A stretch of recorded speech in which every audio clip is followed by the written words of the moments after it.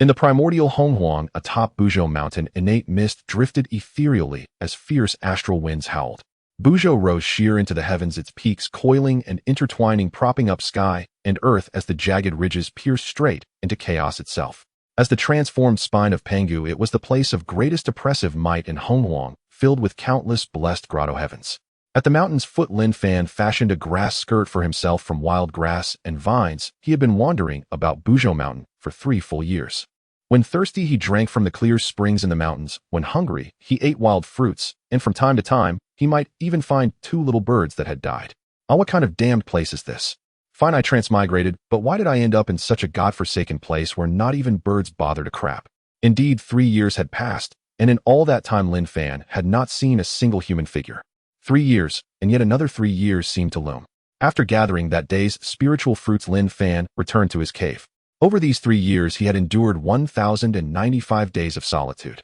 In his previous life, he had been run over by a cement truck and sent to Honghuang while trying to save a little girl.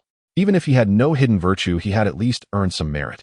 At the very least, he should have transmigrated to ancient times to live as some carefree prince. Yet now there were neither people nor ghosts. What kind of situation was this? Though he lacked neither food nor drink, the long nights of utter loneliness were hard to endure.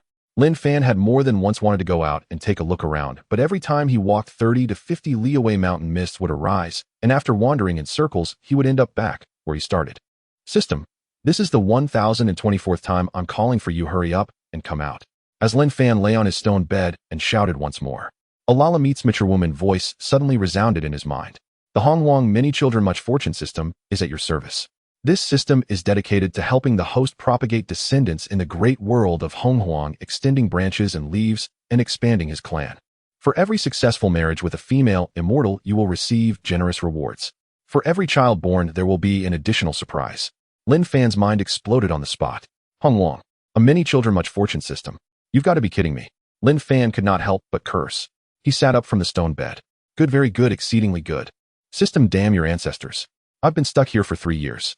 In all this time, there isn't a village in front or a shop behind, and now you tell me this is Honghuang and expect me to take a wife. Where exactly am I supposed to find a woman? He took a deep breath, which leads to the question, so my female immortals, where are you? The system fell silent. Searching. Search complete.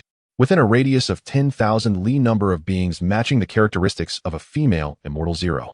The system suggests that the host might lower his standards a bit. Primordial beings in Honghuang do not possess innate male and female distinctions. Upon hearing this, 10,000 galloping curses roared through Lin Fan's heart. He lay back down again. This system was truly outrageous. Make people, many children, and much fortune. And now it was even advising him not to insist on female standards. In these 3 years, he had not even seen the shadow of a ghost. Wherever his gaze fell, there were only mountains and trees. Now that the system had finally appeared, it turned out to be entirely tasteless and hard to use. As he lay on the stone bed, a thought rose in Lin Fan's heart. So this really was Honghuang. He suddenly found the stone bed beneath him more pleasing to the eye. System, does this stone bed possess any vitality? Is it eligible for marriage? The system responded, host, I truly think hunger has driven you mad. Then what use are you to me? Lin Fan cursed the system in his heart an uncountable number of times. Just as Lin Fan was pondering whether he should attempt to develop a cross-species relationship with his stone bed, a burst of 7-colored radiance suddenly shone from outside the cave. What is that? Lin Fan jerked upright, rubbing his eyes. He hurriedly ran out of the cave. It was outside the cave. A streak of azure drifted with the wind. System scan. Scanning. Unknown life form detected. Cultivation unknown. Form humanoid. Gender preliminary judgment female. Threat level extremely low. A woman. Lin Fan almost screamed, his throat hoarse. Alive. Moving. Female. After 3 long years, he had finally seen a living person. In his previous life, he might have enjoyed solitude, but after these 3 years, even the stones beside him had started to look pleasing and handsome. Lin Fan immediately tumbled and scrambled toward that wisp of azure. That was the system's reward, the dawn that would end his single life. As he drew near, he saw clearly and confirmed that it was indeed a person. Clad in plain azure robes and a simple skirt with hair cascading to her waist, a woman with a human torso and a serpent's tail stood before an ancient 10th of sandy-year-old sapling. Her figure was lithe and graceful, her side profile so exquisitely sculpted it hardly seemed of this mortal world. Only when Lin Fan reached her did he sense that something was amiss with her state. Her eyes were vacant and confused. She stood there swaying slightly, at times frowning, at times shaking her head, as though she had fallen into chi deviation. The azure-robed woman murmured softly, "Who am I? Where am I? And where am I supposed to go?" Perfect. Lin Fan's heart pounded uncontrollably. After 3 years, he had finally encountered another of his kind, and this one did not seem particularly clear-headed. Steeling himself, Lin Fan thought that any woman able to appear here could not be ordinary. Besides, he truly yearned for a woman. Whether he could survive in this Honghuang, where golden immortals were as common as dogs, and Luo experts walked everywhere, would still depend on the system. This was an opportunity. First, he would turn raw rice into cooked rice with this woman. Even if her mind later cleared, she might not ruthlessly strike down her own husband. At present, his cultivation was 0.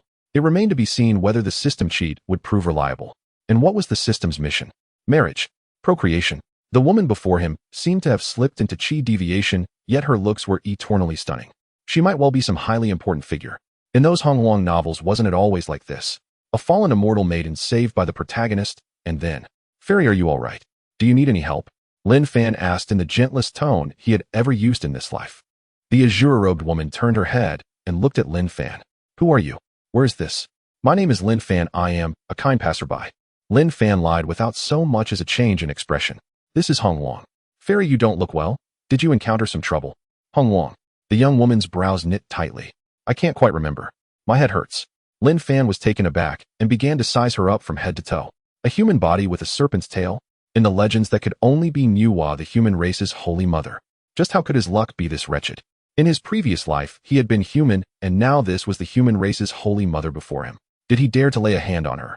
Yet within 10,000 li there was not another human in sight, and he was certainly no Lu Xiaohui. Lin Fan hurried forward to support the woman. "Fairy, I swear by Honghuang itself. I, Lin Fan, am a good man who only wishes to help Fairy through this difficult time. Would you perhaps come to my cave dwelling to recuperate?" The woman fell silent for a moment, then finally nodded. "Then, I shall trouble you." Success. He had achieved the first step toward trust. Supporting the woman, Lin Fan led her toward his cave, his face full of delight. "Please follow me. Mind your footing, the mountain path here is rather treacherous." Lin Fan steeled himself once more. An amnesiac, weakened, lost woman. This was simply a tailor-made beginning crafted for the system's mission. It was indeed taking advantage of another's peril and hardly moral. But this was Honghuang, where the weak were prey and the strong survived. Moreover, he merely wished to marry, not truly harm her. According to the system, this was a win-win situation. Lin Fan might claim reluctance with his mouth, but his heart was honest enough. Rubbing his hands together with a sly chuckle, he murmured, "Fairy, here I come." Inside the mountain cave, beside a stone bed, a woman in a cyan dress reclined languidly at the edge of the stone bed, her eyes still hazy and unfocused. Lin Fan held a spirit fruit in his hand and offered it to the woman. The woman in cyan lifted her gaze to Lin Fan, gave him a brief look, then picked up the fruit and began to nibble at it in small bites. Lin Fan's heart stirred. The opportunity he had been waiting for was right before him. This was the first beauty Lin Fan had encountered in the 3 years since he traversed into the Honghuang world. Though her lower body was a snake's tail, her upper body possessed every feminine charm. It showed her graceful curves, far surpassing the actresses from the videos of his previous life. Lin Fan drew in a deep breath and sat down beside the woman, speaking gently. "Fairy, how should I address you?" The woman shook her head. "I cannot remember clearly anymore. It seems there was the character Wa in it." Lin Fan's heart trembled. Could this truly be Nuwa? If so, why was she sitting in his cave with partial amnesia? Countless thoughts flashed through his mind. If she truly was Nuwa, would making a move on her count as desecrating a deity? Yet on second thought, once Nuwa recovered her memories and became a saint of heaven, he probably would not even be qualified to lick her feet. The system's mission conditions were now laid out plainly before him. Marriage, procreation, many children, abundant blessings. If he missed this village, there would be no such and down the road. Miss, while Lin Fan finally mustered his courage, "How do you feel now? Does your head still hurt?" The woman nodded lightly. "It is much better, but there is still a sense of emptiness. Hollow inside." Seizing the moment, Lin Fan shifted his body closer to Nuwa. "Miss, why I have a certain method that might be able to help you." "What method?" "Union of yin and yang." Lin Fan uttered the 4 words without changing his expression, his gaze fixed on Nuwa to observe her reaction. Seeing Nuwa's confusion, Lin Fan suddenly wrapped an arm around her shoulders. "Miss, while heaven and earth are divided into yin and yang, and all beings into male and female, the harmonization of yin and yang is the supreme principle of the great Dao. Your soul is unstable at the moment precisely because your yin and yang are out of balance. If you were to find a Dao companion to dual cultivate with, using a heavenly marriage to draw the great Dao, and relying on dual cultivation to harmonize yin and yang, you might be able to recall something." Lin Fan had already thrown all caution to the wind. Half-truth, half-fabrication, deceiving first and explaining later. Nuwa seemed half-understanding, half-confused. Her brows knitted slightly. Dao companion, a marriage It is simply to bow and worship and become husband and wife, Lin Fan said bluntly. You and I would be joined as Dao companions. Then the great Dao would respond, your soul would recover, and an opportunity might arise. Nuwa was stunned for a moment, then as if driven by some inexplicable impulse, she gave a tiny nod. Seeing her heart waver, Lin Fan pressed his advantage. Miss Hua, look. Right now the outside world is filled with dangers. In your current condition, wandering alone is truly perilous. If you marry me, you and I will be Dao companions, and I will surely protect you in all things. Nuwa fixed her gaze on Lin Fan and remained silent for a long while. Her eyelashes trembled faintly, and she slowly revealed the shy demeanor of a young maiden. You will not harm me. I swear upon the heavenly Dao. Lin Fan immediately raised 3 fingers. If I harbor any intent to harm you, may heaven strike me with thunder and deny me rebirth for 10,000 lifetimes. Inwardly, Lin Fan muttered to himself that since Hongjun had yet to merge with the Dao, the heavenly Dao was incomplete, and such oaths were effectively void. Nuwa seemed convinced and nodded lightly. Then, I shall do as you say. Lin Fan immediately pulled Nuwa into a tight embrace. Had this really worked? He forcibly suppressed the wild joy surging in his heart. He hurriedly began to make preparations, filling his own fired clay bowls with clear water in place of wine, and tying blades of dry grass in a matching love knots to place on each of their wrists. Pulling Nuwa along, he knelt with her to the side. Miss Y will say a line, and you repeat after me, all right. Nuwa glanced at the grass knot on her wrist and nodded. All right. Today I, Lin Fan, join with Miss Y here as Dao companions, with the great Dao as witness, the heavenly Dao as guarantor, and Yin and Yang as our matchmakers. From this day forth we shall share blessing and calamity and accompany one another in life and death. Lin Fan spoke one line, and Nuwa followed, repeating after him. Their voices echoed through the empty cavern. As the final words fell, a natural phenomenon suddenly arose. 9 colored clouds of rosy light rose within the cave. The love knots on Lin Fan's and Nuwa's wrists began to shine with golden radiance, and an aura of Yin and Yang surged up from their bodies, one dark, one bright. The 2 forces gradually intertwined, finally merging into a single pillar of light that shot straight upward. The pillar pierced the heavens and reached into the chaos beyond, far above the 33 heavens, deep within the boundless chaos. A solitary figure floated beneath, a jade butterfly, his entire being fused with the surrounding void. Dao rhymes flowed about him, and 3 flowers bloomed atop his head. This was none other than Hongjun, Taoist, currently comprehending the heavenly Dao. Suddenly the space between his brows trembled slightly. Some stable trajectory of the heavenly Dao within the vast Honghuang realm had without any warning shifted by an infinitesimal degree. It was merely a negligible sliver of deviation, yet it made Hongjun, who stood at the peak of the quasi-Sage realm, stir in his heart, shattering his final shackles. Hongjun snapped his eyes open. Within his pupils, star seas were born and destroyed, all things evolving and transforming. A boundless and immeasurable pressure swept out from the chaos into the Honghuang world. Purple chi surged from the east for 30,000 li, and the entire primordial heaven and earth shook in unison. A saint had emerged. Immediately after, a dignified voice resounded through every corner of the Honghuang realm, echoing within the heart of every living being. Resting high upon the 9-fold clouds on a futon, I discover the true Dao. Beyond the mysterious yellow of heaven and earth, I shall be the honored teacher. From Pangu is born Taiji, from 2 forms the 4 images turn. 1 Dao is passed to 3 friends, 2 teachings split into Chan and Jia. I, Hongjun, am the leader of the entire Xuanmen, from 1 breath transformed. I am Hongjun. Today I have proven the Dao and become a saint. 3,000 years from now, I shall open a lecture on the great Dao in the Zixiao Palace. Those who are fated may come to hear the way. After speaking, Hongjun used unparalleled divine power to refine the chaotic spirit stones at his side into the towering Zixiao Palace. At the same time, his gaze turned toward the direction of Buzhou Mountain. A variable. Having spoken, Hongjun closed his eyes once more and returned to comprehending the great Dao.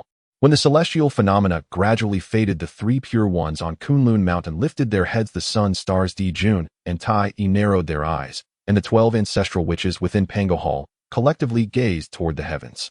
And the one who had set all these events in motion now stood dumbfounded in the cave. In his mind, the system's voice rang out. Detected host has completed first marriage match. Ding. Marriage partner Nuwa, future heavenly Dao saint. Evaluation SSS grade. Calculating rewards. Because your marriage has triggered a shift in a key node of the Honghuang timeline, Hongjun sanctification rewards are greatly increased. Issuing rewards: Chaos Holy Body, Great Dao, level 1, drop of Panga's Heart Blood Essence, complete 9-turn Xianyuan, Art 1, innate treasure, random chest. Chaos Holy Body fusing. Lin Fan instantly felt a wild, violent aura erupt from within his body. His bones rang in unison, his blood roiled and boiled. He collapsed in pain into Nuwa's embrace, every cell in his body disassembling and recombining. Chaotic colored patterns surfaced across his skin while his skeleton creaked and groaned. That drop of Pangu's heart blood essence also merged into the spot above Lin Fan's heart. Fortunately, the cave had been shielded by the system. At this moment, Lin Fan's cultivation rose step by step. Lin Fan's cultivation underwent a metamorphosis from nothing to something, while the 9-turn Xianyuan art began operating on its own, gradually reaching the 3rd turn. His spirit gathered and condensed into a core, his physical body stepped into the mysterious immortal realm, his mental strength soared, and his divine sense spread across 1,000 li. The entire process took no more than 3 breaths. Lin Fan opened his eyes, a flicker of chaotic chi flashing and vanishing within them. Looking at Nuwa, who was still holding him in her arms, his old face flushed crimson. This cheat is incredible. I just wonder what sort of rewards I'll receive after creating humans with. Thinking so, Lin Fan's eyes reddened as he turned his gaze fully upon Nuwa. Beloved wife, he said, taking the initiative and drawing Nuwa into his arms, a single spring night is worth 1,000 in gold. Should we not attend to our proper business? Nuwa's body stiffened. In the next instant, her delicate face flushed, so red it seemed one could squeeze water from it. In the cave, the candlelight flickered. On the stone bed, Nuwa was held in Lin Fan's embrace, completely dazed. The sudden commotion from Hongjun's ascension echoed like a buzzing in the minds of many beings in the primordial world. At this moment, Lin Fan couldn't care less about whether Hongjun had become a saint. With the beauty in his arms, his eyes turned crimson as he lightly inhaled the fragrance from Nuwa's chest. A refreshing aroma wafted into his mind. His lips involuntarily pressed against Nuwa's fragrant lips. Wait. Nuwa instinctively raised her hand to push Lin Fan's chest, batting away his wandering hands. As Lin Fan approached Nuwa with the heated aura of the Chaos Holy Body, she stiffened and fragmented memories began to surge in her mind. Visions of her past flashed by like fleeting fragments. Especially when she was comprehending the Dao of creation on the Buzhou mountain, she had not expected to suffer backlash from the Dao, leading to her disoriented state, stumbling out of her cave and falling prey to this lecture. She remembered her cultivation as a great Luo golden immortal, and she had unexpectedly married this ambiguous being.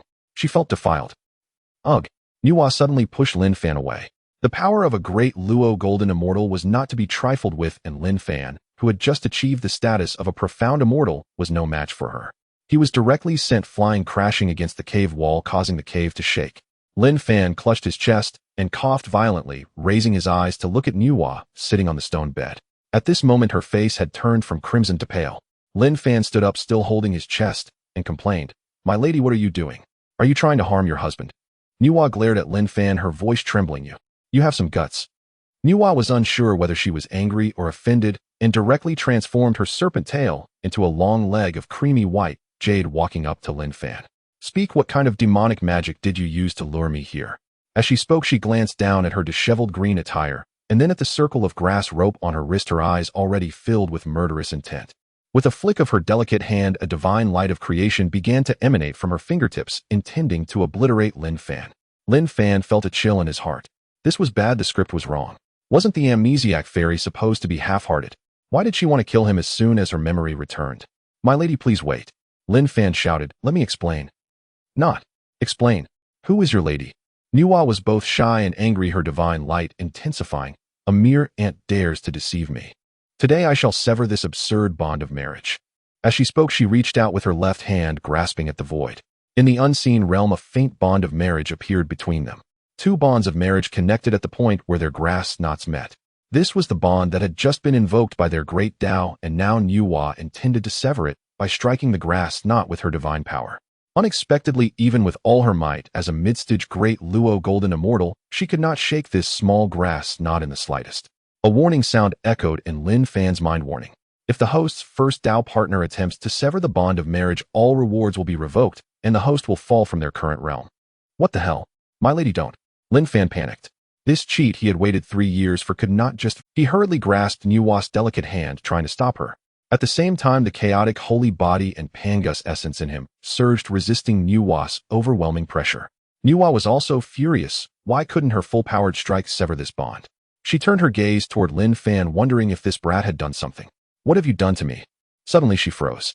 An anomaly was occurring on Lin Fan's body with the phantom of Pangu and an inexplicable aura. It was faintly stirring the power of creation within her. Seeing that Nuwa had halted, Lin Fan quickly seized the opportunity. My lady, I.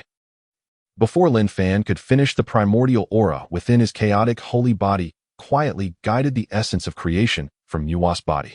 Nuwa frowned slightly.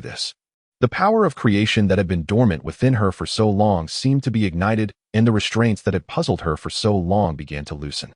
Among the 3,000 great Daos, the Dao of creation was the most mysterious. She had painstakingly cultivated for countless years, yet remained stuck at a certain bottleneck. But now Lin Fan's primordial aura seemed to have loosened that bottleneck slightly. For Nuwa, this slight loosening was a tremendous opportunity. She let go of her hand, and the bond of marriage faded into the void. The cave fell into silence. Only the sound of their heartbeats echoed as they gazed into each other's eyes. Nuwa returned to the stone bed and sat cross-legged, her whole being illuminated by the candlelight, both sacred and enchanting. She quickly seized the opportunity and began to contemplate. 1 breath, 2 breaths. Nuwa suddenly opened her eyes, her aura now contained. She looked at Lin Fan with a complex expression. You? Nuwa's voice trembled, her face flushed with shyness. Is this truly my tribulation? Seeing Nuwa like this, Lin Fan felt a weight lift from his heart. There was hope. He quickly sat beside Nuwa, leaning closer. This time he did not make any inappropriate moves. Instead, he curiously asked, My lady, it was wrong of me to take advantage of you while you were amnesiac. But look, now that we are married, it benefits both of us, doesn't it? Nuwa said nothing, absorbing the pure essence of creation within her. Indeed, it was beneficial. Moreover, there were many benefits. If she were to break through her bottleneck through normal cultivation, it would take at least several epochs. But now, she glanced at Lin Fan with a complex expression. Just remember those vows, Nuwa said. The great Dao and the heavenly Dao are keeping track. Lin Fan's heart sank. This was bad. He had forgotten about this. Hongjun had just attained sainthood, and the heavenly Dao was also beginning to perfect itself. Those vows were a real constraint.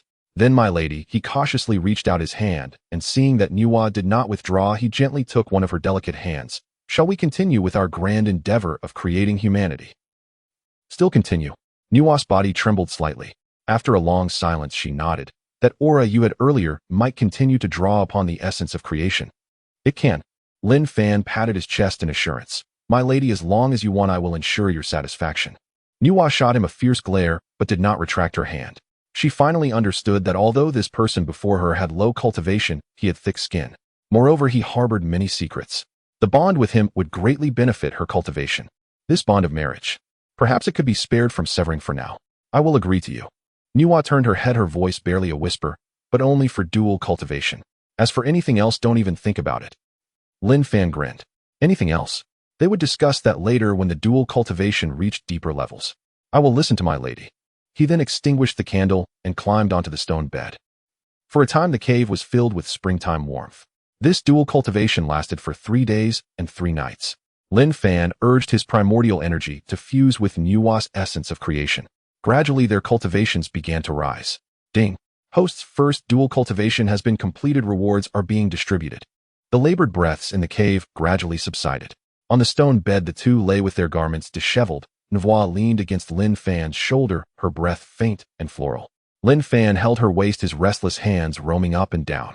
Nuwa felt the aura about Lin Fan, as she had not expected her husband, despite his low cultivation, to possess such brute force. She found herself somewhat unable to withstand it. A system voice whispered in Lin Fan's ear, dual cultivation complete. Calculating rewards. His cultivation rose from Xianxian early to Xianxian mid. The fusion of the Hongjun sacred body increased to 20%. New feature unlocked: Daotang construction. Reward granted: 1 Dao level Daotang placement to be chosen by the host. Lin Fan read the system prompts and a grin spread across his face. He had never imagined such benefits from a single session of dual cultivation if they repeated this a few times. Would he not soar? He turned his head to look at Nuwa, who happened to lift her eyes to meet him. Their eyes met. Nuwa hastily drew the green robe across her chest, her ears flushing as she averted her gaze. My lady, your body is simply wondrous, Lin Fan murmured. He whispered in Nuwa's ear. She pinched the soft flesh at his waist and, teeth clenched, said, Say another word, and it'll sever the bond of our marriage. Despite her threat, Nuwa's hold was gentle. After 3 days of dual cultivation, the primordial source of destiny within her had awakened more than 10%. A bottleneck that once would have taken several yuan cycles to breach had now loosened by over half. Her feelings toward this lecherous husband grew complicated. She resented that he had taken advantage of her vulnerability to bind this marriage, and yet she could not deny the tremendous boon it had bestowed upon her. Let's speak seriously. Nuwa draped the green robe about her and smoothed her disordered hair. Who are you exactly? Why does your body surpass even an innate Dao physique? Lin Fan paused. Here it came, the customary identity inquiry. He couldn't very well tell her he was a transmigrator with a system at his side, and that the Hongjun sacred body was merely a post-marriage gift from the system, could he? Well, Lin Fan's mind raced. My lady, your husband was formed from the primordial treasure, the Hongjun azure lotus. At the world's forging it was shattered by the great Pangu, and fell near Buzhou mountain taking shape there. Shamefully, though I am a treasure, I am not favored by heaven's Dao, so my cultivation is. Half-truths are the hardest to disprove. There were indeed legends of a Hongjun azure lotus at Buzhou mountain. The vestige of Pangu plausibly explained the origin of a Hongjun sacred body. Sure enough, Nuwa's expression softened. She reached out and touched the center of Lin Fan's chest. The primal blood of Pangu had not yet fully settled. I see, she sighed. Nuwa took shape with my brother Fuxi on Buzhou mountain. In my attempts to comprehend the grand Tao of creation, I suffered a backlash and fell to this state. I have been out for several days. My brother must be worried. Fuxi, Lin Fan's heart skipped. That was the future human sovereign master of divination and the 8 trigrams. If Fuxi discovered that his sister had been wed because of him, would he not come for him with a blade? Lin Fan hurriedly asked. My lady, how should I explain this to your brother? Nuwa glared at him and teased. What brother-in-law? He is my brother. She hesitated, her face clouding. My brother has always cherished me. If he knew I had secretly taken another as a Dao partner, perhaps he would demand a reckoning with you. Lin Fan swallowed. He was now mid-Shinxian. Fuxi was at least a Deluo golden immortal. If Fuxi demanded a reckoning, wouldn't Lin Fan be beaten to pieces? All right, I was lying, he admitted. Nuwa watched Lin Fan's cowardly expression, half amused, half annoyed. My brother values cause and consequence above all. Now that our marriage has the Dao and heaven as witnesses, even if he is displeased, he can do nothing. Only when you meet him later, do not provoke his ire. Lin Fan nodded repeatedly, and then breathed a sigh of relief, already plotting how to cling to Nuwa's protection. As long as his wife shielded him, could he not stride arrogantly across this primordial world? After a little more lingering affection, Lin Fan released Nuwa from his embrace. Having now taken a wife and received the system rewards, he had yet to open the Dao-level Daodang and the innate treasure chest recently bestowed upon him. Lin Fan silently commanded, System, open the treasure chest and the Dao-level Daodang. The system replied, Ding. Congratulations. Your reward, the saint-slaying, immortal exterminating, sword, an innate supreme treasure capable of slaying those beneath the heavenly Dao. Ding. Congratulations. Received Dao-level Daotong, a rustic farmhouse courtyard now embedded within the host's mind-sea. Lin Fan was stunned. What on earth was this Dao-level Daodang? A peasant's courtyard. Was this so? Lin Fan took Nuwa and left the cave, finding a nearby stretch of flat ground where spiritual energy rippled and the terrain was hidden. Indeed, a fine place to settle. This will do, he thought, and the Daodang within his mind-sea manifested. There was no cataclysmic omen, no dazzling rays of light, only quietness. A rustic farmhouse courtyard stood upon the plain, 3 rooms of blue brick and gray tiles, bamboo fencing enclosing a small yard. In a corner, a chicken coop sheltered a mottled hen softly clucking. On the other side, a doghouse held a big yellow dog panting with its tongue out. In the center of the yard, a lotus pond bore a single lotus in bloom. Within swam a small goldfish, as if drifting through emptiness with no tether. Lin Fan. Nuwa. They glanced at one another. Nuwa looked at the Daotang Lin Fan had manifested with open contempt. Isn't this just a farmhouse? Lin Fan's face fell. He opened the system panel again to confirm, which plainly read, Dao-level Daotong, return to simplicity, containing heaven and earth within. He could see the return to simplicity aspect, but where was the contained heaven and earth? Lin Fan steeled himself and led Nuwa into the courtyard. My lady, what do you think? This is the Daodang your husband has prepared for you. Nuwa regarded the courtyard with disdain. It was incomparably weaker than her own Daodang. She decided the foolish boy could not have produced anything better. Approaching the lotus pond, she let out a faint exclamation. This pond. Nuwa's gaze turned serious. Lin Fan also sensed something amiss and peered into the pond. Though the water seemed clear, it was bottomless, and within it mirrored the motion of the stars. Stranger still, when he focused his mind, the pond resolved into a patch of primordial chaos. Lin Fan whispered in astonishment, What on earth is this? Nuwa looked from the chicken coop to the doghouse and was stunned. Did those chicken and dog bear likenesses of a Qilin and a phoenix? Were they hybrid bloodlines of different clans? Most striking was a pearl suffused with chaos suspended in midair above the yard. Lin Fan was bewildered. Could this really be a Hongjun pearl? They stared for a long while. This was no mere farmhouse, but a concealed sanctuary of cultivation harboring the Dao. Nuwa pushed open the door and beheld the furnishings, each piece plainly not of the mundane world. At that moment, several uninvited presences brushed in from outside the courtyard. Nuwa's brow furrowed slightly. Lin Fan froze. Who on earth had arrived? Outside the farmhouse, the wind howled ominously. Leading the pack was a stout, golden immortal demon clad in tattered leather armor wielding an innate treasure. Behind him followed 7 or 8 small demons at the true immortal realm, each with shifty eyes. This was a patrol team of demons from nearby Buzhou Mountain. A few days prior, Lin Fan's aura leaked, causing both the demon and witch clans to sense it, prompting them to send representatives to investigate. Today, this demon patrol team finally traced the aura to this mountaintop. The tiger demon named He, who was at the early stage of the Golden Core realm, making him a minor leader among the demons. He squinted, sizing up the suddenly appearing farmhouse in this desolate wilderness, guessing it to be a refuge for an impoverished rogue cultivator. "Boss, it seems like someone is inside," one small demon chimed in. He, who grinned, revealing a mouth full of fangs. "Regardless of whether there are people or not, this mountaintop now belongs to our demon clan. Since they have settled here, they must pay tribute. Go kick the door in for me." As soon as the small demon heard this, he rushed forward, but before he could touch the ground, Lin Fan had already opened the courtyard door. Before He, who could react, his eyes went wide. 2 figures stood at the courtyard entrance, a man in a blue robe and a woman. He's throat moved, as he had never seen such a stunningly beautiful woman in his life. Her silky hair flowed like a waterfall, her brows and eyes were like exquisite paintings, especially her cold and ethereal demeanor, which ignited a flame of desire within him. Since the demon clan had yet to establish a heavenly court, Nuwa had not yet become the demon empress. These demons did not recognize Nuwa, and He, who swallowed hard. "Wow." He, who licked his lips. "I didn't expect to find such a beauty out here in the wilderness." The small demons behind him joined in hurling vulgar remarks. Nuwa furrowed her brows tightly, and Lin Fan's expression darkened. Being teased in front of him was akin to treating him like a soft persimmon. In the chicken coop at the foot of the courtyard, a speckled hen raised its eyes and whispered to a nearby yellow dog, "Old buddy, this tiger has really poor eyesight." The yellow dog lay still and replied with its thoughts. Early stage Golden Core, a subordinate of the demon, Saint Baize. Judging by his demeanor, he wants to snatch the lady. The goldfish in the lotus pond bubbled. "Should we intervene? The master can't handle him right now." The speckled hen shook its head. "Let's watch for now. The master's chaotic sacred body hasn't fully manifested yet. Killing a higher realm opponent is possible, perfect for practicing. Moreover, if that tiger dares to harm the lady, you know what I mean." The hen, fish, and dog all narrowed their eyes. Just then another figure approached from outside the courtyard. The newcomer was tall, bare-chested, with sturdy muscles, wielding a giant axe.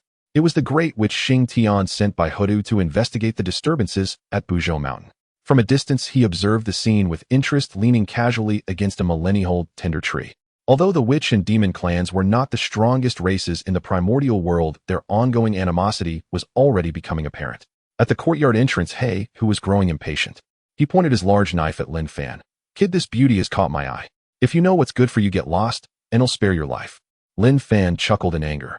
He released Nuwa's hand and stepped forward. The difference between mid-Xuanxian and early Golden Core was significant, but teasing his woman in front of him was unacceptable. An uncle can endure, but an aunt cannot. Lin Fan grasped the Zhansheng Zhuxian sword he had obtained from his sea of consciousness. "Say that again." Lin Fan's voice was icy, filled with murderous intent. He's gaze fixed on the treasure sword in Lin Fan's hand. Such a sword of this caliber in the hands of a mid-Xuanxian was a waste of heavenly material. He wanted both the woman and the sword. "Kid, no matter what fortune you possess, I assure you, I won't leave empty-handed today. They'll take your woman and sword." With that, He, who moved, urging the innate treasure in his hand, while utilizing his Golden Core cultivation, darting toward Lin Fan like a wraith. Seeing that the tiger truly dared to make a move, Lin Fan quickly swung the Zhansheng Zhuxian sword. His chaotic sacred body activated to its fullest, and a misty chaotic aura coalesced at the blade's tip. He thrust it toward He, who, clang, the sound of metal clashing erupted. Lin Fan compensated for the gap in realms with his formidable physical body and innate treasure. He, who staggered back 100 steps, barely stabilizing his form. The innate treasure's large knife in his hand even sustained a huge gash. He gaped, eyes wide with disbelief, as he stared at Lin Fan. A mid-Xuanxian could actually repel a Golden Core. What kind of monster is this? Lin Fan wasn't feeling great either. Although he had a treasure to protect him, the disparity in realms was evident, and he lacked practical combat experience. His cultivation was still systemically instilled, and he struggled to coordinate his abilities. The recoil numbed his entire arm, and his blood surged within him. He cursed under his breath, "Damn, the speckled hen at the courtyard's edge sighed. The master's fighting style is too reckless." It was then that the hen attempted to lend a hand. Meanwhile, Nuwa, standing at the entrance, was also moved by Lin Fan's actions. A day as husband and wife brings 100 days of grace. How could she tolerate someone insulting her and injuring her husband? She stepped forward, shielding Lin Fan. "Husband, let me handle this." With that, Nuwa fixed her gaze on Heihu. "A mere tiger demon dares to desecrate this place." As she spoke, Nuwa gathered a trace of transformative energy at her fingertip and lightly pointed at Heihu. What the hell? Heihu's heart trembled. Was this lady playing dumb to catch a tiger? Before Heihu could finish his thought, a torrent of immense power surged toward him. Heihu's body was obliterated, leaving not even a trace behind. The small demons and Xing Tian who were watching were dumbfounded. Who is this lady? She's too fierce. Although a golden core isn't a high realm, it is still a dominant force in the primordial world. Did she just effortlessly obliterate him? Nuwa turned her head to the group of small demons standing there in a daze. "Remember this, he is my husband. If you dare to provoke him again, there will be no mercy." The small demons dared not utter a word. Their leader was dead. They quickly knelt and bowed their heads profusely. "Your Highness, spare us. Please spare us." Nuwa waved her sleeve, dismissing everyone. She approached Lin Fan, who was stabilizing his mind, and asked with concern, "Husband, are you all right?" Lin Fan looked at Nuwa with starry eyes. She was so cool. His wife was defending him like this. Just then a figure in white descended from the sky, landing at the courtyard entrance. The newcomer was handsome and scholarly, holding a scroll. It was Fushi, who had come following his sister's aura. He had just sensed the overwhelming demonic energy and was astonished that his sister had taken action for a man. Moreover, she claimed this man was her husband. Fux's face darkened immediately.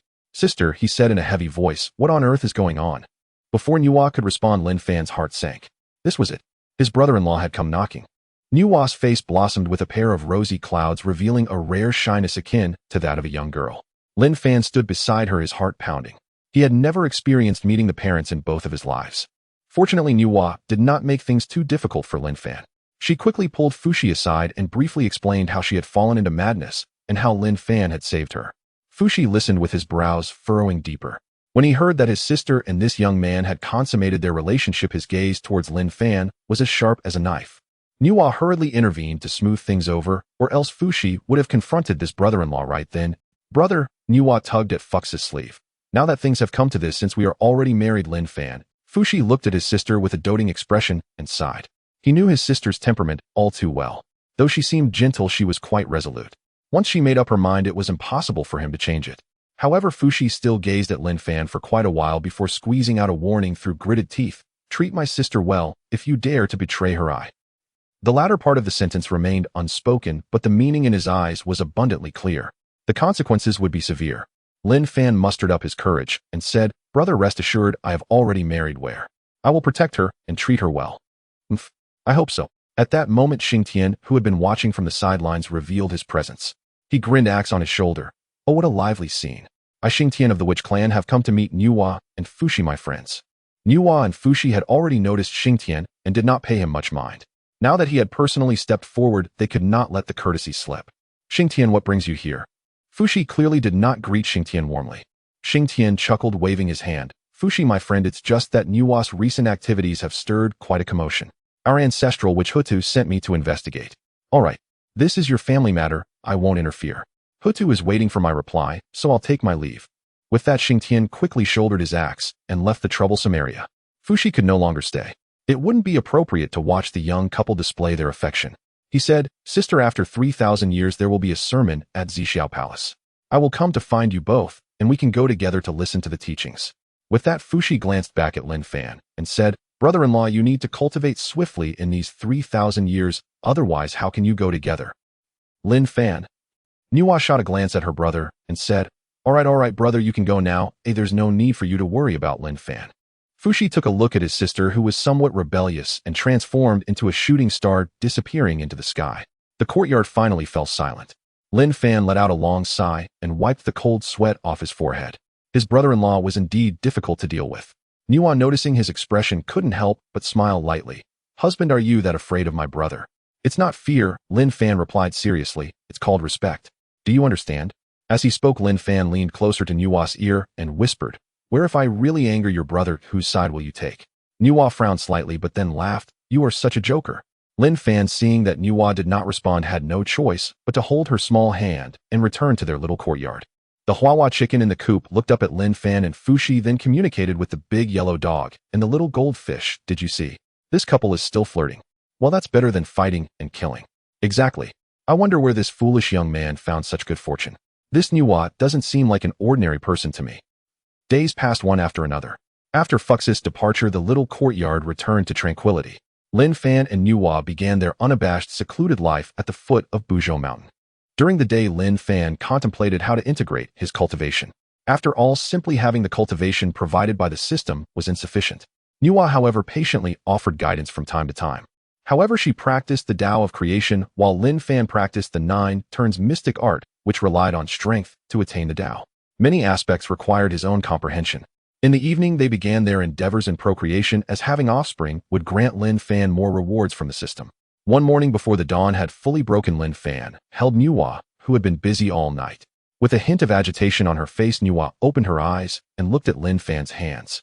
She quickly pushed away his inappropriate hand. "My lady, when did you wake up?" Nuwa blinked her eyes but did not answer. With her Deluo golden immortal cultivation, she no longer needed to sleep. She was not a deity of slumber. She only needed to cultivate. Yesterday, she had also been exhausted by Lin Fan, but the source of creation within her body had grown threefold in purity. She had been comprehending all night. Being disturbed by Lin Fan, it was hard for anyone to continue their peaceful cultivation. "Husband, what are you planning to do so early?" Lin Fan hurriedly gathered his thoughts and smiled mysteriously. "I'm taking you to see a great place."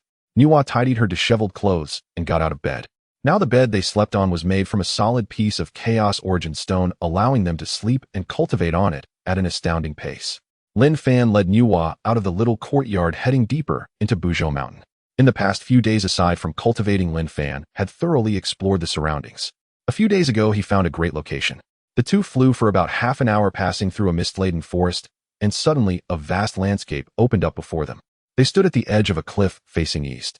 Looking down from the cliff, waves of clouds surged, and looking up the horizon was tinged with pale white. "This is the spot." Lin Fan conjured 2 lounge chairs and set out 2 cups of fine wine. Nuwa curiously surveyed her surroundings.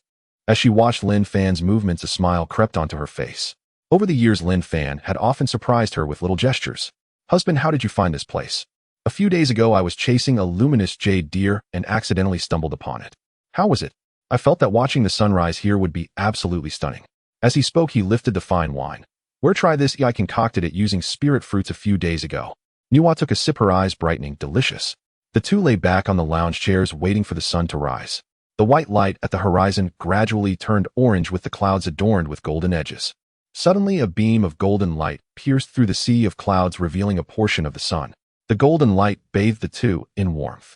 Lin Fan turned to Nuwa, her profile illuminated by the morning light, and felt a stir in his heart. "My wife. My, wouldn't it be wonderful if we had a child?" Nuwa turned her head, meeting his earnest gaze, and smiled softly. "Oi." Then she playfully glared at Lin Fan. "Isn't that up to you?" Lin Fan felt a jolt of excitement in his heart, wanting to take Nuwa right then and there. Days passed. 3,000 years quietly slipped away. Lin Fan's cultivation had stabilized at the late stage of Xuanxian, but he wondered why. In these 3,000 years, Nuwa had yet to conceive. Meanwhile, her cultivation had reached the late stage of Deluo Golden Immortal, just one step away from touching the threshold of Quasi-Saint. However, since Hongjun had not given a sermon, yet Nuwa remained stuck at the peak of the late stage of Deluo Golden Immortal, unable to progress even slightly. "Husband, the Tao Ancestor's sermon is approaching. Shouldn't we prepare early?" Lin Fan's heart skipped a beat. Should he go to the Zixiao Palace sermon or not? In the primordial chaos, 3,000 years pass in the blink of an eye for the mighty beings of this realm. Just as Lin Fan was contemplating whether to go or not, a call from Fushi echoed outside the courtyard. "Sister, the time has come. We must set off." Inside the courtyard, Nuwa wore a simple white dress, her hair loosely tied with a wooden hairpin. She opened the courtyard door and looked at her anxious brother, saying, "Brother, please wait a moment." "Husband, it is time for us to depart." Lin Fan sighed, resolving himself inwardly. Let's go on this journey. After all, he had barely made it into a small realm through his own cultivation over the past 3 years. To achieve the golden immortal status. Difficult. He changed into a new outfit and followed Nuwa out of the door. Fushi frowned as he looked at his brother-in-law. 3,000 years. Late stage of Shinxian. Just this. But he said nothing, only replied lightly. The Purple Cloud Palace is beyond the 33 heavens. The journey ahead is long, and brother-in-law, with your cultivation. His meaning was clear. Lin Fan's level of cultivation was likely insufficient to even pass through the chaos. Lin Fan smiled broadly, saying, but we still have Big Brother and Nuwa, right? Fushi was choked by the mention of Big Brother and snorted coldly, turning away to ride the clouds. Nuwa pulled Lin Fan along, eager to catch up with Fushi. However, Lin Fan held back Nuwa, saying, Nuwa, wait a moment. As he spoke, Lin Fan entered the courtyard to lead De Huang, intending to bring him along to the Purple Cloud Palace to listen to the teachings. After all, over the past 3,000 years, Lin Fan had clearly sensed that De Huang was no ordinary dog. Whenever he traveled to the Wuzhong Mountain, he could always find some small demons or beasts. Lin Fan did not believe this was due to his own dominance. On the contrary, the items given by the system in the courtyard were surely extraordinary. Nuwa looked at the big yellow dog Lin Fan was holding, feeling speechless. But there was nothing to be done. The two stepped onto the auspicious clouds, chasing after Fushi. The winds grew fiercer as they ascended. When the three reached the 33 heavens, a membrane of primordial color appeared before them. Fushi was the first to gaze at the world membrane beyond, which was chaos, where space overlapped, tearing apart, and time and space became distorted. Under the Tao of Great Luo, a single touch could shatter it, and even one's primordial spirit could be crushed to pieces. Lin Fan cast a glance at the chaos, steadying himself. He inwardly cursed the grandiosity of Hongjun. If he wanted to pass through, he would likely be reduced to dust. Outside the world membrane, several familiar mighty beings had already gathered. They greeted Fushi and Nuwa warmly upon seeing them. When their eyes fell upon Lin Fan standing to the side, they were momentarily taken aback. Fushi, Nuwa, who is this? Before Fushi could speak, Nuwa calmly interjected, this is my husband Lin Fan. Instantly there was silence all around. Several mighty beings exchanged glances, their expressions filled with surprise. What background does Nuwa have? What is her level of cultivation? She actually chose a Shinxian as a companion. Who is this Lin Fan? Lin Fan felt uncomfortable under their scrutiny. He simply focused his gaze elsewhere, pretending not to see anything. Fortunately, Fushi and Nuwa exchanged a glance. All right, dear friends, let me break the world membrane and head into the chaos. We must not delay the teachings. After saying this, Fushi and Nuwa immediately activated the powers of the Great Luo Golden Immortal to break the world membrane. De Huang, held by Lin Fan, looked utterly speechless. This small membrane can block so many people. It seems like Hongjun is up to no good trying to hold people back. Seeing Nuwa and Fushi struggling, De Huang also took action from behind and placed a protective shield around Lin Fan. Upon seeing the world membrane break, Nuwa also utilized her transformative power to create a protective shield and placed it around Lin Fan. Husband, you go in first.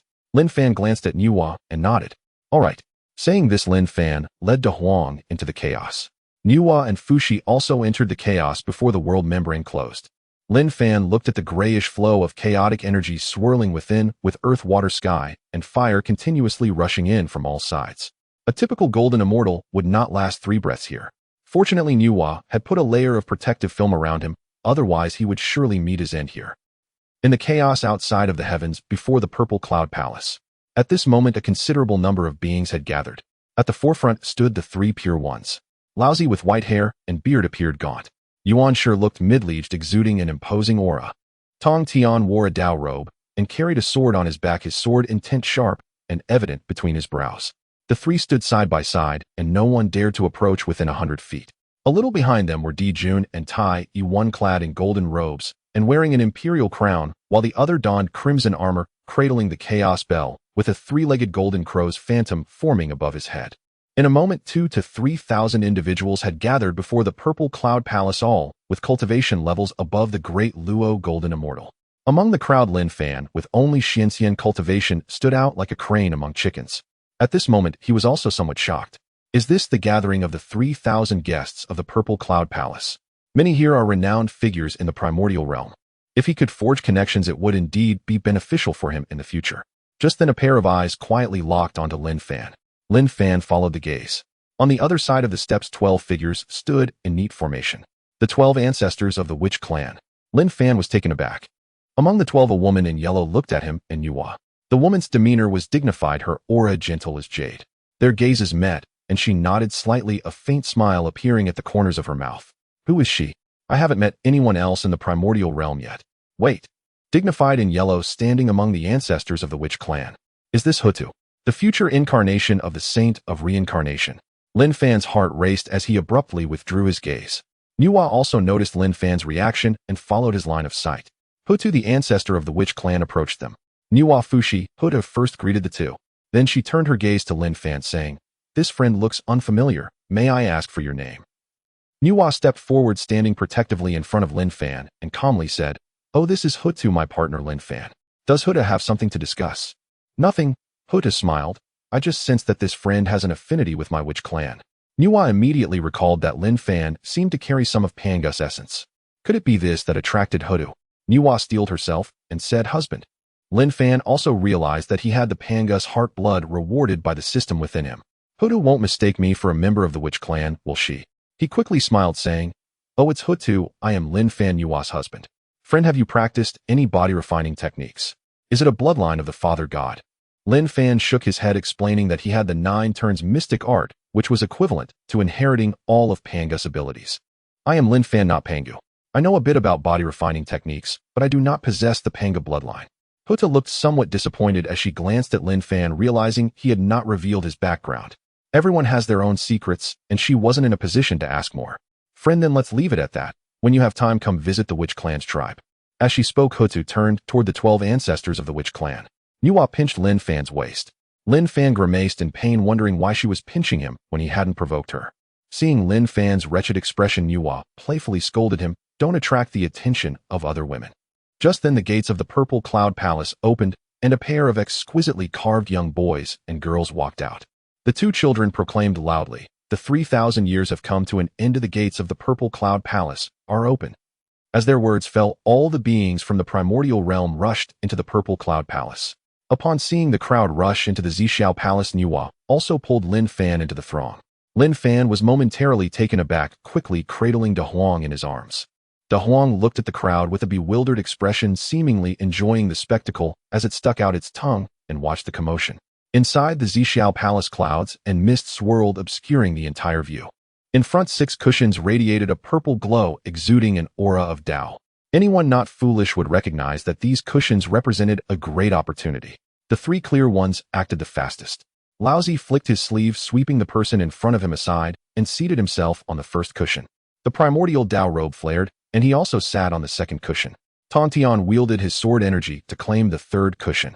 While Lin Fan pondered whether to sit on the cushion or not, Nuwa had already pulled him toward the 4th cushion, pressing him down onto the 5th. Just as Fushi intended to occupy the last cushion, a red figure had already seated itself on the 6th cushion. The newcomer was none other than Hongjun. Hongjun cupped his hands toward Fushi beside him, saying, "Fellow Taoist, I appreciate your understanding." Fux's eyes turned green with envy. When did this old man Hongjun become so shameless? Di Jun and Tai Yi, who followed behind, wore grim expressions, not expecting to have arrived just a moment too late. The 12 ancestors of sorcery had no intention of sitting. The Zixiao Palace was like floating clouds to them. He was merely there to inquire about how to cultivate the primordial spirit. The 3,000 guests of Zixiao, seeing that the cushions were already occupied, reluctantly looked for places to sit in the back. Lin Fan sat on the cushion like a cat on hot bricks, quietly observing the Zixiao Palace. The internal space appeared much larger than it looked from the outside, more than enough to accommodate the 3,000 cultivators. He knew that these cushions represented the heavens' ordained saints. As long as he sat down, it meant he had formed a karmic bond with the heavenly Dao. Though this seat was esteemed, it was a cage of the Dao. The way of chaos does not rely on others, nor does it depend on heaven's decree, so why not abandon it? If he were to later interact with the 2 bald donkeys from the west, that would be amusing. Just as he thought of Chow Chow Chow Chow, arrived a string of curses echoed from outside the palace. "Damn. Senior brother, this chaos is truly not a place for humans. Senior brother, say less and conserve your energy." Amidst the astonished gazes of the crowd, 2 disheveled bald donkeys stumbled in. The one in front was tall and thin, with a bitter face. Indeed, it was the Zhuanti Taoist. Following him was a short and stout figure, perpetually wearing a lewd grin, the Jiejing Taoist. At this moment, the robes of the 2 Taoists had been tattered into strips. They were still carrying remnants of chaotic aura, looking as if they had just fled from a disaster. As soon as Zhuanti entered, his eyes rolled around, fixing his gaze on the 6 cushions in the front row. When he saw that all 6 were occupied, his expression instantly fell. "Senior brother, look." He tugged at Jiejing's sleeve. Jiejing sighed and approached Hongjun, who was seated on the last cushion. "Fellow Taoist, out of kindness, my senior brother, and I have traveled all the way from the west enduring countless hardships. Could you perhaps grant us the favor of a seat? The 3,000 Zixiao guests were momentarily stunned. These bald donkeys truly had some nerve. None of them had attempted to fight for a position, so where did these two come from? The palace fell silent. Hongjun glared at Jiejing, his brow furrowing. This was his opportunity. Jiejing, seeing Hongyun's lack of response, kept his hands suspended in the air. His previous tactics had always been effective. Typically, putting on a pitiful act would earn him this much respect. Seeing that Hongjun refused to yield, Zundi's eyes flickered, and he immediately knelt on the ground, crying out, "Senior brother, our west is barren with broken spiritual veins. We have battled through thorns and brambles to arrive at Zixiao Palace, yet now we can't even find a cushion to sit on. Pity the countless beings of the west who are still waiting for us to return and teach them the Tao." Lin Fan, holding De Huang, looked somewhat dazed. He's here. The two bald donkeys are looking at him. Sure enough, this time Jiejing's expression toward Lin Fan was far from friendly. He spoke to Lin Fan in a commanding tone. "Fellow Taoist, this seat is fated with our west. Could you perhaps shift a bit and allow my brother and me to occupy this cushion?" "Woof!" De Huang barked from Lin Fan's arms. It shot a fierce glare at Jiejing. This bald donkey really dared to lay his calculations on his master. Shouldn't he give him a show of colors? Jiejing was startled by De Huang's gaze, his face stiffening. "This dog, fellow Taoist, your master is merely at the Xianxian stage. This cushion should naturally belong to my brother and me." The surrounding people could hardly suppress their laughter at hearing this. A dignified Deluo Jingxian was momentarily stunned by a mere dog. If Lin Fan refused to yield, wouldn't he become an object of laughter in the Honghuang? Zhuanti, understanding the situation, hurriedly stepped forward. "Fellow Taoist, you ought to control your dog. We are all Deluo Jingxian here. You, a mere Xuanxian, should not occupy this place." Lin Fan was taken aback. It was all the firepower directed at him. He chuckled and, holding De Huang in his arms, showed a grin to Zhuanti and Jiejing. "What's the point of arguing with a dog? I fought for this position, or if you want it, come and take it." Saying this, Lin Fan glanced at Nuwa seated in front and gave her a reassuring look. After all, he truly had no intention of keeping this cushion, but it wouldn't be good to give it away openly. His primordial way was not on the same path as Hongjun's celestial way. If he were to give it away openly, Hongjun and the 3,000 Zixiao guests would definitely see him as a thorn in their side. Zhuanti was taken aback, but then laughed. "Fellow Taoist, would you care to have a match with me?" Nuwa glared fiercely at Zhuanti beside her, saying, "Fellow Taoist, my husband's seat is not so easily taken. If you wish to sit, you must first pass my test." Zhuanti followed her words with a glance at Nuwa, his heart leaping. Who is this woman? Why can't I see through her? Lin Fan was also surprised his wife was protecting him so fiercely. He immediately grasped Nuwa's hand, reassuring her. "Where it's not necessary to go this far. Let me have a match with this bald donkey. If I lose, it means this cushion is not fated for me. If I win," Nuwa expressed concern. "Husband, but..." Lin Fan shoved De Huang into Nuwa's arms, saying, "No, but just listen to me." Saying this, Lin Fan turned to Zhuanti. "Bald donkey, what shall we compete in?" Zunti's face darkened, but he suppressed his inner anger. This kid wants to compete. I, a Deluo Jingxian, have the advantage over a Xianxian. As long as I can defeat this kid convincingly, it will also serve to relieve my frustration. Fellow Taoists, since we are in the Zixiao Palace, physical combat is naturally not feasible. How about we compete in spiritual sense instead? The 3,000 eyes of the Purple Cloud Palace were fixed firmly on Lin Fan and Zhuanti. Zhuanti rubbed his bald head, revealing a grin with yellowed teeth. "Do you mean what you say, my friend?"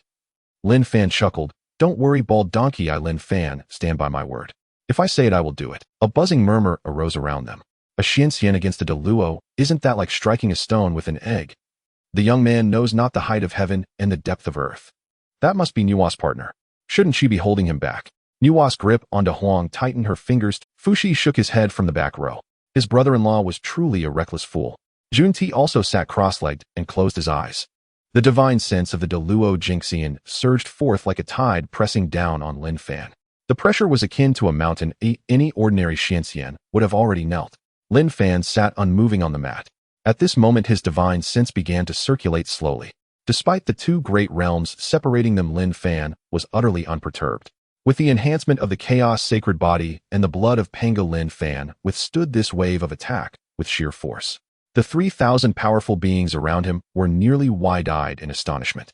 As expected of Nuwa's chosen partner, a Xianxian boldly resisting the divine sense of a Deluo Jingxian without even a tremor in his body. What kind of monster is this? Tong Tian sat on his mat, slapping his thigh. Good. What a tough nut. I must befriend him. Laozi opened his eyes to glance at Lin Fan before closing them again. Yuan Shi frowned deep in thought. Meanwhile, Jia Yin's expression darkened. Although his realm was not as high as his own, he was still a genuine Deluo Jinxian. Beside him, Nuwa tightened her hold on Honghuang, her heart racing with concern for her reckless husband. Jun's face also turned a shade of liver red. Having seen Lin Fan display such prowess, he could no longer hold back. Gritting his teeth, he summoned all his divine sense, transforming it into thousands of divine needles aimed straight at Lin Fan's sea of consciousness. Without mercy. Upon seeing Jun's actions, Lin Fan finally staggered slightly. Even if his cultivation was powerful and his techniques formidable, the gap in realms was undeniable. His sea of consciousness was pierced painfully, and he let out a muffled groan, a trickle of blood seeping from the corner of his mouth. Nuwa suddenly stood up, but was halted by a voice. Mistress, do not panic. The master can endure this. It serves as a lesson for him to dare challenge an opponent across realms and face some hardship. Hearing the voice, Nuwa slowly sat back down. After searching for a long while, she wondered who had sent the message to her. Just then she turned to the Honghuang in her arms, who also raised his eyes to look at her. Their gazes met. Nuwa tossed Honghuang away. What the heck? This dog is not just any dog. Honghuang hit the ground. While it didn't hurt, he certainly lost face. He cast a resentful glance at Nuwa, then looked at Lin Fan, seeing that Lin Fan was nearing his limit. He hurriedly unleashed a strand of divine sense to repel Jun's. As Honghuang's divine sense clashed with Jun's, its attack dissipated like bubbles. Master, you truly are brave. Lin Fan wiped the blood from the corner of his mouth, grinning. Honghuang, you finally made your move. Honghuang's heart jolted. You did his master just trick him? Jun was struck by Honghuang's divine sense and immediately spat out a mouthful of fresh blood. Junior brother, what happened to you? Jane rushed forward to support Jun upon seeing his unusual state. Jun glared fiercely around him. Who dares to plot against me? The 3,000 guests were momentarily baffled. What was wrong with Jun? Unable to defeat a Xuanxian, he was accusing someone of ambushing him. Lin Fan exhaled a breath of foul air and cupped his hands toward Jun. Bald donkey, I admit defeat today. This mat is yours. Speaking thus amidst the astonished gazes of the crowd, he stood up from the fifth mat. Lin Fan stepped forward and picked up Honghuang, who had been tossed by Nuwa. In Lin Fan's arms, Honghuang spoke human words. That's enough now. Jun, you a Deluo Jinxian bullying a Xuanxian, do you have no shame? The entire place fell silent. The 3,000 powerful beings stared at Honghuang as if they had seen a ghost. This dog is not just any dog. From the aura just displayed, how could it feel more terrifying than a Deluo? Jun clutched his chest, wanting to approach the mat. But upon Honghuang's roar, he stammered, You. What are you? Honghuang shot him a sideways glance. You are the thing. Your whole family is the thing. After saying this, he wagged his tail and grinned at Lin Fan. Master, this bald donkey deserves a good beating. Should I take care of him for you? Lin Fan waved his hand. No need. He walked over and sat beside his brother-in-law Fushi. Bald donkey, I lost. This mat. You can sit if you like. If it had been someone else being reprimanded like this by Lin Fan, and Honghuang would have left them unsure whether to sit or stand. But who was Jun?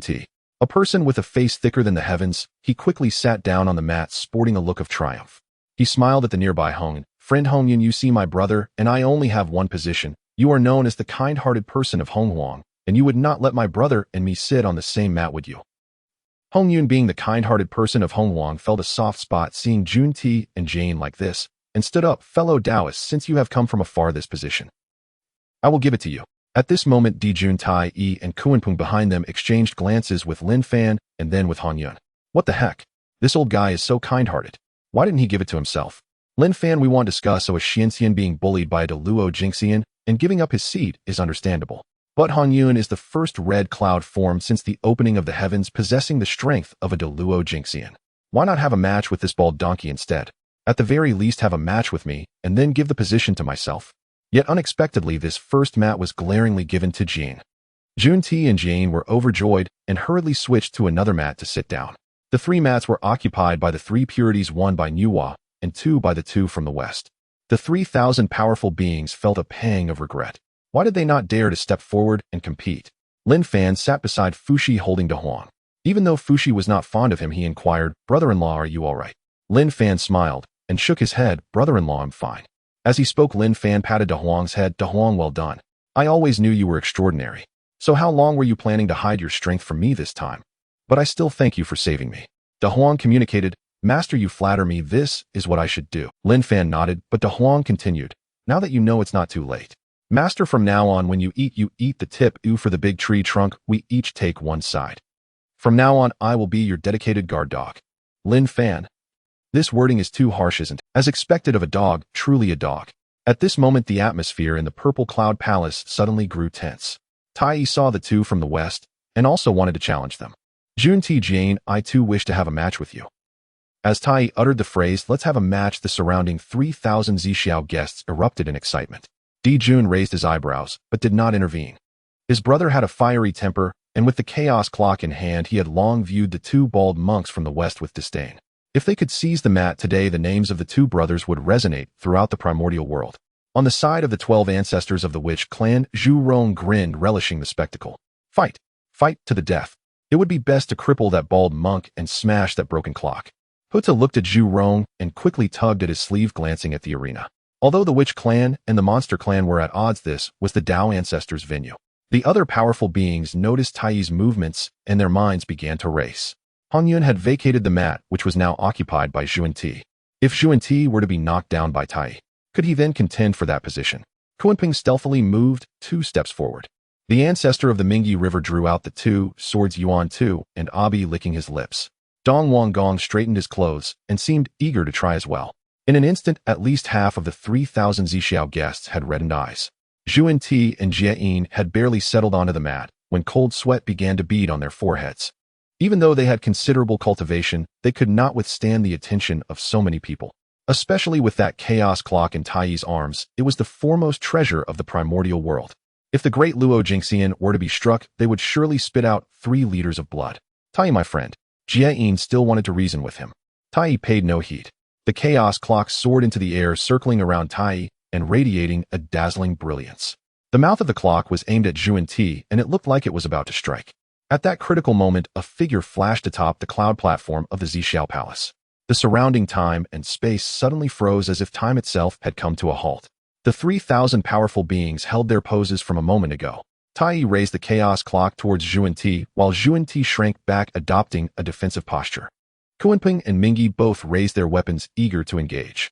It was as if a pause button had been pressed, with everyone able to only turn their eyes. As the mist atop the cloud platform dissipated, Dao Ancestor Hongjun, dressed in a gray Daoist robe, sat cross-legged, holding the floating dust. The voice of the Dao Ancestor echoed in everyone's hearts. The Zixiao Palace is a place of tranquility, not a martial arena. If you're going to fight, go outside. Just as the words fell, the surrounding time and space resumed their flow. Tai's chaos clock was frozen in place, unable to strike. It wasn't that he didn't want to, but he couldn't bring himself to strike. With a single sentence from the Dao Ancestor, the great laws of the Zixiao Palace had shifted. Even the innate treasure, the chaos clock, felt like scrap metal at this moment. Dijun quickly stepped forward to restrain Tai. Second brother, let it go. Tai understood that he couldn't possibly act in front of the Dao Ancestor, so he retracted the chaos clock, gritting his teeth and saying, Dao Ancestor, forgive me. The Dao Ancestor waved his hand, his gaze sweeping forward. He nodded when he saw the 3 purities and paused when looking at Nuwa, feeling that she was somewhat unclear. When he looked at Lin Fan, he was suddenly taken aback. This person had no roots, yet in the past and the future, he found himself unable to see through him. When he glanced at the large yellow dog in Lin Fan's arms, his hand holding the floating dust paused. His heart skipped a beat. You.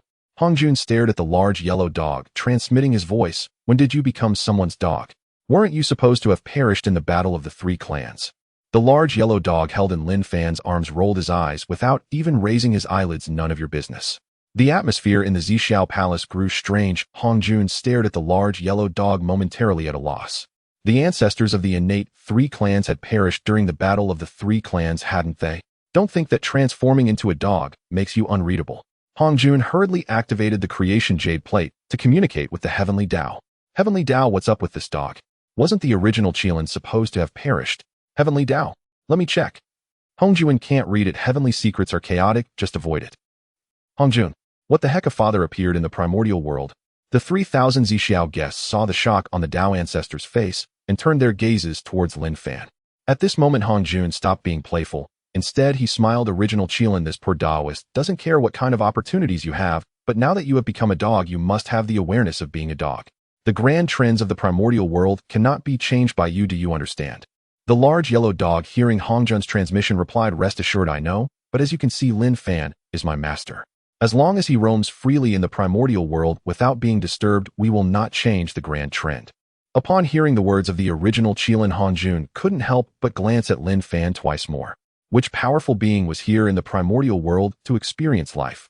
He dared not think further, shaking his head.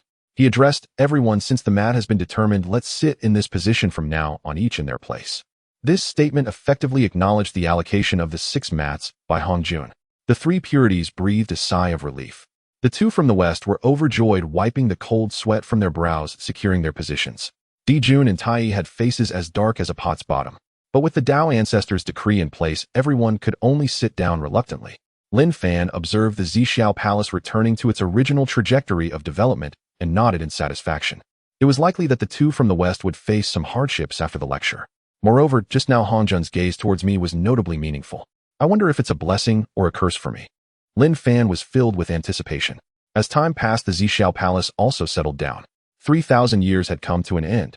Hongjun glanced at everyone and waved the floating dust. Waves of law power emanated, swirling within the Zhixiao Palace like pivotal nodes connecting to the Grand Dao. The time has come. Haotian and Yaoqi closed the gates of the Zhixiao Palace. 2 exquisitely carved young attendants, one on the left and one on the right, stood up and bowed to Hongjun. We obey the Dao ancestors' decree. The 2 hurriedly pushed the gates of the Zhixiao Palace. Lin Fan at this moment was also sizing up Haotian and Yaoqi. Haotian and Yaoqi were Hongjun's attendants. Being on the front lines of the water tower, they would eventually ascend directly to the thrones of the Jade Emperor and the Queen Mother, becoming the Heavenly Emperor and the Queen Mother. Since ancient times, Haotian had been underestimated by later generations. How could he possibly be unable to defeat a mere monkey in the journey to the west? Speaking of which, Haotian and the Queen Mother had attended teachings in the Zhixiao Palace alongside the 3 purities, and they were of the same generation. Their cultivation was formidable and their background was profound. Disciples of the 3 sects looked down upon Haotian, the disdain of the 3,000 Zhixiao guests. But what qualifications did they have? Upon thinking of this, Lin Fan suddenly felt somewhat speechless. If one were to speak of acting weak to devour, the strong Haotian could be considered the first in the primordial world. Once the gates of the Zhixiao Palace were completely closed, Hongjun did not waste any more words. I am the first sage of the heavenly Dao after the creation of the world. Following the heavenly Dao, teaching the beings of the primordial world, and maintaining the operation of the heavenly Dao, this lecture on the Grand Dao is to impart the teachings to you all. This poor Taoist's first lecture begins now. In the next moment, the melodious voice of the Dao began. My Dao is the immortal Dao, created to perfect the order of the heavenly Dao.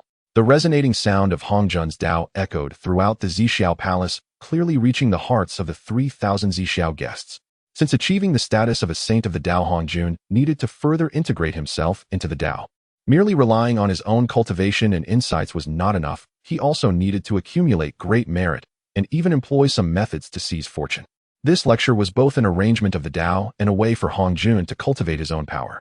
Everyone knew that after merging with the Dao, Hongjun became the Dao itself, yet he was not equivalent to it. He must firmly grasp the fortune and merit of all beings in the primordial chaos in his own hands.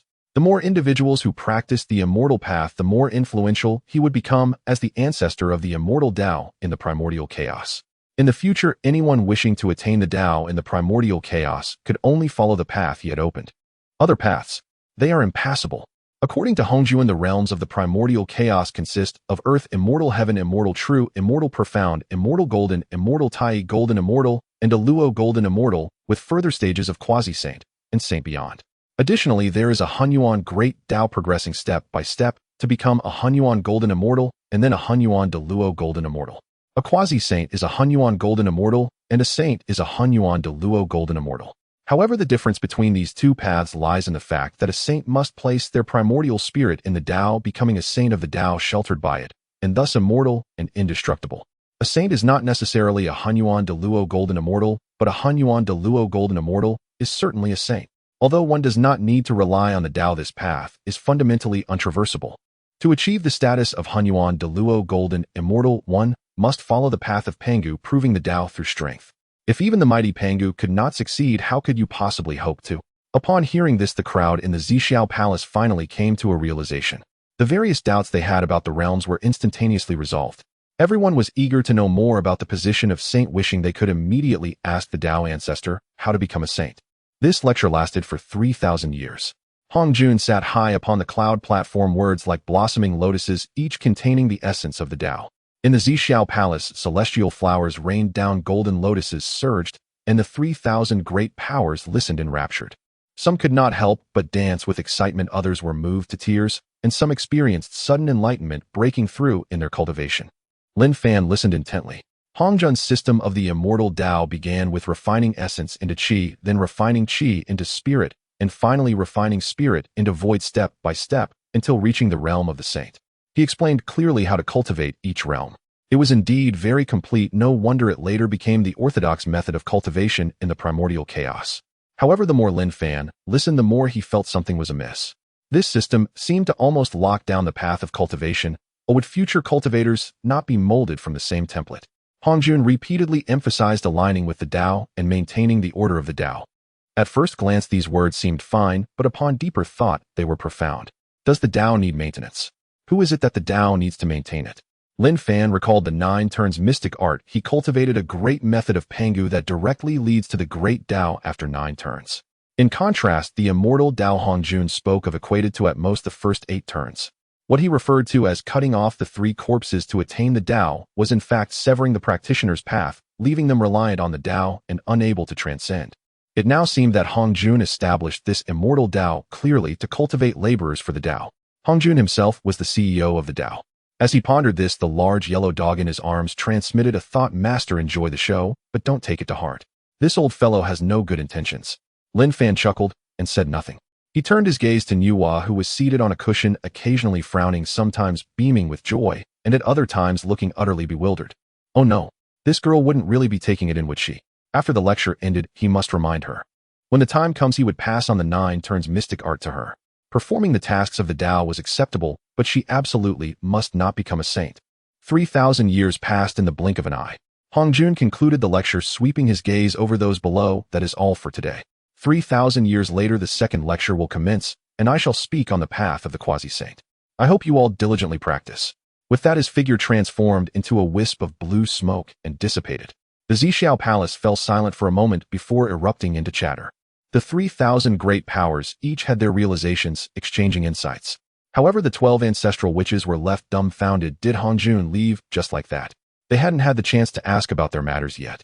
A hint of disappointment flickered across the face of the ancestral, which Emperor Jiang. It seemed they would have to wait until next time. Just as the crowd was still discussing, 2 figures quietly slipped out of the Zixiao Palace. These were Xuanti and Jane. As the 2 were about to transform into light and escape, a cold voice came from behind. 2 friends, why are you in such a hurry to leave? Xuanti and Jane halted, turning to look back, and their hearts sank. At the entrance of the Zixiao Palace stood Emperor Juntai, Kunpeng, and Mingi. A group of people staring. Xuanti wiped the sweat from his brow. What advice do you have, friends? Emperor Jun sneered. 2 friends, the Dao Ancestors lecture has concluded, but you were quite proactive when seizing the cushions earlier, weren't you? You left us without even a chance to try. Tai added, what my brother said is right. Now that the cushions are indeed settled by the Dao Ancestor, we still haven't released this pent-up frustration, and it's all turned into a knot in our hearts. Shouldn't you 2 give us an explanation? Kunpeng, Mingi, and others echoed, that's right. Jane wore a pained expression. Friends, the matter of the cushions has already been settled by the Dao Ancestor. Xuanti also shifted the blame. Friends, my position was earned through competition. My senior brother's cushion was given by Red Cloud, implying we took it ourselves, so it's not our fault. Mingi the Ancestral, which shouted angrily, shut up. I will settle the score with Red Cloud myself. For today, I will have a match with you 2. With that, he drew his dual swords, Yuan 2 and Abi, ready to strike. Kunpeng also coldly remarked, you are both right. I can't swallow this frustration either. Xuanti and Jane, you 2 bald donkeys, today, we must settle this once and for all. Everyone summoned their treasures, locking onto Xuanti and Jane with their chi. Emperor Juntai and Kunpeng also readied themselves.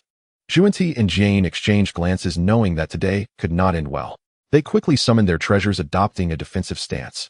Lin Fan had just led Nuwa out of the great door of the Zixiao Palace when he was taken aback by the scene. Goodness, these 2 bald donkeys from the west are about to be beaten up. He decided not to leave, instead sitting down with Nuwa on the steps outside the palace, preparing to enjoy the show. To be honest, Lin Fan did not want to be involved in this karmic affair. But who could blame him for being a Chinese in his past life? He simply loved to watch the drama unfold. In the current scene, with Xuanti and Jane cornered by the crowd, it truly resembled a street fight from an old Hong Kong movie. Kid, don't run away. He'll call someone to chop you up. Yet upon reflection, why bother? Xuanti and Jane bore the mission of the Dao. If they were beaten half to death today, it would likely bring karma upon these people in the future. But then again, among all those present who did not carry some burden of the Dao, it seemed today these 2 from the west would not walk away unscathed. Bald donkey, I'll take the first shot at you. Friends, don't let them escape. How can they really escape? If you truly want to teach them a lesson, just chase them back to the west.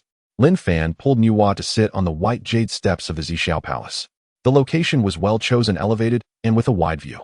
Nuwa leaned against Lin Fan's shoulder, while the large yellow dog lay at Lin Fan's feet wagging its tail. The three of them assumed a standard posture for watching the show. At this moment, a fight had already broken out in the plaza outside the Zixiao Palace. The ancestor of the underworld river had a violent temper. With the dual swords of Yuan Tu and Abi displayed, two blood-red sword lights crossed and slashed toward Zhuan-Ti. The sword lights carried the aura of a blood sea, and even Zhuan-Ti, a great Luo golden immortal, would be seriously injured by just a brush. Zhuan-Ti hurriedly summoned the seven treasures mysterious tree and brushed it toward the sword light. When the two treasures collided, there was a hissing sound indicating that Zhuan-Ti's cultivation was still lacking. He managed to dispel most of the sword light, but the remainder still slashed against his monk's robe. In an instant, pieces of fabric flew everywhere. His underpants were directly severed. Good sword, Lin Fan cheered. At the same time, he covered Nuwa's eyes as it was too dazzling. The ancestor of the underworld river turned to glance at Lin Fan. Was that a compliment or an insult? Before Zhuan-Ti could catch his breath, Kunpeng moved. He transformed into his true form, the Kunpeng, and spread his wings, a gale howling for thousands of miles.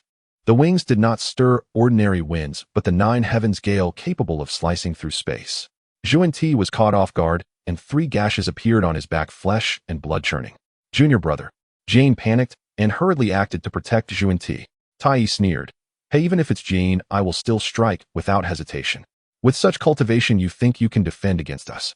The Hongming bell was summoned. Clang. An ancient bell sound resonated long and heavy. The bell waves poured down like water from the 9 heavens, vibrating toward Zhuan-Ti and Jane. Jia Yin's complexion turned pale, blood seeping from the corner of his mouth. Jane suddenly struggled. Di Jun did not intervene, standing with his hands behind his back, watching Zhuan-Ti and Jane. He chuckled coldly in his heart. These two were truly unaware of their impending doom. With so many of them today, they could easily bury these 2 bald donkeys. Zhuan-Ti knew he could not just passively take hits, gritting his teeth as he summoned the 6 pure bamboos shining with golden light and hurled them toward Tai. Tai raised his hand. The true fire of the sun surged in his palm, scorching the 6 pure bamboos until they sizzled. Damn. No way, if it burned any more it would be destroyed. Zhuan-Ti hurriedly retracted his life, treasure the 6 pure bamboos into his soul to nurture. Waste, Tai scoffed. Dong Wang Gong seized the opportunity, his floating dust wrapping around Zhuan-Ti's legs like thousands of silver threads. This old schemer specialized in attacking from below. With his pants gone, the silver threads entered as if in an uninhabited realm, one by one wrapping around Zhuan-Ti's lower body. Each twist tightened into his flesh. Zhuan-Ti winced in pain, looking down, his skin torn and bloodied. He groaned, forcefully breaking several silver threads, but still had over a dozen deeply embedded in his flesh. Dao friend, why resort to this? Jane looked at his junior brother's lower body, his face pained. Dong Wang Gong chuckled. The West is barren and cannot nurture people. This poor Taoist will help you sever this root of descendants. At that moment, most of the onlookers unleashed their great powers toward Zhuan-Ti and Jane. The kind-hearted Hongjun saw such a bloody scene and hurriedly advised, Dao friend, why resort to this? Before he could finish, he was glared at by the underworld river. Shut your mouth. He'll settle accounts with you later. The fight continued. Zhuan-Ti and Jane stood back to back, the lotus of merit hovering above them, the 7 treasures mysterious tree shielding them. The two occasionally counterattacked with their treasures, but they could not withstand the sheer number of people. One side blocked a sword while the other endured a blade. They could defend against the upper attacks, but the lower strikes were suffering. These bastards truly did not regard them as human. Did they really want to turn their 2 brothers into eunuchs? Zhuan-Ti had his arms severed by the underworld river, immediately bleeding gold profusely, unable to stop. Jane was entangled by Dong Wang Gong's floating dust like a zongzi, as Tai smashed down with another bell, spitting out a mouthful of old blood 3 zhang away. Senior brother. Zhuan-Ti's eyes widened in rage. Jane waved his hand, wiping away the blood at the corner of his mouth. It's fine. Junior brother, I won't die yet. Kunpeng swooped in his great wings, spanning 90,000 miles, heading straight for Zhuan-Ti's face. Zhuan-Ti sidestepped to grab it, but the 9 heavens gale still swept him, leaving him in a sorry state, covered in wounds. Zhuan-Ti was furious. Kunpeng, I have no enmity with you. Kunpeng sneered. I also want to contend for that mat. This statement left Zhuan-Ti and Jane momentarily speechless. Were these people not insane? In the midst of this thought, the underworld river's dual swords once again slashed down. Zhuan-Ti hurriedly jumped the sword light, cutting through the chaos, causing the space to tremble. When he landed, he realized this was a deadly strike. Zhuan-Ti and Jane quickly leaned against each other, their figures in a wretched state. The 3,000 powerful beings around them whispered, "The two from the west have truly hit bad luck. Who told them to snatch the mat? That fool Hongjun even offered them a seat, leaving everyone without a chance. I almost wanted to go up and beat the west myself." Lin Fan sat on the steps, grinding his teeth in frustration. This was not a mere beating, it was outright once. These two bald donkeys from the west were simply unlucky, sending one out would have sufficed. This time they encountered a group of opportunists, and it was clear they were in a dire situation. Nuwa softly asked, "Husband, who do you think will win?" Lin Fan shook his head. "Nuwa, can't you see? It's a one-sided favorable situation. If these two bald donkeys make it back to the west alive, it will be a blessing." The large yellow dog transmitted, "Master, do you wish to save them?" Lin Fan rolled his eyes. "What does it have to do with me? Zhuan Ti and Jane will become a great calamity in the Honghuang in the future. If they could be beaten into submission this time, it would be good." Watching these two bald donkeys being beaten was also quite satisfying. Zhuan Ti in the arena could no longer be recognized as a human. His monk's robe was torn into strips covered in blood, his face bruised, and his lower body was a bloody mess. Jane was not in a better state, his entire body dim and lacking luster, his aura weakened by a third. Tai once again lifted the Hongmeng bell. This time he was prepared to hold nothing back, fully activating the Hongmeng bell. The bell enlarged, transforming into substantive golden light, crashing toward the two. Zhuan Ti and Jane exchanged a glance and closed their eyes. It was over. Clang. The bell rang, but no pain followed. The two opened their eyes to find a layer of clear light in front of them, firmly protecting Zhuan Ti and Jane. Lin Fan squinted, gazing into the Zixiao Palace. "This is..." Hongjun intervened. Sure enough, an indistinct voice of indifference came from within the Zixiao Palace. "Enough." Tai froze. Di Jun's expression changed slightly as he bowed to the Zixiao Palace. "Dao ancestor, we. The mat has been set, each to their own position." Hongjun's voice was authoritative. "Any further provocateurs shall never enter the Zixiao Palace." Di Jun and everyone present dared not speak further, all shooting a glare at Zhuan Ti and Jane before leaving for the Honghuang. Zhuan Ti and Jane expressed their gratitude and bowed toward the Zixiao Palace. If it weren't for the Dao ancestors' intervention, the lives of the two brothers would have been at risk. They paid no mind to anything else, hastily heading into the chaos. The two could only hurriedly cover their butts with their hands. Today they had lost face immensely. Lin Fan chuckled. "These two bald donkeys have indeed made a name for themselves in the Honghuang." The two could only hurriedly cover their butts with their hands. Today they had lost face immensely. Lin Fan chuckled. "These two bald donkeys have indeed made a name for themselves in the Honghuang. All right, we've had enough of this. Let's return to Buzhou Mountain." Nuwa lightly punched Lin Fan's chest. "Husband, don't laugh. We've been out for 3,000 years. It's time to return." Lin Fan also had this intention. 3,000 years had passed without that. His weapon was already eager and impatient. The great endeavor of creating humanity could not be delayed.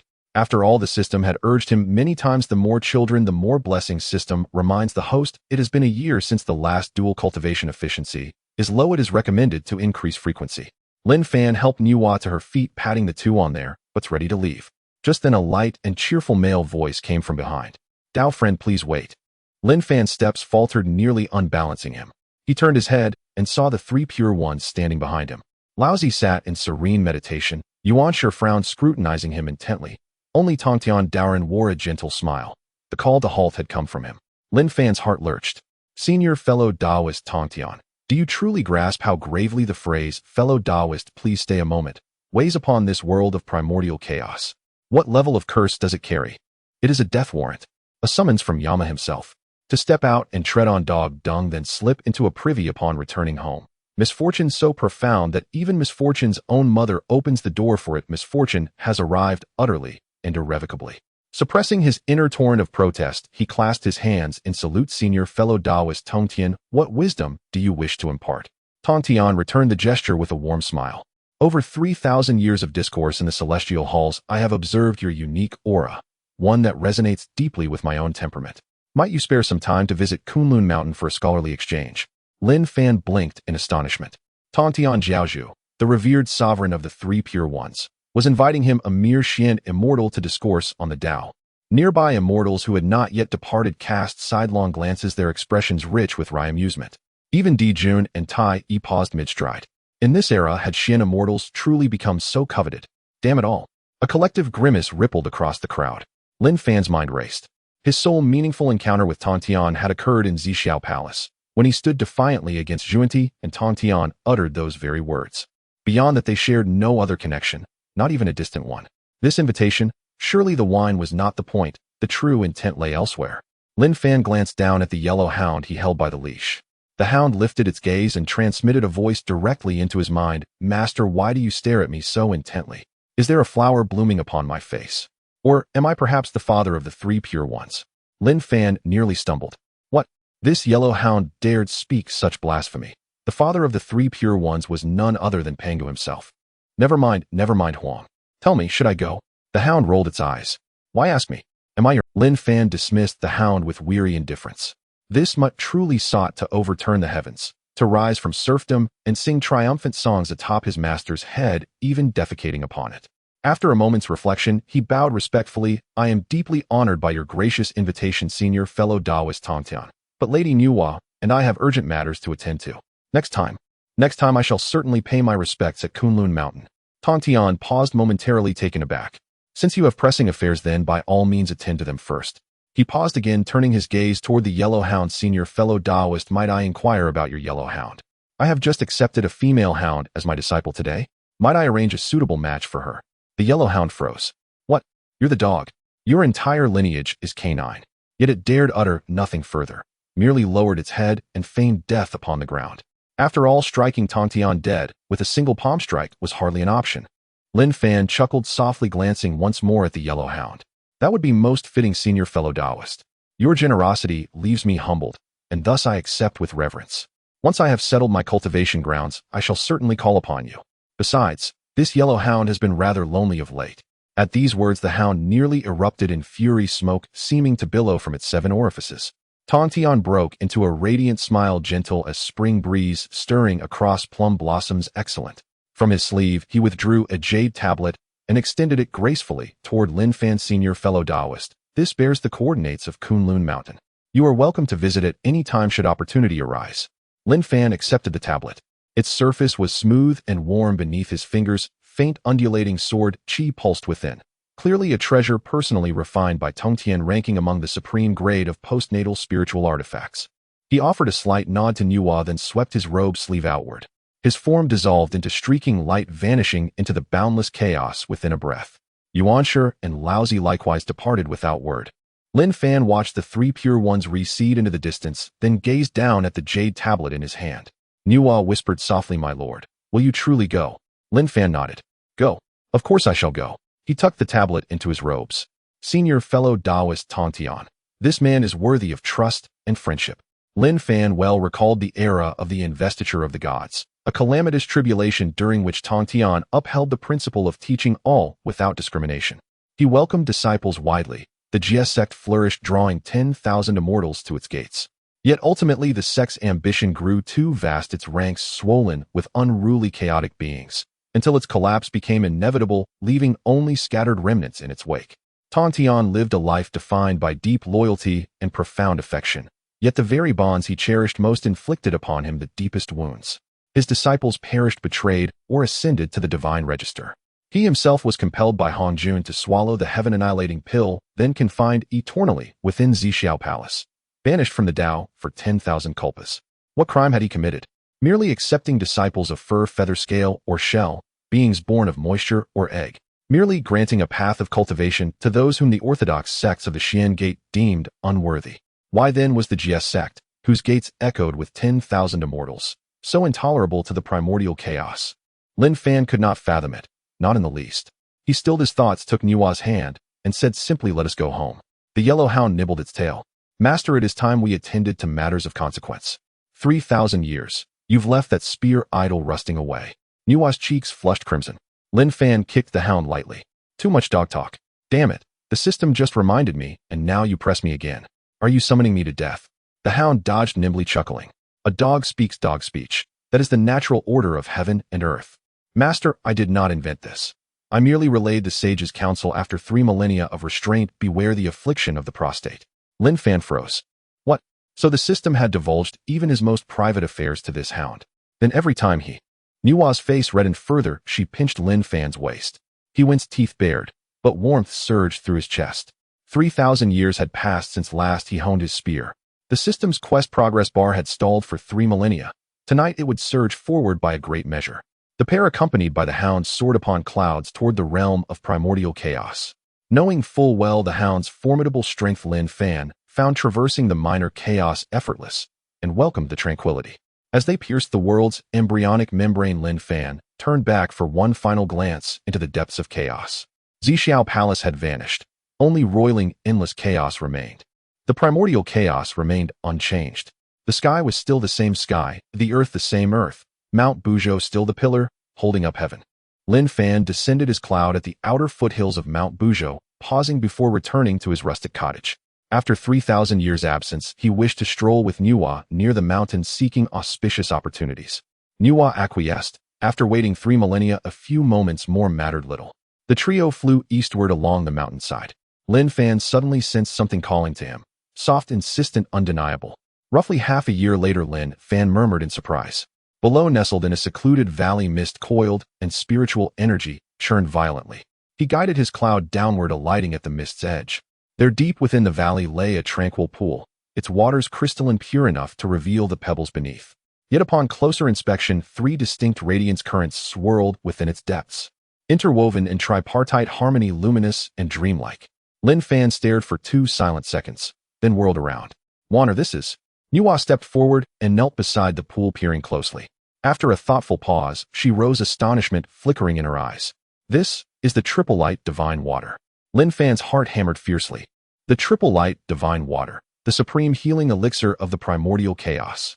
It revives the dead, regenerates flesh and bone, nourishes spiritual roots, repairs the primordial spirit. A single drop can save a great Luo immortal. 10 drops may reconstruct an entire physical form. And before them stretched an entire pool, surely tens of thousands of drops. Fortune had struck. "Waner, quickly gather it. This treasure will prove invaluable in times to come." "My lord, you will not collect it yourself." Lin Fan waved his hand. "Waner, I cultivate the physical body. I have no need for this. Keep it. This is your destined boon." "My boon?" Nuwa murmured softly, puzzled. What boon could this be? Yet she asked no further questions. Raising her hand, she summoned a jade vial and drew every drop of the triple light divine water into it. When the pool ran dry, a fist-sized orb emerged from its center, translucent, pulsing gently with the essence of the triple light divine water. Nuwa uttered a soft exclamation and retrieved it. Lin Fan leaned in curiously. "Wana, what is this?" "My lord," she replied, "it appears to be the triple light divine water source pearl. No wonder a pool of such water gathered here." Lin Fan grinned. "So this is a case of buy one, get one free." Nuwa secured the source pearl and rose, then abruptly halted. "My lord, what is it?" Her brows knit slightly as her gaze swept past the valley rim, fixing upon the eastern horizon. Several overwhelmingly powerful auras approach. Lin Fan was also taken aback. His first reaction was to pull Nuwa and hide behind Da Huang. Da Huang looked at Lin Fan's fearful expression and rolled his eyes, standing up from the ground. The tail stopped wagging and the ears stood erect.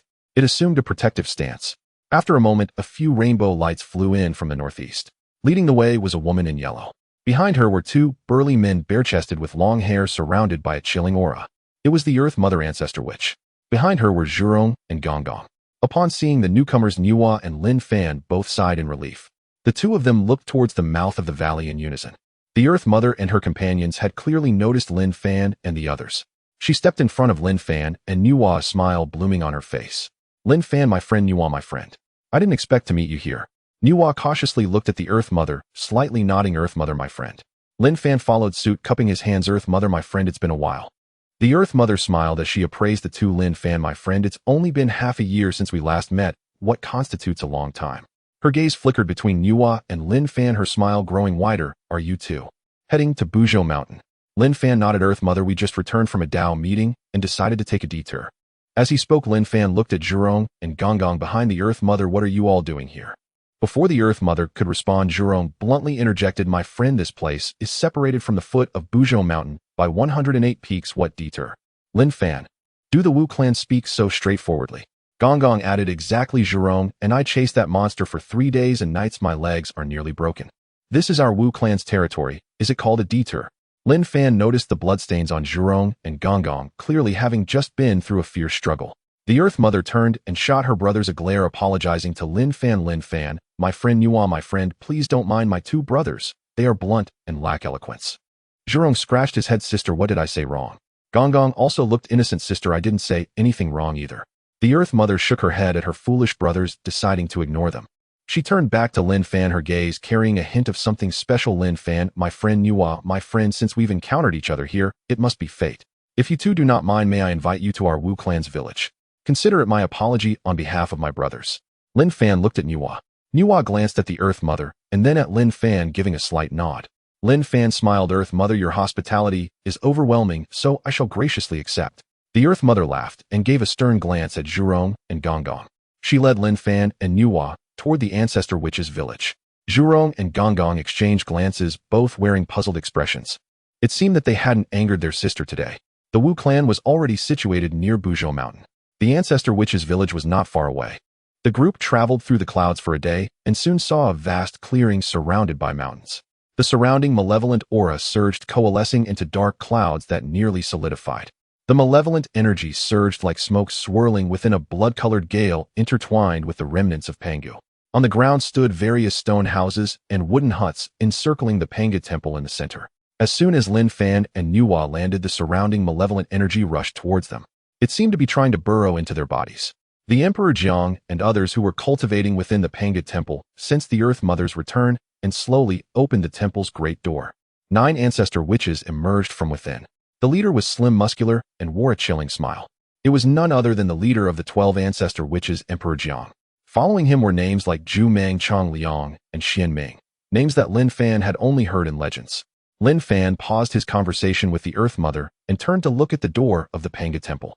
With such a scene, one might think the Wu clan was about to go to war. As Emperor Jiang stepped out of the temple, he looked at the Earth Mother and the others. Sister, you're back. Did you catch that monster? The Earth Mother, Zhurong, Gonggong. The expressions of the three were as if they had eaten something unpleasant. Emperor Jiang frowned. What's wrong? Did you not catch it? Zhurong scratched his head. Elder brother, we did catch it. Gonggong added, but it managed to escape. What? Emperor Jiang exclaimed, his eyes widening like bronze bells. That monster has injured several of our Wu clan's brothers. After chasing it for 3 days, it managed to escape and disappear. Are you all just wasting your training efforts? As he spoke, Emperor Jiang sighed. What are we to do now? Zhurong and Gonggong lowered their heads, not daring to speak. The Earth Mother blushed, murmuring softly, Elder brother, that monster was severely injured, so it probably won't dare to come to our Wu clan's village for a while. Emperor Jiang sighed and finally noticed that there were still 2 people standing behind the Earth Mother. He focused his gaze and was stunned. Friends, you. The Earth Mother finally reacted and pulled Emperor Jiang aside. Elder brother Lin Fan and Nuwa are friends. We met while chasing the monster. The Earth Mother whispered in Emperor Jiang's ear, I mentioned to you last time that I sensed a trace of the Father God's bloodline in Lin Fan, so I invited them to visit our Wu clan. Emperor Jiang also changed his expression, greeting them with a smile. Lin Fan, my friend. Nuwa, my friend. I was wondering why my left eye was twitching today. It turns out we have distinguished guests. Come quickly, follow me into the temple to chat.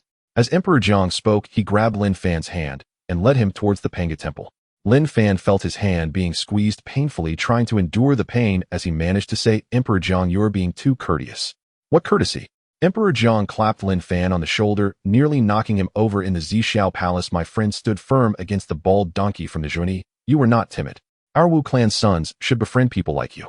Emperor Jiang turned to Nuwa and clasped his fists. Nuwa, my friend, it's a pleasure to finally meet you.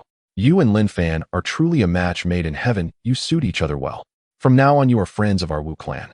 If you need any help, just let us know. Nuwa nodded slightly. Thank you, Emperor Jiang. The group followed Emperor Jiang into the Panga temple. The Panga temple appeared towering and dark from the outside, making one wonder whose ancestral grave it was. But once inside, Lin Fan was stunned. The interior space was extraordinarily vast. Looking up, he could not see the ceiling, and the surroundings were supported by 108 pillars. The pillars were engraved with ancient patterns, each exuding the aura of the Dao. In the very center stood a massive statue.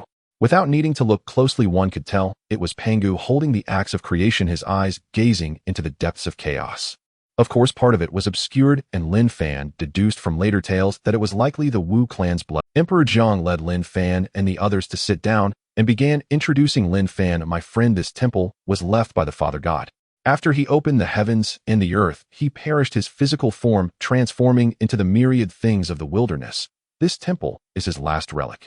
As Lin Fan looked around at the Dao rhythm in the Pangu temple, the blood in his heart suddenly surged, resonating subtly with the Dao rhythm here. Emperor Jiang seemed to sense something and called softly, Lin Fan, my friend. Lin Fan hurriedly came back to his senses. Emperor Jiang, my friend. What's wrong? Emperor Jiang pondered. It's nothing. Just now I sensed a trace of the Father God's aura, do I wonder where it came from. Lin Fan's heart skipped a beat. Oh no. The system's extraction of Pangus essence blood has been discovered. System emoji, can you blame me? Which system that travels through the wilderness doesn't extract Pangus essence blood? Lin Fan's mind raced as he felt the uncomfortable sensation of being watched. What should he do? Act dumb, feign innocence, deny, or change the subject? But lifting his gaze met the deep eyes of Dijiang. Surrounding him were 11 other members of the Wu clan, all staring at him, and he realized he couldn't brush this matter aside today. The Wu clan may lack in other areas, but when it comes to sensing the aura of Pangu, they were undoubtedly the best. Lin Fan took a deep breath and glanced at De Huang. In the affirmative gaze of De Huang, he decided to be honest. Friend Dijiang. He stood up and cupped his fist. To speak without concealment, I carry the essence blood of Pangu. As soon as he finished speaking, the Pangu temple fell silent, so quiet that a pin drop could be heard. The 12 ancestral witches were all stunned. Zhu Rong's lips trembled, and the other ancestral witches were also shaking. Dijiang was the first to react, his voice filled with surprise. Friend Lin Fan. You mean you also carry the bloodline of the Father God? Lin Fan stopped wasting words and directly urged the drop of Pangus essence blood within him. Buzz. A wave of ancient and vast aura surged from his chest, instantly enveloping the entire Pangu temple. As the essence blood pulsed, the entire Pangu temple seemed to come alive, subtly resonating with it. The 12 ancestral witches stood up simultaneously, and Ho Tu covered her mouth, her eyes sparkling. Xian Ming trembled all over. Chong Liang clenched his fists, and the other ancestral witches displayed various expressions. Dijiang took a deep breath and slowly walked in front of Lin Fan.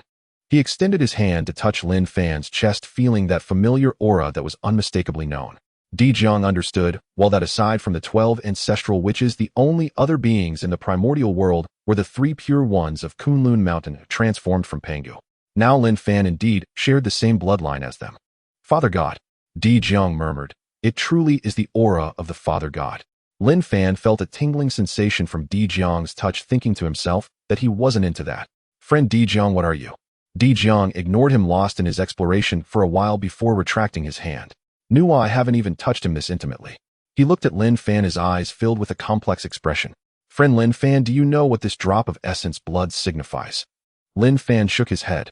Dijiang pointed at the 11 ancestral witches around them. We 12 ancestral witches are all transformed from the essence blood of the Father God, but the essence blood and the heart blood are worlds apart. Essence blood takes form, heart blood takes form. That is a fundamental difference. This heart blood is the source of the Father God. He paused, his voice deepening. Friend Lin Fan, possessing this drop of heart blood means you are equivalent to the Father God's half-son. Lin Fan. This is quite a bargain. Zhu Rong scratched his head beside him. Big brother, does that mean he is our brother? Zhu Meng responded, yes, big brother. Xian Ming also chimed in, then what should he call us? The other ancestral witches began to discuss animatedly. The core of the discussion was what position Lin Fan should take in the hierarchy. Lin Fan felt a headache coming on. So, does this mean he has been counted as one of the Wu clan?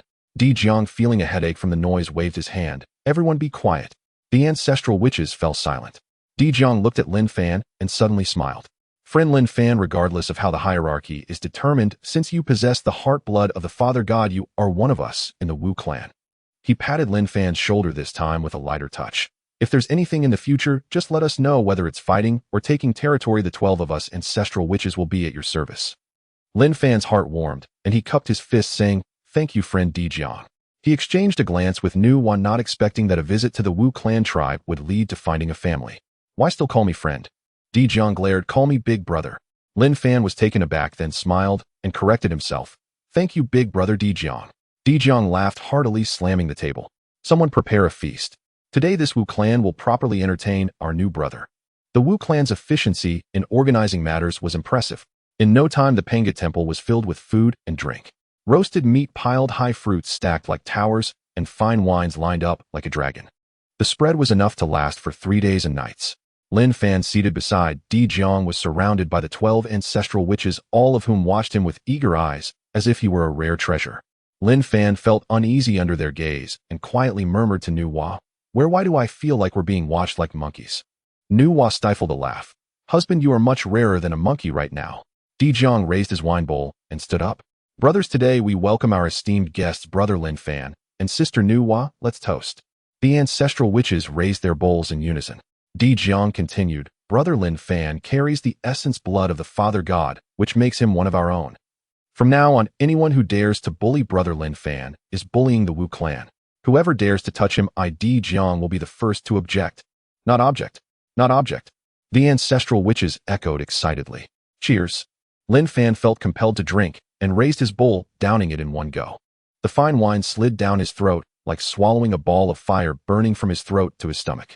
Immediately afterward, a surge of violent spiritual energy exploded, rushing toward his limbs. Lin Fan suddenly remembered that the Wu clan brewed their wine using rare materials. The ancestral witches lacked a divine sense and couldn't discern the violent spiritual energy within, but he himself was cultivating both body and divine sense. This surge of spiritual energy nearly blew off his crown. He quickly sat down cross-legged, cultivating to refine it, and after a long time, he finally expelled a mouthful of turbid air. Lin Fan just opened his eyes to find everyone blew off his crown. He quickly sat down cross-legged, Di Jiang wore a smile. Brother, if you're not good with alcohol, we can skip at you this. Lin Fan. This isn't drinking, but it's clearly drinking fuel. If he drank down that bowl, he would surely be burned to death. With that violent spiritual energy, it would probably leave him in a weakened state. Zhu Rong also smacked his lips, seeing that Lin Fan was in better shape. Suddenly, he stood up and walked in front of Lin Fan. Brother Lin Fan. He tossed aside his wine bowl. I want to spar with you.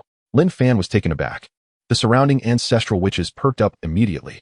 Gong Gong waved his hand. Good. Zhu Rong, you finally can't hold back. Everyone's eyes lit up, eager to see if Lin Fan could withstand the might of the ancestral witches. Lin Fan was astonished and looked towards Di Jiang. Di Jiang, however, was grinning at Lin Fan, without intervening, instead saying, Brother Lin Fan, my brother, is a martial arts fanatic who wants to fight anyone he meets. If you don't want to, you don't have to pay him any mind. Zhu Rong hurriedly interrupted. No. Brother Lin Fan, let's spar, just a friendly match, no serious fighting. Lin Fan smiled and nodded. All right. Zhu Rong was overjoyed and dragged Lin Fan outside. Nuwa wanted to follow, but was held back by Ho Tu. Don't worry, Sister Nuwa, Zhu Rong knows what he's doing. Nuwa glanced at Ho Tu, remaining silent. Outside the Panga Temple was an open area, usually used by the Wu clan for training. Zhu Rong and Lin Fan stood facing each other. Surrounding them were Wu clan members tightly packed in layers, making it impossible to slip through. Zhu Rong stretched his limbs, his muscles well-defined, bones cracking. Seeing Lin Fan standing still, he shouted, Brother Lin Fan, are you ready? I'm coming. Lin Fan was startled. Oh no. Zhu Rong was planning to go all out. Lin Fan felt the heat wave coming even before the punch arrived. That punch was undeniably infused with the innate flames of Zhu Rong, the ancestral witch. With no way to dodge, Lin Fan exerted all his strength to activate his chaos sacred body, preparing to withstand this blow. The onlookers were worried, covering their eyes, fearing this young man might explode from the punch. When Zhu Rong's punch came crashing down, Lin Fan had only one thought in his mind. This fool really wants to kill me. Boom. A tremendous sound echoed and dust erupted. Zhu Rong stood his ground, his fist solidly striking Lin Fan's chest. Then he froze. Lin Fan remained completely motionless. Was he dead? No. Was he coughing up blood and flying back? No. At most, he just swayed a little and his clothes were torn a bit. As the dust cleared, everyone saw the imprint of Zhu Rong's fist on Lin Fan's chest disappearing at a visible speed, a flash of light, leaving nothing behind. The entire place fell silent. Zhu Rong's mouth fell open, his eyes nearly popping out. He glanced at his fist, then at Lin Fan's chest, his lips trembling without a single word escaping. He had used 30% of his strength for that punch. What does 30% of Zhu Rong's strength mean? In the primordial times, it was enough to kill a peak golden immortal. What cultivation level did Lin Fan have? Late stage, Shen immortal. That was a full major realm difference. But what was the result? Lin Fan was completely unscathed, not even a trace of injury left. Gong Gong stood nearby, his eyes wide. What the hell? Zhu Rong, did you hold back? Zhu Rong turned his head, his face turning the color of pig liver. What nonsense are you talking about? I really hit him. The surrounding ancestral witches looked at Lin Fan with strange eyes. After all, everyone had witnessed Zhu Rong's punch. It couldn't possibly be a feeble old lattice kick. Di Jiang stepped forward and pinched Lin Fan's chest muscles, his expression suddenly becoming peculiar. No wonder you possess the bloodline of the Father God. Your physique is impressively strong. He smiled at Lin Fan, saying, Brother Lin Fan, how did you cultivate this physical body? Lin Fan rubbed his chest and grinned. Big brother Di Jiang, be gentle, this area shouldn't be touched carelessly. Di Jiang rolled his eyes, momentarily taken aback. On a serious note, Lin Fan regained his composure. Although the Witch Clan was starting to grow, they had no cultivation methods, and the Witch Clan did not refine the divine sense, only the physical body. Currently, Hongjun's Dao has not yet been fully explained, and the 9 turns primordial art has yet to be derived and created. He glanced at the glowing-eyed ancestral witches, and then at Nuwa standing in the distance taking a deep breath. Bringing everyone back to the Panga Divine Hall, Lin Fan uttered 5 words: 9 turns Xian Yuan art. As soon as these 5 words were spoken, the ancestral witches exchanged glances. Zhu Rong scratched his head. What the heck is that?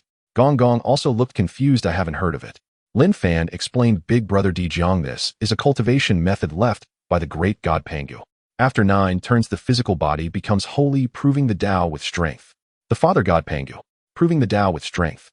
These words were like sparks falling into hot oil, causing all 12 ancestral witches to explode.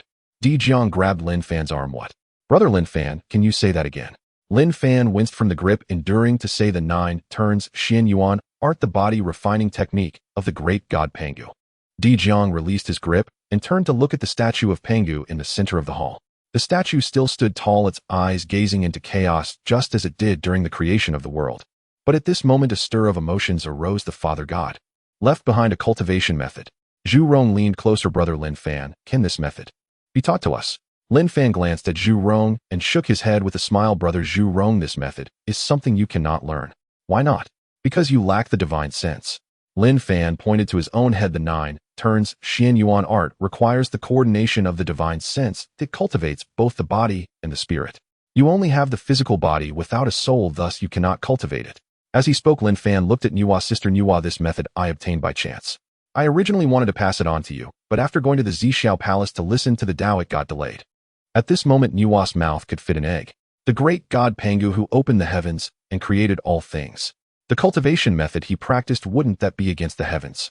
Her husband possessed such a method, yet she was completely unaware. No wonder she was always tormented by this annoying fellow. With the Pangu body refining method, his physique was even stronger than that of the witch clan. Who could withstand this? She shot Lin Fan a glare, revealing a look that said she would settle the score when they got home. Husband, when we return, we'll start practicing. She finished speaking with a flushed face, lowering her head. The surrounding ancestral witches suddenly changed their expressions. Zhu Rong looked disheartened. Gong Gong sighed, and the other ancestral witches fell silent.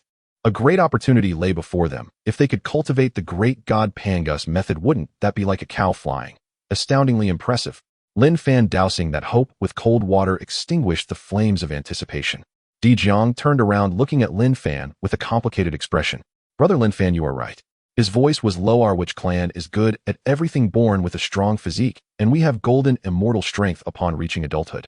But we simply lack the divine sense, unable to comprehend the Tao, unable to cultivate divine abilities, and can only rely on the most primitive methods depending on bloodline and brute strength. He paused, bitterly smiling. Last time I wanted to ask the Tao ancestor if there was a way to help our witch clan cultivate the divine sense, but I didn't get the chance to speak. Sigh, it's alright, many things left behind by the Father God we cannot inherit. Lin Fan looked at the expressions of the ancestral witches and suddenly felt a twinge of discomfort in his heart. These ancestral witches were all top-level Deluo golden immortals with a physical strength at the pinnacle of the primordial world, yet they lacked the divine sense, stuck at a bottleneck for tens of thousands of years, unable to advance. He thought for a moment and said, Big Brother Di Jiang, have you all considered opening a path of your own? Di Jiang raised his head. What path? Proving the Tao with strength. Di Jiang frowned, but we lack the divine sense. Not needed, Lin Fan interrupted him. The core of proving the Tao with strength lies in strength, not in the Tao. Cultivating the physical body to its utmost, one can break all laws with sheer force and still prove the Tao. He activated his chaos sacred body, a grayish light enveloping him. You see, this body of mine is cultivated using the 9 turns Xian Yuan art. Although I have the divine sense assisting me, the strength of my physical body has been truly refined. Di Jiang stared at the gray light, his eyes gradually brightening. Brother Lin Fan, are you suggesting? Lin Fan replied earnestly, Big Brother Di Jiang, the witch clan possesses the bloodline of Pangu with the strongest innate physique in the primordial world. What you lack is not talent, but method.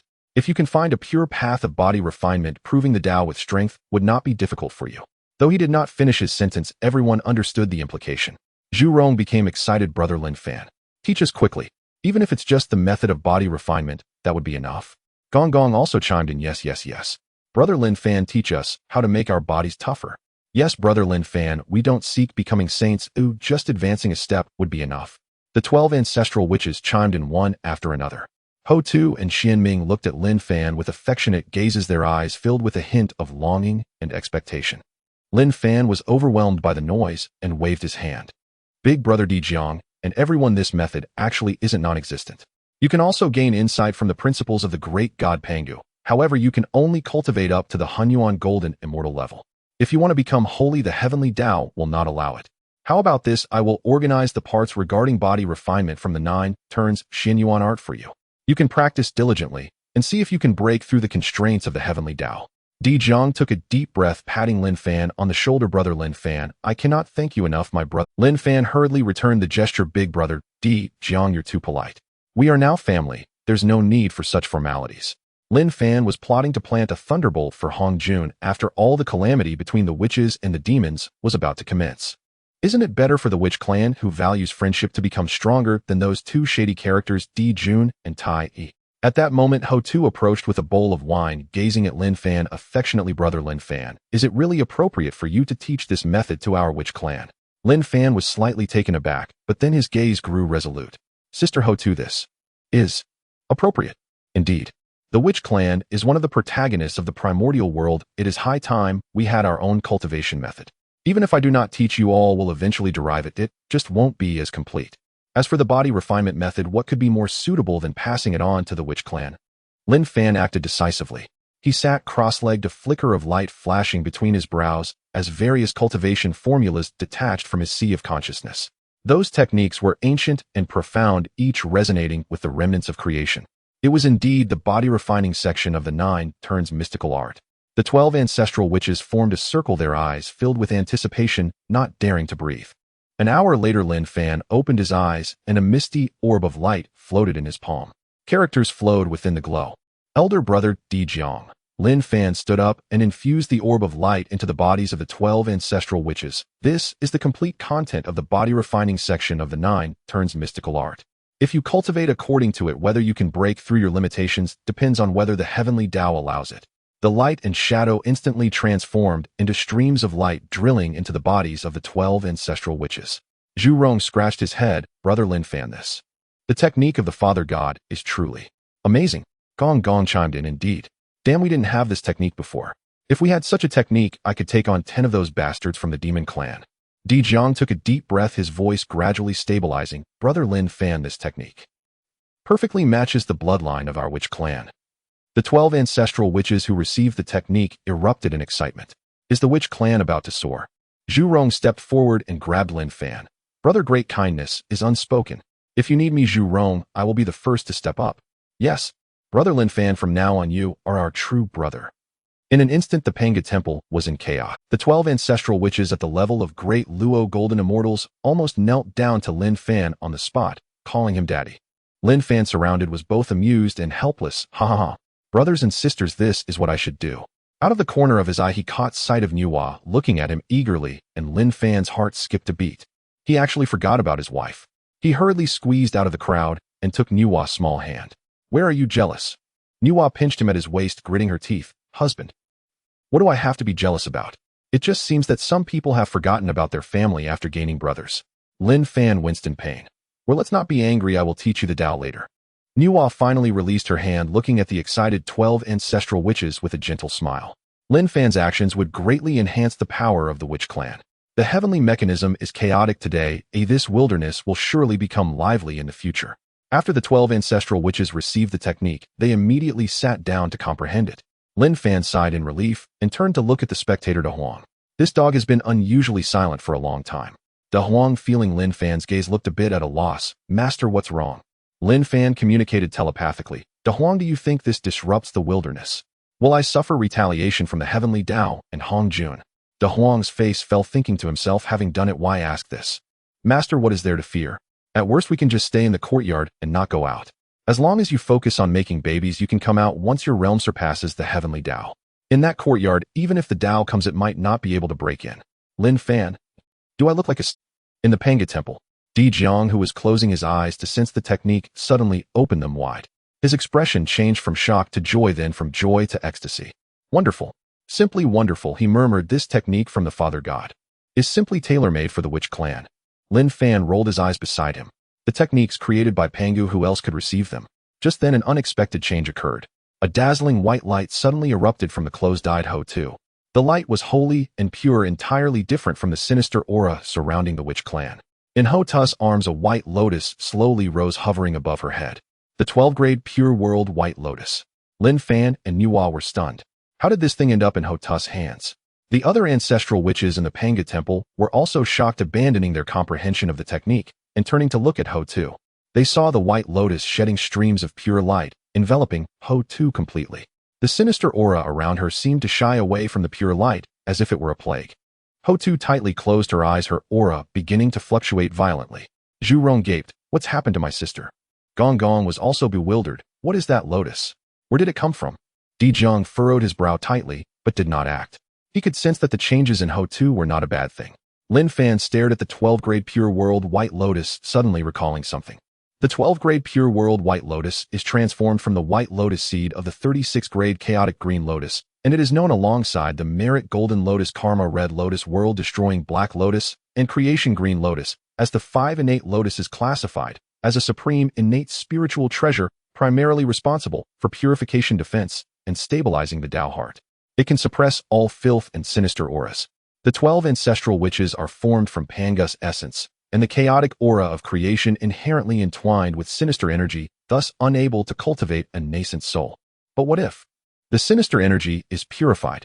Just as he was thinking, another change occurred with Hotu. A faint shadow of a small person slowly rose from above her head. The small figure looked exactly like Hotu, like a porcelain doll, completely translucent, exuding a soft golden glow. The Panga Temple fell into a deathly silence. The 11 ancestral witches were wide-eyed. That is a nascent soul. Lin Fan was astonished as well. The witch clan had no nascent souls. It was an iron law of the heavenly Tao. But now Hotu had actually cultivated a nascent soul. The nascent soul figure opened its eyes, and the aura of the entire person changed. The previous Hotu, though gentle, carried a sinister aura that made people wary. It was like a beauty carrying a heavy stench who would dare to approach. But now that sinister aura had completely vanished, replaced by a pure and gentle presence. The whole person seemed to have become holy. She looked at Lin Fan, her eyes filled with a complex emotion. Brother Lin Fan. Hotu spoke softly. Thank you. Lin Fan waved his hand. Don't thank me, this is your own opportunity. Hotu shook her head, and the small figure floated above the Pure World White Lotus.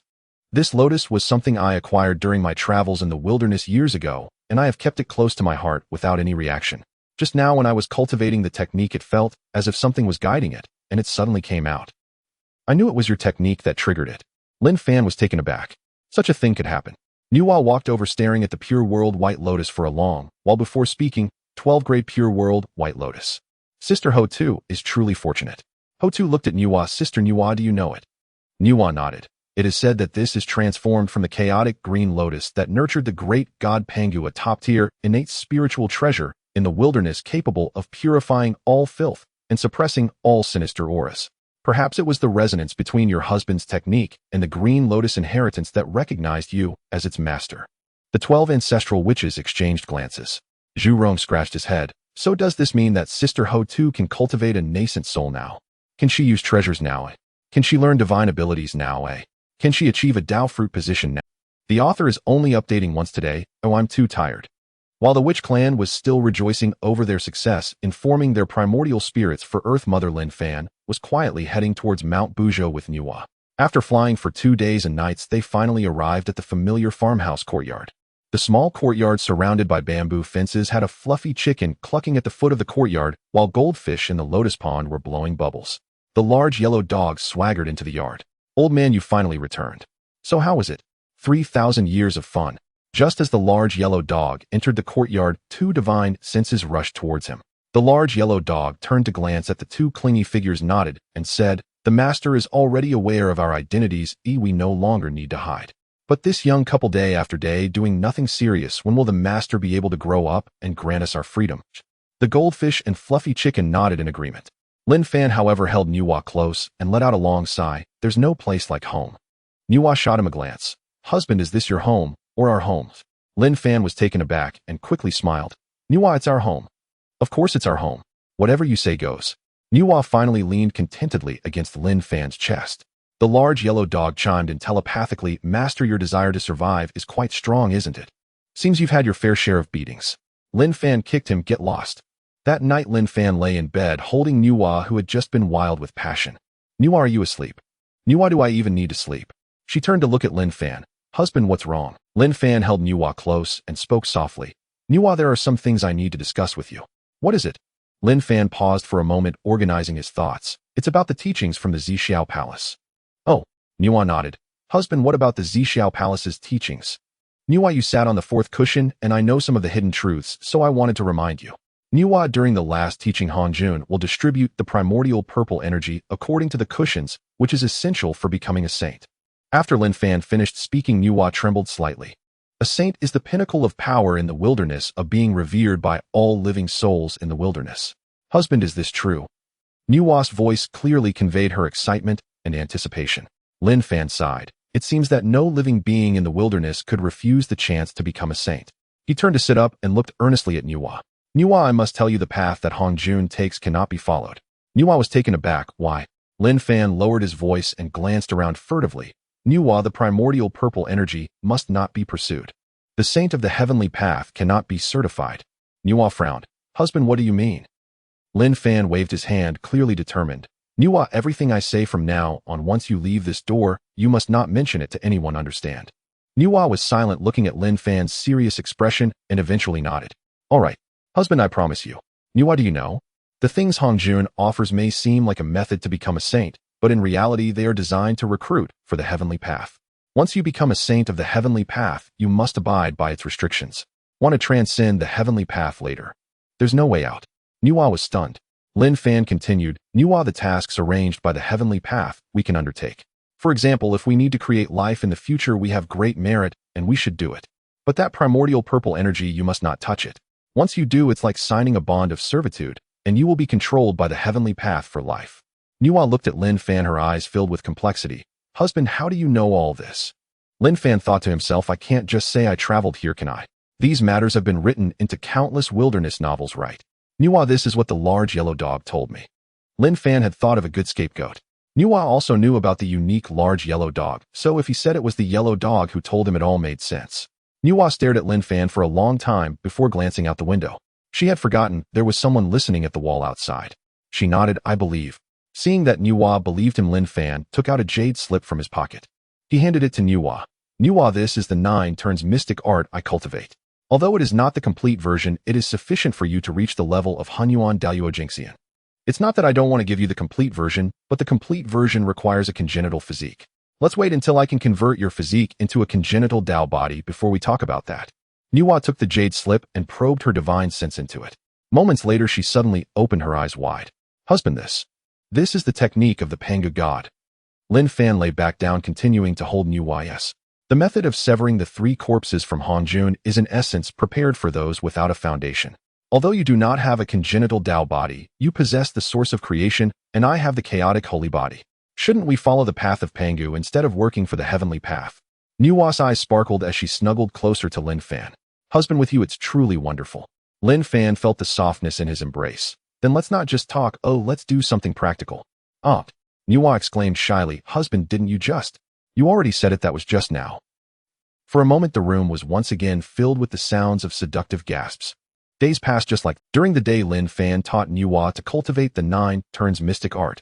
Nuwa had a high understanding, and with the foundation of the source of creation plus her own cultivation as a Dao Jingxian, her progress was rapid. In 3 years, she had successfully cultivated the body refinement section to minor success. In 300 years, her body reached the strength of a postnatal treasure. In 3,000 years, her cultivation had already touched the threshold of Hunyuan Jingxian. Meanwhile, Lin Fan's cultivation also made rapid progress, reaching the early stage of Dao Jingxian. His physical strength was just a step away from the strength of a congenital spirit treasure. At night, the two continued their grand endeavor to create life. Lin Fan's weapon had been honed for 3,000 years. Nuwa was exhausted by his antics. Every time she got up the next day, she would pinch him a few times. This troublesome fellow really didn't treat her as a person. The large yellow dog lay by the wall watching the fun every day, occasionally chiming in with a few teasing remarks, which Lin Fan would kick him out for. If a day went by without being kicked, it felt like life couldn't go on. The fluffy chicken and the goldfish had also grown accustomed to the couple's life. The 3 would occasionally discuss the sounds from the night. Not sure if they were envious or disdainful. They really didn't consider the 3 of them as anything. 3,000 years passed in a flash. On this particular morning, Lin Fan was lying at the head of the bed, and half a day had passed without seeing Nuwa's figure. He was still wondering where the girl had gone. Just as Lin Fan was about to get out of bed to search, a system prompt suddenly echoed in his mind. Ding. Detected that the host's Dao partner Nuwa has successfully conceived. Fetal status developing well, estimated birth time 30,000 years later. Congratulations, host. The first stage of the multiple blessings system task is complete. Rewards being distributed. Lin Fan was stunned for 3 seconds, cursing inwardly, damn it. I actually have offspring now. Saying this, he quickly rolled off the bed without even putting on his shoes, running towards the door. Nuwa, where are you? Lin Fan just stepped out of the door and glanced at the courtyard. There was no one in the yard. The large yellow dog who was dozing beside him lifted his head and barked twice, his eyes filled with disdain. What could his master want so early in the morning? Lin Fan's heart tightened. Where could that girl have gone? Just as he was about to search outside the courtyard, he heard a retching sound coming from the corner of the wall. He hurried over and saw Nuwa squatting there, one hand supporting the wall while the other clutched her chest as if something was about to come out.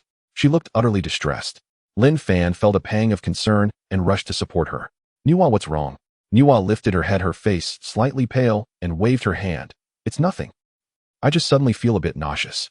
Lin Fan paused for 2 seconds, then slapped his thigh. Nauseous? That's a good sign. Nuwa glared at him. What's good about it? I'm about to feel miserable. Lin Fan chuckled. He had been skeptical of the system's prompt just now. Now seeing Nuwa's reaction, he believed it. In his past life, he was a nobody, never even holding a woman's hand. But he had watched enough dramas, and wasn't pregnancy always like this? He leaned closer to Nuwa's ear and whispered, Nuwa, this isn't an illness. You're pregnant. Nuwa was a bit taken aback. Pregnant with what? A child. Our child. Lin Fan exclaimed excitedly, his voice rising. You're pregnant. Nuwa looked down at her flat abdomen, then raised her gaze to Lin Fan's beaming face, unable to respond for a long time. Husband, how did you know? Lin Fan thought to himself that he couldn't say it was because of the system's prompt, not to mention that she looked like this. Nuwa, I sensed it. We've been cultivating together for 3,000 years. If there was still no movement, I'd have to doubt my abilities. Nuwa's face flushed red, and she pinched him. It's all your fault. Lin Fan chuckled, holding on to her tightly. Nuwa, blame me if you must, but this is a good thing. Come on, stop squatting. Let's go back inside and lie down. He'll go get you some nourishing things so we can replenish your strength. Nuwa was carried into the inner room by Lin Fan, feeling both shy and happy. Pregnant. Really pregnant. She touched her flat abdomen, feeling nothing there. But for some reason, a strange feeling suddenly surged in her heart. Warm and full, as if something was being nurtured within her body. After settling Nuwa, Lin Fan walked out of the door and approached the chicken coop. He glanced at the Luhua chicken and thought, Nuwa is pregnant. What should I use to nourish her? The Luhua chicken, hearing Lin Fan's mumbling, was instantly startled. What the heck? Could it be that the master wanted to stew her? She quickly turned her gaze to the large yellow dog. Thinking, you stupid dog, hurry up and persuade the master. The large yellow dog looked at Lin Fan, who was sharpening a knife, and his heart dropped. He quickly transmitted, Master, what are you sharpening the knife for? Lin Fan hummed a little tune and turned back to glance at the large yellow dog. Large yellow, can't you see my wife is pregnant? I'm thinking of what to make to nourish her. The Luhua chicken in our courtyard is pretty good. The meat must be delicious. The Luhua chicken fainted on the spot. The large yellow dog quickly stopped him, saying, Master, just tell me what you want. This Luhua chicken is the ancestor of the phoenix. Lin Fan was stunned as he looked around the courtyard. Then what do you suggest can nourish Nuwa? The large yellow dog pondered for a moment and glanced at the ancestral dragon swimming in the pool. Master, how about this? He'll go to the East Sea and catch 2 little dragons for you. Those are nourishing. The goldfish in the pool was momentarily stunned, staring fixedly at the large yellow dog. What the heck? Are you planning to mess with my dragon children? Lin Fan stroked his chin, thinking for a moment. That could work. Lin Fan threw the knife to the large yellow dog. It would be best if you could bring back 2 chickens. I want to make lotus seed chicken soup. The large yellow dog patted his chest with his paw, saying, Master, leave it to me. As he spoke, he transformed into a streak of light and dashed towards the East Sea with the knife Lin Fan had given him. The Luhua chicken in the courtyard regained consciousness, realizing it wouldn't have to die this time. Just as Lin Fan was starting a fire, a streak of light flew from the sky and landed at the entrance of the courtyard. Sister Lin Fan, are you there? Nuwa heard her brother had arrived while on the bed and hurriedly rushed out of the farmyard. Lin Fan also put down his work and stepped outside. Fushi noticed that his sister's facial expression was clearly off. His brows instinctively furrowed. Sister, what's wrong with you? Why do you look so pale? Before Nuwa could speak, Lin Fan stepped out from behind her and said, Big brother-in-law, you're here. Nuwa is pregnant. Fushi was stunned. It took him a full 3 breaths to process it. His mouth gaped open and his eyes nearly popped out. What a... Lin Fan, however, was happily embracing Nuwa. Big brother-in-law, you're going to be an uncle. Fushi looked at Lin Fan, then at Nuwa, and finally at Nuwa's belly. He was utterly shocked. He knew better than anyone how challenging it was for these innate deities to conceive offspring.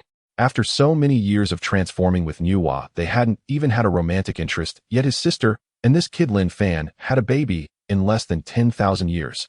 Fushi took a deep breath, suppressing the complex emotions within him, and looked at Nuwa. Sister, is what Lin Fan said true? Nuwa, blushing, nodded her head. Fushi fell silent for a moment before suddenly smiling. He patted Lin Fan's shoulder. Kid, well done. You've got my sister, and now a child. Nuwa shot Fushi a glare. What did he mean by having a child? Lin Fan grinned. Of course, big brother-in-law with our skills were the best in the wasteland. Nuwa pinched Lin Fan, annoyed. This husband really said anything. Fushi pretended not to hear, and said seriously, Sister, since you're pregnant you should go to the Purple Sky Palace to listen to the Dao. Nuwa pondered for a moment. Brother, I want to go. Fushi glanced at Nuwa and frowned. Sister, but in your condition. It's fine, Nuwa interrupted him. I'm in good health. Besides, I attended the Dao ancestors' first lecture. It's not good if I skip the second one. Nuwa also took a glance at Lin Fan beside her. It was precisely because she was pregnant that she felt the need to go. Ever since she learned some things about the heavenly Dao and Hongjun from Lin Fan, she feared that the heavenly Dao and Hongjun would take action against Lin Fan, and she needed to follow him for protection. Fushi looked into his sister's determined eyes and knew he could not persuade her otherwise. He sighed and looked at Lin Fan. All right, Lin Fan, take good care of my sister. We'll head out now. Lin Fan was a bit stunned. He hadn't even gathered the nourishing materials he had prepared for Nuwa yet. However, Nuwa nodded, turned around, closed the courtyard door, and the three of them transformed into streaks of light and flew towards the 33 heavens. Lin Fan and the others transformed into streams of light heading towards the 33 heavens. After flying for a while, they arrived at the membrane of the world where the primordial and chaos intersect. In the past, when crossing the world membrane, he had to rely on Nuwa and Fushi for protection like a burden. But now that layer of barrier appeared before him as fragile as paper. He could easily pass through. He looked at himself. With the cultivation of a great Luo golden immortal, his chaos sacred body had fused to 30%, and his physical strength was only a hair's breadth away from being comparable to an innate spiritual treasure. Lin Fan grinned. This was more like it. After all, he was a traveler, so being a burden was nothing. Fushi stopped at the world membrane and glanced back at Lin Fan. Lin Fan, how about I protect you as you cross the Fux's meaning was clear. His sister was pregnant. It wasn't right for a grown man to always hide behind a Lin Fan exchanged glances with Nuwa, and together they effortlessly crossed the world membrane, arriving outside of chaos. Fushi stood frozen in place, his eyes nearly popping out. Lin Fan, can you cross chaos by yourself? Lin Fan and Nuwa shared a smile. Big brother-in-law, it's been 3,000 years. I've already broken through to the great Luo golden immortal. Fushi fell silent. His heart was filled with mixed emotions. He remembered the first time he met this guy. He was still a mystic immortal needing a girl to protect him through chaos. How long has it been since then? And he's already a great Luo golden immortal. This speed of cultivation was faster than a rocket. Nuwa also called out to Fushi, big brother, come quickly, the Zixiao Palace is about to start. Fushi felt a surge of frustration. He had been stuck at the peak of the great Luo golden immortal for tens of thousands of years and still couldn't break through. It seemed he would have to seek guidance from this brother-in-law someday. The three of them passed through chaos and arrived at the square in front of the Zixiao Palace. The entrance of the Zixiao Palace was already crowded with people. The Sanqing were still at the front and noticed Lin Fan and the others. But only Tongtian nodded towards Lin Fan. Dijun and Tai Yi stood to the side. Upon seeing Lin Fan, Tai Yi's gaze was as sharp as a knife. Lin Fan couldn't be bothered to respond, directly ignoring him. Zhuan Ti and Jia Yin stood in the corner. After being thoroughly beaten last time, they had also become much more low-key. Upon seeing Lin Fan approach, the two had expressions as if they had eaten excrement. Zhuan Ti muttered softly, why is this kid here again? Lin Fan thought of how they had been beaten by Dijun and the others, feeling a surge of secret delight, though his face remained impassive. As he walked, a gentle voice suddenly came from behind Lin Fan, brother. Sister Nuwa. Lin Fan turned around and saw Ho Tu accompanied by the 12 ancestral witches walking briskly towards him with a smile. Lin Fan's eyes lit up. After 3,000 years, Ho Tu had changed. It wasn't just her appearance, it was her aura.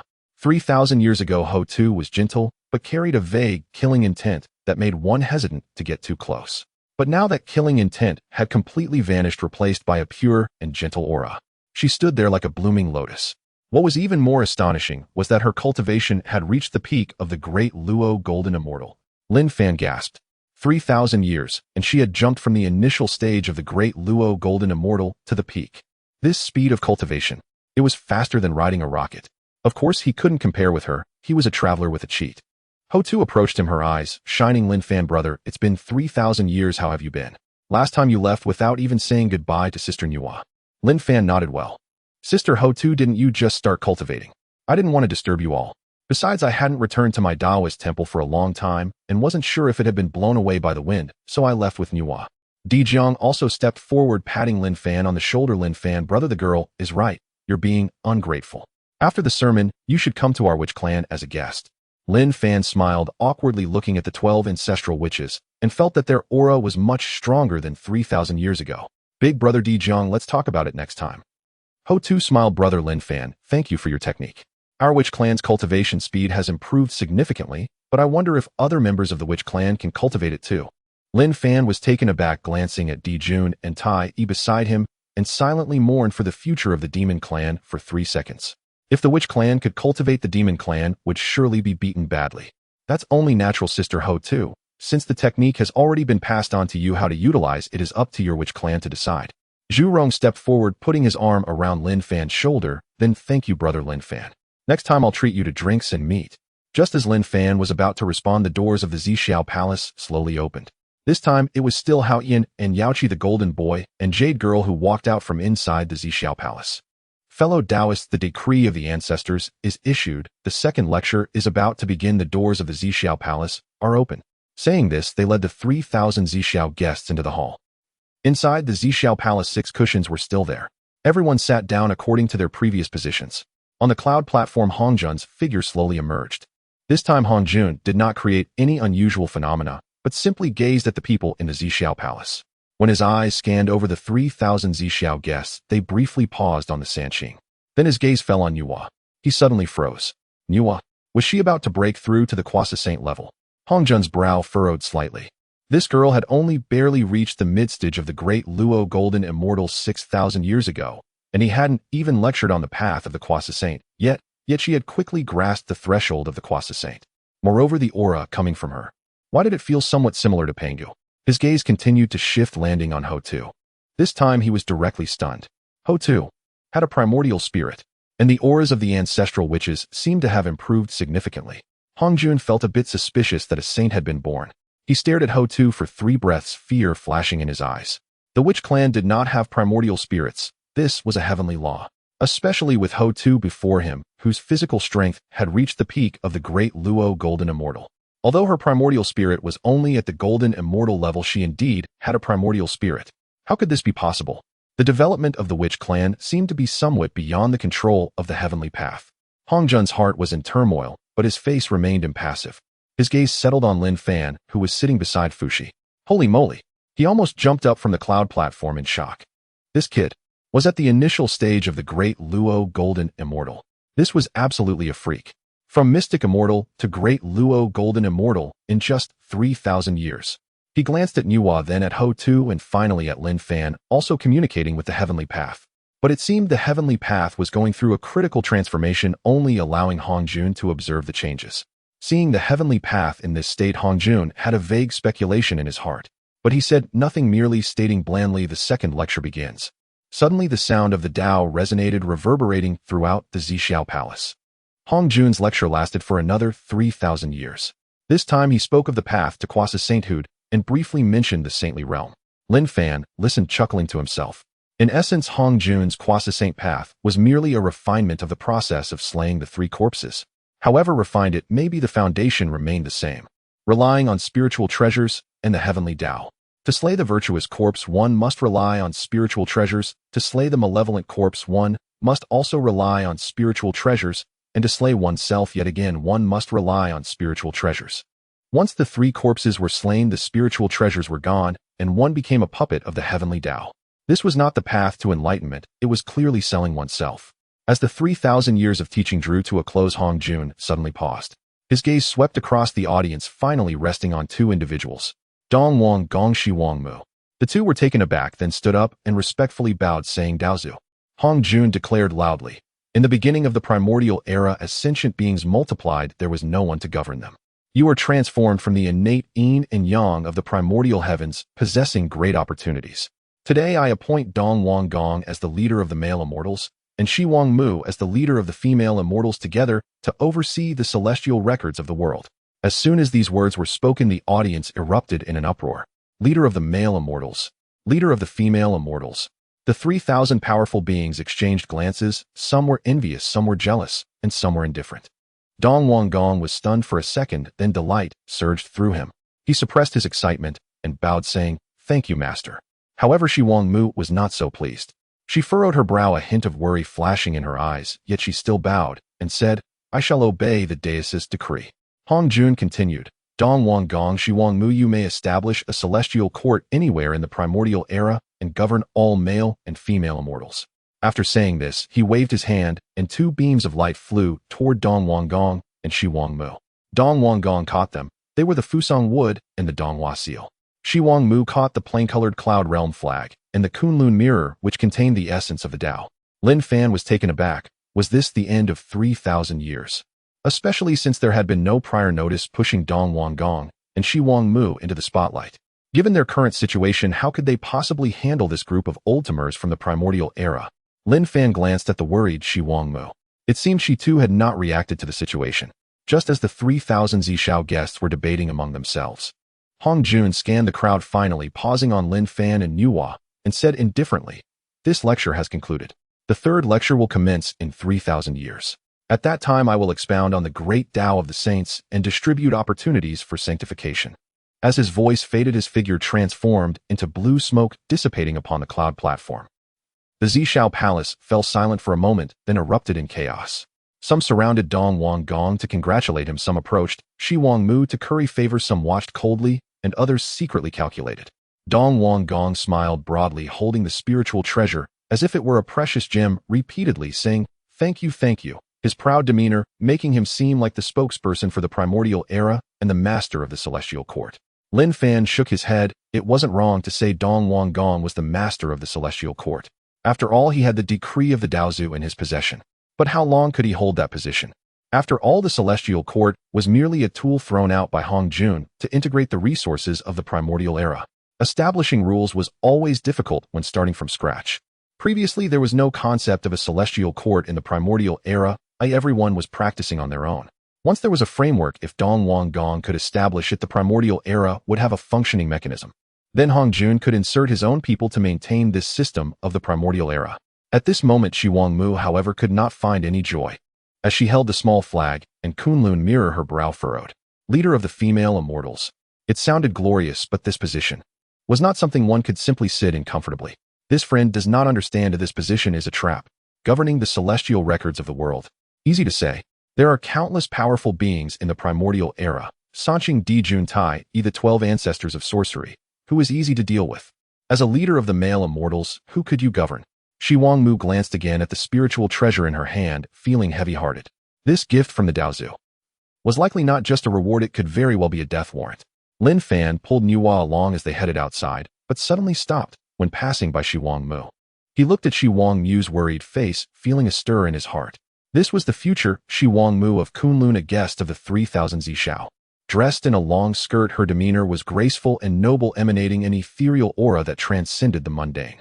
Lin Fan thought for a moment and stepped forward, cupping his hands in salute. Shi Wangmu, Dao Yu, congratulations. Shi Wangmu was taken aback, looking up to see Lin Fan, and forced a smile, saying, Dao Yu, jest, what is there to congratulate? Unless Dao Yu do not feel this position is a hot seat. Shi Wangmu's expression changed dramatically. Lin Fan continued, do not worry, even though this position is hot, it won't cost lives. Just remember one thing, do not get involved, do not take sides, do not stand out. Stay steadily in West Kunlun. I push away anyone who asks for your help and avoid anyone who pulls you into their faction. Survive this tribulation and the days ahead will be easier. Shi Wangmu was stunned. She stared at Lin Fan for a long time, her eyes filled with complexity. Dao Yu. Lin Fan waved his hand and pulled Nuwa away, leaving Shi Wangmu standing in place, holding the spiritual treasure, lost in thought. As soon as Dong Honghuang exited the Zishao Palace, he could hardly wait to head towards the East Sea. Penglai Immortal Island was a place he had long set his sights on. That place was rich in spiritual energy with excellent feng shui, making it perfect for establishing a celestial court. As he flew, he calculated the first thing to do upon returning was to establish the celestial court. The second was to widely invite all male immortals to join the third. As he pondered, he couldn't help but laugh out loud. Leader of the male immortals, personally appointed by the Daozu. From now on, all male immortals in the primordial era would have to heed his orders. Dong Wang Gong felt emotional. He hadn't seized the lotus seat, but he had latched onto the dais' thigh. Becoming the master of the celestial court was not too shabby. Shi Wangmu did not rush to leave.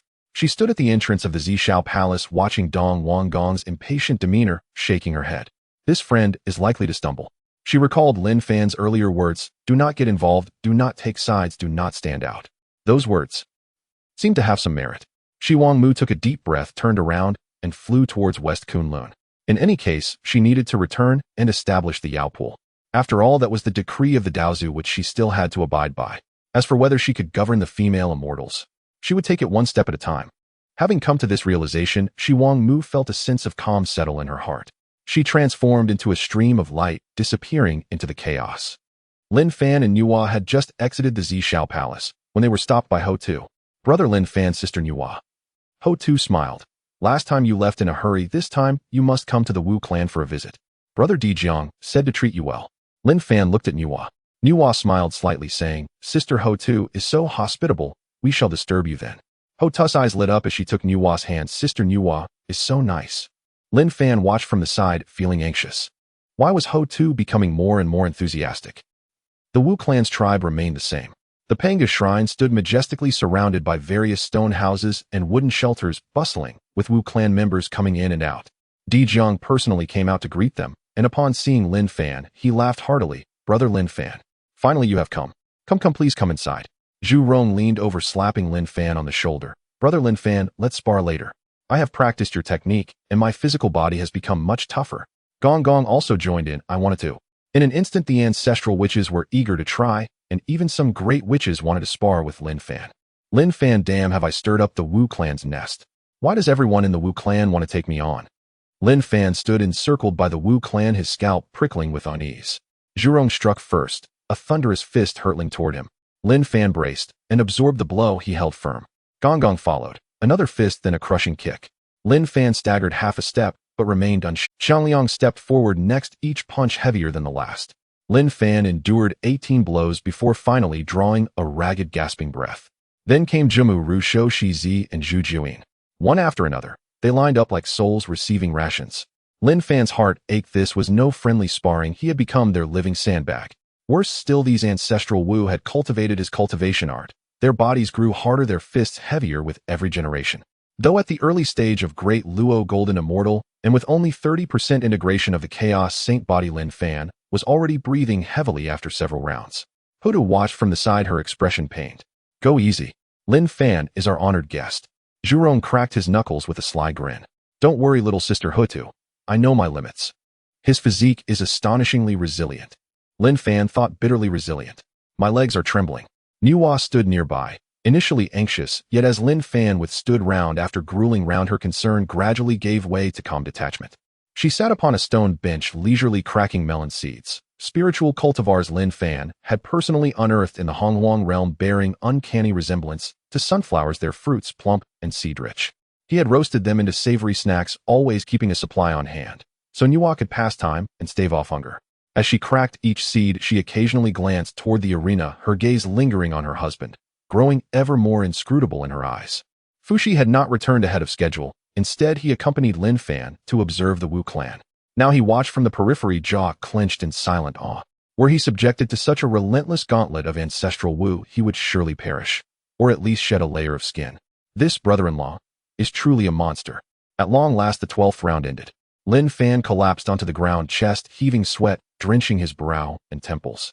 He lifted his gaze to the circle of ancestral Wu, still eager, still unsated, and felt tears welling in despair.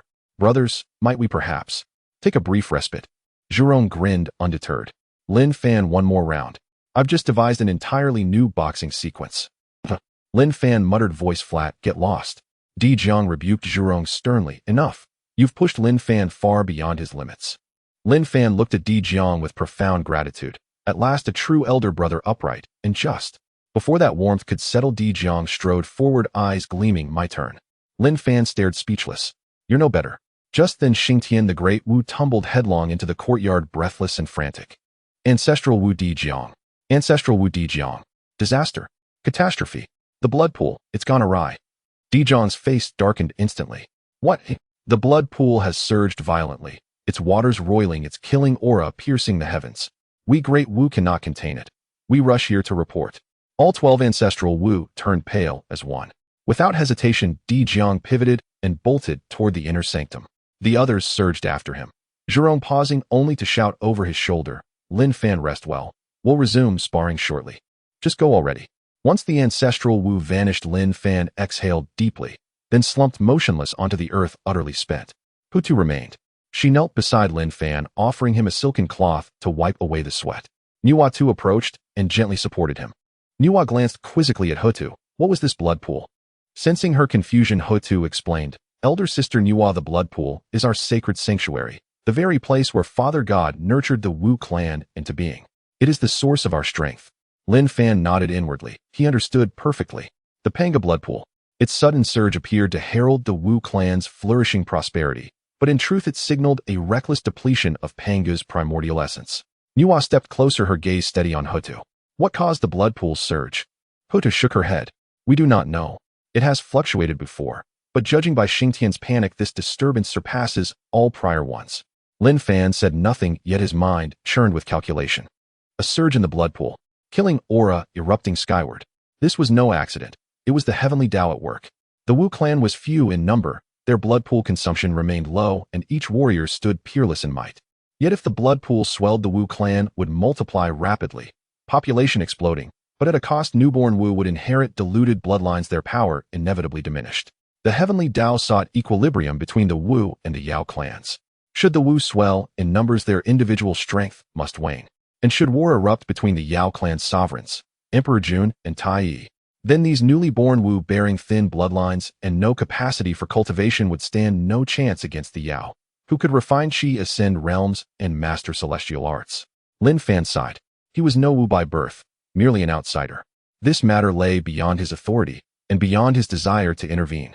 The Wu clan must walk this path, and none could halt it. Such was the immutable tide of the Honghuang grand design. He had already imparted his cultivation art to them. Their future now rested solely in their own hands, and in fate's capricious will. Hutu gazed at him, eyes clouded with worry. Lin Fan, could someone be manipulating this? Lin Fan paused. Hutu's intuition is sharp, yet he dared not speak plainly. Instead, he offered only vagueness, perhaps.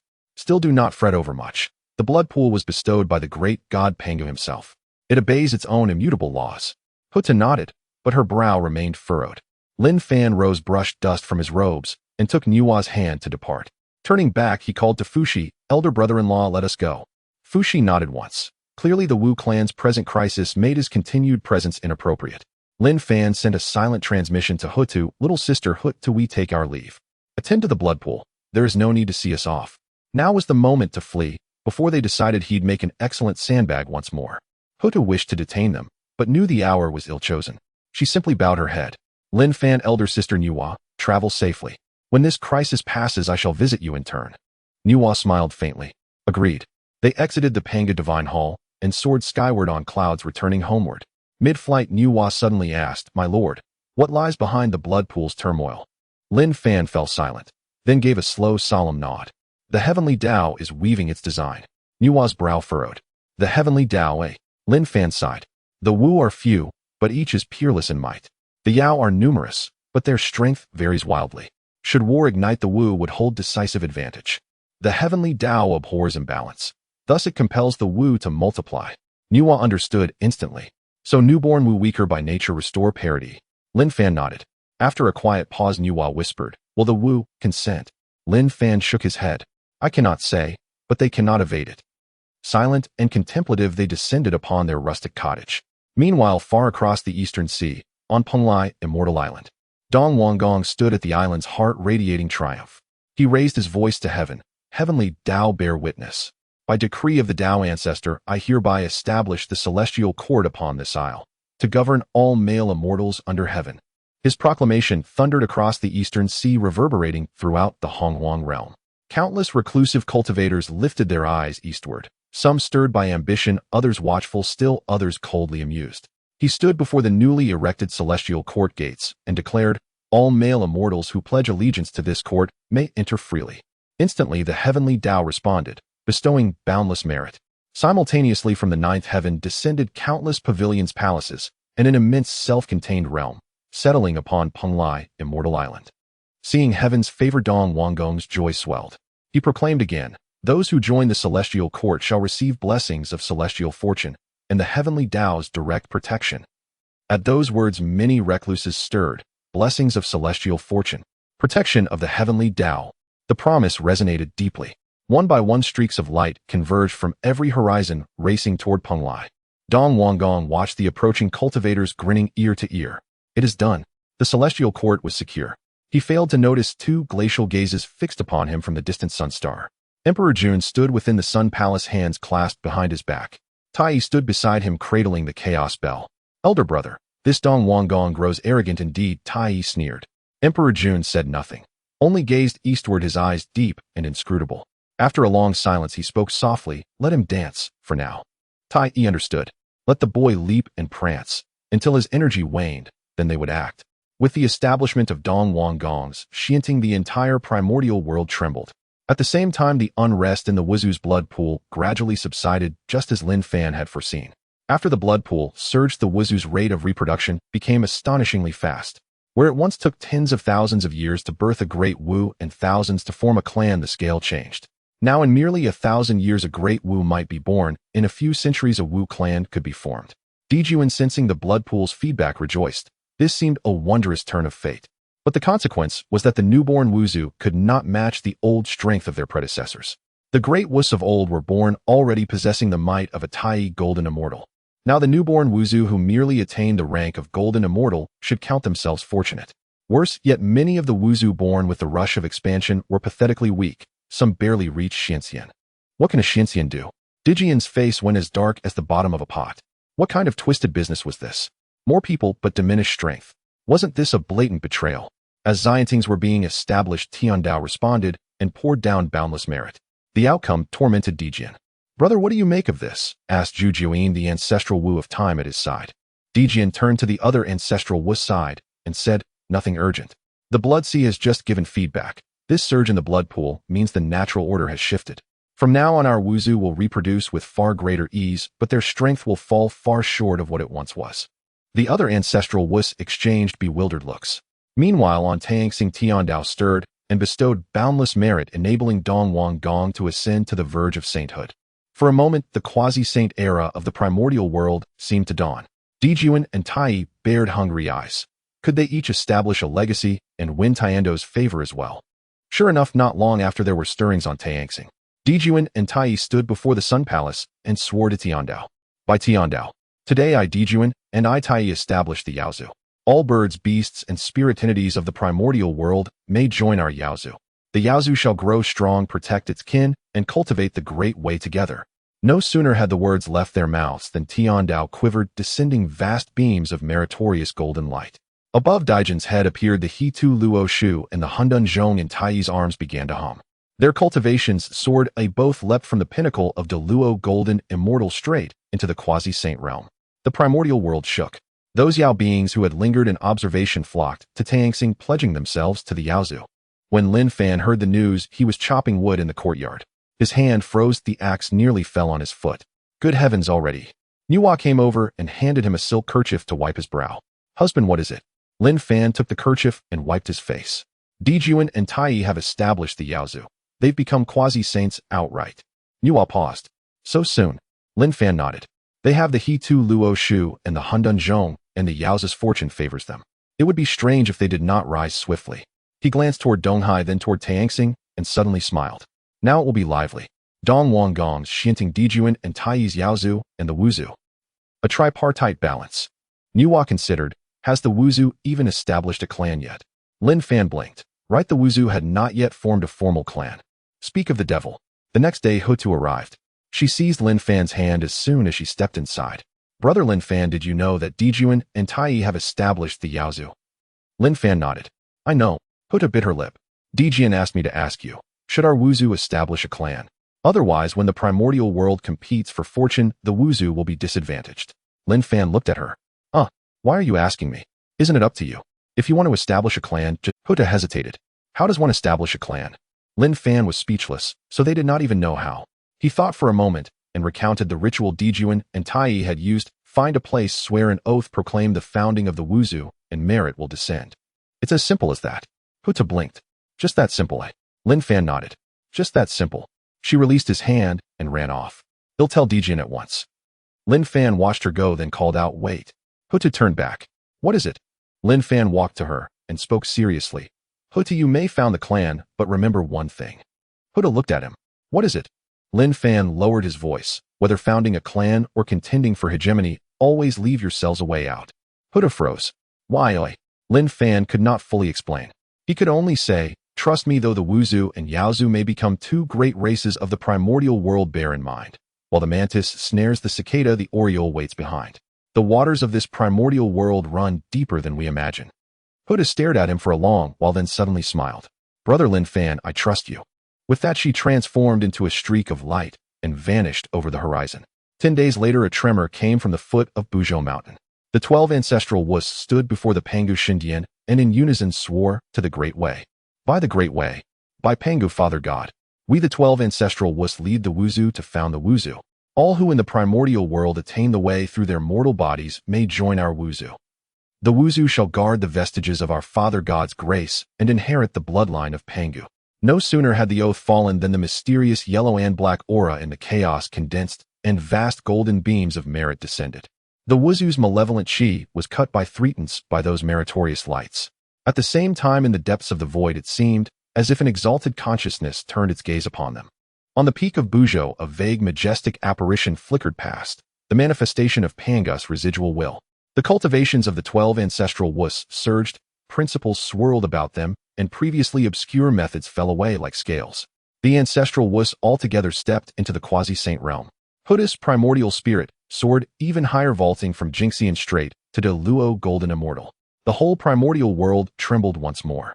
Meanwhile, far beyond the 33 heavens, Dijun and Tai stood before their newly built Tianting, gazing toward Buzhou Mountain with darkened faces. Tai cradled the Hongjun and sneered. The Wuzu have founded their clan as well. So it is Xianting Yaozu Wuzu, 3 powers in balance. Dijun said nothing, his eyes deep and unreadable as he stared toward Buzhou Mountain. After a long silence, he said lightly, no rush. How many are there in the Wuzu? And those barbarians rely merely on brute strength. No matter. The old Dong Wang Gong is our true headache. Tai frowned. Brother, what shall we do? Dijun shook his head. What else? We must build the Tianting, suppress Xianting, and swell the Yaozu. When our strength is sufficient. He left the rest unsaid, but the intent was clear. Tai recalled another concern. Brother Xianting was established under the Dao ancestor's decree. Dijun snorted coldly. And what of the Dao ancestor? Does he truly favor that wretched Dong Wang Gong? Tai understood and nodded. On Penglai Immortal Isle in the eastern sea, Dong Wang Gong stood before the gates of his Xianting, glancing toward Buzhou Mountain with a face like iron. He had believed that founding a Xianting would make him the foremost power in the primordial world. He had not expected the Yaozu and Wuzu to establish clans as well, and to leap directly into the quasi-saint realm upon founding. It was a challenge to his preeminence. Dong Wang Gong gritted his teeth and ordered those beside him, issue the command, continue recruitment. Bring all solitary cultivators of the primordial world into our ranks. I refuse to believe my Xianting will be bested by them. Those around him acknowledged and went to carry out the orders. Dong Wang Gong remained at his Xianting gate, staring toward the 33 heavens and Buzhou Mountain with a sullen gaze. He suddenly recalled the sermon at Zixiao Palace, where 3,000 Zixiao guests had barely paid him heed. Those top-tier powers had shown him a mixture of scorn and indifference, as if they coveted his position as Lord of Xianting. A chill ran down his spine, but he straightened his back quickly. What did he fear? With the Dao ancestors' decree and Tiando's protection, who could move against him? At the foot of Buzhou Mountain in a rural courtyard, Lin Fan was lounging on a deck chair, munching on sunflower seeds, when he suddenly heard a rustling sound at the gate. He looked up and saw Da Huang sneaking in, a bundle clutched in its mouth. Oh, you finally decided to come back. Lin Fan sat up, a smirk playing on his lips as he regarded it. You've been gone for 3,000 years. I thought you had been stewed by someone. Da Huang put down the bundle, grinning sheepishly. Master, you're joking. Who could stew me? I wouldn't stew anyone else to begin with. Nuwa walked out of the house. Seeing Da Huang, she smiled. Da Huang, you're back. Where have you been for these 3,000 years? Da Huang puffed out its chest and boldly declared, I went to find women for the master. Lin Fan froze for a moment, spitting out a mouthful of sunflower seeds. Nuwa's smile froze on her face. Da Huang hurriedly explained, No, I meant I want to find female dogs. Not women. Please don't misunderstand, mistress. Lin Fan. This dog can't think before it speaks. Nuwa shot Dahuang a cold glance, her eyes glinting with frost. Oh, finding female dogs. Dahuang shrank its neck and quickly changed the subject. Master, look what I brought back for you. It opened the bundle and 3 little dragons and 2 little phoenixes tumbled out. The little dragons were still alive, shimmering with golden light, struggling to escape. The little phoenixes had fiery red feathers chirping incessantly. Lin Fan's eyes lit up. Oh, what good stuff. Dahuang wagged its tail, proudly pointing at the little dragons and phoenixes. Of course. This one is the great-grandson of the Dragon King of the East Sea, and these are the direct descendants of the Phoenix clan. It was no easy task to catch them. Their nourishing effects are absolutely remarkable. Lin Fan patted Dahuang's head. Well done. Dahuang squinted in pleasure, its tail wagging even more enthusiastically.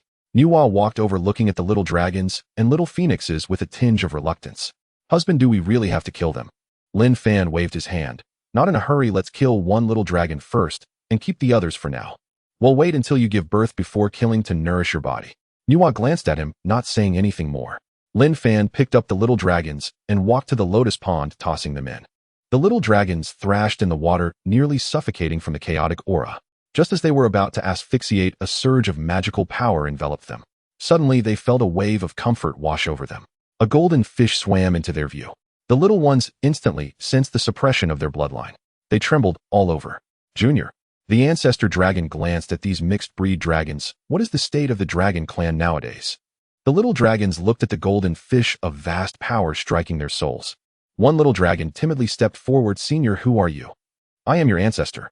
The little dragons were horrified. You ancestor? Who is that? Feeling the bloodline, an imposing figure surfaced in their minds. The ancestor dragon. They immediately prostrated on the ground. Unworthy descendants pay their respects to ancestor dragon. The ancestor dragon looked at them, blowing bubbles as it transmitted a message to Lin Fan. Master, do you intend to keep them as pets? Yes, Lin Fan nodded. Keep them for now, they will be future ingredients. The golden fish.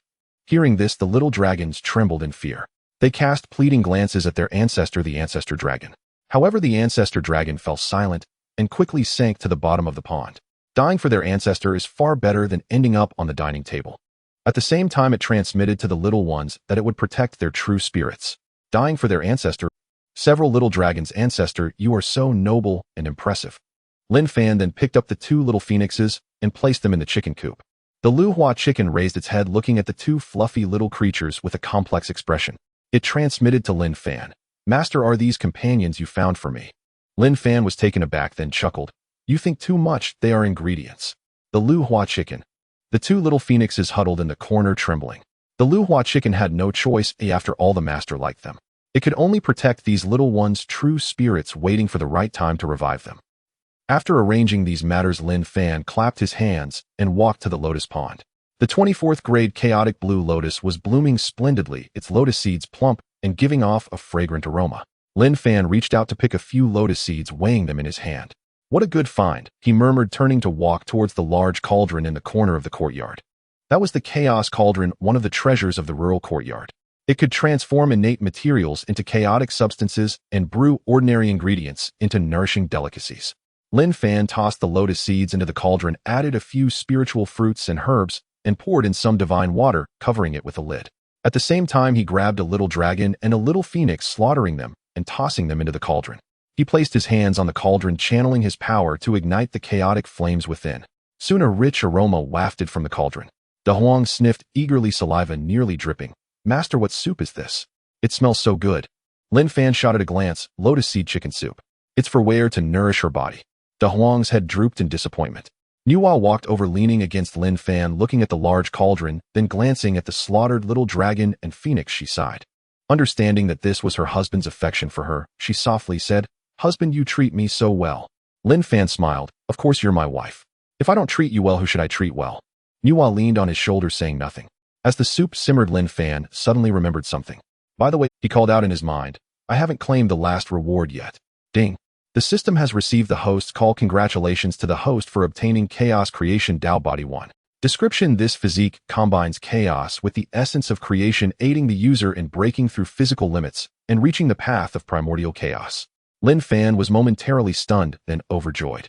Chaos Creation Dao Body. This thing is perfect for Nuwa.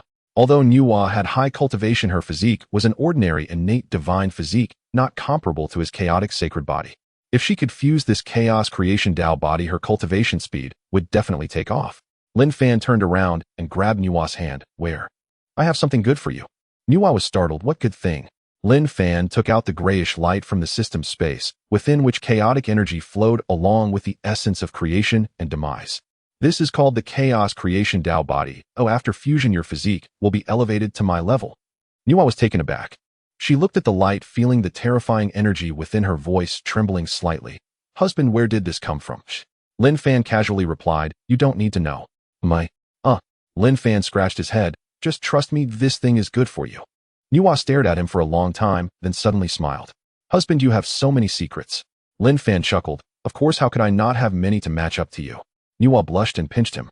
Let's go. Lin Fan picked up Nuwa and headed towards the house. It'll help you wash your marrow and grant you the chaotic body. Lin Fan carried Nuwa into the room and gently placed her on the bed.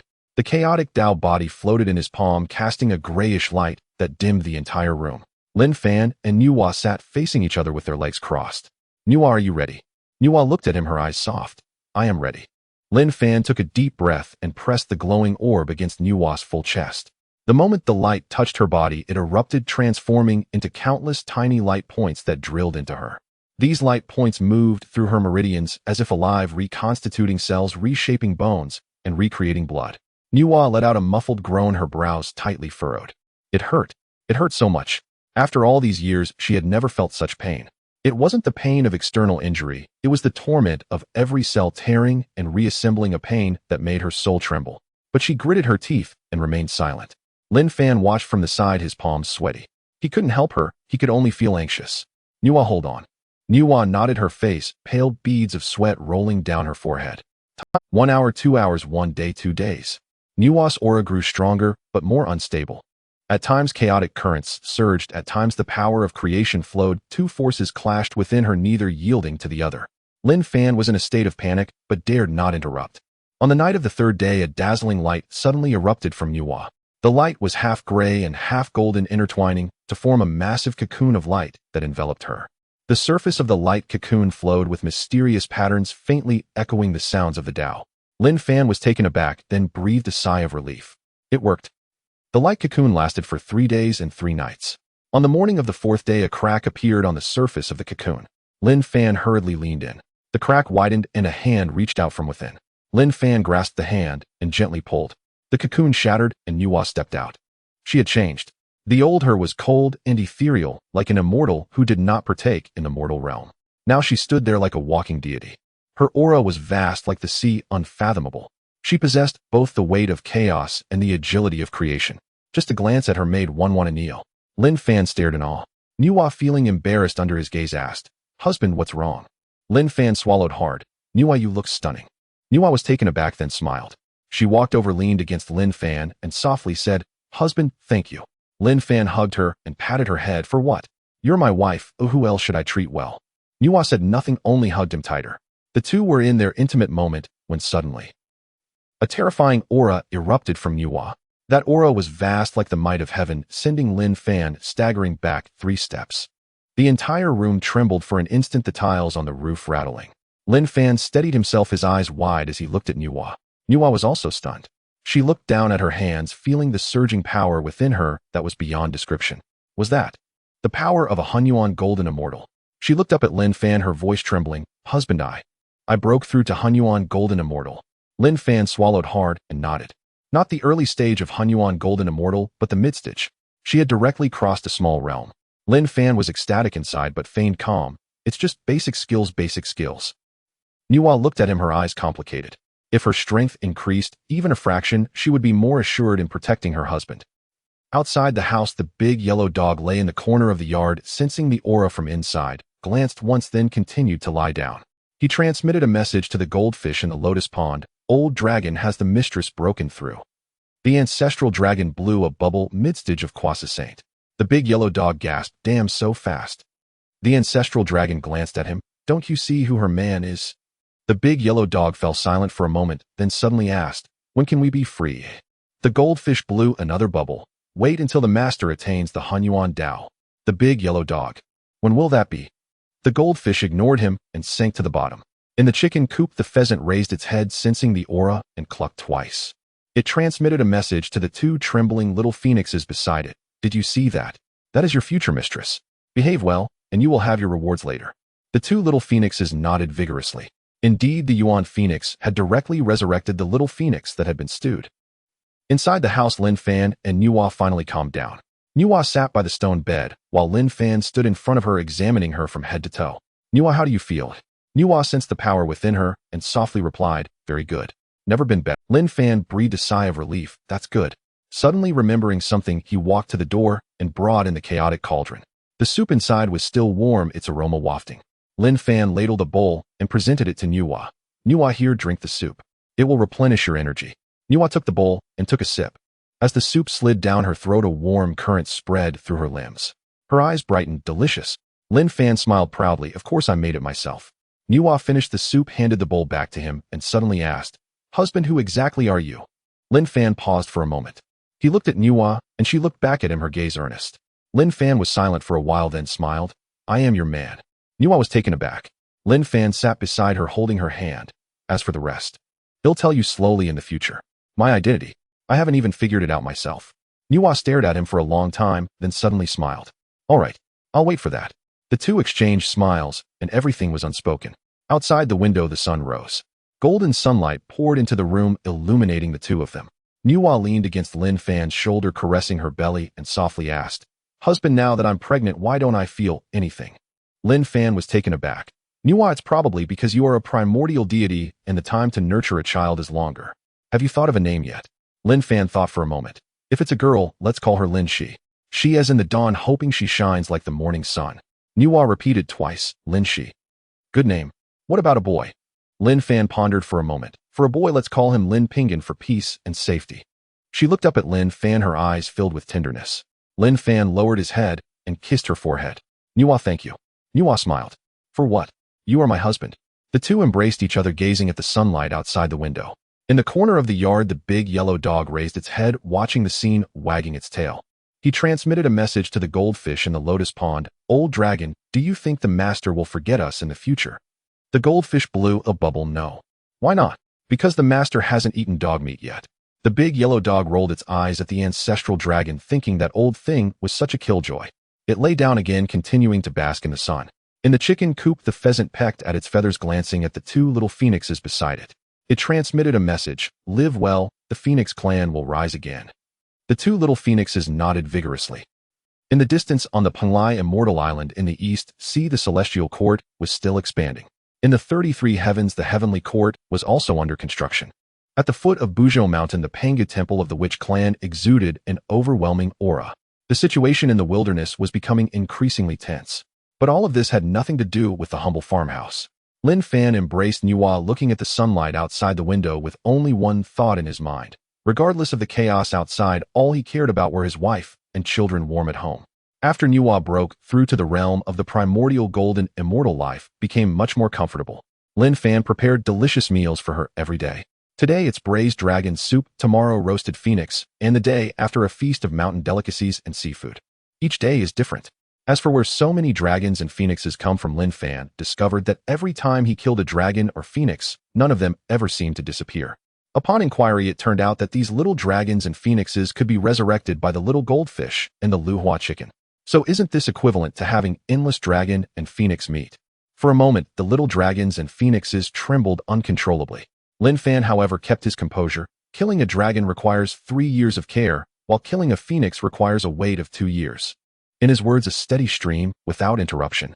Little dragons, little phoenixes, you're so high and mighty, why don't you just stew yourself? Of course, they could only grumble in private. After all, if Lin Fan heard them, their true spirits might be obliterated, leaving them nowhere to cry. One day, while Lin Fan was peeling seeds for Nuwa, a familiar voice echoed from outside the courtyard. Sister Lin Fan, we have distinguished guests. It was his brother-in-law Fushi. Lin Fan raised his eyes to see Fushi leading 2 individuals standing at the courtyard gate. The one on the left wore a golden robe and a crown, exuding an imposing demeanor. The one on the right was clad in red armor, holding a bronze bell in his arms. It was Dejuan and Tai. Lin Fan's heart skipped a beat. What are these two doing here? Nuwa frowned and instinctively moved closer to Lin Fan. Fushi noticed their wariness and quickly explained, Sister, don't misunderstand. Dejuan and Tai are here to visit without any ill intentions. Dijuan stepped forward with a smile, clasping his hands and greeting Lin Fan. Dao friend Nuwa, Dao friend, I hope you will forgive our impudence in visiting. As the saying goes, one doesn't strike a smiling face. Lin Fan couldn't directly chase them away, so he stood up to return the gesture. Dijuan Tai, you are too polite. Please come in. Lin Fan welcomed Fushi, Dijuan, and Tai into the courtyard, and they sat down at the big yellow dog lay in the corner of the courtyard, raised an eyelid, and transmitted sound to the ancestral dragon in the lotus pond. Old dragon, why have these two birdmen come? The ancestral dragon blew a bubble to seek death. The big yellow dog replied, speak in human language. The ancestral dragon said, if you ask me, who should I ask? The big yellow dog rolled his eyes and continued to lie there watching the show. Lin Fan poured tea for the three of them and asked, I wonder what brings you two Dao friends here. Dijuan and Tai exchanged glances, and Dijuan spoke up. Lin Fan, Dao friend Nuwa, Dao friend, to speak candidly, my brother and I have come to invite Nuwa to join the demon clan. Lin Fan raised an eyebrow. Dijuan continued, Nuwa, Dao friend, you are a primordial deity with a profound foundation and deep cultivation. Our demon clan is newly established and truly requires the support of a powerhouse like you. Lin Fan silently scoffed. These two are always up to something unless there's a benefit involved. Currently, the 12 ancestors of the witch clan all possess quasi-saint levels of cultivation. Yet the demon clan only has Dijuan and Tai as major forces. To contend with the witch clan, they must recruit top-tier powerhouses like Nuwa. Lin Fan remained silent, looking towards Nuwa. Nuwa calmly said, Dijuan, Dao friend, you flatter me. However, I am currently with child, and it is inconvenient for me to go out. Therefore, I cannot join the demon clan. Dijuan was taken aback and looked at Nuwa's belly. It was indeed slightly protruding, faintly pulsating with life energy. A glimmer of intrigue flashed in his eyes, but he quickly regained his composure. Nuwa, Dao friend, it is indeed inconvenient for you. However, the doors of the demon clan will always be open for you. If in the future you wish to join, you will be welcome at any time. Tai added, moreover, my brother and I have conferred, and if Nuwa, Dao friend, joins, you will be titled the Demon Empress, positioned just below my brother and me. Demon Empress. Lin Fan inwardly sneered. These two really know how to make empty promises. Nuwa shook her head. Thank you for your kind offer, but my ambitions lie elsewhere, so please understand. Dijuan and Tai exchanged glances, a hint of disappointment flashing in their eyes, yet they did not. Dijuan looked at Fushi. Fushi, Dao friend, what about you? Fushi hesitated, glancing at Nuwa, and then at Lin. Lin Fan shrugged. Brother-in-law, this is your matter, you decide for yourself. Fushi remained silent for a moment before nodding. I am willing to join the demon clan. Dijuan was overjoyed. Great. Fushi, Dao friend, your joining is a blessing for our demon clan. Fushi looked at Nuwa, his gaze carrying a hint of apology. Sister, Nuwa waved her hand. Big brother, this is your own choice, no need to explain. Fushi sighed. Dijuan and Tai had been persuading him for thousands of years. Moreover, Dijuan and Tai promised that as long as he joined his sister and Lin Fan, regardless of whether they joined the demon clan or not, could enjoy the clan's protection. Joining the demon clan wasn't a choice, but a necessity. His identity belonged to the demons, and only the demon clan could provide him with a platform for his path to enlightenment. Fushi shook his head, saying nothing. Dijuan and Tai, seeing their goal achieved, did not linger and stood to take their leave. Before departing, Dijuan said to Nuwa, Nuwa, Dao friend, the position of Demon Empress will always be reserved for you. If you wish to join in the future, you are welcome at any time. Nuwa nodded, remaining silent. Lin Fan escorted the three to the courtyard gate, and Dijuan suddenly turned around, looking at Lin Fan with meaningful eyes. Lin Fan, Dao friend, you married a good partner. Lin Fan smiled. I know. Dijuan nodded and turned to leave. Tai followed behind, and after a few steps suddenly turned back to glance at Lin Fan. That gaze was as sharp as a knife. Lin Fan inwardly scoffed, keeping a calm expression. As the two walked far away, Fushi sighed, turning to Nuwa's sister. Nuwa looked at him and softly said, Big brother, you don't have to explain. I know what you're thinking. Fushi fell. Nuwa continued, you wish to revitalize the demon clan and want your roots to have a place to belong. I won't stop you. But you must remember the demon clan is not that easy to navigate. Although Dijuan and Tai are courteous to you now and the future. She left the sentence hanging. Fushi nodded, I understand. He then looked at Lin Fan, suddenly smiling, brother-in-law, take good care of my sister. If you dare to bully her, I won't. Lin Fan rolled his eyes, don't worry, brother-in-law. I won't bully anyone, especially her. Fushi nodded and turned to leave. As Fushi walked far away, Nuwa leaned on Lin Fan's shoulder softly, saying, husband, do you think my big brother will encounter trouble? Lin Fan was silent for a moment, shaking his head, I don't know.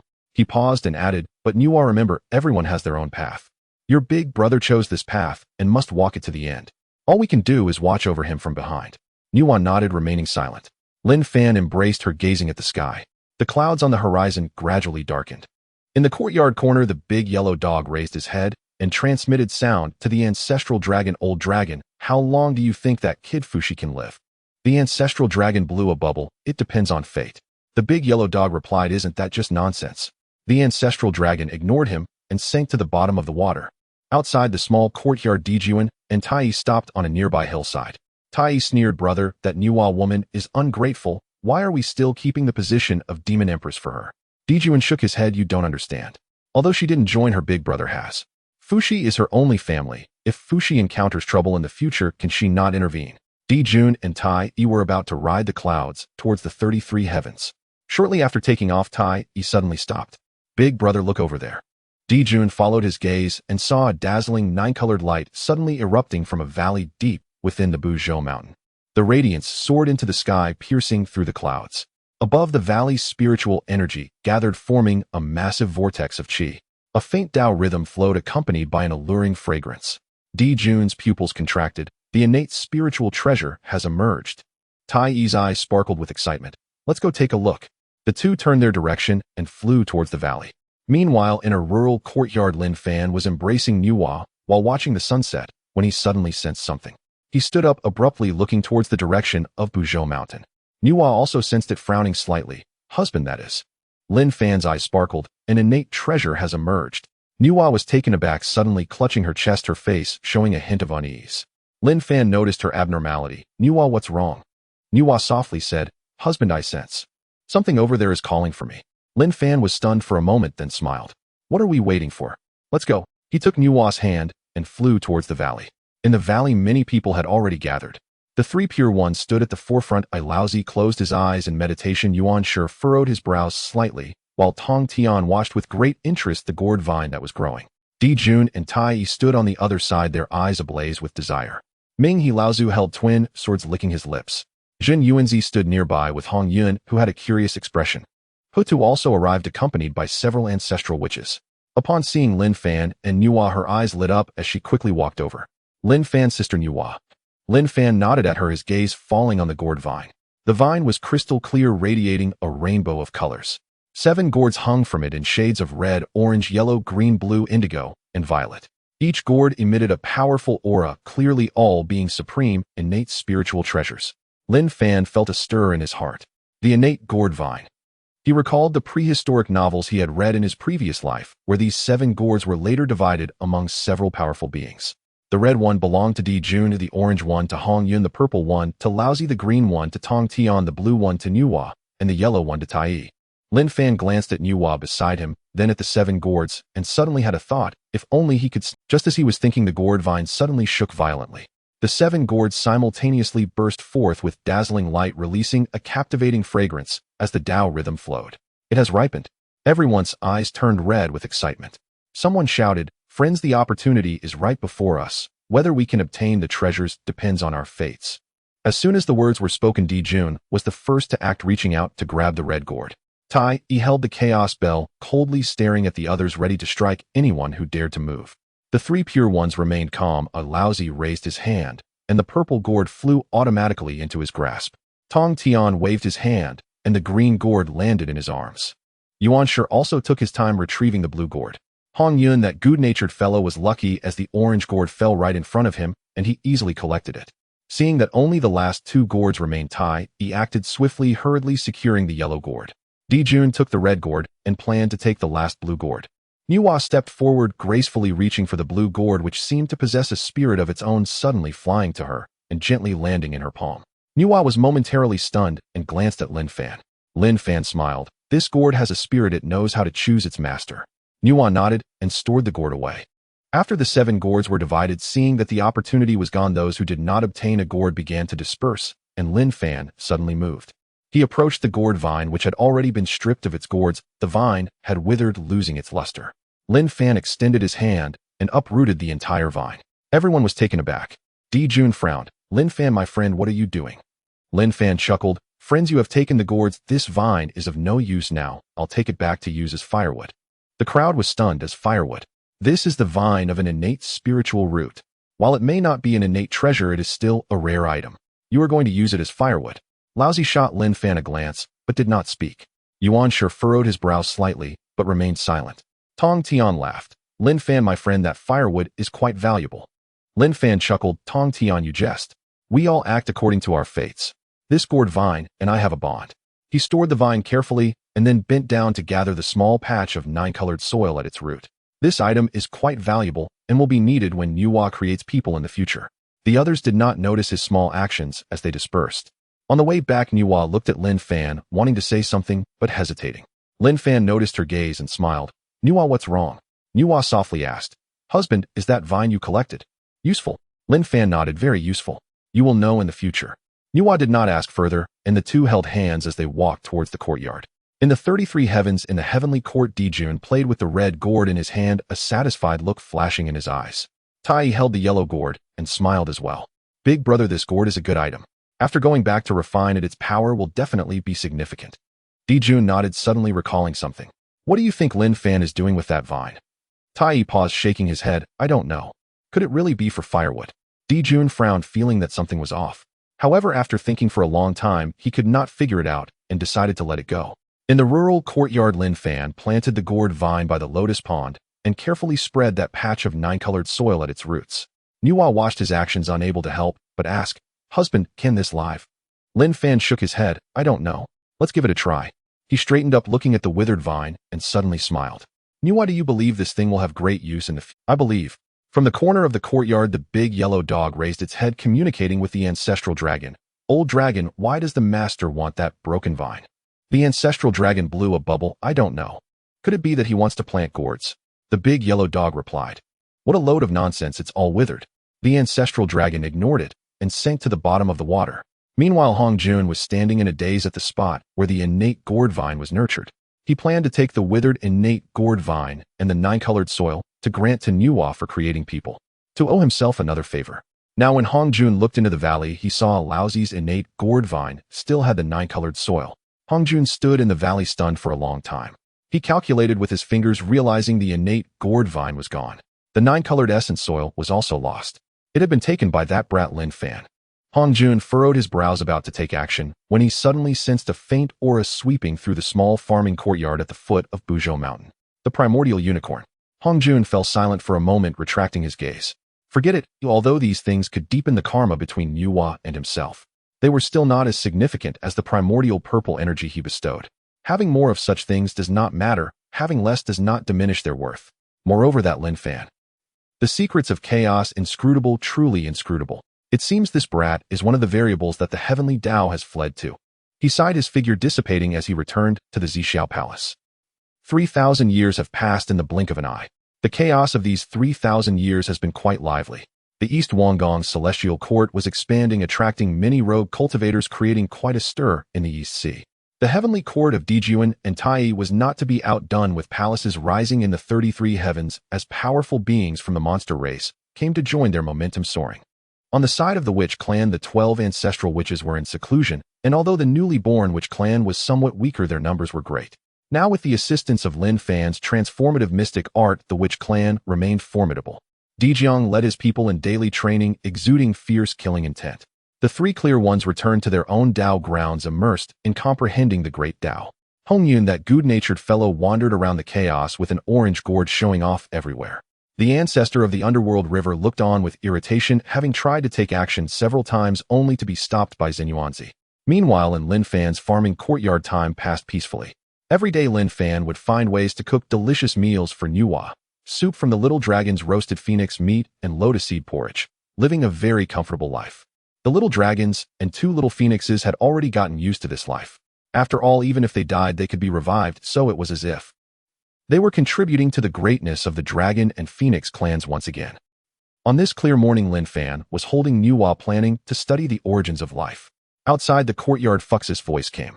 Sister, Lin Fan, it's time to go. The third sermon was about to begin. Lin Fan and Nuwa exchanged glances and got up to head out. Fuxi stood at the courtyard entrance, followed by 2 people, Dijuan and Tai. Lin Fan raised an eyebrow, wondering why these 2 were here again. Dijuan smiled and said, Lin Fan, Dao friend, Nuwa, Dao friend, since we're all headed the same way, why not go together? Nuwa looked at Lin Fan. Lin Fan shrugged, as you wish. The group soared into the clouds, heading toward the 33 heavens. On the way, Dijuan suddenly spoke up.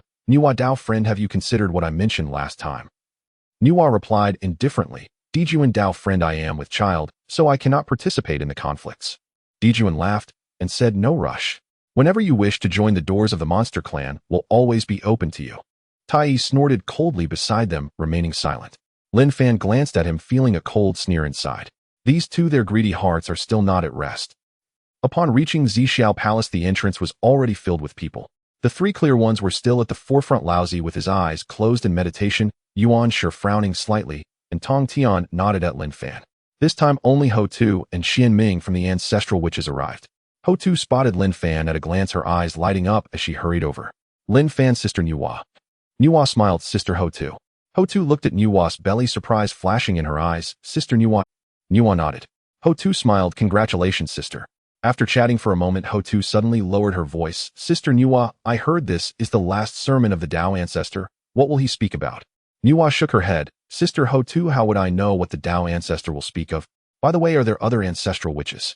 Ho Tu was taken aback, laughing. Sister Nuwa, isn't it? Because the witch clan's blood pool has surged recently. The witch clan has been reproducing rapidly, and Dijiang is teaching those newly born little brats to cultivate. Nuwa nodded.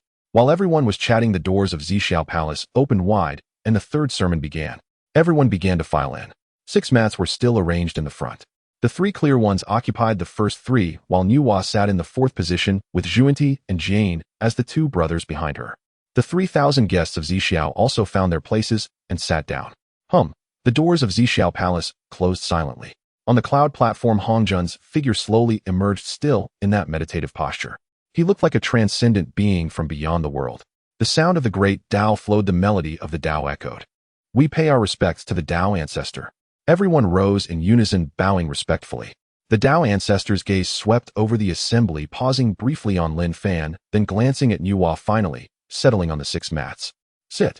Once everyone was seated, Hongjun's ethereal voice resonated. The third sermon begins. This is the third lecture, and also the final one. I shall impart the way of the sages to you. The way of the sages. The methods to attain sagehood. Is this going to be about the path to enlightenment? Upon hearing this, everyone in the hall held their breath.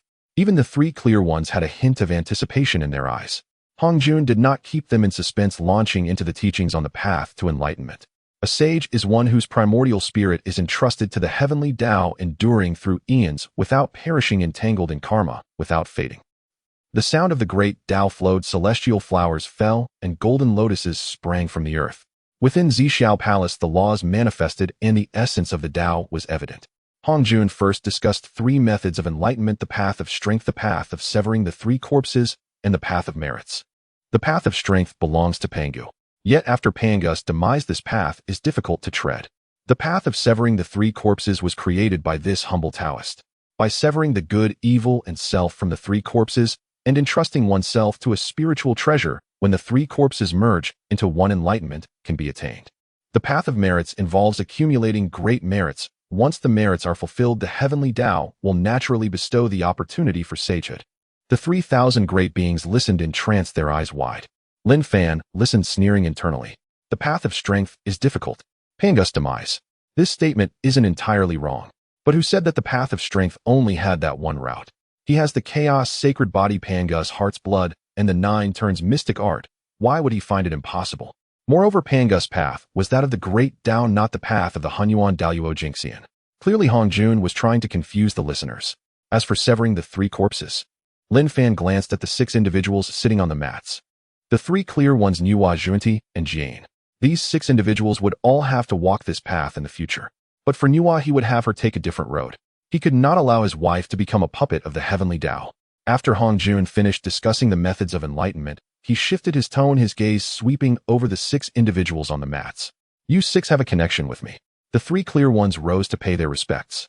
Nuwa also stood up. Zhuanti and Jane were taken aback for a moment, then stood up hurriedly. Hongjun said, Laozi, Yuan Shi, Tong Tian, you are all transformed from Pangu's primordial spirit, bearing the merit of opening the heavens with profound fortunes. You shall be the true lineage of my Xianmen. Do you wish to take me as your master? Upon these words, the great beings in Zixiao Palace were taken aback. To take Hongjun as a master. This was an immense opportunity.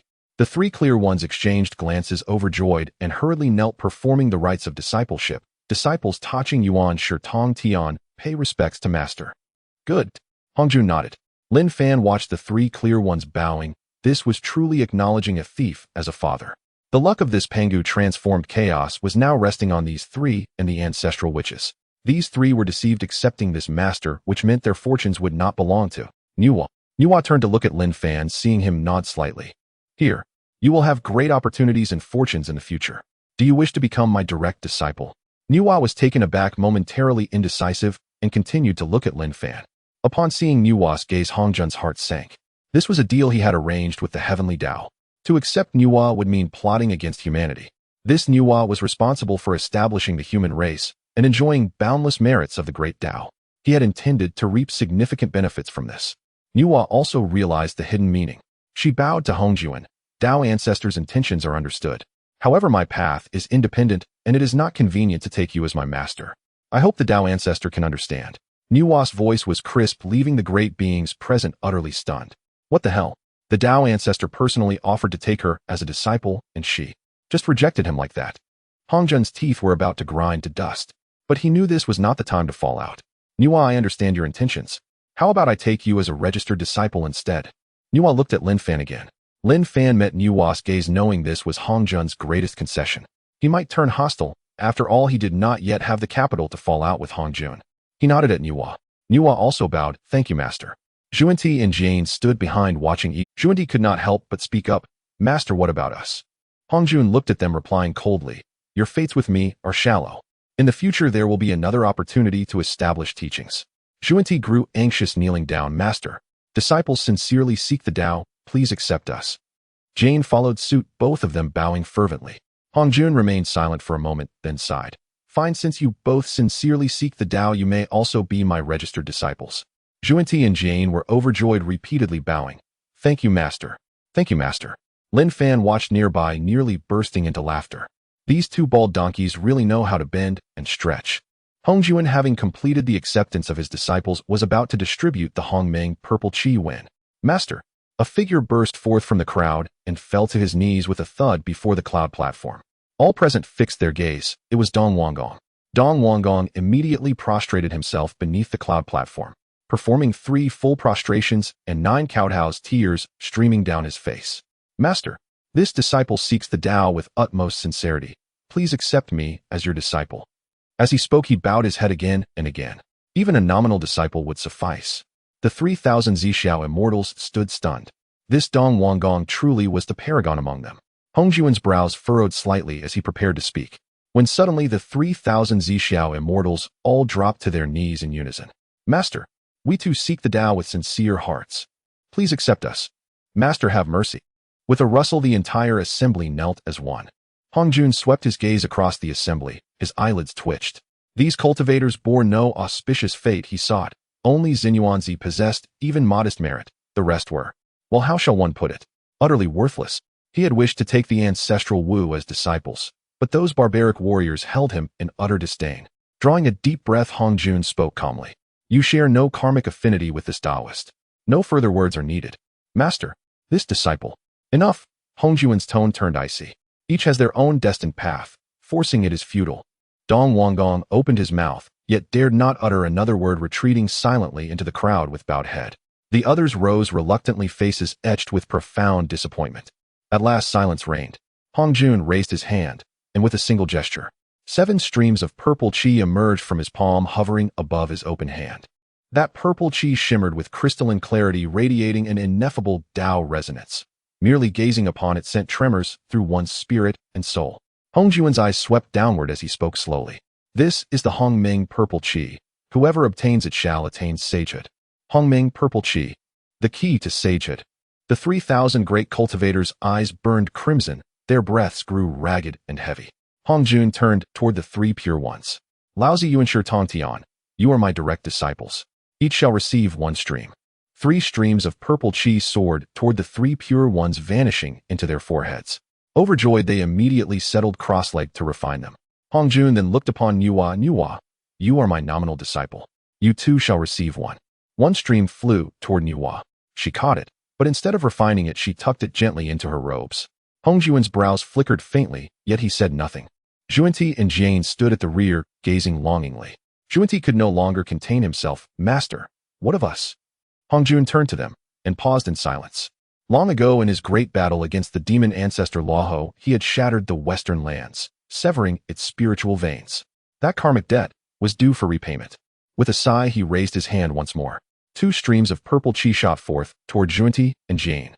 Though you are nominal disciples, the West lies barren and desolate. Establishing a sect there will be arduous. These two streams shall complete your karmic opportunities. Junti and Jane were overjoyed beyond measure, bowing repeatedly. Thank you, Master. Thank you, Master. 6 of the 7 streams had been distributed. Only one remained hovering alone in midair.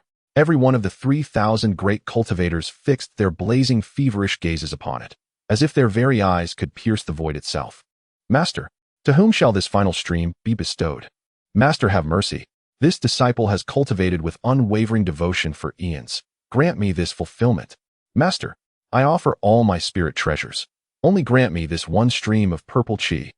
The crowd erupted. Hongjun raised his hand, and the clamor subsided instantly.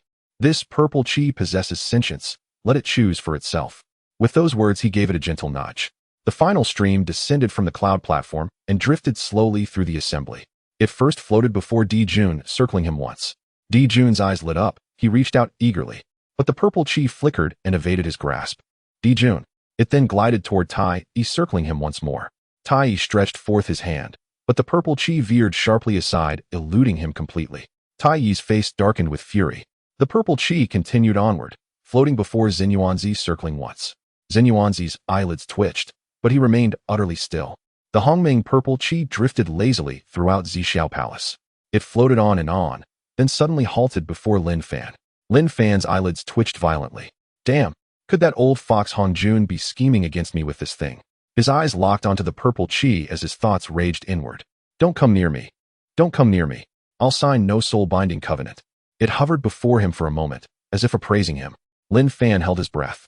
Then, it drifted away. Lin Fan exhaled in relief, and glanced up at Hongjun upon the cloud platform. That wily old man has never played fair. The purple chi continued drifting, until finally it came to rest before Hongjun. Hongjun, ever the benevolent elder, had watched others enviously, when suddenly warmth flared at his brow. He blinked upward, and saw the purple chi plunge directly into his forehead. Hongjun. The 3,000 great cultivators. Hongjun stared dumbfounded. He had never imagined that this final stream of Hongmeng purple chi would fall upon him. Lin Fan watched silently, and sighed inwardly. Hongjun, you still could not escape Hongjun's mech. Once the purple chi had been fully distributed, Hongjun spoke calmly. The purple chi is apportioned. Each shall abide by their destiny. 1,000 years hence, all shall become clear. Seeing the distribution concluded, the assembly gradually stilled, and Hongjun spoke once more. Taiching Yuanshi Tongtian, you are my direct disciples. Thus you shall each receive a supreme treasure for protection. He flipped his palm, and the Taiji diagram appeared within it. As the scroll unfurled, yin and yang currents swirled ceaselessly. Taiching, this is the primordial supreme treasure, the Taiji diagram. It stabilizes earth, water, heaven, and fire, separates yin and yang, transforms myriad things, ensnares or slays enemies, and anchors the fortune of a sect. Today I bestow it upon you. Taiching Laozi was taken aback. Not only had he received the Hongmeng purple chi, but now a supreme treasure as well. Overwhelmed with joy, he bowed deeply. This disciple thanks his master for this peerless treasure. Hongjun nodded, then turned toward Yuanshi, who beheld a small banner appear in his master's palm. Chaos energy roiled across its surface, as if capable of rending the void itself. Yuanshi, this is the primordial supreme treasure, the Panga banner. It cleaves primordial chaos, opens heaven and earth, and slays immortals and deities alike. Today I bestow it upon you. A flash of exhilaration crossed Yuanshi's eyes as he accepted it reverently. Disciple Yuanshi thanks his master. Finally Hongjun turned toward Tongtian, and with a wave of his hand 4 swords surged forth, their murderous aura piercing the heavens, followed by a formation diagram. Tongtian, these are the 4 swords of slaughter, Zhu Xian, Lu Xian, Xian Xian, and Zhu Xian, paired with the slaughter formation diagram. Only 4 sages may break this formation, the deadliest array in the primordial chaos. Today I bestow it upon you. Tongtian's eyes blazed with delight as he seized them, eagerly cradling them lovingly. Thank you, master. This disciple shall never betray your trust. Lin Fan observed Hongjun coldly from the side. These treasures were originally fragments of Panga's chaos axe, the supreme artifact of creation. At most, this was merely returning them to their rightful source. And Tongtian's 4 swords of slaughter had been forged by the demon ancestor Luoho, using the western land's geomantic veins as the sword diagrams. Such a colossal karmic burden was now thrust upon Tongtian. Clearly, even before Tongtian attained sagehood, Hongjun had already calculated his every move, down to the finest detail. Lin Fan sighed softly. The waters of the primordial chaos run profoundly deep indeed. Nuwa started, then bowed respectfully. This disciple is present. From Hongjun's sleeve emerged the Shanha Sheiji diagram and the vermilion embroidered ball. Nuwa, this is the primordial supreme treasure, the Shanha Sheiji diagram. Within it lies a miniature world, a realm capable of imprisoning beings, capturing objects, and even confining sages. It governs creation, cultivation, and the anchoring of sect fortune. The vermilion embroidered ball is a merit-infused sacred artifact. It governs marital bonds across the three realms, seals celestial unions, and wields incomprehensible power. A single strike shatters all non-sage beings, and even sages dare not withstand it directly. Today I bestow them upon you. Thank you, Master. Nuwa accepted both treasures. As Hongjun prepared to withdraw his hand, Zhuanti dropped to his knees with a thud. Jane followed suit. Both performed 3 full prostrations and 9 kowtows, weeping bitterly. Master, though we are only nominal disciples, we remain your students. Please grant us a few treasures to protect the western lands. Hongjun's brows tightened. These two truly were unrelentingly shameless. Yet he reflected upon the western land's utter desolation and sighed. With a wave of his hand, a golden lotus bloomed forth and settled before Jane. This is the 12-petal merit golden lotus, a supreme defensive treasure capable of anchoring sect fortune. Jane rejoiced and bowed repeatedly. Hongjun then turned to Zhuanti. A demon-subduing divine mace and a banner flew forth. This is the blessing-enhancing divine mace, for subduing demons and stabilizing fortune. This is the azure lotus treasure-colored banner, for personal protection and combat mastery. Zhuanti trembled with ecstasy, bowing so rapidly his head struck the floor like a pestle. Thank you, Master. Thank you, Master. Lin Fan watched from the side, a cold smile playing upon his lips. These two bald monks, such audacity. No wonder they would one day attain sagehood. Having distributed all treasures, Hongjun's gaze swept the hall, and he spoke calmly. My Dao exposition concludes. Henceforth I shall merge with the heavenly Dao. All treasures I gathered earlier in the primordial chaos have now lost their purpose. I have placed them upon Funbao Cliff outside Zhixiao Palace. Let those with karmic affinity claim them. With that, Hongjun brushed his duster and proclaimed clearly. After our merging with the Dao, all affairs of the primordial chaos shall rest entirely in your hands. And with those words his form began to dissolve. Dao ancestor, wait. Huta stepped forward and bowed deeply. Hongjun paused and turned his gaze. Huta spoke earnestly. Dao ancestor, our Wu clan possesses no spirit cell and thus cannot cultivate Daoist arts. Daring to ask, is there any method by which our clan may also cultivate? Hongjun fell silent for a moment and looked upon her. That glance carried profound, unspoken meaning. The Wu clan has its own destined path. With those words his form dissolved, leaving Hutu standing alone, frozen in place. As Hongjun's voice fell, the 3,000 Zhixiao guests went utterly mad. The treasure distribution cliff. The treasures collected by the Dao ancestor. Grab them. Someone shouted, and the crowd surged like a flowing stream, rushing towards the outside of the Zhixiao Palace. Lin Fan also pulled Nuwa and followed. The treasure distribution cliff was not far from the Zhixiao Palace. Though called a cliff, it was actually a massive floating stone mountain amidst chaos. The mountain was aglow with treasures dazzling the eyes of onlookers. Swords, spears, halberds, bells, tripods, towers, mirrors, flags, beads, piled up in a dense mass. Lin Fan's eyes widened. While this old man Hongjun has quite the collection, Nuwa was also stunned. So many. Lin Fan pulled her. Don't just stand there, hurry and grab. The two dashed into the crowd, frantically scavenging. Lin Fan was quick and nimble, picking up everything he saw. He didn't care whether it would be useful, just collected it first. After all, he had refined the Chaos Pearl, and there was plenty of space, so he could sort through it later. Nuwa also followed suit, but her standards were high, only selecting items with deep auras. While she was collecting, Lin Fan suddenly spotted something. It was a small flag, entirely dark yellow, embroidered with intricate patterns. The flag shimmered with 5 colors, faintly exuding the aura of the Dao. One of the innate 5 directions flags, the Xian Yuan water control flag. Lin Fan's eyes lit up as he reached out to grab it. Just as his hand extended suddenly, 18 arms simultaneously pressed down on the flag. Lin Fan looked up and saw a familiar face. It was Zhuanti. Zhuanti's current appearance left Lin Fan stunned. This fellow had 3 swords in his left hand, 2 towers in his right, 4 gourds tucked under his elbows, 5 mirrors hanging around his neck, and a pile of miscellaneous items crammed in his arms. He could barely hold it all. Yet he still reached out a hand and firmly pressed it on the Xian Yuan water control flag. Lin Fan, are you here to rob or stock up? Zhuan also recognized Lin Fan, revealing that annoying smile. Ba, he saluted with one hand while the others pressed down on the flag. This item is destined for me. In the West, it should belong to this humble monk. Lin Fan was both amused and angry. Zhuan, open your eyes and look, is there any room left on you?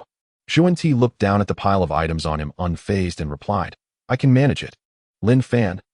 Nuwa walked over, saw Zhuan and frowned. Zhuan, I spotted this flag. Zhuan's smile grew even brighter. Nuwa treasures belong to those fated to have them. It has nothing to do with the order of claiming them. Nuwa sneered, fated. What about those items on you? Which one is fated for you? Zhuan, thick-skinned, completely disregarded her words. At this moment, Jia also approached. He was slightly better than Zhuan, not carrying as many items, but he had still collected quite a bit. Seeing his junior brother at odds with Lin Fan, Jia stepped forward with a compassionate expression. Lin Fan knew, while let my junior brother have this flag. My West is desolate and needs such treasures to stabilize its fortunes. Lin Fan looked at him and chuckled. Jia, you two play the red face and white face act quite well. Jia remained unfazed. You're joking, my friend. The surrounding crowd noticed the commotion and gathered around to watch the fun. Oh, Zhuan is at odds with Lin Fan again. Last time Zhuan snatched Lin Fan's mat. This time he wants to snatch a precious treasure. Indeed, Lin Fan has achieved midstage de luo golden immortal in just 10,000 years. But midstage is nothing compared to Zhuan. It's not enough to see. Will Lin Fan once again concede and let go of the spirit treasure? The crowd chattered, eagerly anticipating the unfolding drama. Dijun and Tai stood not far away, watching coldly. Dijun sneered, this bald donkey should let Lin Fan suffer a bit. Tai said nothing, merely watching Lin Fan with a venomous gaze. Ho Tu, accompanied by Xinming, also arrived, standing behind Lin Fan and coldly staring at Zhuan. Lin Fan looked at Zhuan's nonchalant expression, feeling a surge of anger rise within him. Back in the Zishao Palace, this bald donkey bullied him for his low cultivation and attacked him mercilessly. Now he wants to come and rob. Does he really think I'm a soft persimmon? Lin Fan released the flag and straightened up. Zhuan thought he was giving up, his smile broadening as he reached for the flag. Just as his hand touched the flagpole, suddenly, a tremendous force struck from the side, sending Zhuan and the treasure flying, rolling 3 times on the ground. The crowd gasped. Lin Fan retracted his fist and dusted off his hands. Zhuan, I've tolerated you for long enough. Zhuan got up, his face turning green. Lin Fan. Lin Fan coldly smiled. What about it? Is being midstage Zhuan impressive? Come on, let's practice. Zhuan trembled with rage, and the 7 treasures mysterious tree appeared in his hand. Jia quickly blocked him. Calm down, junior brother. Zhuan shoved him aside. Don't interfere, I must teach this kid a lesson today. Lin Fan stepped forward, fully activating his chaos sacred body. A grayish light surged around him. Come on, who's afraid of who? The two faced off, the atmosphere tense. The surrounding crowd was thrilled. Fight. Fight quickly. Lin Fan, go for it. Beat this bald donkey. Zhuan, can you handle it? Don't embarrass yourself. Tong Tian stood among the crowd, watching Lin Fan with a hint of admiration in his eyes. This kid has guts. Laozi kept his eyes closed, but the corners of his mouth curved slightly. Yuan Shi frowned, remaining silent. Dijun and Tai exchanged glances, amusement flashing in their eyes. Ho Tu and Xinming stood behind Lin Fan, ready to intervene at any moment. Zhuan, provoked by the crowd, couldn't maintain his composure. He lifted the 7 treasures mysterious tree and swung it at Lin Fan. Lin Fan stood firm and threw a punch. Boom. The punch collided with the 7 treasures mysterious tree, producing a tremendous sound. Lin Fan staggered back 3 steps, but stabilized himself. Zhuan retreated half a step, his expression grim. He was midstage Zhuan. Lin Fan was midstage de luo golden immortal. There was a whole great realm difference. Yet in this punch, he actually hadn't gained the upper hand. Lin Fan shook his hand and grinned. Zhuan, is that all you've got? Zhuan's face turned ashen, about to strike again, when suddenly, enough, a cold voice rang out. Nuwa stepped forward, standing beside Lin Fan. She looked at Zhuan, her gaze calm, yet sending chills down his spine. Zhuan, if you want to fight, I will accompany you. Zhuan was taken aback. Nuwa's aura. Midstage Zhuan. His pupils constricted, instinctively taking a step back. Jia expression changed, as well, quickly stepping forward to mediate. Nuwa, please calm down, it's all a misunderstanding. Nuwa replied indifferently, misunderstanding. Your junior brother robbed a treasure that my husband has set his eyes on, and you call that a misunderstanding? Jia was left speechless. Zhuan's face turned a mix of blue and red, his hand gripping the 7 treasures mysterious tree trembled, but he dared not move. Nuwa was midstage Zhuan. He was only early stage Zhuan. If a fight broke out, he would undoubtedly lose. Moreover, Ho Tu and Xinming were also watching closely. Lin Fan looked at Zhuan's cowardly expression and laughed. Zhuan Ti still want to fight. Zhuan Ti gritted his teeth, finally sputtering. Lin Fan, I will remember today's events. Lin Fan scoffed. Remember it, I'm not afraid of you. Zhuan Ti glared at him fiercely, and Jiayin hurriedly pulled Zhuan Ti away from the scene. As the two left, the crowd cheered. Well done, Lin Fan. That bald donkey deserved a beating. Nuwa is so imposing. Lin Fan waved his hand and walked over to collect the innate 5 directions flag. Nuwa looked at him and softly said, Husband, are you okay? Lin Fan shook his head. I'm fine. Just a bald donkey. Ho Tu walked over smiling. Lin Fan, that punch you threw just now was really cool. Lin Fan chuckled. Of course I've trained for it. The crowd continued to banter and went on to snatch treasures. At the treasure distribution cliff, treasures soared into the sky. Countless powerful beings frantically snatched them, clashing fiercely. Lin Fan and Nuwa also joined in collecting several decent treasures. Until the treasures at the treasure distribution cliff were almost all taken, the crowd gradually dispersed. Lin Fan wrapped his arm around Nuwa and flew back on a cloud. Nuwa leaned against his shoulder softly, saying, Husband, you were really impressive today. Lin Fan smiled. Of course. How could your man be lacking? Nuwa pinched him. Full of yourself. From a distance, Zhuan Ti and Jiayin stood at the edge of chaos, watching Lin Fan's retreating figure. Zhuan Ti's face was livid, gritting his teeth. Lin Fan. You wait. Jiayin sighed. Junior brother, this person has a strange fate. It would be wise to avoid him in the future. Zhuan Ti snorted coldly, remaining silent. Although Jiayin pulled him away, he was filled with resentment, wishing he could shatter Lin Fan into 1,000 pieces right there. The treasures of Finbao Cliff were thoroughly divided among the crowd. Lin Fan returned to the farmhouse courtyard with Nuwa. As soon as they entered the courtyard, De Huang rushed over. Master, you're finally back. Lin Fan shot De Huang a glance, remaining silent. He dumped the treasures he had scavenged onto the ground in the courtyard. Clatter. A pile of spiritual treasures stacked into a small mountain, radiating brilliant light that nearly blinded De Huang. Startled by the commotion, De Huang jumped up, his eyes nearly popping out. Holy cow! Master, did you rob Hongjun? Lin Fan kicked him, saying, Get lost. I snatched these with my own abilities. De Huang circled the pile of treasures 3 times, nearly drooling. Master, this bell is nice. Can you give it to me? This sword is also good. Can I have it? This tower is even better. Can I have it? Lin Fan kicked him again. You're just a dog. What do you need so many spiritual treasures for? De Huang whimpered. Even though I'm a dog, I still have my pride. In the lotus pond, the ancestor dragon poked its head out, blowing a bubble and transmitting sound to De Huang. Shikolin, are you not ashamed? De Huang rolled his eyes. You don't understand. This is called the crying child gets the milk. The ancestor dragon ignored him and sank back into the water. Lin Fan sorted the treasures, thinking they could be used as toys for their future children. Nuwa ignored the treasures and took out the primordial purple energy from her bosom. The primordial purple energy floated in her palm, emitting a mysterious glow. She looked at Lin Fan and said softly, Husband, what should we do with this? Lin Fan stared at the purple energy, feeling overwhelmed. This item was too hot to handle. Keeping it was not an option, discarding it was not feasible, and refining it was out of the question. Just as he was troubled, De Huang leaned over, staring at the purple energy for a long time. Mistress, did Hongjun give you this thing? How do you plan to deal with it? Nuwa looked at him. De Huang, do you know what this is? De Huang nodded. Of course, it's primordial purple energy, the foundation of the Dao. Obtaining it can certify one's saintly position, making one immune to myriad laws, greatly enhancing fortune, extending lifespan infinitely, and harmonizing with the laws. The benefits are numerous. However, this thing is somewhat useless to Mistress at the moment. Lin Fan glared at him. Then why the hell did you praise it for so long? De Huang gave a sheepish smile.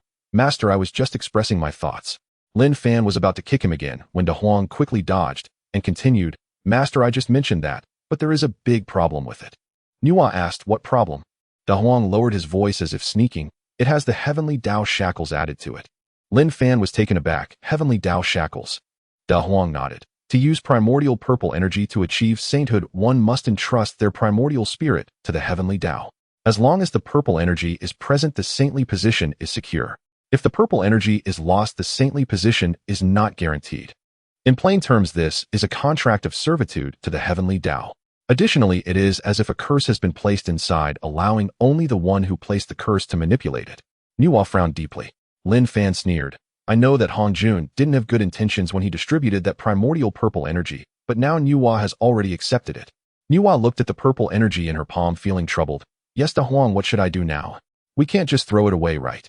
De Huang scratched his head. Actually, there is a way. As long as the heavenly Dao shackles are removed, this is a good thing. Lin Fan's eyes brightened. How do we remove it? De Huang gave a sheepish smile. Well, I don't know that. Lin Fan replied. What you said is no different from saying nothing. Just as he was speaking, a lull voice suddenly echoed in Lin Fan's mind. Ding. Detected that the host's companion Nuwa holds primordial purple energy. Would you like to recover it? Lin Fan was taken aback. Recover? The system will recover the primordial purple energy, and when Nuwa gives birth it will return the primordial source energy and the Dao body to the fetus. Would you like to exchange? Lin Fan's eyes lit up. Primordial source energy. Dao body.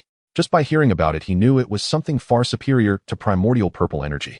Lin Fan did not contemplate too much. He looked at Nuwa and said, Nuwa, I now have a good method to handle the primordial purple energy. What?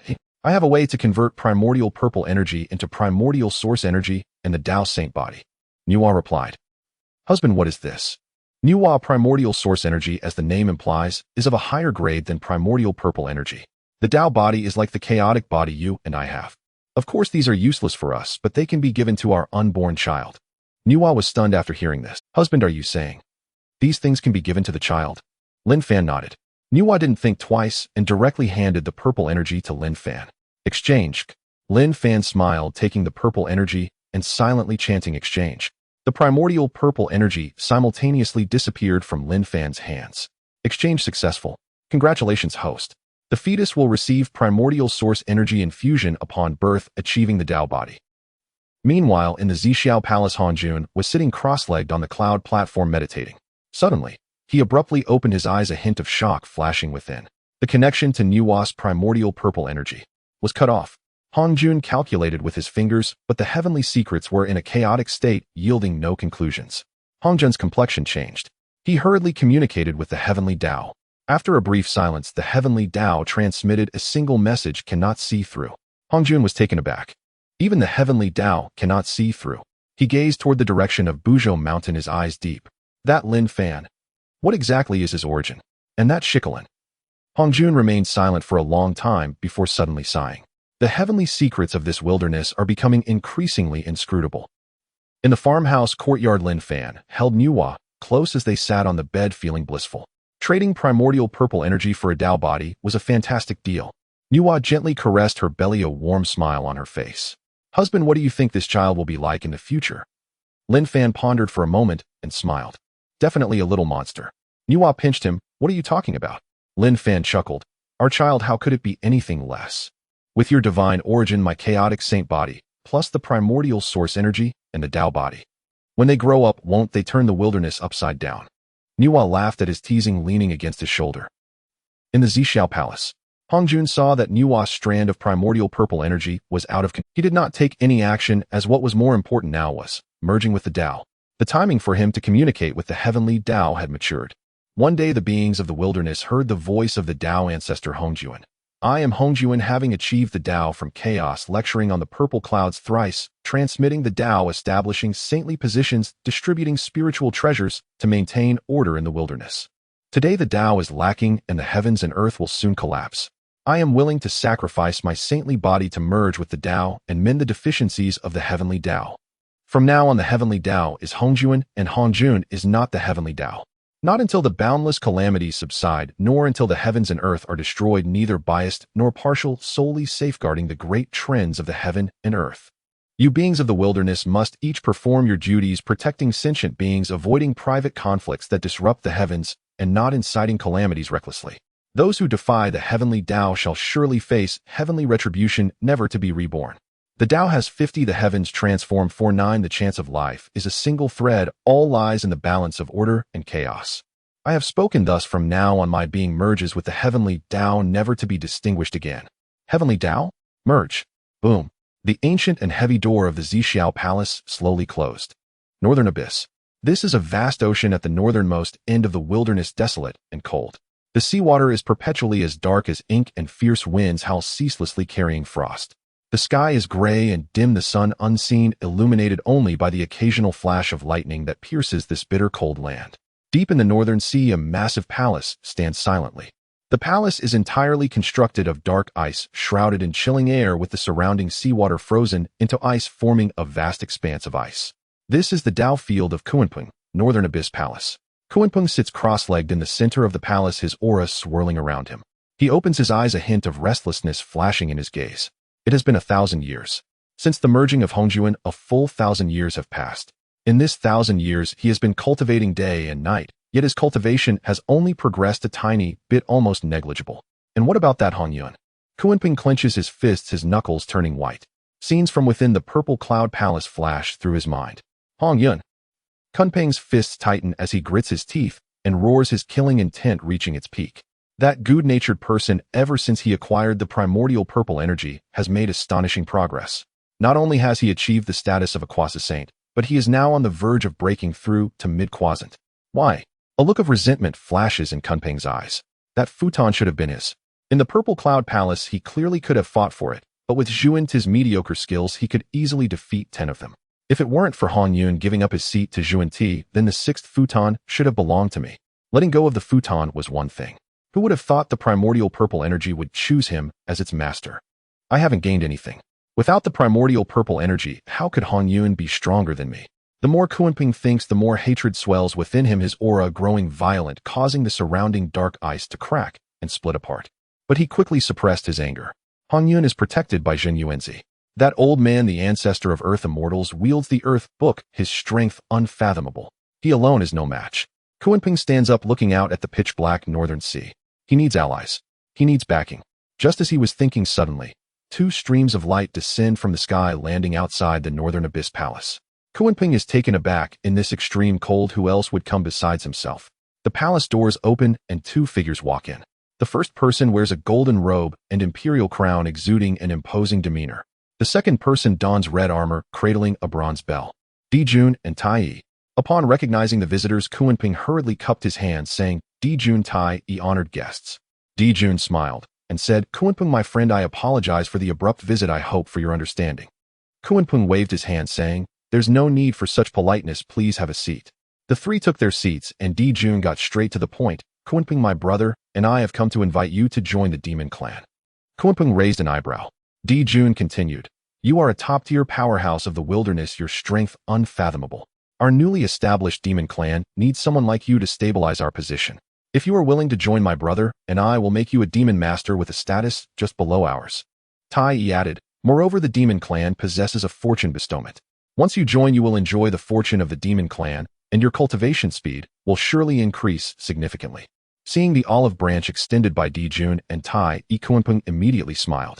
It is a perfect coincidence. The moment he felt sleepy, someone came to offer him a pillow.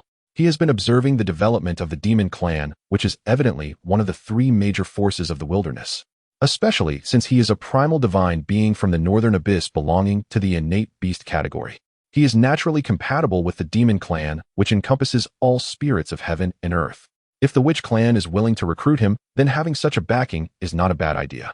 With this thought, Kunpeng smiled and said, you 2 friends have come at just the right time. Dijun's eyes flickered with a hint of curiosity. Oh. Kunpeng stood up, his gaze fierce as he turned his back to the 2. You both know about the primordial purple energy, right? Dijun and Tai nodded. Kunpeng sneered. Then why does Hongyun deserve that purple energy? Is he stronger than me? Or does he have deeper roots than I do? He turned around, resentment flashing in his eyes. That futon should have been mine. That purple energy should have belonged to me. Tai frowned, saying, Kunpeng, what do you mean? Kunpeng stared at him, enunciating each word.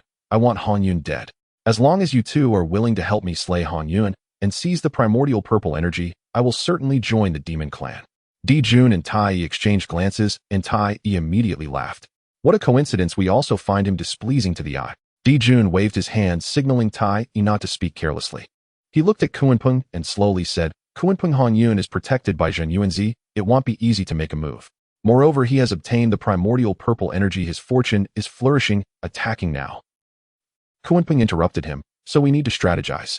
Dijun smiled. Good, since you have this intention, my brother, and I shall lend you a helping hand. Kunpeng cupped his hands, saying, thank you, my 2 friends. Dijun waved his hand, saying, no need for such courtesy. We will all be one family in the future. The 3 exchanged glances, each harboring their own thoughts. In the 33 heavens in the heavenly court, Dijun, Tai, Fu Shi, and Kunpeng sit in the grand hall. Fu Shi spoke up. Dijun, Tai, there is something that needs to be planned early. Dijun looked at him. What is it? Fu Shi said, according to my recent calculations of the heavenly mechanism, the Eastern Prince may take action against our demon clan.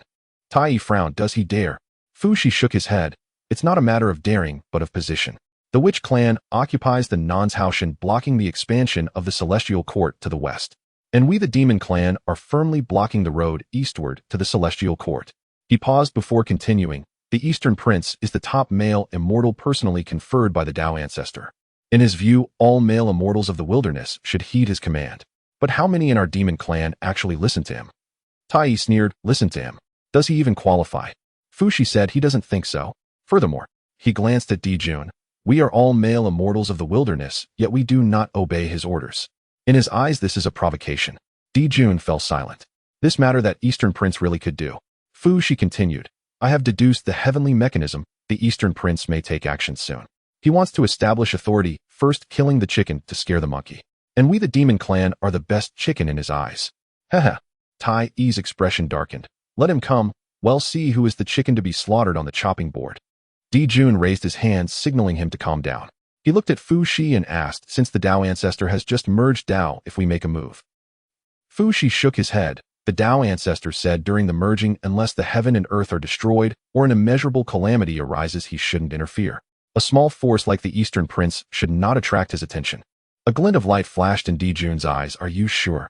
Fushi replied, I am 80% sure. Dijun pondered for a moment, then suddenly smiled. Then let us strike.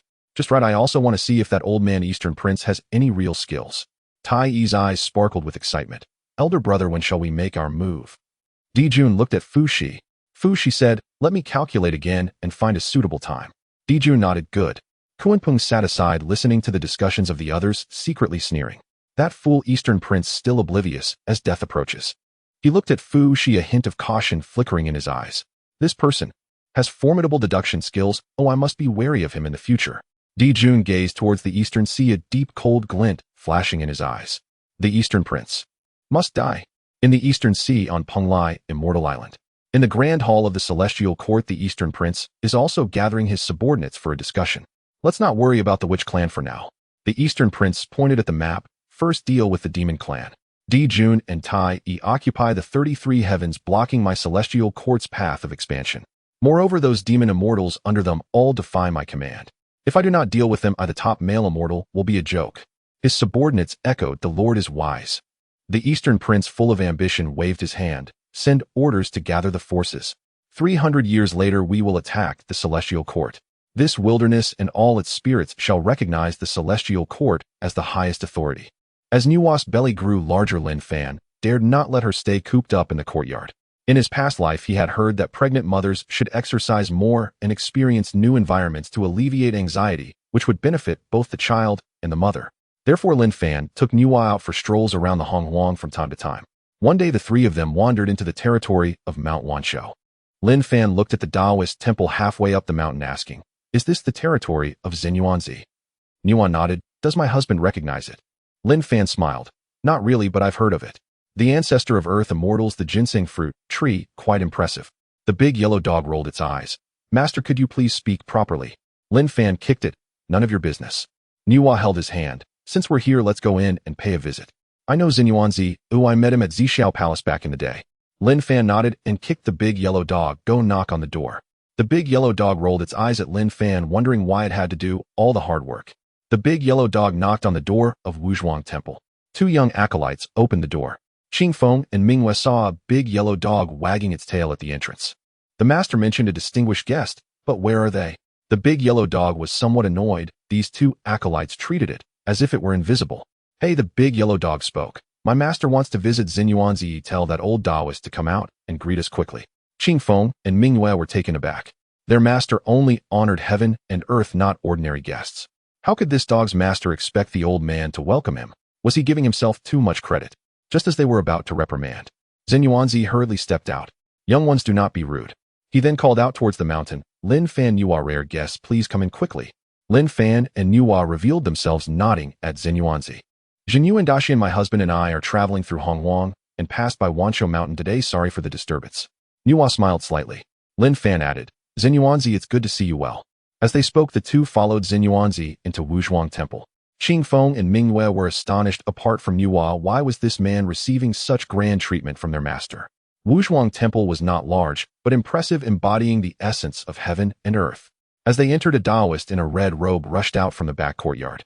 Xinyuanzi, Who has come? Lin Fan was delighted. It was Hongjun. This good-natured old fellow was indeed here. Upon seeing Nuwa and Lin Fan, Hongjun's eyes lit up. Nuwa Daoist. Lin Fan Daoist. What brings you here? Nuwa smiled. Just passing by, thought we'd drop in for a chat. Hongjun rubbed his hands together. Wonderful, wonderful. Just when I was feeling bored, all by myself. Lin Fan looked at him and chuckled inwardly. This Hongjun was truly, blissfully unaware. Zenyuanzi had Qingfeng serve tea and snacks, also specially sending Mingyue to fetch a few ginseng fruits. The fruit resembled a baby and emitted a fragrant aroma. It was clearly a great delicacy. Lin Fan took a bite, and the juice burst forth, a warm, nourishing spiritual energy spreading throughout his body. This is great stuff. His eyes brightened. Zenyuanzi smiled. I'm glad you like it, Lin Fan Daoist. Hongjun, also munching on the ginseng fruit, mumbled, Lin Fan Daoist, where are you headed next? Lin Fan replied, just wandering around. Nuwa is pregnant, and I heard that exercise is beneficial for the child's development, so I brought her out to relax. Hongjun looked at Nuwa's belly, his eyes widening. Nuwa Daoist is pregnant. Nuwa nodded. Hongjun clapped his thigh. Congratulations, congratulations. When the child is born, Zenyuanzi and I must present a grand gift. Lin Fan laughed. Sure, welcome. They chatted for a while, and suddenly Hongjun put down the fruit and looked at Zenyuanzi. Zenyuanzi, I plan to return to Huoyun Cave. Zenyuanzi's expression changed. Return? No way. Hongjun was taken aback. Why not? Zenyuanzi looked at him, hesitating. Hongjun laughed. Zenyuanzi, I've been hiding here for 1,000 years. I can't hide forever, can I? Besides, Huoyun Cave is my home, or I must go back and take a look. Zenyuanzi frowned, but Hongjun waved his hand. No buts. Imakwasa Saint who can do anything to me. Zenyuanzi fell silent. Lin Fan watched from the side, letting out a sigh. This Hongjun was truly, adorably naive. He spoke up. Hongjun Daoist, you have received the primordial purple energy. Countless eyes in the Honghuang are watching you. Do you realize that? Hongjun was taken aback, then laughed. Lin Fan Daoist, you worry too much. We are all cultivators. How could there be so much malice? Lin Fan replied. How have you survived this long with such a mindset? Nuwa also spoke up. Hongjun Daoist, what my husband says is true. It's indeed inappropriate for you to return now. Hongjun scratched his head. Nuwa Daoist, you think so too? Nuwa nodded. Hongjun looked at Zenyuanzi, who had a worried expression. He then looked at Lin Fan, who wore a look of good luck to you. Hongjun fell silent for a moment, then suddenly laughed. You all think too much. He stood up, dusting off his clothes. I, Hongjun, walk upright. I have never offended anyone. If anyone seeks trouble with me, that's their problem, not mine. Zenyuanzi grew anxious. Hongjun. Hongjun turned back, smiling. Zenyuanzi, don't worry. If anything happens, I'll just run back here. Zenyuanzi opened his mouth, but couldn't find the words. Lin Fan looked at him, and suddenly said, Hongjun Daoist, are you sure you want to leave? Hongjun nodded. Lin Fan remained silent for a moment, sighed. Then remember, if anything happens, run to Wuzhuang Temple. Don't fight it out. Hongjun laughed. Don't worry, Lin Fan Daoist, I can run fast. Lin Fan thought to himself, chuckling. Run fast. Can you outrun Kuanping? Can you outrun Dijuan and Tai? But he said nothing more. Some tribulations are unavoidable. Hongjun left. Zenyuanzi stood at the temple entrance, watching his back for a long time without speaking. Lin Fan walked over and patted his shoulder. Zenyuanzi Daoist, some things cannot be forced. Zenyuanzi forced a smile. Lin Fan Daoist, do you think you will be safe? Lin Fan remained silent for a while and shook his head. Zenyuanzi nodded, remaining silent. After finishing the ginseng fruit, Lin Fan also left Wuzhuang. Zenyuanzi nodded, remaining silent. After finishing the ginseng fruit, Lin Fan also left Wuzhuang Temple. On the way back, Nuwa held Lin Fan's large hand. Husband, will Hongjun Daoist encounter trouble? Lin Fan paused for a moment. Yes. Lin Fan gazed at the horizon slowly, saying, he is too naive. The Honghuang is not as simple as he imagines. Nuwa said nothing. The big yellow dog interjected from the side. Master, are you going to save this kid? Oi. Lin Fan shot at a glance. Save? How can I save him? I don't even know where he is. The big yellow dog chuckled. I know. Lin Fan was taken aback. The big yellow dog wagged its tail proudly. I left a trace of divine sense on him. Lin Fan replied. You're a damn dog, yet you're quite clever. In the distance, Hongjun rode on clouds, humming a tune, feeling quite good. He hadn't returned to Huoyun Cave for 1,000 years and wondered if the cave had grown over with grass. He did not notice that behind him several dark eyes were staring intently at him. In the 33 heavens, in the heavenly court, Dijuan stood by the window looking down at the mortal realm. Tai walked over. Elder brother Kuanping is ready. Dijuan nodded. As Hongjun left Wuzhuang Temple, Tai sneered. He just came out heading toward Huoyun Cave. A deep light flickered in Dijuan's eyes. Tell Kuanping that he can make his move now. Tai acknowledged and turned to leave. Dijuan looked outside, murmuring. Hongyun, a mere mortal, is innocent, yet bearing the burden of treasure brings trouble. In the next life, don't be such a nice guy. On an unknown mountain path in the primordial wilderness, Hongyun cheerfully gazed at the retreating scenery, feeling in high spirits. He did not notice that the surrounding clouds were growing thicker and the sky was darkening. By the time Hongyun regained his senses, everything around him had turned pitch black. No, something was wrong. Hongyun immediately became alert, abruptly stopping and using his divine sense to scan the area for thousands of miles only to find a chaotic expanse. A formation. A sudden chill ran through his heart as he hurriedly attempted to turn and escape. Jia jia jia. Ghostly voices began to echo. 3 figures emerged from the darkness. Hongyun steadied himself and looked in their direction. As he recognized the newcomers, an intense sense of crisis surged within him. The visitors were Dijun, Tai Yi, and Kuan Peng. At this moment, Dijun was on his left and Tai Yi on his right, both tightly controlling the surrounding space.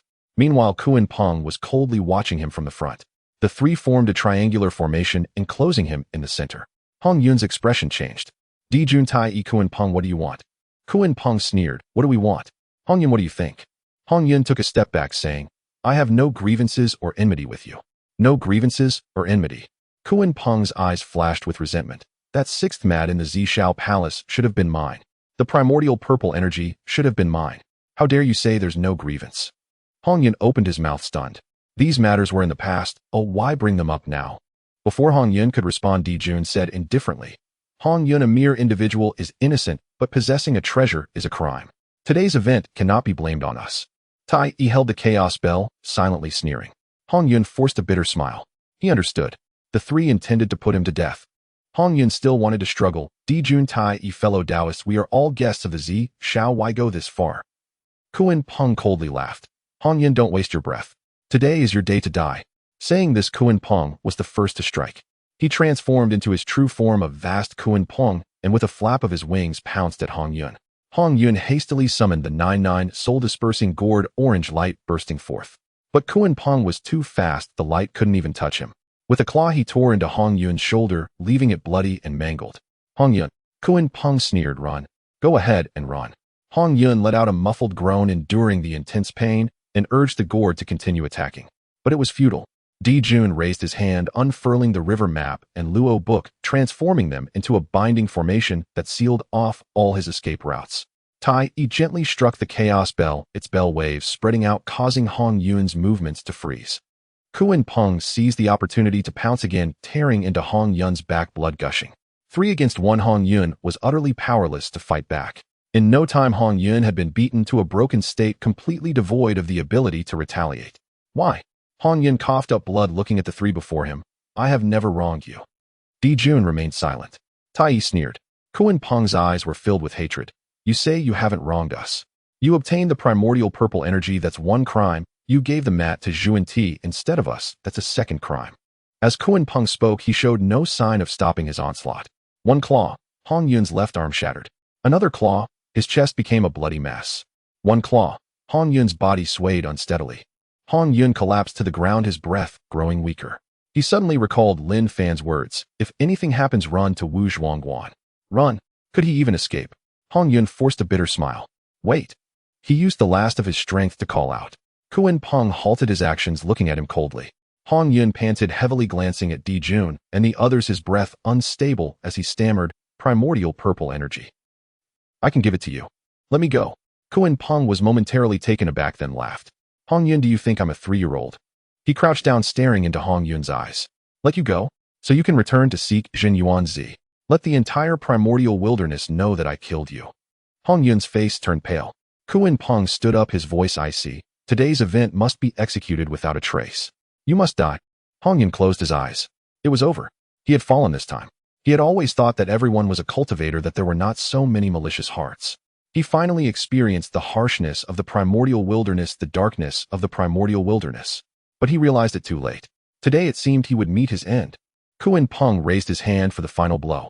Just as he was about to strike Hongyun down, a dazzling purple light suddenly erupted from the center of Hongyun's brow. The primordial purple energy seemed to sense its host was dying and violently burst forth from his brow. Kuan Peng's hand paused in midair as he hurriedly chased after the primordial purple energy.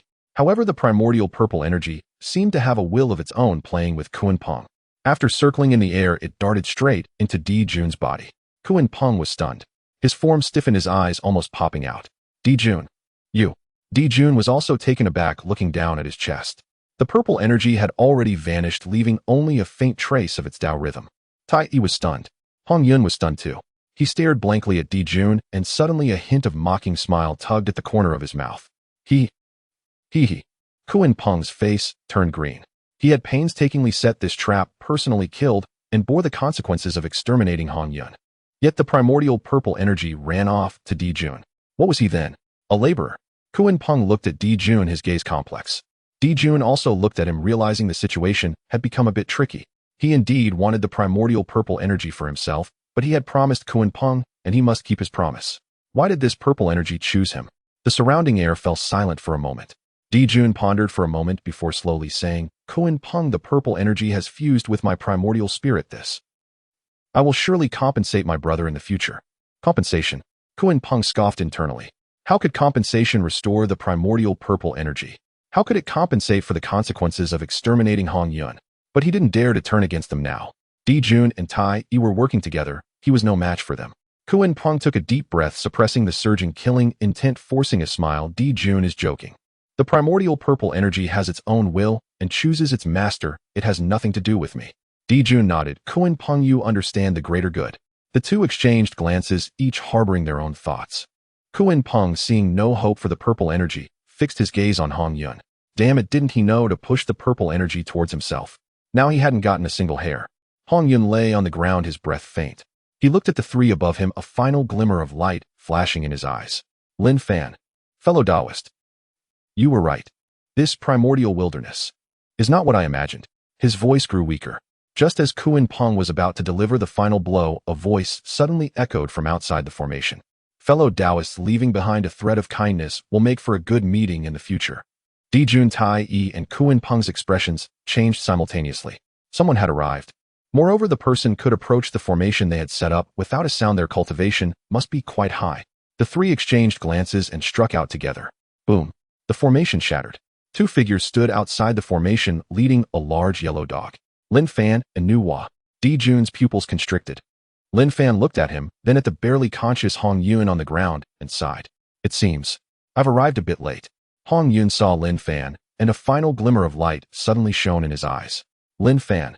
Fellow Taoist.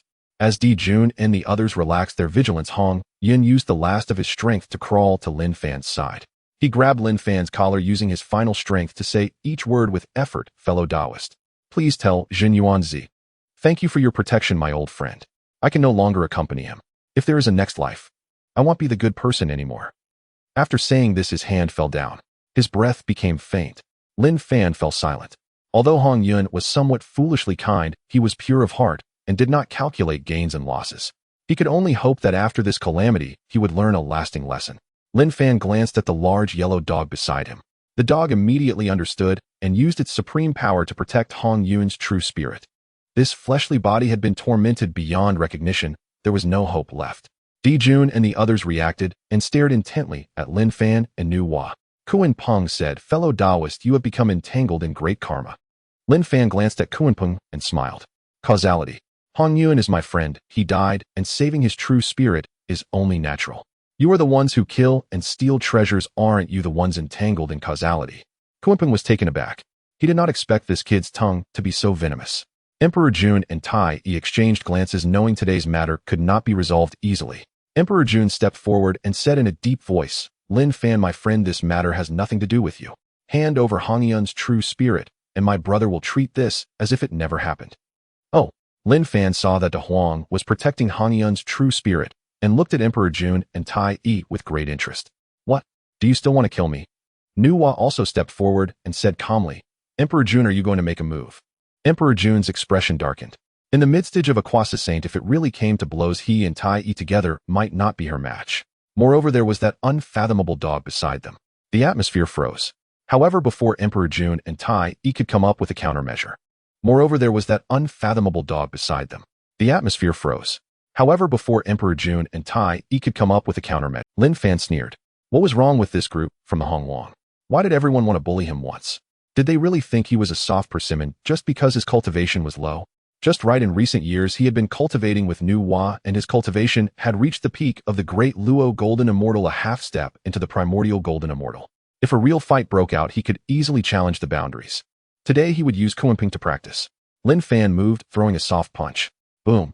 Their fists, the surrounding space shattered with the sound, and chaotic energy surged out. Kunpeng was alarmed. This kid, is he really at the peak of the Great Luo Golden Immortal?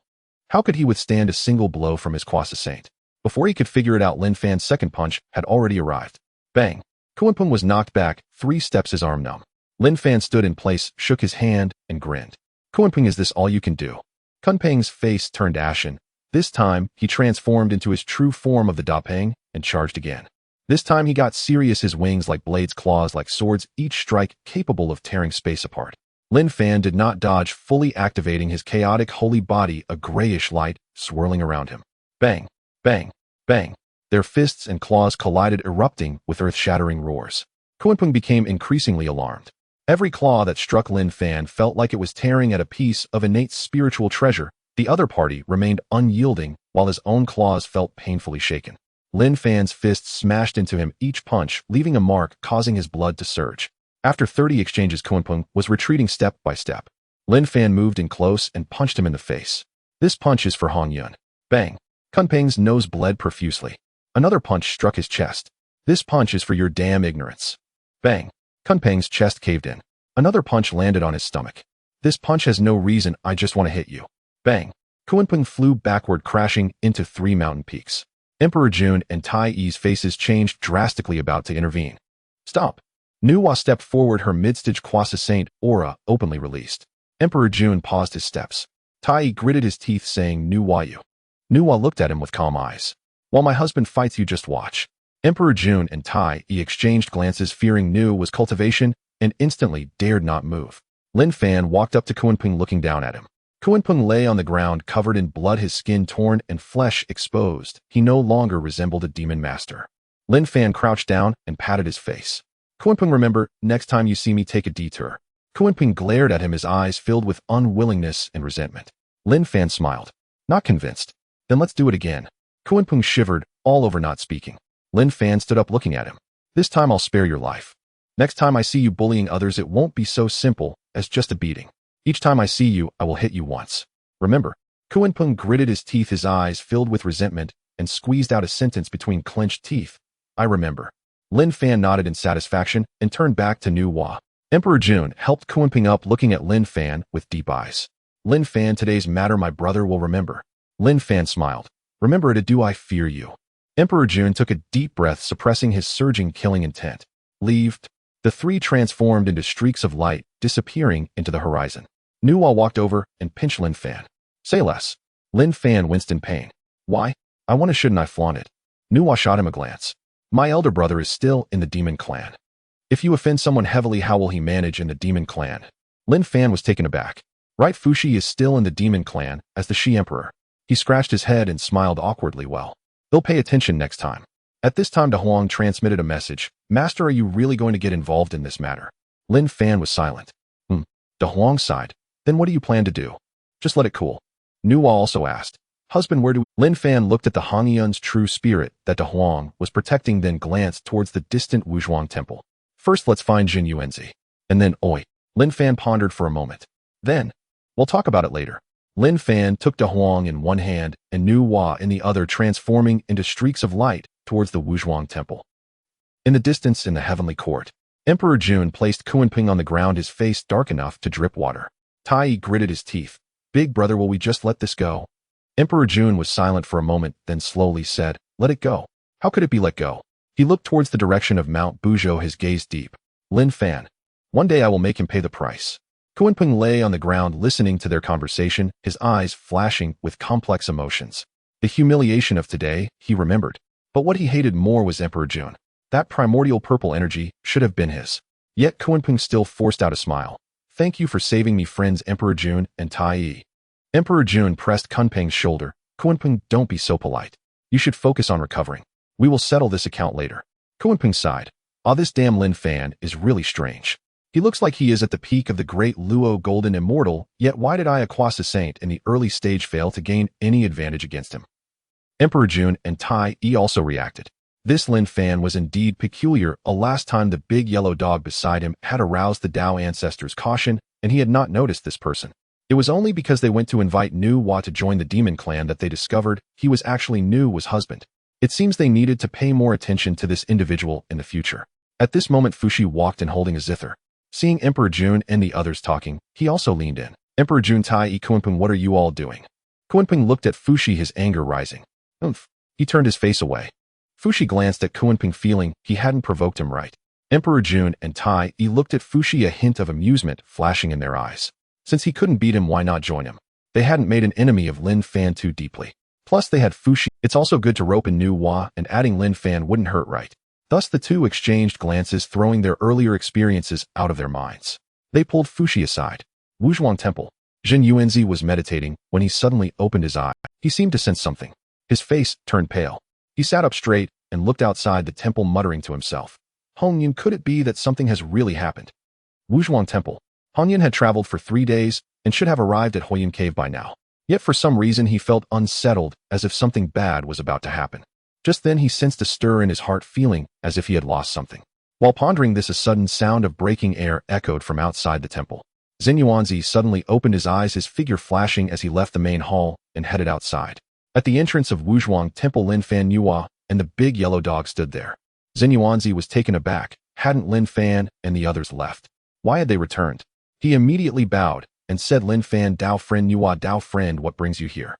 Lin Fan's face was filled with sorrow as he glanced at the big yellow dog. The dog understood instantly and promptly spat out the true spirit of Hongjun. Yuanzi was stunned as he looked at the faint red glow, recognizing it as a true spirit. It was extremely weak, feeling as if it might dissipate with the slightest breeze. Yuanzi's eyes widened, his face turning pale. Hongjun, Dao friend. He rushed forward, trembling as he took the true spirit, feeling the almost fading breath within his eyes instantly turning red. Lin Fan, Dao friend. What happened? Lin Fan sighed. Yuanzi, Dao friend, let's discuss. Yuanzi quickly realized and hurriedly protected the true spirit of Hongjun, inviting Lin Fan and the others into Wuzhuang Temple. The group entered and took their seats. Lin Fan recounted the events from Hongjun leaving Wuzhuang Temple to the ambush set by Emperor Jun and Tai E, with Kunpeng culminating in Hongjun's physical body being shattered. By the time he arrived, Hongjun had only the last trace of true spirit left. After his own confrontation with Kunpeng, Yuanzi listened, his face growing increasingly pale, his hands trembling. Through gritted teeth, he forced out Kunpeng. Emperor Jun, Tai E, Yuanzi will not let the... Looking at the true spirit of Hongjun in his arms, Yuanzi's voice trembled. Lin Fan, Dao friend, Nuwa, Dao friend, Hongjun. Hongjun. Lin Fan gazed at Yuanzi's sorrowful expression. Indeed, he was one of the well-known best friends of the Honghuang era. With one gone, the other truly dared to fight. Yuanzi, Dao friend, my condolences. Lin Fan suddenly felt a pain in his waist. It turned out Nuwa had pinched him. Nuwa also spoke in a low tone. Yuanzi, Dao friend, my husband cannot speak. Now that Hongjun's physical body is destroyed and his true spirit is injured, have you thought about what to do next? Yuanzi shook his head, stood up, and deeply bowed to Lin Fan and Nuwa.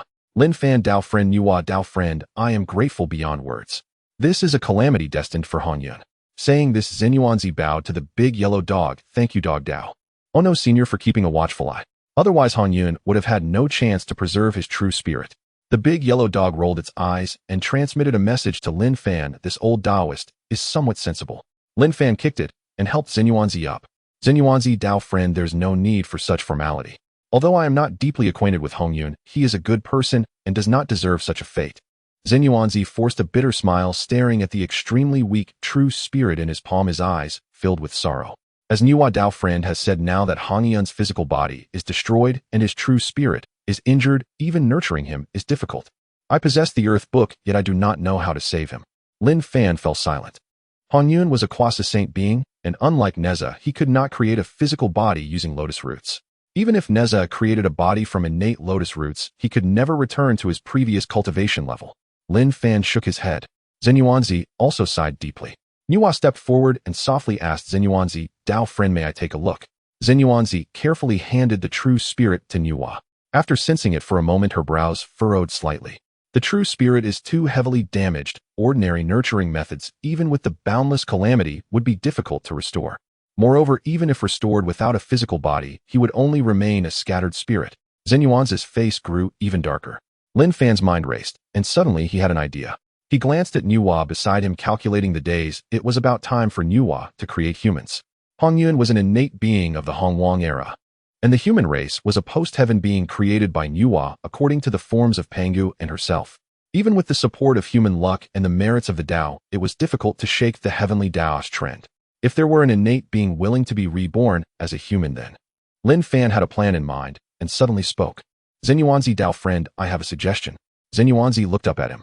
Lin Fan said you should first use the spiritual energy of Wuzhuang Temple to nurture Hongyun's true spirit for a few hundred years. By that time I have a place that may allow Hongyun Dao friend to be reborn. Zenyuanzi was taken aback. What place? Lin Fan did not answer directly, but looked at Nuwa. Nuwa was confused, wondering why her husband was looking at her. Did she have something on her face? Lin Fan said, Zenyuanzi Dao friend, do you know what Nuwa will do in the future? Zenyuanzi shook his head. Lin Fan said, Hongjun mentioned that Nuwa has great merits, so I am not afraid of leaking secrets. Zenyuanzi and Nuwa were puzzled. What great merits? Lin Fan uttered 2 words, creating humans. Zenyuanzi was stunned. Nuwa was also somewhat bewildered. What does creating humans mean? At this moment in the Zhixiao Palace, Hongjun was startled, realizing someone had leaked secrets. But after calculating for a long time, he still could not deduce the reasons. Fortunately, the big yellow dog had blocked the secrets when Lin Fan was about to reveal the trend. Otherwise, Wuzhuang Temple would inevitably face a calamity. Even though Hongjun was now unified with the Dao, the heavenly Dao was not yet complete, but the calamity had already begun to take shape.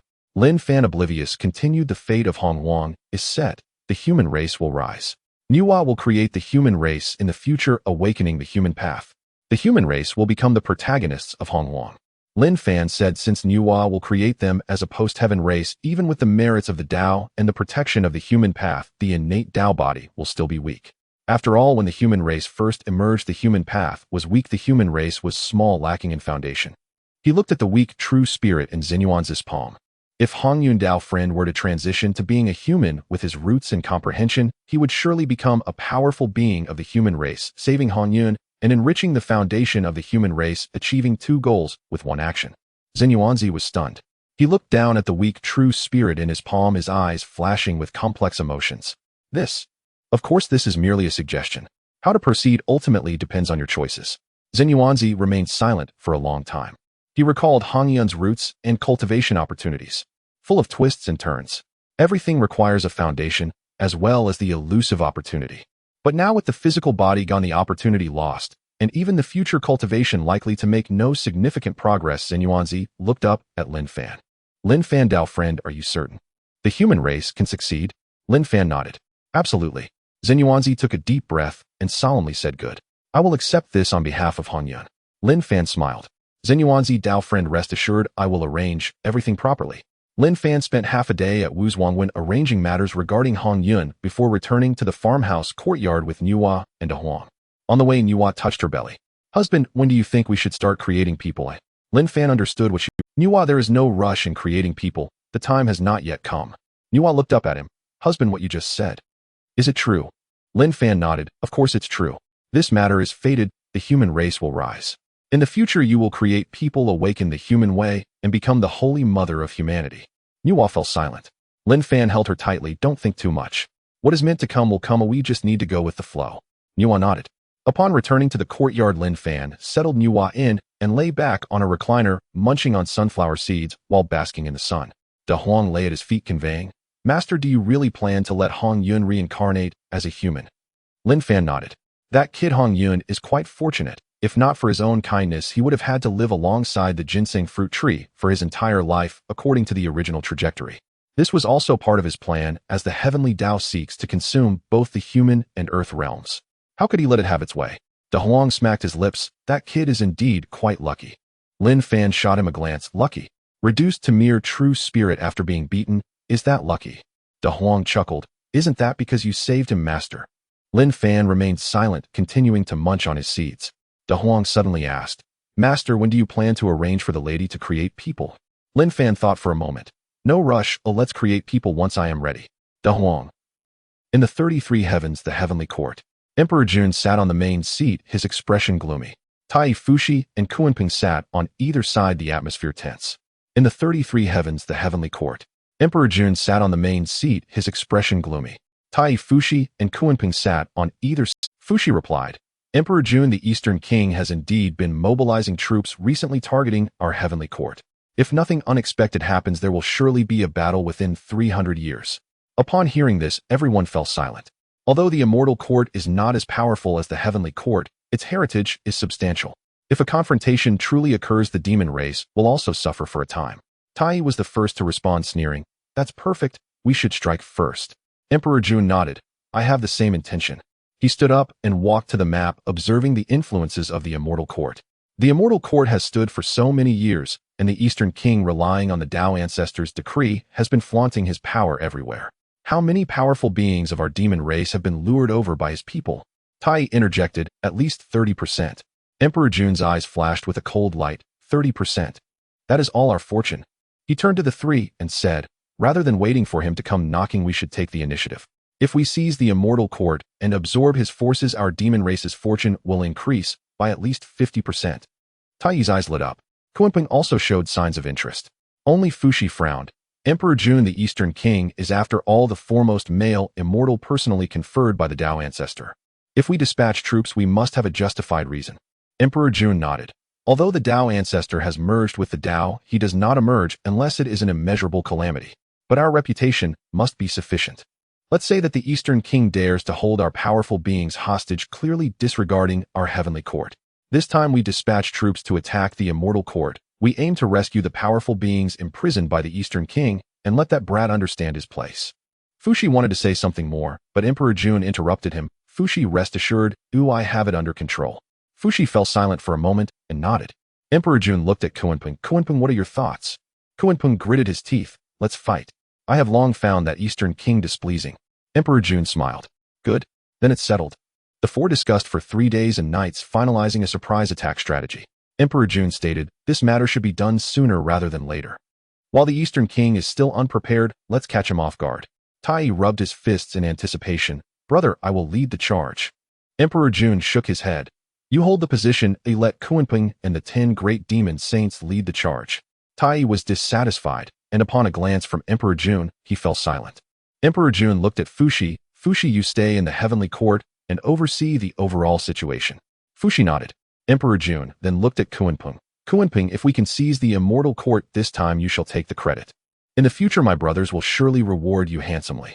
Kunping's eyes flickered with a complex expression, but he quickly suppressed it and clasped his hands. I am willing to serve the demon race.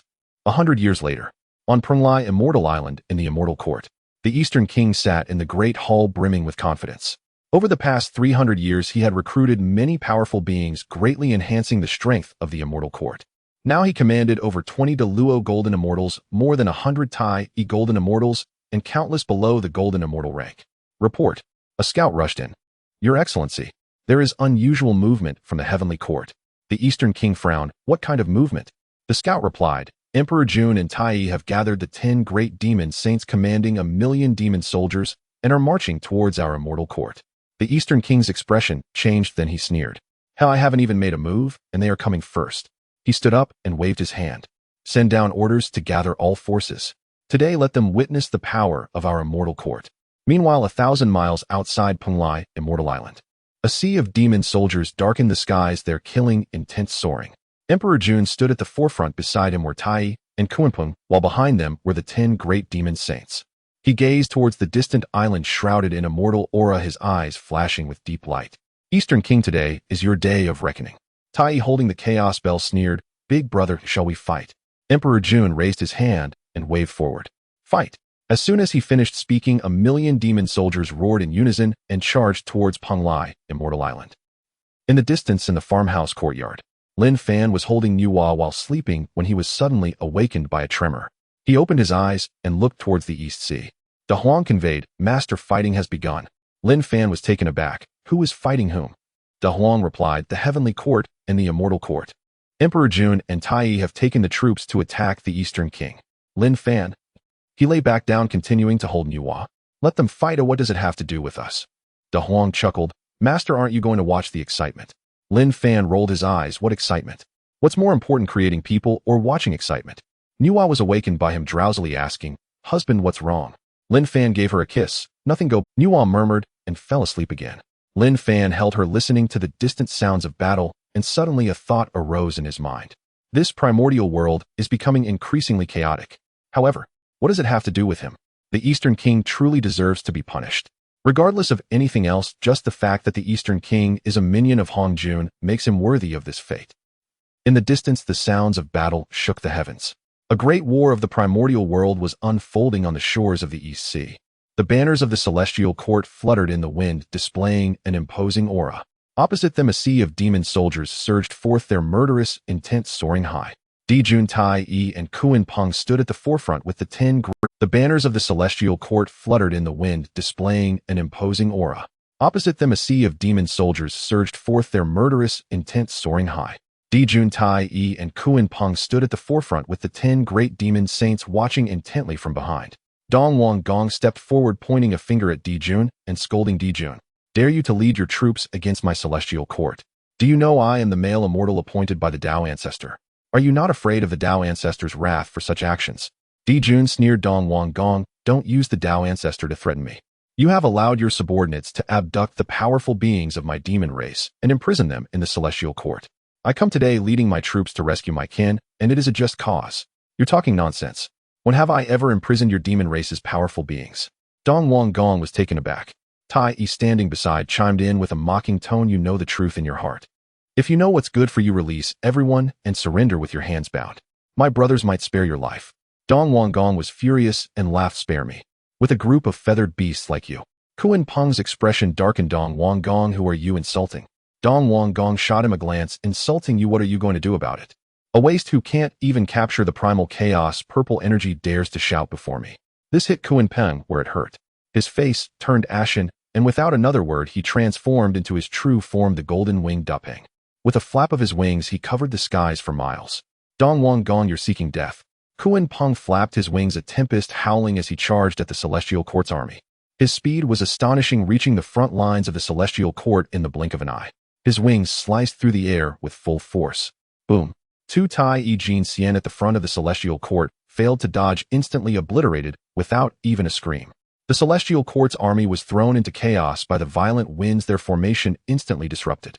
Dong Wang was furious. Kuan Peng, you dare! He summoned the Donghua seal wielding his dragon head staff and shot towards Kuan Peng like a streak of light. The two clashed in midair, producing earth-shattering sounds. Kuan Peng was a nascent saint in the early stages, and Dong Wang was also an old established nascent saint, with both exchanging blows fiercely. But Dong Wang, filled with rage, aimed to kill with every strike.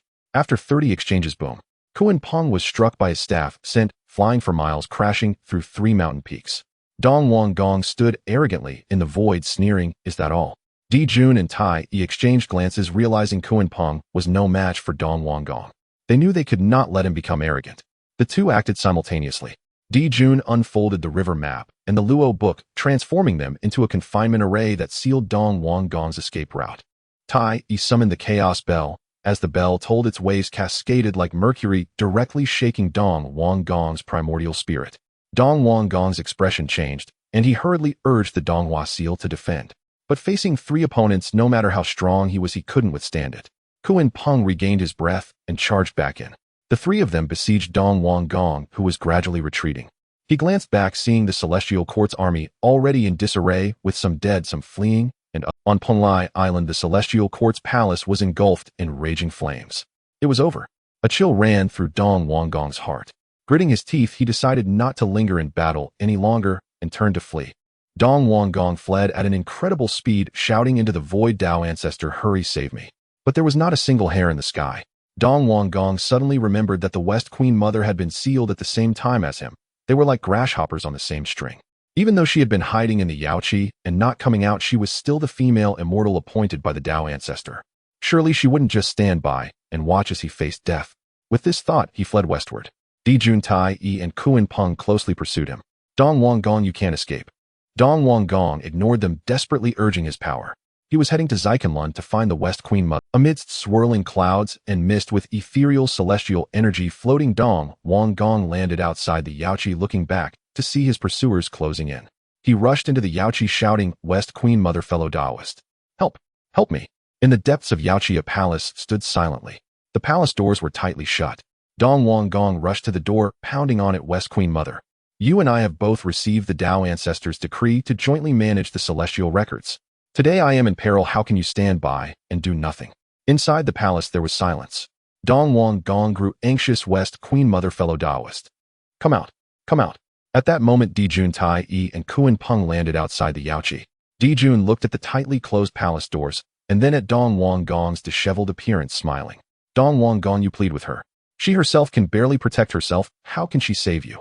Dong Wang Gong's face turned pale.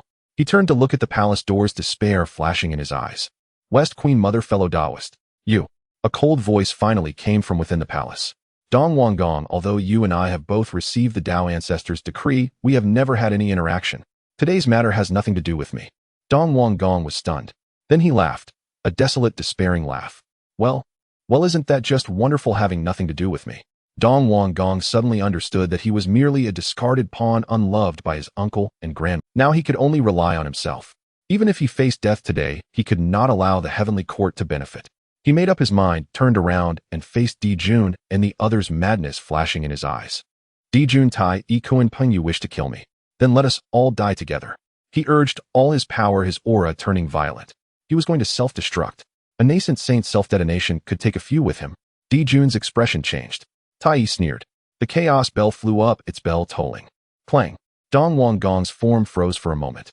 In that split second, Dijun's river map and Luo book descended, sealing his agitated primordial spirit. Kuan Peng's claw tore through the air, piercing straight through his chest. Dong Wang Gong looked down at the gaping wound in his chest, a flash of unwillingness in his eyes.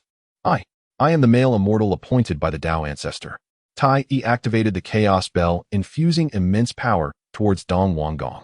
In an instant, the chaos bell shone brightly, smashing Dong Wang Gong's body into a pulp, cutting off his breath.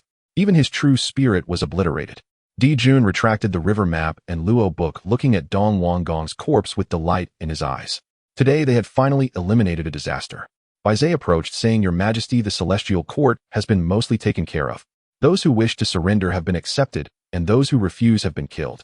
Dijun nodded. Kuan Peng stood nearby, gazing at Dong Wang Gong's corpse, a complex emotion flickering in his eyes. This man was, after all, the male immortal appointed by the Dao Ancestor. Just like that, he died. He looked up at the palace deep within the Yaoqi, a hint of greed flashing in his eyes. Kuan Peng licked his lips, his eyes rising with a murderous glint. Dijun Tai Yi, since we are here, let's take the opportunity to deal with the Yaoqi as well. In the western Kunlun at the Jade Pool, the proposal from Kuan Peng made Emperor Jun and Tai Yi feel a stir of excitement. The two exchanged glances, a silent agreement passing between them. Dong Wang Gong and Shi Wang Mu are the male and female immortals appointed by the Dao Ancestor. Although Shi Wang Mu had been secluded in the Jade Pool for many years and had never participated in the chaos of the primordial era, her title as the female immortal still carried weight. Over the years, many female immortals had been drawn to her. Those female immortals were resources indeed. With the atmosphere ripe for action, it would be a waste not to seize the opportunity for oneself. Emperor Jun nodded, saying, Then let's give it a try. Tai Yi also smiled. Killing Dong Wang Gong is one thing, but taking down Shi Wang Mu is another. Today we shall act. Kuan Peng grinned widely, turning towards the palace in the Jade Pool, channeling all his magical power. Boom. With a single palm strike, the entire Jade Pool trembled.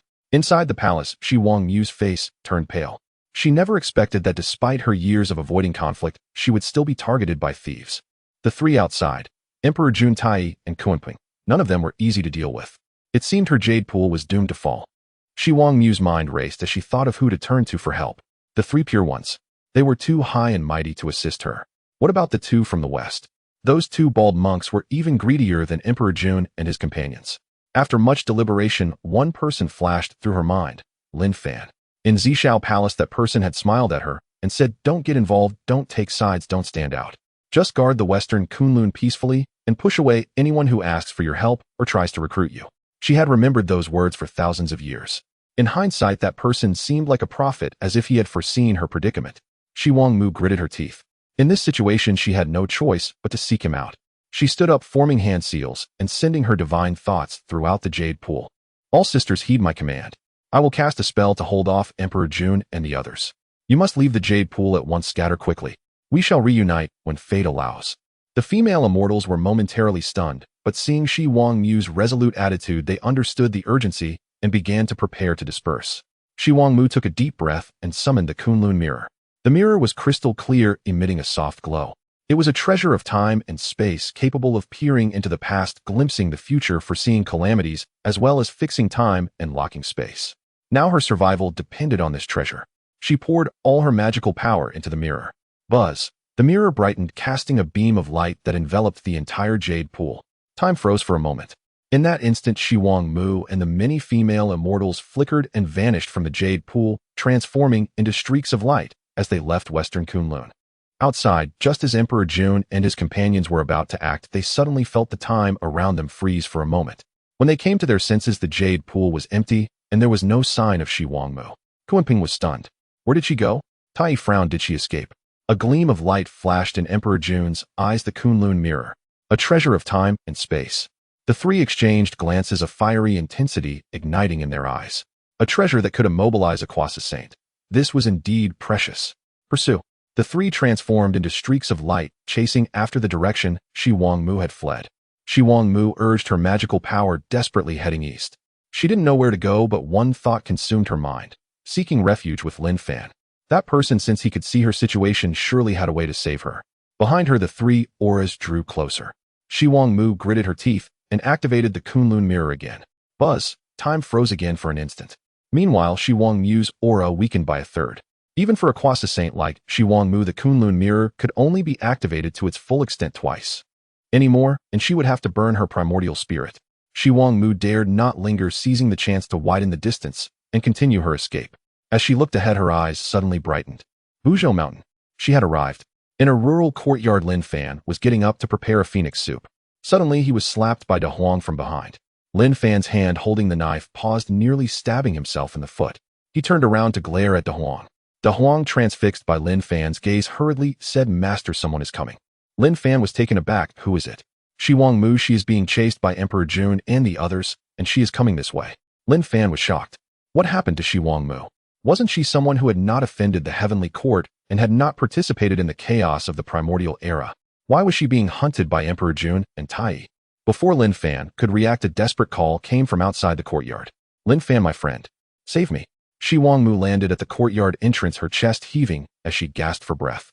Her clothes were disheveled and her hair was a mess. She bore no semblance of the female immortal she once was. Lin Fan stepped out with a pig-killing knife and was momentarily stunned at her appearance. "Honghuang Mu, what's going on?" Honghuang Mu rushed forward, throwing herself into Lin Fan's arms. She grasped his arm tightly. "Lin Fan, my friend. Save me. Emperor Jun. They want to kill me." As soon as she finished speaking, 3 streaks of light descended from the sky, landing outside the courtyard. Emperor Jun, Tai, and Kunping. The 3 changed their expressions upon seeing Lin Fan. Lin Fan looked at Emperor Jun and his companions, then back at Honghuang Mu, suddenly smiling. "Oh, what a coincidence to see the 3 of you here." Emperor Jun's face darkened. "Lin Fan, this matter does not concern you.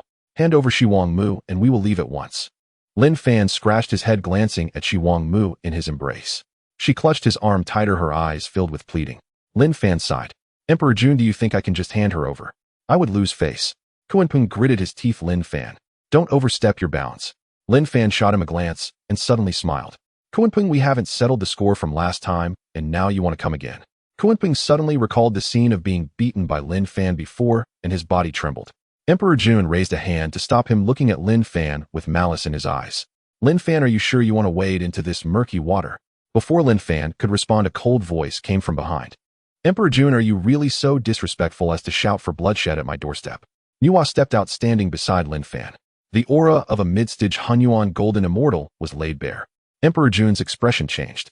He looked at Nuwa, then at the lazy yellow dog behind Lin Fan, and finally at Lin Fan's face, which seemed to beg for a beating. He silently cursed himself for getting into trouble. But now he had already offended Honghuang Mu. There was no way. He took a deep breath. "Nuwa, Lin Fan, this is our grievance with Honghuang Mu. I advise you to hand her over." Nuwa looked at Honghuang Mu, who was clinging to Lin Fan, her aura weak and her hair disheveled, appearing thoroughly disheveled. These 3 big men were indeed capable of resorting to violence. "Umph," Nuwa said angrily. "Emperor Jun, Tai, and Kunping, how can 3 big men bully a weak woman? Is that acceptable?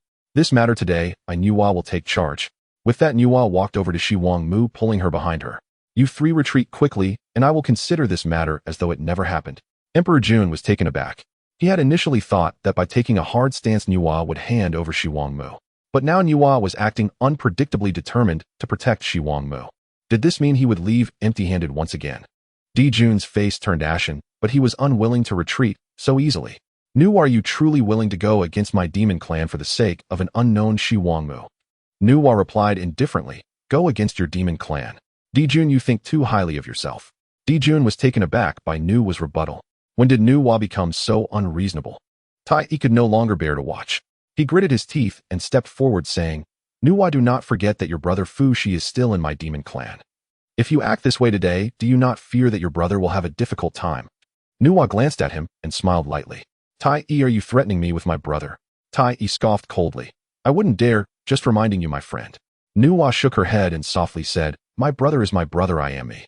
The path he chose I respect, but the path I choose he has no say in. She paused and looked at Tai. As for you all, if you dare lay a single hair on my brother, I will surely flatten the heavenly court. Her voice was not loud, yet it sent a chill down Tai's spine. Jun's expression darkened even further. He turned to Lin Fan, who had an expression of watching a show, still holding on to Shi Wangmu. The woman had returned to her senses, but was still gripping Lin Fan's arm tightly. Jun took a deep breath. Nuwa, is there truly no room for negotiation?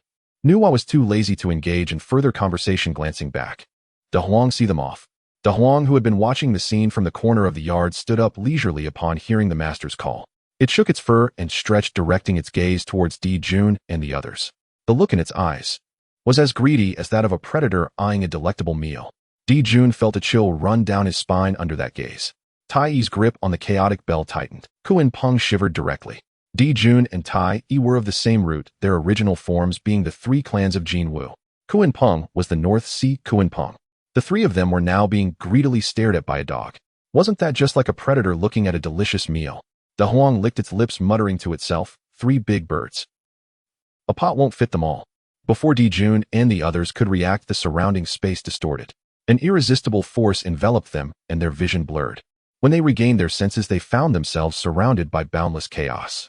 Jun's face changed drastically. This is... Kuan Peng exclaimed in horror, chaos. Tai was dumbfounded. It's the space transfer technique. That dog is... Before he could finish, the three of them froze in place. They discovered that their bodies were immobile. They were bound by an invisible force, unable to even lift a finger. Amidst the chaos, a figure slowly approached. De Huang transformed into a young man. It had somehow procured a large pot, with chaotic flames burning beneath it. It also pulled out several bottles of seasonings, salt, soy sauce, cumin, and chili powder. Arranging them in a row, it looked at Jun and the others with eyes like those of a chef assessing ingredients. These 3 birds too are Jinwu, and one is De Peng. Today's ingredients are plentiful. It stroked its chin, muttering to itself. Jinwu is fiery and suitable for stir-frying. De Peng's meat is tough and suitable for braising. Cooking 3 at once might be a bit much. How about eating 2 first and saving 1 for next time? Jun and the others were struck dumb. Was it going to eat them? Kuan Peng trembled all over, wanting to shout for help, but his mouth wouldn't open. Tai's eyes were filled with terror. The chaotic bell in his arms buzzed, but he couldn't activate it at all. Jun, being the Heavenly Emperor, suppressed his fear and desperately communicated with the Heavenly Dao. Heavenly Dao, save me. Yet his cry seemed to sink into the sea without a ripple. De Huang. These 3 were truly speechless. To save their lives, they even invoked the Heavenly Dao. In the distance, in a farmyard, Nuwa saw De Huang abducting Jun and the others, while simultaneously taking away all the pots and pans from the house. She suddenly felt an ominous premonition. De Huang wouldn't really stew them, would it? Lin Fan, knowing better, waved his hand dismissively. No, it's just scaring them. Shi Wangmu finally returned to her senses, releasing Lin Fan's arm. Her face flushed as she stepped aside. She looked at Nuwa and gratefully said, Nuwa, I will never forget your great kindness. Nuwa pulled the terrified Shi Wangmu down to sit. Sister Shi Wangmu, there's no need to be polite. The world is currently unstable. It seems you won't be able to return to your Kunlun for now. Since you're here, you might as well stay here. Shi Wangmu was momentarily stunned, looking at Lin Fan. Lin Fan nodded. Listen to where? Shi Wangmu's eyes turned red, deeply bowing in gratitude. In the chaos, De Huang turned back to glance at Jun and the others. The 3 were startled, not daring to meet De Huang's gaze, quickly shifting their eyes elsewhere. Internally praying, please don't eat me, please don't eat me. As a seasoned eater, De Huang approached the 3, sniffing their backsides with its nose, truly a primal being. The scent was very good. Eating them should yield results even better than the flesh of Tang Sung. Tai, watching De Huang sniffing his backside, trembled and stammered, what do you want? De Huang replied earnestly, what else could I want? Of course it's to eat. Fried, sautéed, steamed. What do you want to choose? Or should I prepare all of them? Kuan Peng. Dijun. Tai Yi. Hearing De Huang say this, the three quickly shut their eyes. Seeing them not speak, De Huang shook its head. Not talking. Then he'll just go ahead. Jinwu is suitable for roasting and Kuan Peng for stewing. You 3 1 roasted 2 stewed, just right for 1 pot. As it spoke, it began to sharpen its knife. The blade gleamed coldly in the chaos, pushing and pulling as if the surrounding space was being sliced. At that moment, the knife's gleam was even more frightening than the chaotic bell in the eyes of the three. Dijun could no longer hold back, shouting, "Senior, spare us. We won't dare do it again." Seeing his brother yield, Tai Yi followed suit, shouting, "Senior, I was just going along. My meat isn't tasty. Kuan Peng's meat is delicious. Kill Kuan Peng instead. I won't dare do it again." Kuan Peng glared at Tai Yi. It was indeed every man for himself in times of great peril. He shouted even louder, "Senior, I am the most innocent. I was taught a lesson by Lin Fan last time. If I had known Shi Wangmu would come to Lin Fan's place with 800 guts, I wouldn't have dared to come. It has nothing to do with me." De Huang glanced at them. "Now you know to admit your mistakes. Now you know to call me senior." The three friends. De Huang fell silent for a moment, seeing that its intimidation had taken effect. It put away the knife and stared at the three, saying, "Since you know your mistake, then get lost. Do not step into this little yard again." As soon as the words left its mouth, the binding force vanished. The three felt as if they had received a pardon. They dared not linger, transforming into streaks of light and fleeing without looking back. De Huang watched as the three fled faster than dogs, putting away the pots and pans, smacking its lips. What a pity. 3 big birds. It thought for a moment, then comforted itself. It's fine. Once the master attains the Dao of Hongjun, those 3 little birds will be easy to catch whenever he wants to eat them. De Huang also transformed into a streak of light, returning to the farmyard.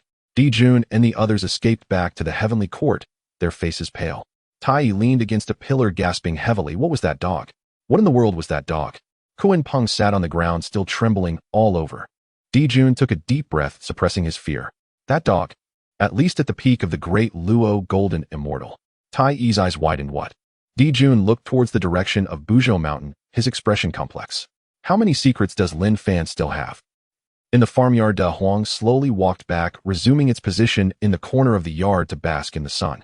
Lin Fan tossed it a bone, saying, "Well done." De Huang held the bone in its mouth, wagging its tail happily. It transmitted sound to the ancestor dragon. "Old dragon, did you see?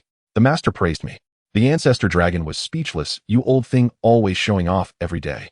De Huang, can't you talk properly? De Huang walked over to Lin Fan's feet, asking, "Master, how do you plan to arrange for that Shi Wangmu?" Lin Fan shot at a glance, saying, "What arrangement? We're told her to stay, so she can stay."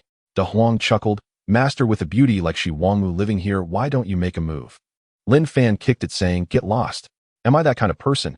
De Huang dodged, glancing at Shi Wangmu, who was chatting with Nuwa, nodding, "Yes. Master, you are just that kind of person." The Queen Mother of the West settled in a rural courtyard.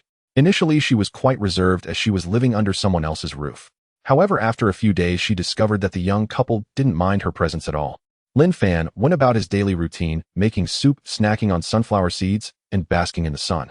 Nuwa treated her like a sister, often chatting with her about interesting tales from the primordial times. However, the Queen Mother of the West grew increasingly apprehensive. The courtyard seemed ordinary at first glance, but the longer she stayed, the more she sensed something strange about it. That big yellow dog lay in the corner of the yard, lazily soaking up the sun.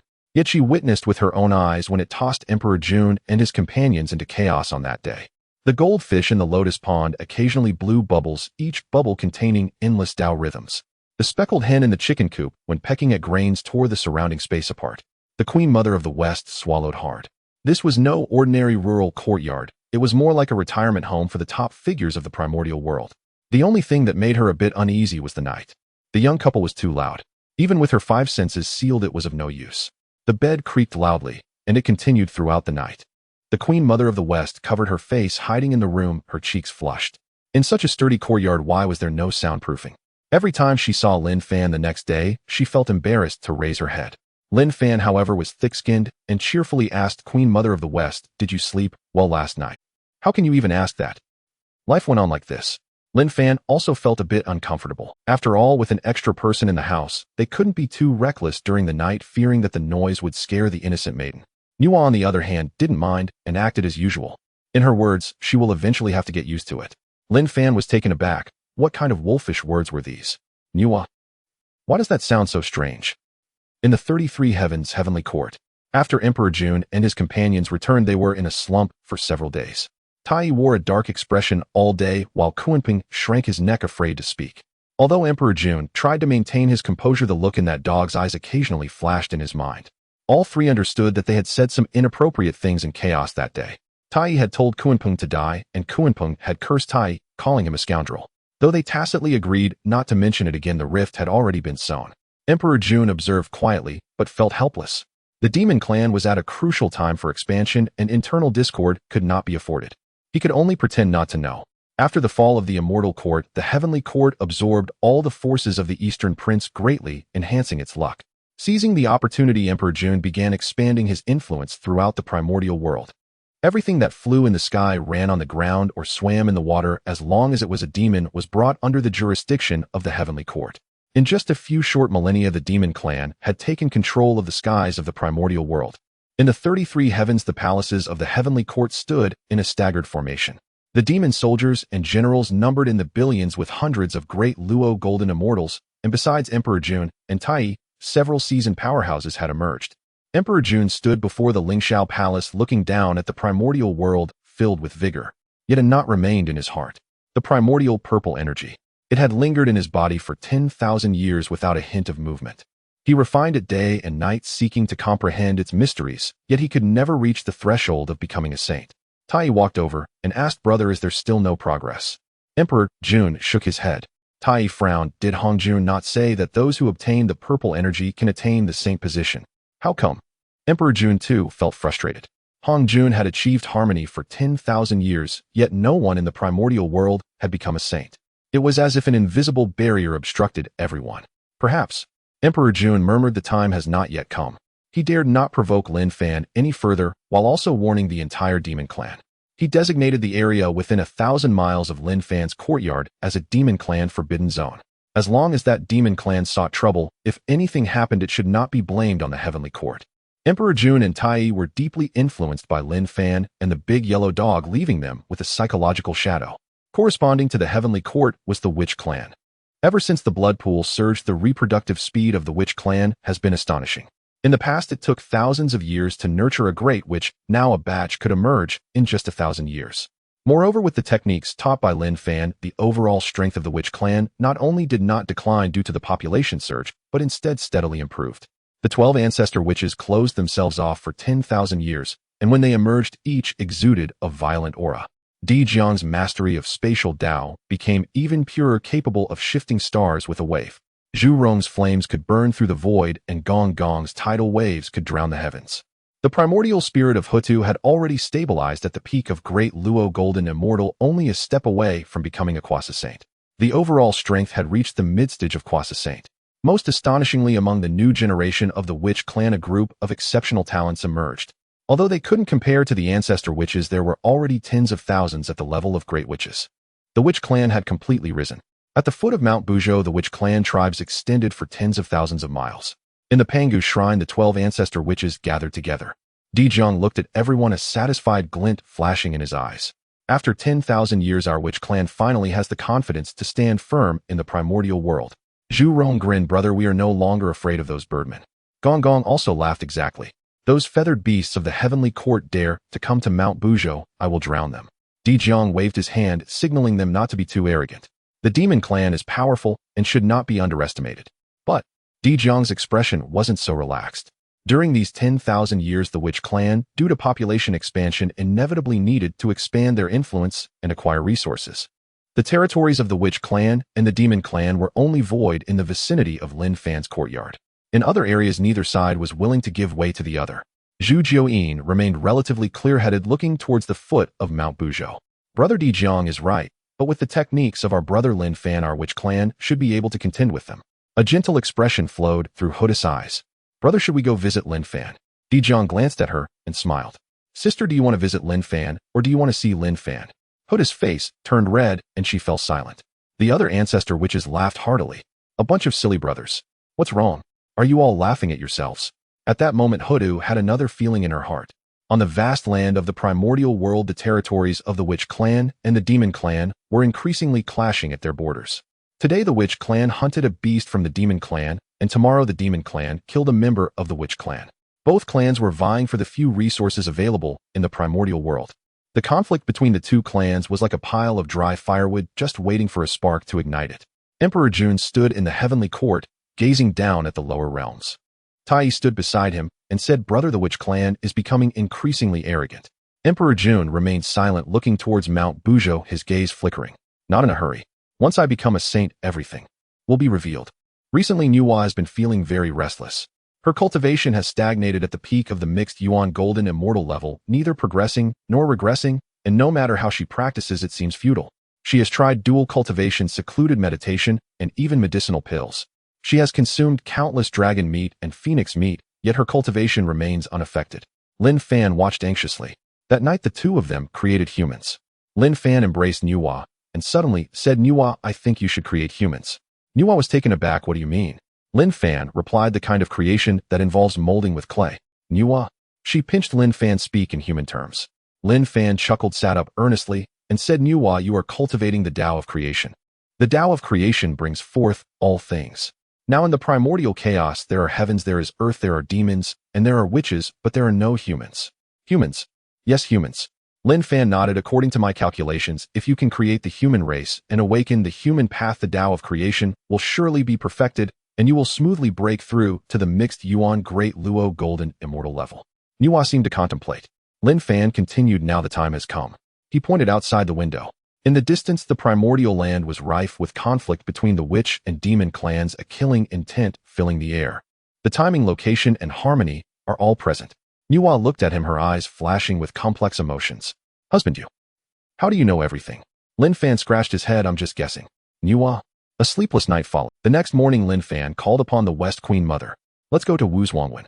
The West Queen Mother, still drowsy, asked, "What do we need to go to Wuzhuangwen for?" "To fetch someone," Lin Fan replied. The West Queen Mother looked even more puzzled. Wuzhuangwen.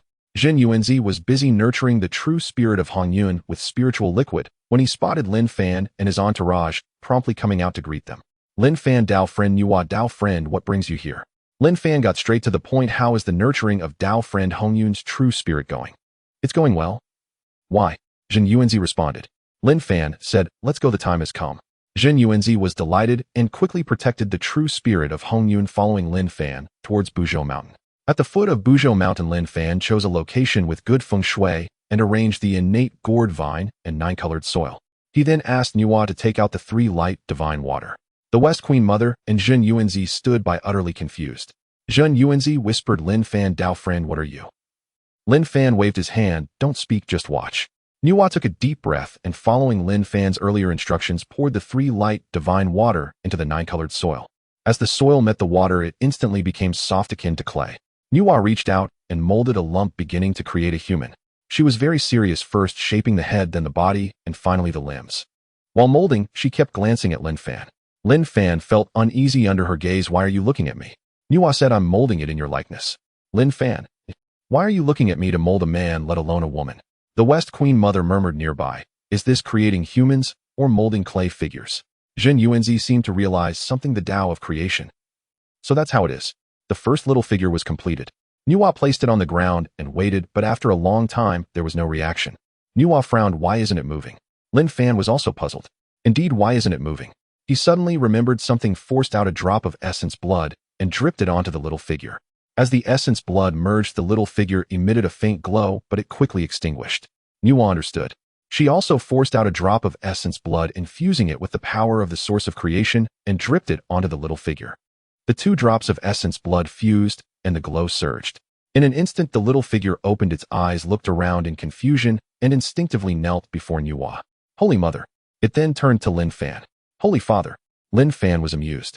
This little figure was quite polite. The true spirit of Hongjun watched from the side, suddenly feeling a connection. It seemed that something on the little figure was drawing him in. Lin Fan turned to him and asked, "Dao friend Hongjun, do you want to go in?" Hongjun was taken aback. "Go in." Lin Fan pointed at the little figure. "This body may not compare to your original, but it is pure. If you are willing to reincarnate into it, there may still be hope for your cultivation." Hongjun fell silent. Jin Yuanzi looked at him, wanting to say something, but hesitating. After a long time, Hongjun suddenly smiled. "Lin Fan, Dao friend, I trust you." After saying that, his true spirit transformed into a red light, merging into the little figure's brow. The little figure trembled all over and opened its eyes. Its gaze was no longer bewildered, but clear. It looked at Lin Fan and respectfully bowed. Lin Fan, Dao friend, your great kindness and virtue Hongjun will remember in his heart. Lin Fan waved his hand. No, from now on you are part of the human race, just live well. With this experience, Nuwa began to mass produce while heavily pregnant. She and Lin Fan molded together, one shaping the head, and the other the body, working in perfect harmony. However, after a long time, they had only managed to mold a mere 3,000. Lin Fan's hands were sore, and looking at the heavily pregnant Nuwa, he suddenly felt a pang of pity. This efficiency is too low. He slapped his forehead. Oh no, I was being foolish. Why not use this treasure? Thus Lin Fan handed the innate gourd vine to Nuwa. Nuwa understood, took the vine, dipped it in the 9-colored soil, and with a wave, mud splashed everywhere, transforming into little figures on the ground.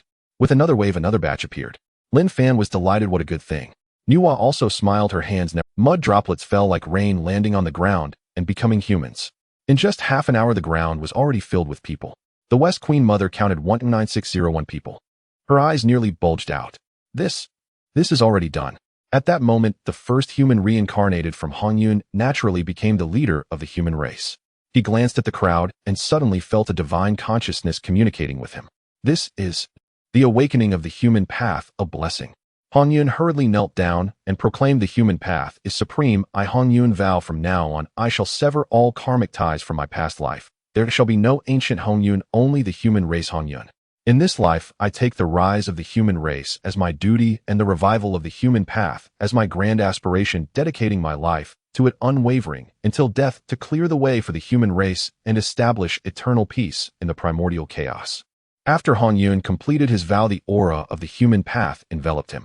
The remnants of the innate Dao rhythm from his past life were refined by the power of the human path, turning into nourishment for his human body. He completely severed all karmic ties with the ancient deities. Under the continuous support of human path luck, Hongjun's cultivation soared, and the power of the innate yin-yang and 5 elements laws surged from within his organs. In the midst of this transformation, a brilliant light erupted as if it were going to pierce through chaos itself. His languid primordial spirit revitalized, and his cultivation stabilized at the initial stage of the mixed yuan golden immortal. Hongjun burst into hearty laughter. Ha ha ha. I, Hongjun, have returned. The loud laugh of Hongjun stunned everyone present. He had known Hongjun for countless epochs. He knew that although this good-natured old man had decent roots, his talent was just average. He had been reduced to nothing but his true spirit reincarnating into a newly born race. And now he had become a mixed origin golden immortal upon reincarnation. Was this really reincarnation? This was surely cheating. Lin Fan was also taken aback, then he smiled. This person really knows how to work things out. Congratulations, Hongjun, my friend. Lin Fan clasped his hands. Wait, should I now call you the leader of the Hongjun human race? Hongjun glanced gratefully at Lin Fan, then walked up to Zhen Yuanzi and bowed solemnly. Thank you, Zhen Yuanzi, for your protection over the years. Zhen Yuanzi's eyes glistened with tears as he supported him. It's good to have you back. It's good to have you back. The two exchanged a knowing smile. Everything was understood without words. Before everyone could recover from the shock of Hongjun's situation, Nuwa moved. She stood up, caressed her bulging belly, and looked up toward the heavens. The Tao is above. Today I, Nuwa, use the essence of the 9 heavens and the divine water of the 3 lights to mold clay and create humanity. I establish the human race to complete the balance of heaven and earth. I am the Holy Mother of humanity, protecting its reproduction with the power of creation, using the mountains, rivers, and national symbols to stabilize its fortune. May humanity thrive and the way of man prosper forever. This vow is witnessed by heaven and earth. The Tao shall attest to it. Her voice was not loud, yet it resonated through the heavens and the earth. Boom! A massive rift suddenly opened in the depths of chaos above. Endless merits of the Tao poured down, dividing into 3 portions. One portion of 60% directly flooded into Nuwa's body, another portion of 20% cascaded onto the newly born human race, and the last 10% hovered in front of Lin Fan. However, Lin Fan pushed with both hands, sending the merit into Nuwa's body. After all, a husband should pamper his wife. The last portion fell onto the innate gourd vine, transforming into the merit treasure, the creation whip. Zhen Yuanzi watched this scene, murmuring, "This is..." The Western Queen Mother was so frightened that her legs went weak. The merits of the Tao have descended. Seeing that Nuwa was about to break through, Lin Fan hurriedly instructed Da Huang to protect everyone. Don't interfere, Nuwa is about to break through. The merits of the Tao flowed into Nuwa's body. The bottlenecks that had troubled her for so long shattered layer by layer under the support of the Tao. The peak of mixed origin golden immortal, the shackles of mixed origin great Luo golden immortal were broken. Boom. An enigmatic aura erupted from Nuwa. Just as she was about to prove her path in mixed origin, at Zixiao Palace, Hongjun was suddenly startled. He had been closely observing Nuwa creating humanity. From the moment Nuwa took out the essence of the earth to molding the first human, and then to Hongyun's reincarnation, he had witnessed every moment. But at this moment, he could no longer remain seated. This time Nuwa was proving her Dao without using the primordial purple energy. She was following the path of the laws to attain enlightenment. What does this mean? It means she is not under the control of the heavenly Dao. Hongjun's face turned pale as he gestured with his hands, attempting to deduce the heavenly secrets. Yet the secrets became increasingly chaotic. An unexpected variable. It's that Lin Fan again. Hongjun sighed helplessly, having no choice but to communicate with the heavenly Dao. The grand trends of the primordial world are irreversible, but small trends can be altered. However, Nuwa's becoming a saint marks the opening of the saint era. This absolutely cannot be changed. The heavenly Dao gave a single directive: do not let the matter of Nuwa attaining the mixed origin great Luo golden immortal be known. A mixed origin great Luo golden immortal who is not under the control of the heavenly Dao would disrupt the entire balance of the primordial world. More importantly, it would affect the subsequent layout of the heavenly Dao. Hongjun took a deep breath, communicating with the heavenly Dao, borrowing its power, and waved his hand. An invisible force enveloped the primordial world. The heavenly secrets began to become chaotic. At the foot of Buzhou Mountain, the signs of Nuwa proving the Dao had just appeared. The soaring radiance of the mixed origin great Luo golden immortal had not yet risen before it was distorted by an invisible power. The vast pressure of the mixed origin great Luo golden immortal was forcibly suppressed by 1/3. Lin Fan frowned. Did that old rascal Hongjun make a move? Nuwa sensed something as well, looking up toward the depths of chaos. The grand trend of the heavenly Dao was being forcibly redirected. In Zixiao Palace, even though he merged with the Dao and completed all this, his aura was still weakened by 1/3, forcibly distorting the heavenly secrets and covering up the truth of Nuwa's proving the Dao. Even he had consumed quite a bit. But there was no other choice. Nuwa must be a saint of the heavenly Dao. Only in this way can the subsequent events align with the grand trend of the heavenly Dao, creating humanity, educating them, becoming the holy mother of humanity, and then, at the right moment, the heavenly Dao will devour the way of humanity. If she is not under the control of the heavenly Dao, then all layouts must start anew. Hongjun gazed toward Buzhou Mountain, his eyes deep. Nuwa, although you have attained mixed origin being in the primordial world, you must abide by its rules. Regarding the Lin Fan behind you, he fell silent for a moment and did not continue. At the foot of Buzhou Mountain, Lin Fan embraced Nuwa, softly asking, "Do you feel it?" Nuwa nodded. Hongjun has interfered, disguising me as a saint of the heavenly Dao. Lin Fan chuckled coldly. That old rascal really knows how to handle things. Nuwa looked at him. Husband, what should we do? Lin Fan thought for a moment and smiled. What should we do? Let it be. He pointed at the people around. You created these people, you take care of them. Hongjun wants you to be a saint, then be one. After all, you don't rely on him for a living. Nuwa seemed to ponder. Lin Fan continued. Remember, you are a mixed origin great Luo golden immortal and not under the control of the heavenly Dao.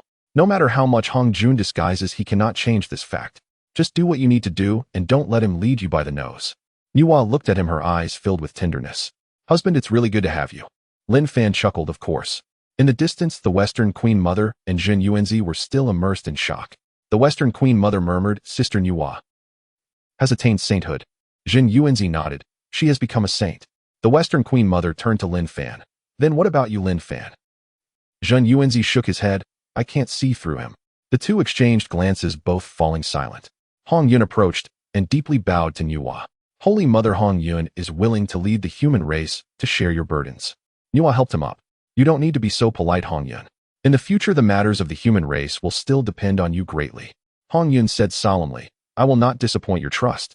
Lin Fan looked around, suddenly remembering something. By the way, where will these humans live? Everyone was taken aback. Right, where will they live? We can't just let these tens of thousands of people squeeze into a farmer's small courtyard, can we? Lin Fan scratched his head and thought for a moment. Let's settle them near the small courtyard. After all, the area within 1,000 miles is our territory. Even Di Jun wouldn't dare to come. He looked at Nuwa. What do you think, where? Nuwa nodded. That's fine. It's close by, making it convenient to take care of them. Thus, the first human tribe was established near the farmer's small courtyard. Hongyun led the 12,960 humans, chopping trees, building houses, clearing land, and farming, bustling with activity. Meanwhile, the entire primordial world was in an uproar. The second saint after Hongjun has emerged. The commotion of Nuwa attaining sainthood shook all living beings in the primordial chaos. In the 33 heavens in the heavenly court, Emperor Jun sat in the Lingxiao Hall, his expression dark. Unexpectedly, it was Nuwa who first attained sainthood, while he remained stuck in the mid-stage of quasi-saint.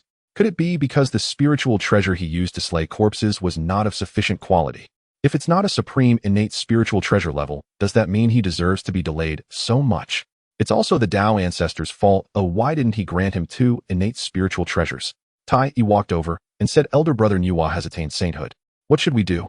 Emperor Jun also looked somewhat serious at this moment, stroking the Hongmeng purple energy on his chest. It seems he needs to find some special method to accelerate his cultivation progress. At Kunlun Mountain, Taiching Laozi suddenly woke up from his meditation. His body trembled slightly as he murmured, human race. Merit. So that's how it is. It seems my chance for sainthood lies within this newly born race. He glanced at Yuan Shi and Tong Tian, who were also in meditation and transformed into a stream of light heading towards the human race's tribe. As soon as Laozi left, Yuan Shi opened his eyes, looking in the direction of Buzhou Mountain. Nuwa, my friend, has attained sainthood. His brow furrowed, slightly lost in thought. Tong Tian, who was also breaking out of meditation, laughed heartily. Good. With Nuwa attaining sainthood, the primordial chaos has gained another saint. I must go pay a visit someday. In the west at Mount Shumi, Zhuanti and Jane were also awakened by the aftereffects of Nuwa's sainthood. The two exchanged glances. Zhuanti gritted his teeth. Senior brother, that Nuwa actually attained sainthood. On what grounds? Jane sighed. Junior brother, don't cause trouble. Zhuanti snorted coldly. Senior brother, that's the merit of creating humans. A vast amount of merit. If we could share even a fraction of it, how could we not achieve the saintly fruit position? Jane ignored Zhuanti and began to calculate in his heart. This newly born race has profound. At Buzhou Mountain in the Wu clan tribe, Hutu stood before the Panga temple, looking towards the farmer's cottage, her eyes flashing with complex emotions. Sister Nuwa has attained sainthood.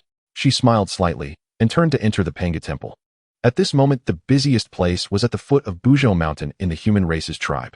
Hongjun was leading the humans in building houses when suddenly a green light descended from the sky. An old Taoist with white hair and beard riding a green ox landed at the entrance of the tribe. Taiching Laozi. Hongjun was momentarily stunned, but quickly went forward to greet him. Old Taoist, how come you are here? Laozi looked at him, his eyelids twitching. Isn't this Hongjun? Wasn't he killed by Emperor Jun Tai Yi and Kunping together? How is he here? It seems this kid is thriving among the human race. Laozi took a deep breath, suppressing his shock, and said lightly, Hongjun, I sensed an opportunity here and came to... Opportunity? Hongjun scratched his head. Laozi nodded, looking at those humans. These humans have a connection with me. Hongjun replied. Connected? Are you the 2 bald donkeys from the west? You seem to find a connection with anyone. But he couldn't refuse directly and could only say, old Taoist, just tell me, what are your intentions in the human race? Laozi is straightforward. Hongjun, I wish to preach within the human race. Hongjun was taken aback. Old Taoist, I cannot decide on this matter. I must ask the Holy Mother and the Holy Father. Laozi was startled. Holy Father. Hongjun pointed to the farmer's cottage not far away. Lin Fan. Again, that Lin Fan. Laozi was somewhat baffled. What did Hongjun just call Nuwa and Lin? Holy Father. Holy Mother. Did Hongjun just recognize a thief as his father? At the great hall of the human race tribe, though called a hall, it was actually just a slightly larger wooden house. Lin Fan and Nuwa sat at the top. Laozi immediately bowed, his voice filled with reverence. Salutations to Saint Nuwa. May the saint be well. Even though Nuwa was his junior sister, Laozi did not dare to disregard the saint's dignity. Nuwa glanced at Laozi and waved her hand. Old Taoist, there's no need for such formalities, please rise. Hongjun stood aside, ready to serve tea. Nuwa smiled gently. Old Taoist, what brings you to the human race? Laozi hurriedly replied, Saint Nuwa Lin Fan, this time I have come to preach in the human race. Nuwa raised an eyebrow. Lin Fan sneered inwardly. Preach? What a nice way to put it. Isn't it just wanting to share the human race's fortune? Nuwa glanced at Lin Fan, seeing him shake his head slightly. She said lightly, Old Taoist, the human race is newly established and has many needs. The matter of preaching is not urgent. Laozi replied, I am willing to impart the golden core Dao to assist the human race in their cultivation. Nuwa shook her head. The human race is protected by me, no need for you to worry. Laozi's expression changed slightly. He looked at Lin Fan. Lin Fan smiled, but said nothing. Laozi took a deep breath. Nuwa, I am the true lineage of Pangu. Preaching in the primordial chaos is the decree of heaven. Nuwa interrupted him. Old Taoist, you are of the true lineage of Pangu. What does that have to do with me? Laozi was left speechless by this rebuttal. Why was this junior sister suddenly like a different person? Nuwa continued, the human race was created by me, and I am the holy mother of the human race. As for matters concerning the human race, I have the final say. Laozi's face turned ashen. He didn't expect Nuwa to be so disrespectful, but he didn't dare to lose his temper. Nuwa is a saint. He is only a quasi-saint.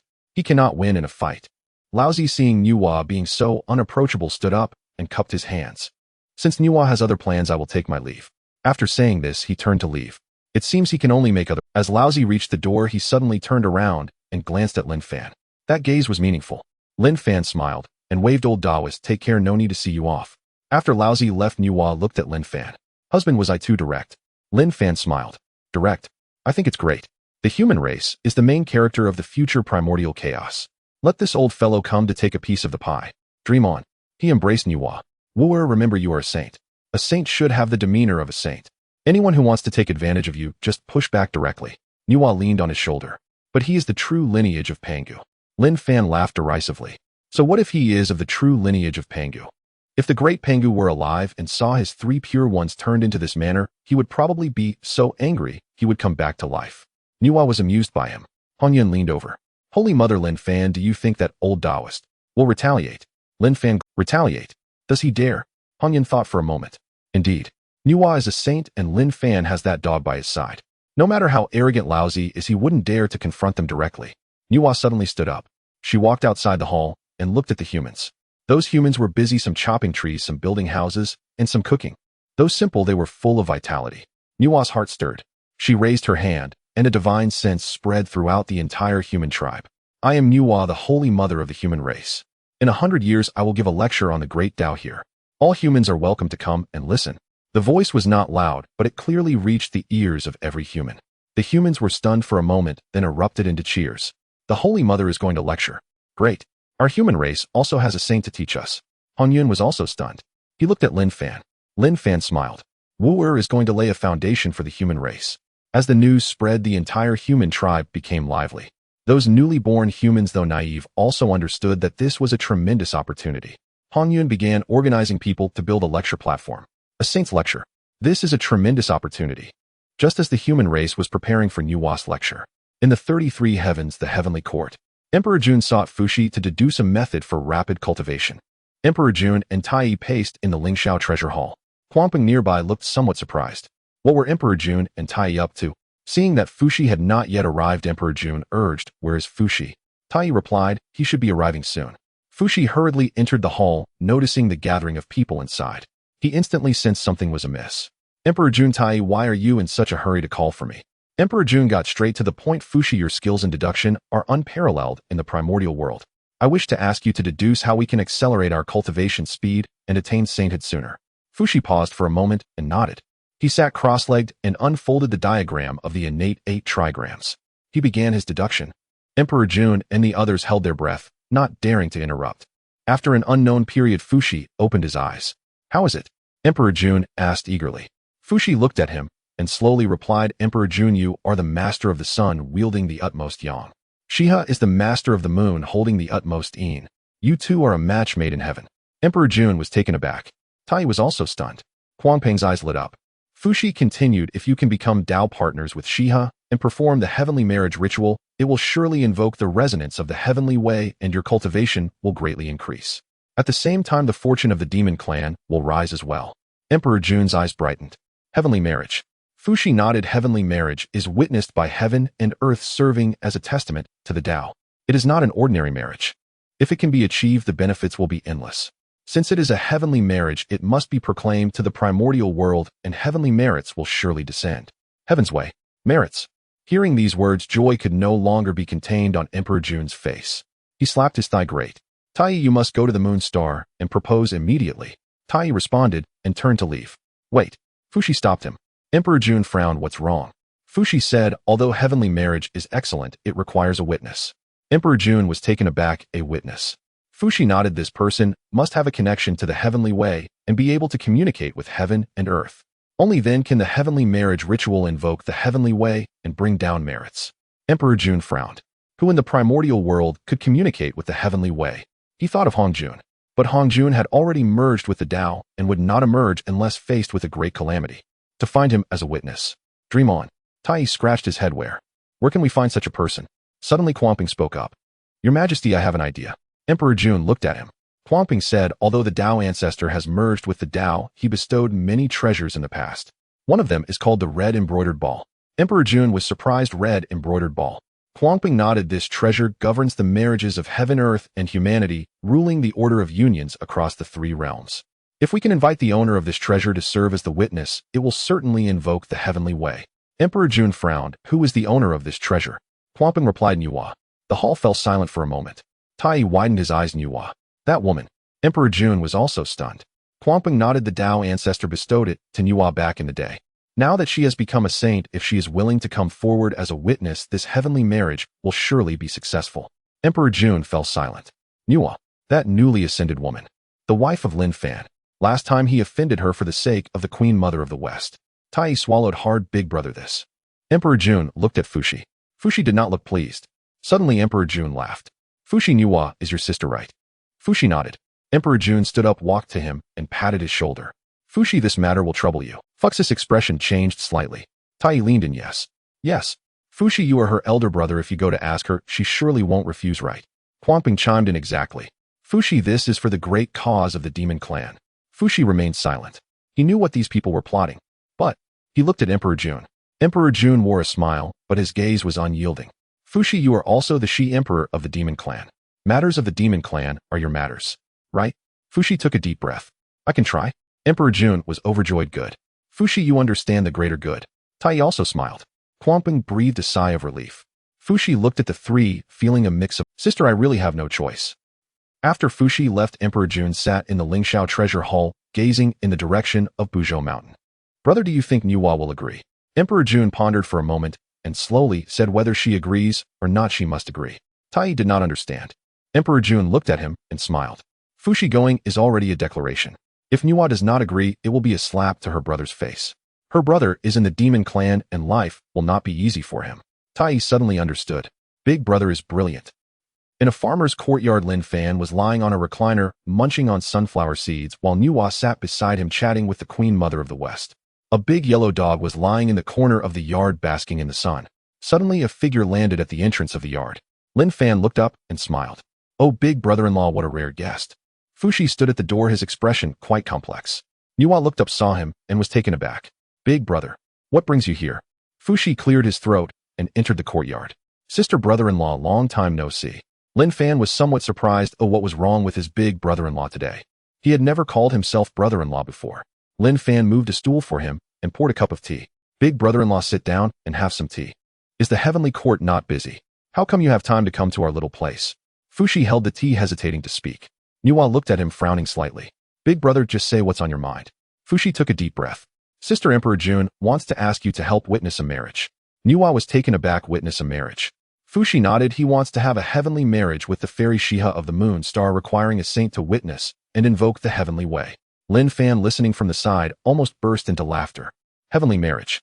That old rascal Emperor Jun is aiming for this. Nuwa fell silent for a moment and asked, did you come on his behalf? Fushi nodded. Nuwa looked at him, her eyes complex. Big brother, you know I don't get involved in these matters. Fushi smiled bitterly. Sister, I know. But Emperor Jun and the others insist on me coming. He paused and whispered, it's not easy for me in the demon clan either. Nuwa remained silent. Lin Fan looked at the brother and sister, sighing inwardly. Fushi was not a bad person, just had taken the wrong path. He exchanged a glance with Nuwa. Nuwa understood and asked, witnessing the marriage. How exactly does it work? Fux's eyes brightened. You just need to use the red embroidered ball to preside over the heavenly marriage ceremony, allowing the heavenly way to take notice. Nuwa hesitated for a moment and turned her gaze towards Lin Fan. Lin Fan thought for a moment where agree to big brother's request. Fushi was delighted. He did not expect this convenient brother-in-law to stand on his side. The more he looked at this brother-in-law, the more pleasing he became. Heavenly marriage is a good thing, accumulating merits. Moreover, Lin Fan glanced at Fushi. You have to give some face to big brother. Fushi felt warmth in his heart, almost shedding tears. Sister-in-law understands me. Nuwa thought for a moment and nodded. All right, I agree. Fushi was overjoyed and stood up to bow. Nuwa stopped him. Big brother, don't do that. Fushi looked at her, his eyes slightly red. Sister, thank you. Nuwa shook her head. We are family, there's no need to be so formal.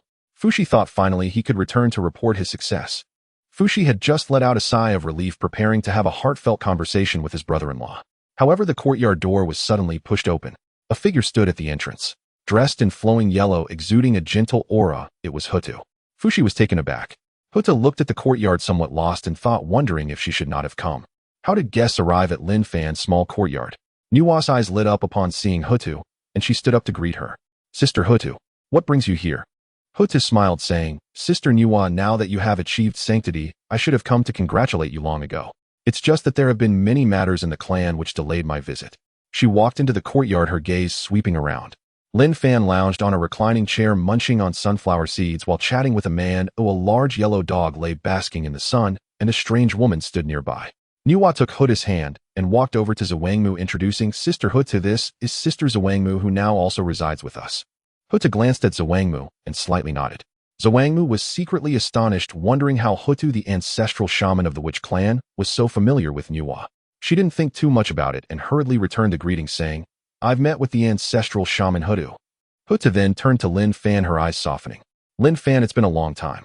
Lin Fan paused his conversation with Fushi, raised his gaze toward Hutu, and smiled. Sister Hutu, I hope you've been well. Please have a seat. Fushi stood by, feeling a bit awkward. The atmosphere. It seemed like he was the outsider. He cleared his throat. Sister brother-in-law, you have guests, so I'll take my leave first, Nuwa said, glancing at him. Elder brother, why are you leaving so soon? Can't you stay a little longer? Fushi repeatedly waved his hand, saying, Sister, no need, no need. There are matters in the heavenly court, so I must leave now. He paused, then looked at Nuwa. Also about the wedding. I'll leave that to you, sister. Once the specific date is set, I'll come find you. Fushi cupped his hands toward Hutu and turned to leave. After all, there were many matters he needed to plan back home. This wedding was something he had deduced, and he not only needed to propose on the Tyne Star. He also needed to work on convincing Xia. Now that his sister had agreed, the main party was still not settled. Wasn't this just a futile endeavor? Hutu watched Fux's departing figure, lost in thought. Sister Nuwa, how is your elder brother doing in the demon clan? Nuwa fell silent for a moment. He should be fine. Hutu noticed that Nuwa was unwilling to elaborate and did not press further. After all, her witch clan and the demon clan were not on good terms. Caring too much would not bode well for Fushi, who was at the core of the demon clan. The three of them sat down, and Zhuangmu poured a cup of tea for Hutu. Hutu held the teacup and spoke first. Sister Nuwa, congratulations on achieving sainthood and creating the human race. With your protection, the human race will surely prosper in the future. Nuwa smiled and replied, Sister Hutu, you flatter me. Isn't the witch clan also thriving? Hutu smiled, though her smile was somewhat forced. Lin Fan observed this and felt a stir in his heart. There was something on Hutu's mind. Lin Fan knew that with three women together as a man, he was at the center of the storm. Uncertainty loomed that whatever was happening could relate to him. So he took the large yellow dog and exited the small courtyard, intending to take a stroll. Before leaving, Lin Fan greeted Nuwa, saying, Where I'll step out to walk the dog. You all chat. If anything comes up, just send me a message. Nuwa shot Lin Fan a glance and nodded, saying, Husband, you go ahead. Once Lin Fan left, the three women gathered around and began chatting. Nuwa inquired about matters concerning the witch clan, and Hutu responded one by one. Currently, the witch clan was experiencing a population boom and expanding its influence, but conflicts with the demon clan were increasing. Zhuangmu listened from the side, frowning slightly. Ancestral shaman Hutu, are you all going to fight with the demon clan? Hutu fell silent. I don't know. Di Jun and Tai have been expanding the demon clan, squeezing our witch clan's living space. As they spoke, Hutu suddenly fell silent. Nuwa looked at her. Sister Hutu, do you have something on your mind? Hutu raised her head, looking at Lin Fan's departing figure. Seeing Hutu hesitate to speak, Nuwa understood that she had some words for Lin Fan. She immediately sent a message to Lin Fan, who had not gone far. Lin Fan was taken aback. He had come out to seek some peace, so what was this about? Calling him back directly. When Lin Fan returned to the courtyard with the large yellow dog and looked at Hutu, he inwardly thought it was bad.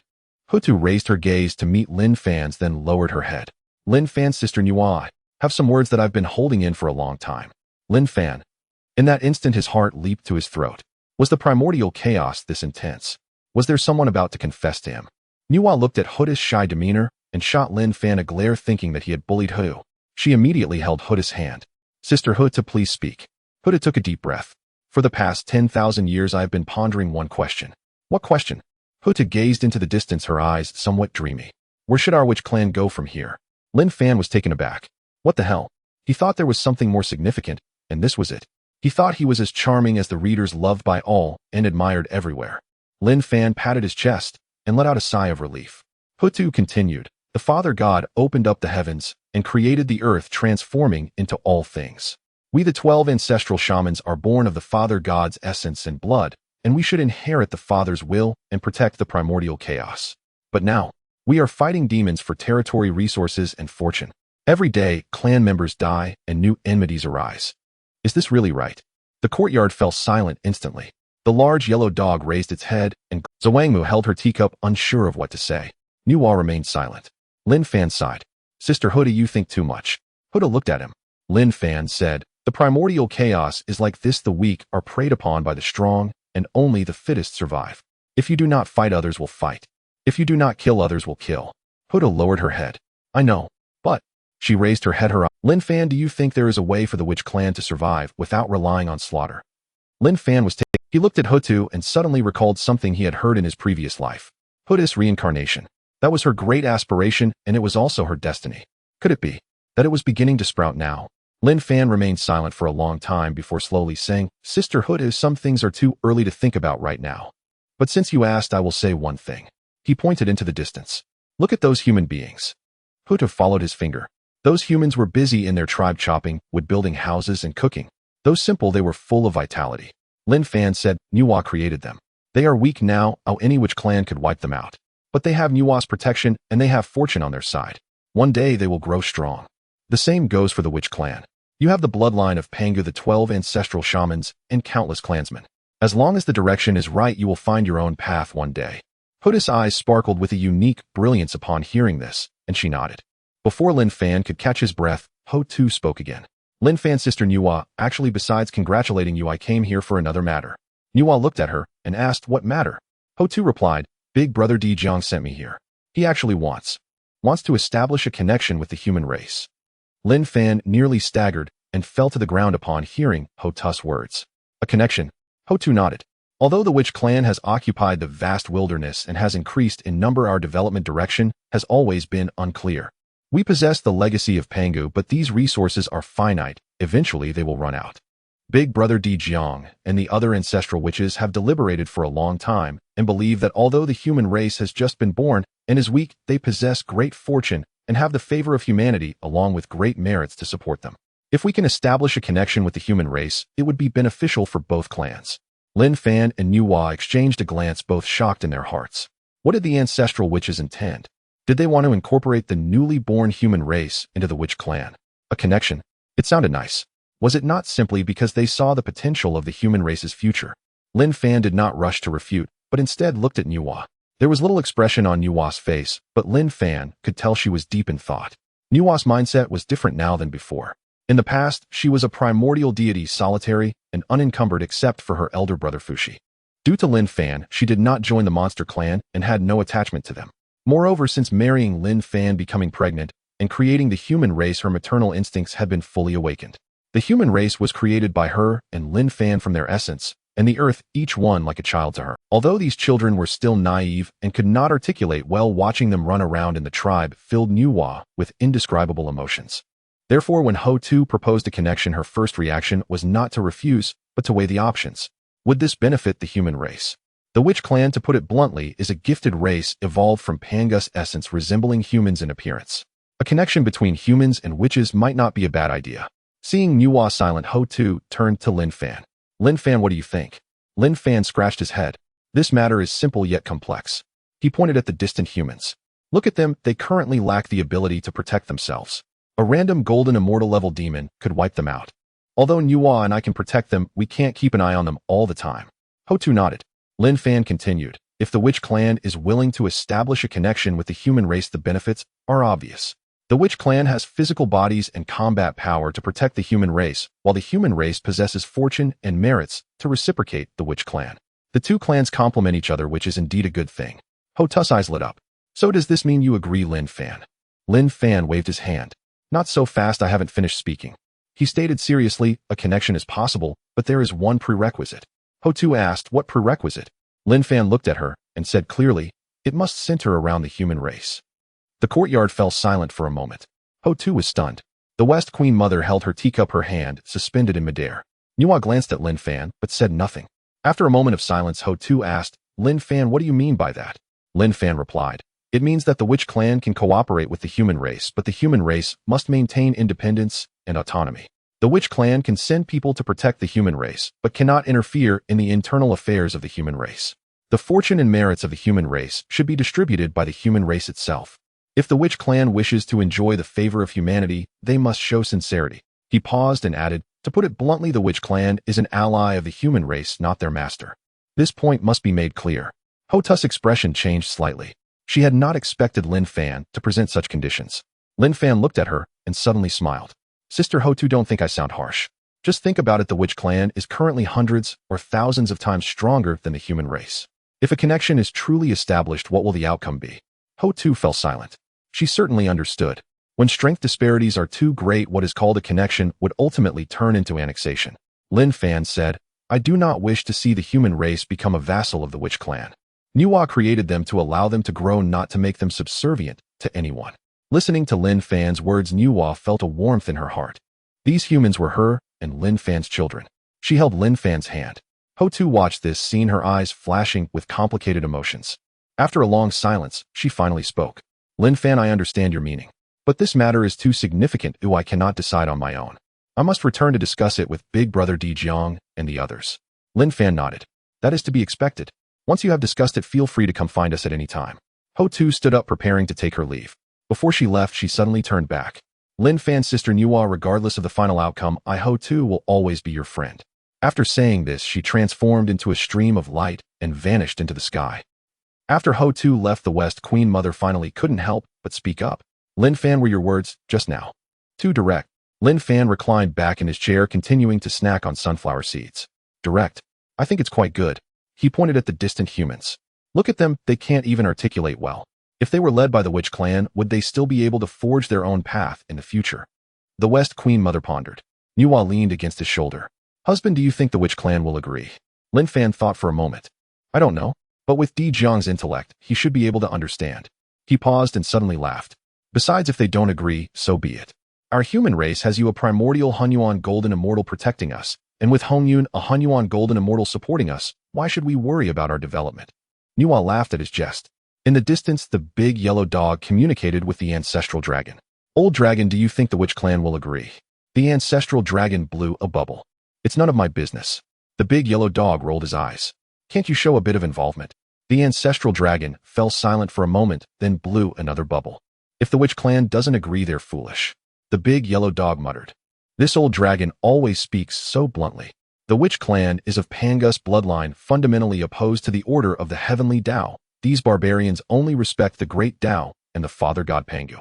They also possess the strength to threaten the heavenly Dao itself. Most importantly, the traps set by the heavenly Dao, the witch clan stubbornly refuses to enter even one. The witch clan does not participate in the teachings and cultivation system of the heavenly Dao. Who would tolerate such outsiders?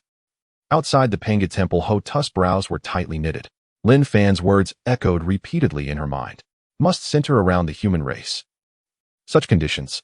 How should I communicate this to Big Brother Dijiang? Hotu took a deep breath and stepped into the Pangu temple. In the Pangu temple, the atmosphere was heavy. The 12 ancestor witches gathered together with Hotu standing in the center, recounting Lin Fan's words verbatim. It must be centered around the human race.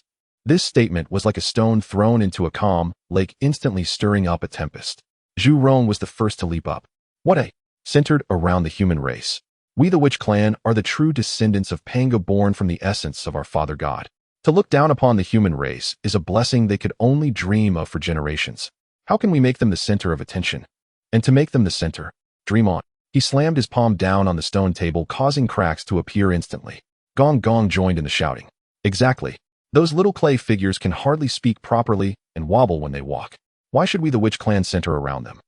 Zhu Rong was right, this was slapping us in the face. Chong Liang spoke in a low voice. We shouldn't say it like that. Brother Lin Fan has shown us kindness. He taught us the techniques, and he helped Hotu's sister with her primordial spirit. Now that he has made a request, we should at least consider it. Zhu Rong glared at him. What is there to consider? Kindness is kindness and business is business. One thing at a time. He taught us the techniques which we remember, but the major affairs of the witch clan cannot be dictated by an outsider. Zhu Mang pondered, but Brother Lin Fan does have a point. Although the human race is currently weak, they are protected by the Saint Nuwa and endowed with the fortune of humanity. If we treat them as vassals, will the Saint Nuwa approve? Rushio interjected, indeed. The Saint Nuwa is a Honghuang Dao golden immortal. If a fight breaks out, even if we bind together, we wouldn't be enough to defeat her. Zhu Rong was silenced. Gong Gong fell silent as well. Di Jiang sat in the main seat, remaining silent. He glanced at this one, then at that one, quickly calculating in his mind. Lin Fan's conditions were indeed unexpected, but he had to admit that brother Lin Fan made a valid point. The witch clan was powerful while the human race was weak. The so-called alliance, if the rules are not set in stone, will ultimately evolve into annexation. Lin Fan is protecting the human race. He is also drawing a red line for the witch clan. Di Jiang's heart was a mix of emotions. On one hand, he felt Lin Fan was too direct, giving no face. On the other hand, he appreciated this directness. At least there was no need for guessing. Ho-Tu stood by, watching the ancestor witches argue her heart, also in turmoil. She recalled the look in Lin Fan's eyes when he said those words, showing no sign of retreat. She knew it was not a test, it was a bottom line. Ho-Tu took a deep breath and spoke. Brothers, may I interject? The ancestor witches turned to her. Ho-Tu said, we all know Lin Fan's character.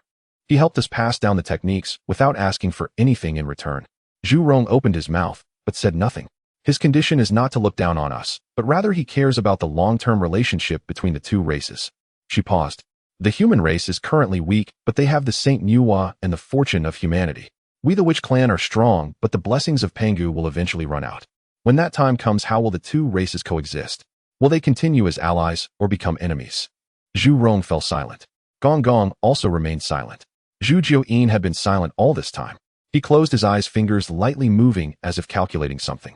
Di Jiang was weighing whether the Witch Clan and the human race should ally. Should they proceed according to Lin Fan's conditions? Di Jiang looked at Zhu Jiuyin, who was deep in thought. Zhu Jiuyin, what do you think? Zhu Jiuyin, seeing his elder brother calling him, also spoke. Di Jiang, brothers and sisters, then let me say a few words. Di Jiang nodded. Zhu Jiuyin slowly said, I just calculated the overall situation. Can you guess what I saw? The ancestor witches looked at him. Zhu Jiuyin said, I saw a glimpse of the future of the Witch Clan. Zhu Rong urged, what future? Zhu Jiuyin paused for a moment and spoke slowly. The conflict between the witches and the Yao, with heavy casualties among the Witch Clan, leaving the clan in a state of collapse from then on. Zhu Rong gasped. In the Panga temple, there was a deathly silence. Zhu Rong and Gong Gong's eyes widened in disbelief. Chang Liang clenched his fists, knuckles turning white. Ho Tu's face turned pale. Di Jiang's pupils shrank slightly, but he soon regained his composure. He looked at Zhu Jiuyin. Are you sure? Zhu Jiuyin nodded. I calculated 3 times, and the results were the same. Zhu Rong became anxious. Impossible. Our Witch Clan has 12 ancestor witches, countless tribesmen, and the bloodline of Pangu. How could it be? Zhu Jiuyin interrupted him.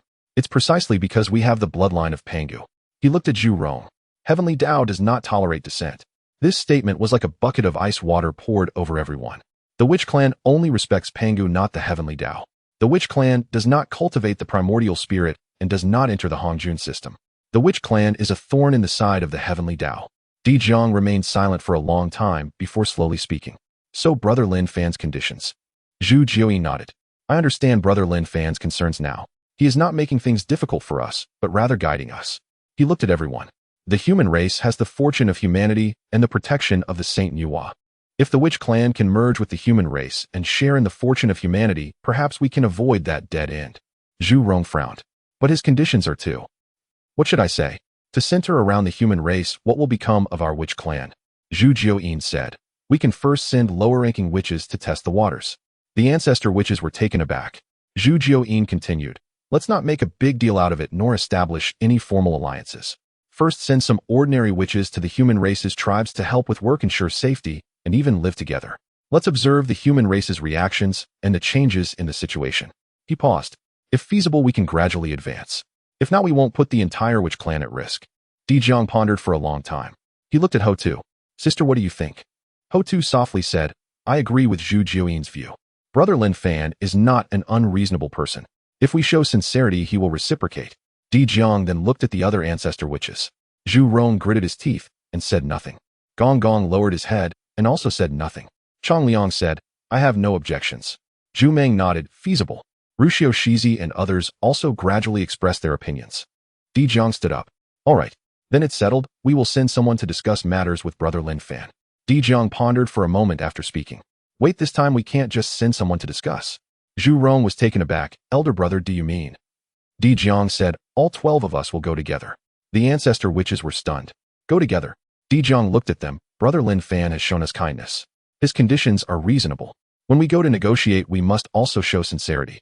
Having all 12 ancestor witches present is the greatest sincerity. At this moment, the witch clan made a decision.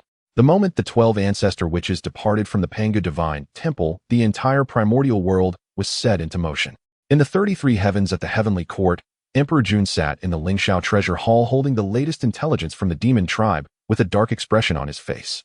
The 12 ancestor witches are all out. What are they planning to do? Dong Huang Tai stood nearby, his brows tightly knitted. Big brother, should we go take a look? Emperor Jun shook his head. No rush. Let's observe first to avoid startling the snake. In a rural courtyard, all was peaceful. Lin Fan was lounging in a recliner, munching on sunflower seeds, while Hongjun stood in the courtyard with 3 human tribe leaders looking respectful. Lin Fan, my friend, the venue for the Holy Mother's sermon has been set up. However, Hongjun hesitated. Lin Fan glanced at him. However what? Hongjun stole a look at the 3 human tribe leaders behind him. The human race has just been born and is too weak. I would like to ask my friend how to develop the human race and make it strong. Lin Fan listened to Hongjun's words and immediately sat up straight. He never expected that Hongjun had truly integrated into the human race and had even come specifically to inquire about how to strengthen it. Lin Fan waved his hand. Hongjun, this matter. Before Lin Fan could finish speaking, a sudden flurry of figures descended at the entrance of the courtyard. Lin Fan raised his eyes to see his body stiffening. This is, the 12 ancestor witches have arrived. Di Jiang walked at the forefront, striding into the courtyard. Brother Lin Fan. We've come. Following behind were Zhu Rong Gong Gong Chong Liang Zhu Mang Ru Shou, Shizi Zhu Jiu In Xian Ming Ho Tu, Shi Bai Shi, and Tian Wu. All 12 ancestor witches had arrived. Lin Fan was taken aback for a moment, then smiled. Oh, Di Jiang, big brother, what a rare visit. What brings you to my humble abode? Di Jiang laughed heartily, glancing around the rural courtyard. Humble abode. Brother Lin Fan, you jest. This little courtyard is filled with hidden talents. Who would dare to underestimate it? Di Jiang was quite familiar and directly found a spot to sit down. Brother Lin Fan, this time all 12 of us siblings have come to discuss serious matters. Ho Tu followed behind, nodding to Lin Fan and Nuwa. Nuwa rose to greet them. Sister Ho Tu, esteemed ancestor witches, please take a seat. The courtyard was not large, but with 12 people squeezed in it instantly felt crowded. Zhu Rong looked around with curiosity. Brother Lin Fan, your house is quite nice. The blue brick and tile house is much better than our stone huts. Gong Gong chimed in. Yes, yes. How is this wall built? How are these tiles made? Can you teach us? And this recliner, it's really comfortable. Lin Fan was both amused and exasperated. Everyone, are you here to discuss matters or to rob me? Zhu Rong scratched his head. Both. First we'll rob, then we'll talk. Lin Fan. Di Jiang shot him a glare. Zhu Rong, don't embarrass yourself. Zhu Rong sheepishly closed his mouth. Lin Fan chuckled. It's fine, it's fine. I'll tell you the construction methods later. If the witch clan wants to build such houses, they can do so freely. I won't charge you royalties. Zhu Rong was overjoyed. Brother Lin Fan is quite generous. Hongjun stood by with the 3 human tribe leaders, not daring to breathe. The 12 ancestor witches. Now one of the 2 major forces in the primordial world. Each of these ancestor witches was a quasi saint. Normally meeting one is difficult, but today he encountered 12 at once. Lin Fan waved at him. Hongjun, come here. Hongjun walked over. Lin Fan pointed at Di Jiang. This one is ancestor witch Di Jiang, the leader of the witch clan. Hongjun hurriedly saluted. I have met ancestor witch Di Jiang. Di Jiang nodded, sizing him up. You are Hongjun, the reincarnated. Hongjun nodded. Di Jiang patted his shoulder. Well done. I have heard about the past. Surviving is already a skill. Hongyun's eyes turned slightly warm. These ancestor witches were truly genuine. Everyone took their seats, and Shi Wang Mu was busy pouring tea. Di Jiang did not beat around the bush and got straight to the point. Brother Lin Fan, we came to discuss the matter of alliances. Lin Fan nodded. Sister Ho Tu mentioned it. Have you all agreed? Di Jiang replied. We have come to an agreement. We accept your conditions. Lin Fan raised an eyebrow. Di Jiang continued. We plan to send some great witches and minor witches to human tribe settlements to live among them, help with work, and ensure safety. Let's try it out and see how it goes. Lin Fan smiled. Big brother Di Jiang, you mean? Testing the waters. Di Jiang laughed as, pretty much. Although our witch clan is rough, we are not unreasonable. You are right, the rules should be established first. Lin Fan turned to Hongjun. Hongjun, did you hear that? The opportunity for the human race has come. Hongjun was taken aback. Lin Fan pointed at Di Jiang. The witch clan is willing to ally with the human race and send witches to help. The safety of the human race will have an additional layer of protection. Hongjun's eyes lit up. He looked at Di Jiang and bowed solemnly. Thank you, ancestor witch Di Jiang. Di Jiang waved his hand. Don't thank me. If you want to thank someone, thank brother Lin Fan. The conditions he proposed we all agreed to. Hongjun looked back at Lin Fan. Lin Fan waved his hand. All right, no need for all this bowing back and forth. He looked at Di Jiang and said seriously, Big brother Di Jiang, let me lay down the ugly words first. The witch clan can come, but the principles cannot change. Di Jiang nodded. Understood. Centered around the human race. Lin Fan replied yes. The witch clan can help, but cannot interfere in the internal affairs of the human race. The matters of the human race are decided by the human race themselves. Di Jiang looked at the other ancestor witches. Zhu Rong opened his mouth as if to say something, but was shot down by Di Jiang's glare. Di Jiang said, all right, I agree. Ho Tu listened beside and breathed a sigh of relief. She looked at Lin Fan, a grateful expression flashing in her eyes. Lin Fan nodded at her. Zhu Rong had been holding back for a long time and finally couldn't help but speak up. Brother Lin Fan, I have a question. Lin Fan looked at him. Speak. Zhu Rong said, the human race is so weak. If our witch clan comes to help and something happens, who do we listen to? Lin Fan smiled. Brother Zhu Rong, that's a good question. He pointed at Hongjun. Normally listen to Hongjun. If Hongjun is not around, listen to the leaders of the human race. The witches that come will only be responsible for work and protection, not for decision-making. Zhu Rong scratched his head. But what if we encounter major issues, eh? Lin Fan replied. In the event of a major issue, Nuwa and I will handle it. No matter how big the issue is, we will stand up for it. Zhu Rong thought for a moment and nodded. All right, I understand. Gong Gong muttered beside. Actually, it's not that complicated. Just here to help, listen to their commands. Zhu Rong shot him a glare. You talk too much. Gong Gong rolled his eyes. Hongjun listened nearby, feeling mixed emotions. He never expected Lin Fan to arrange matters so thoroughly. Even more unexpected was how readily the witch clan agreed. He looked at Lin Fan, filled with admiration.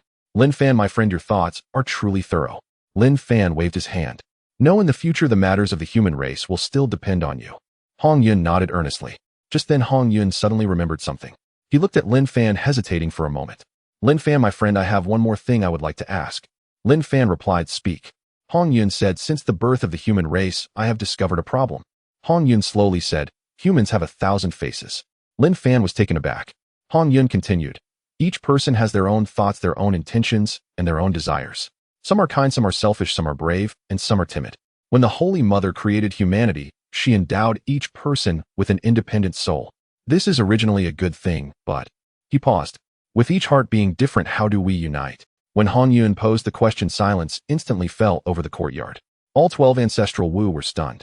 Lin Fan recoiled in shock. Even Nuwa furrowed her brows. Zhu Rong shot a sidelong glance at Gong Gong and muttered softly. Are hearts truly so divergent? Is that not perfectly natural? Do we not quarrel constantly? Indeed, Gong Gong nodded. Just 2 days ago I fought Zhu Rong myself. Zhu Rong glared, you deserved it. You're the one who deserves it. Gong Gong rolled his eyes. Qiangliang interjected, quarrels remain quarrels, fights remain fights. But tasks must still be accomplished together. That settles it. No, it is different. Jumu shook his head. We will emerge from a single blood pool bound by shared bloodline. Humanity, they share no such lineage. Precisely, Ruosho added. And we have the 12 ancestral Wu to uphold order. Chaos cannot escalate. But humanity has only Hongjun. Can he truly hold sway? What about Sage Nuwa and Brother Lin Fan? Cece suggested. Xianming spoke coldly. They cannot watch over them every moment. Hotu remained silent, gazing steadily at Lin Fan. Zujian stood, thoughtful, fingers subtly tracing celestial calculations, as if divining unseen patterns. Dijiang glanced at him once, then said nothing. Lin Fan paused in silence. Within his mind, memories of his past life surged rapidly. Humanity wears 1,000 faces, hearts are inherently diverse. This question had never been truly resolved in his former life. Only theories remained. Or rather, humanity has perpetually journeyed along this path. He recalled growing up beneath the crimson banner, bathed in the gentle spring breeze. Recalled that great nation forged by countless souls united in pursuit of a noble ideal. A sudden smile crossed Lin Fan's lips. He rose and stepped into the courtyard center. Hongjun, your question is profound. Hongjun looked at him intently. Humanity wears 1,000 faces. That is human nature. Good and evil coexist, selfish desire and greed arise naturally. This is wholly expected. His gaze held Hongjun's. Yet remember this, though human nature is intricate, it also possesses universal truths. What universal truths? Hongjun asked.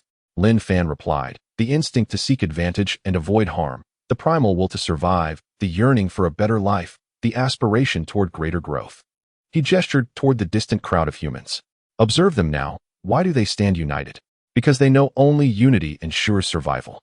Only unity enables them to withstand monstrous beasts and natural calamities. This is the fundamental instinct of survival. Hongjun pondered deeply. Lin Fan continued. When humanity flourishes and survival ceases to be a concern, hearts will grow even more complex. Then unity will require something new. What thing? Hongjun asked. Lin Fan paused then spoke slowly. A shared faith, a shared purpose, a shared root. He turned to Nuwa. Nuwa is your holy mother. She is your root. Though I am an outsider, I may yet be regarded as your holy father. This is your collective identity. He turned again to Hongjun. You are humanity's chieftain, devoting heart and soul to your people. You are their exemplar. With a root established and an exemplar set, laws codified and goals defined, even the most intricate hearts can be drawn into a single unbreakable cord. Hongjun listened in prolonged silence. He recalled Lin Fan, rescuing him, guiding his rebirth as a human, and those very words just spoken. This man seems to know everything. He bowed deeply. Many thanks for your guidance, Taoist friend. Lin Fan raised him gently. No need for formalities.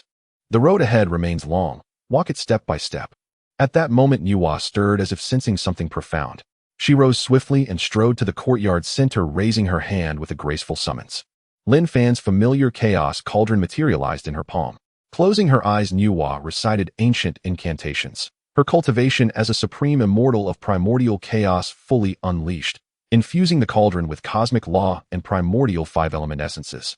She retrieved lotus blossoms from her sacred pond, the nine-colored Shirang soil, left over from humanity's creation, a drop of her own primordial essence blood, and even feathers shed by the reed flower rooster, casting them all into the cauldron. Her hands moved swiftly, weaving intricate patterns in midair, ancient talismanic scripts blazing into existence. All present blinked in astonishment. What precisely was Sage Nuwa doing? Lin Fan's eyelid twitched. Nuwa, what are you doing? She ignored him, continuing her ritual forging. Within the Chinkoan cauldron, the substances gradually coalesced, taking shape as the nascent form of a long banner. Upon its surface, countless tiny luminous points shimmered, each faintly reflecting the silhouette of a human figure. Lin Fan froze. Isn't this the 10,000 demon banner? No, the 10,000 demon banner commands demons. These luminous points represent humans. Lin Fan and the others watched in silence, refraining from interruption. Nuwa's forging lasted 3 full days and nights. At dawn on the 4th day, her eyes opened. A long banner hovered above her palm, its surface pitch black as ink, densely studded with luminous points. Each point represented one human, exactly 129601 in total. Gazing upon the banner, Nuwa spoke softly. This banner shall be named the 10,000 People Banner. Lin Fan's mouth twitched. 10,000 People Banner. Are you certain this isn't merely a replica of the 10,000 Demon Banner? Nuwa continued. Whoever wields this banner may command all of humanity. A single shake summons them all, binding them under its sovereign resonance. Defiance invites grievous injury to the true spirit, shattering soul and consciousness. Lin Fan's eyelids fluttered wildly. Nuwa, you intend to give this to Hongjun? She nodded. Humanity has just been born. Its hearts are scattered and discordant. Without constraint, chaos will inevitably follow. This banner gathers humanity's auspicious fate, channels the collective strength of all beings, establishes human order, and lays the foundation for the human Tao. She turned to Hongjun. Hongjun, this banner is entrusted to you. Should any turn disloyal or stray from virtue, wield it to awe them into submission. Should any betray humanity or abandon the Tao, wield it to execute them. Hongjun stood motionless, staring at the banner, feeling the dense constellation of luminous points upon it. A complex tide of emotion rose within him. This banner was both sovereign authority and binding fetter. He drew a deep breath and knelt, receiving it reverently. Hongjun vows to honor Holy Mother's trust without fail. Lin Fan watched beside them, heart heavy with conflicting thoughts. The 10,000 Demon Banner commanded demons, gathered demonic auspicious fate, and orchestrated cosmic order.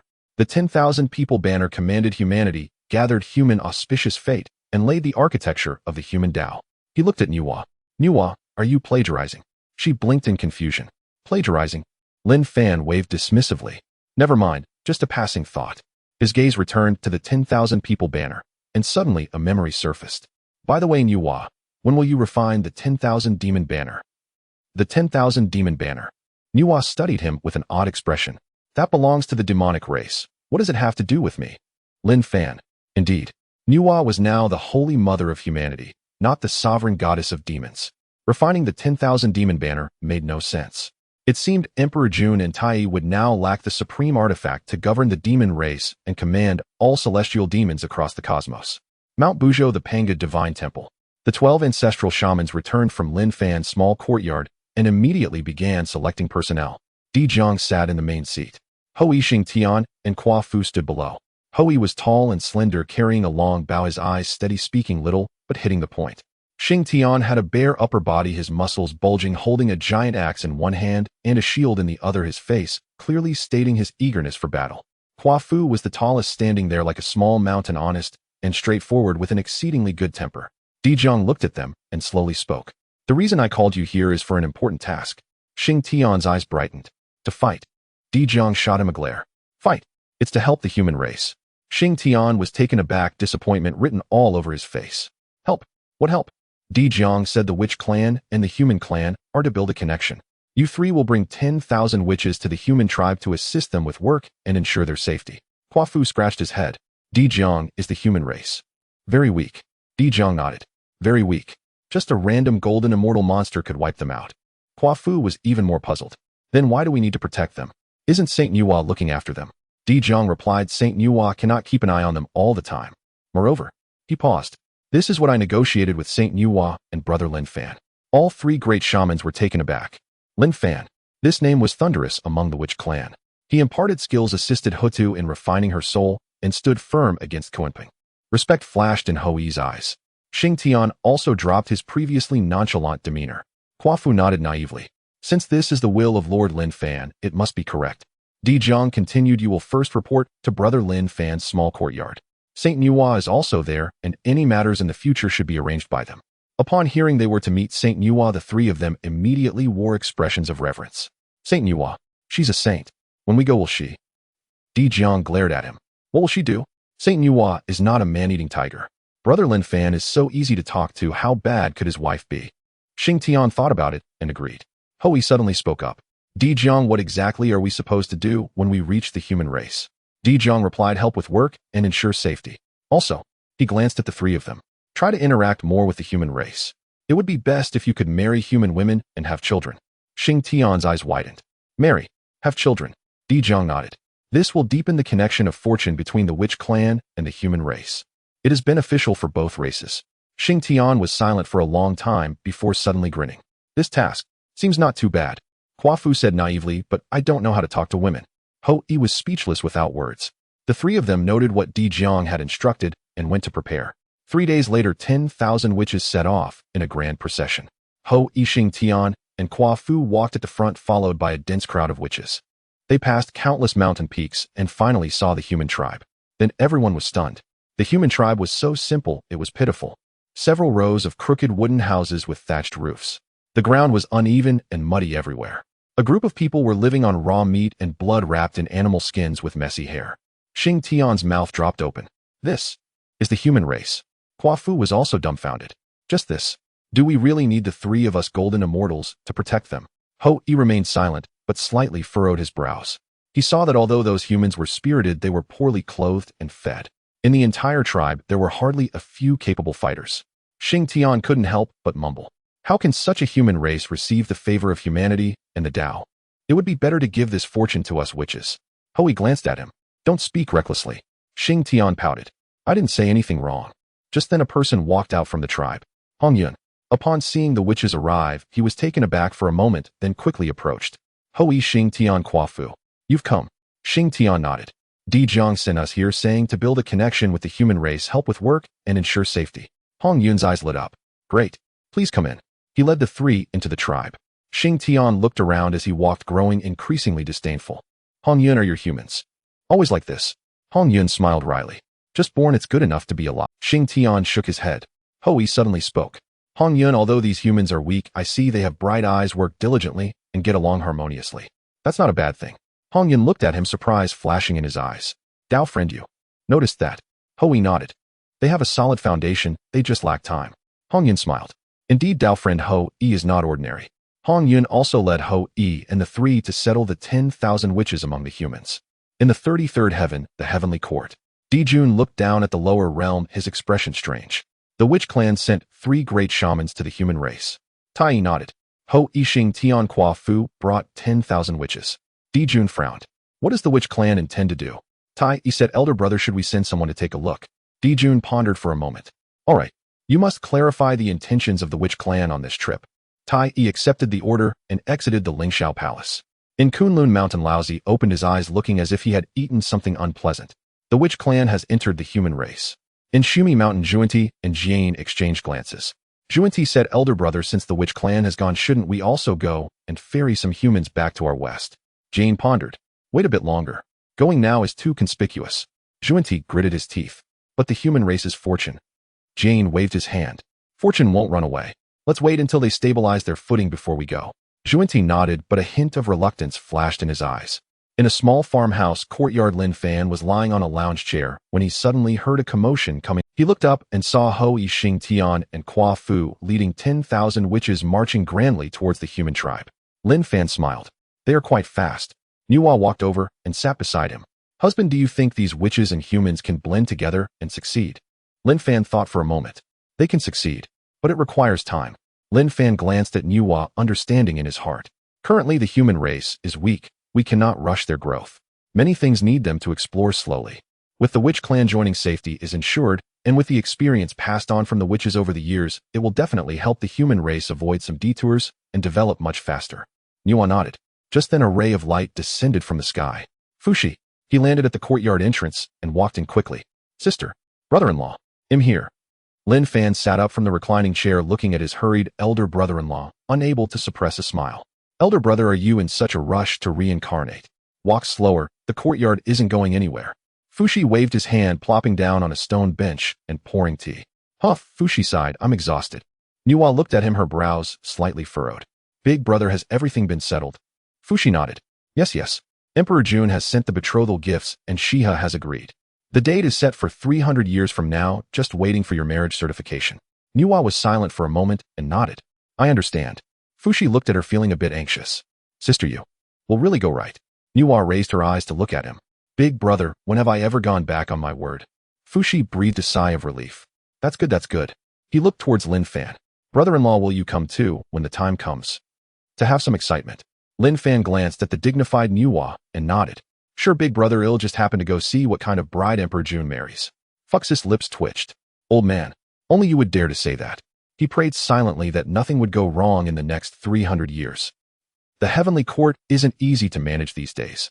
Fushi sat for a while before getting up to take his leave. Before departing, he repeatedly reminded them. Sister, don't forget. 300 years from now. Heavenly court. Nuwa looked at her brother with a speechless expression. I know I won't forget. Fushi then turned to Lin Fan. Brother-in-law, remind her. Lin Fan nodded. Sure, he'll remind her every day, 800 times a day. Only then did Fushi feel at ease, transforming into a streak of light and leaving. Lin Fan watched his back, shaking his head. This elder brother-in-law is like a nagging mother. Nuwa pinched him. What are you saying? Lin Fan chuckled, pulling her close. I didn't say anything, nothing. Let's continue with what we were doing. Nuwa's face turned red. It's broad daylight. Lin Fan replied earnestly. What's wrong with broad daylight? Can't we create life in broad daylight? As he spoke, Lin Fan's hands climbed to new heights. Nuwa. After some intimate moments, Lin Fan carried Nuwa into the house. Though Nuwa was now pregnant, a little fun in the middle of 10,000 years shouldn't be a problem. Inside the house, the wooden bed creaked. Lin Fan's hands wandered on Nuwa's body, finally resting in a full place. Husband. Nuwa's voice was soft. Lin Fan leaned to her ear. What's wrong? Nuwa pinched. Be gentle. Lin Fan laughed. I can't be gentle. We have to go to the heavenly court in 300 years, and we won't be able to create life for several days then, so we need to make up for it now. Nuwa. What kind of absurd logic is this? In the distance, a big yellow dog lay in the corner of the yard, its ears twitching. It sent a message to the ancestral dragon. Old dragon, the master has started to create life again. The ancestral dragon blew a bubble. What does it have to do with me? The big yellow dog rolled its eyes. Haven't you heard? The ancestral dragon was silent for a moment. What do you want to hear? A live broadcast. The big yellow dog. Soon a fierce battle erupted in the farmhouse courtyard, while the West Queen Mother, curled up indoors, had a face that was so red it could squeeze out water. Rubbing her legs. When will she find a man herself? 100 years passed in the blink of an eye. In this 100 years, the human race underwent earth-shaking changes. After integrating with the 10,000 warriors of the witch race, they brought countless experiences. Teaching humans to hunt, teaching humans to build houses, teaching humans to plant crops, teaching humans to smelt. The human race learned quickly, transforming from primitive tribes that ate raw flesh and drank blood into a decent settlement in just 100 years. Houses were neatly arranged and the streets were wide and straight. Fields were planted with spiritual grains and animals were raised in pens. Children ran around the village while the elderly rested under trees. Most astonishing was the population. In 100 years, the human race reproduced at an astonishing rate. With intermarriage between the witch and human races, the population directly broke through the million mark. Xingtian stood at the entrance of the tribe, watching the flow of people come and go, unable to help but sigh. In 100 years, from 120,000 to 1 million, this group of little mud people. Xingtian stood at the entrance of the tribe, watching the flow of people come and go, unable to help but sigh. In 100 years, from 120,000 to 1 million, what's the rush? Just wait a bit. Hui stood by silently watching those humans with a pensive look in his eyes. During this 100 years, he had been observing. Observing the habits of humans, observing the potential of humans, observing the future of humans. The more he observed, the less simple it seemed. Just then a woman walked up behind Hui. "Big brother, what are you thinking about?" Hui came back to his senses, looking at the woman who had walked in. She wore a long gown of white silk with wide sleeves flowing in the wind, unadorned, but with a single jade osmanthus pin as an accessory. Her figure was graceful, her steps light, and she cradled a snow-white jade rabbit in her arms. He couldn't help but be entranced. The newcomer was none other than Change. "Sister Change, what brings you here?" Change glanced at the great shamans. "Leader Hongjun sent me to call you. Tomorrow Saint Mother Nuwa will be giving a sermon at the preaching platform. Do you want to go?" Upon hearing that it was Nuwa preaching, He hurriedly replied, "Yes, we three will definitely be there." On the day of the sermon, the entire tribe was in an uproar. Nuwa had also arrived early at the preaching platform with Lin Fan. The platform was built in the center of the tribe, 3 zhang high, 10 zhang wide, made entirely of white jade. A mat was laid on the platform, and the area below was packed with people. Not only the humans, but also the witch race had come. Xingtian and Quafu, along with 10,000 witches, sat neatly in the back row. In the distance, several wandering cultivators rushed over after hearing the news, quietly hiding behind trees. Lin Fan and Nuwa exchanged glances and slowly walked up to the preaching platform. Today, Nuwa wore a moon-white long skirt, her hair pinned up high, exuding an ethereal grace. Although her belly was already quite prominent, she still moved lightly. When the crowd below saw her, they all knelt in unison. "We pay our respects to the Holy Mother. We pay our respects to the Holy Father." The voices were thunderous. Nuwa raised her hand. "Everyone rise." The crowd stood up and quietly took their seats. Lin Fan stood to the side, looking at the dense heads below, feeling emotional. 100 years from nothing to something, from weak to strong. This is the human race. He looked at Nuwa, who was gazing at the people below with eyes full of love. Those people are all her children. Nuwa touched her belly, murmuring softly, "Children, when you are born, these will be your brothers and sisters." Below, Hui looked at Nuwa, a flicker of respect in his eyes. Xingtian mumbled softly, "A saint is indeed a saint. Just sitting there makes it feel like the heavens have brightened." Quafu nodded. Yes, I feel warm all over." Hui said nothing, but he felt it too. The aura of creation radiating from Nuwa was slowly enveloping the entire tribe. Nuwa took a deep breath and spoke. "As the Holy Mother of the human race, I find the cultivation methods of the Dao ancestors approved sages to be flawed and unhelpful for human cultivation. Today I will expound the Dao at Mount Buzhou, imparting cultivation methods to the human race." Nuwa's voice resonated throughout the entire human tribe. The sound of the Dao was soft and gentle, like spring rain, nourishing every heart. She spoke not only of the methods of cultivation, but also of profound insights into the principles of heaven and earth. The enigmatic principles transformed into the simplest language as she spoke, comprehensible even to children who had just learned to speak. The path of cultivation lies not in seeking externally, but in understanding internally. All things in heaven and earth have their own principles. Though the human race may be weak, it possesses a heart that seeks the Tao. The listeners below were entranced, some achieving sudden enlightenment as their auras surged. Some wept with joy, kneeling in reverence. Others were lost in a daze, immersed in the moment. The changes in the human tribe over the past century had been immense. The 10,000 shaman warriors brought not only martial prowess, but also countless valuable life experiences.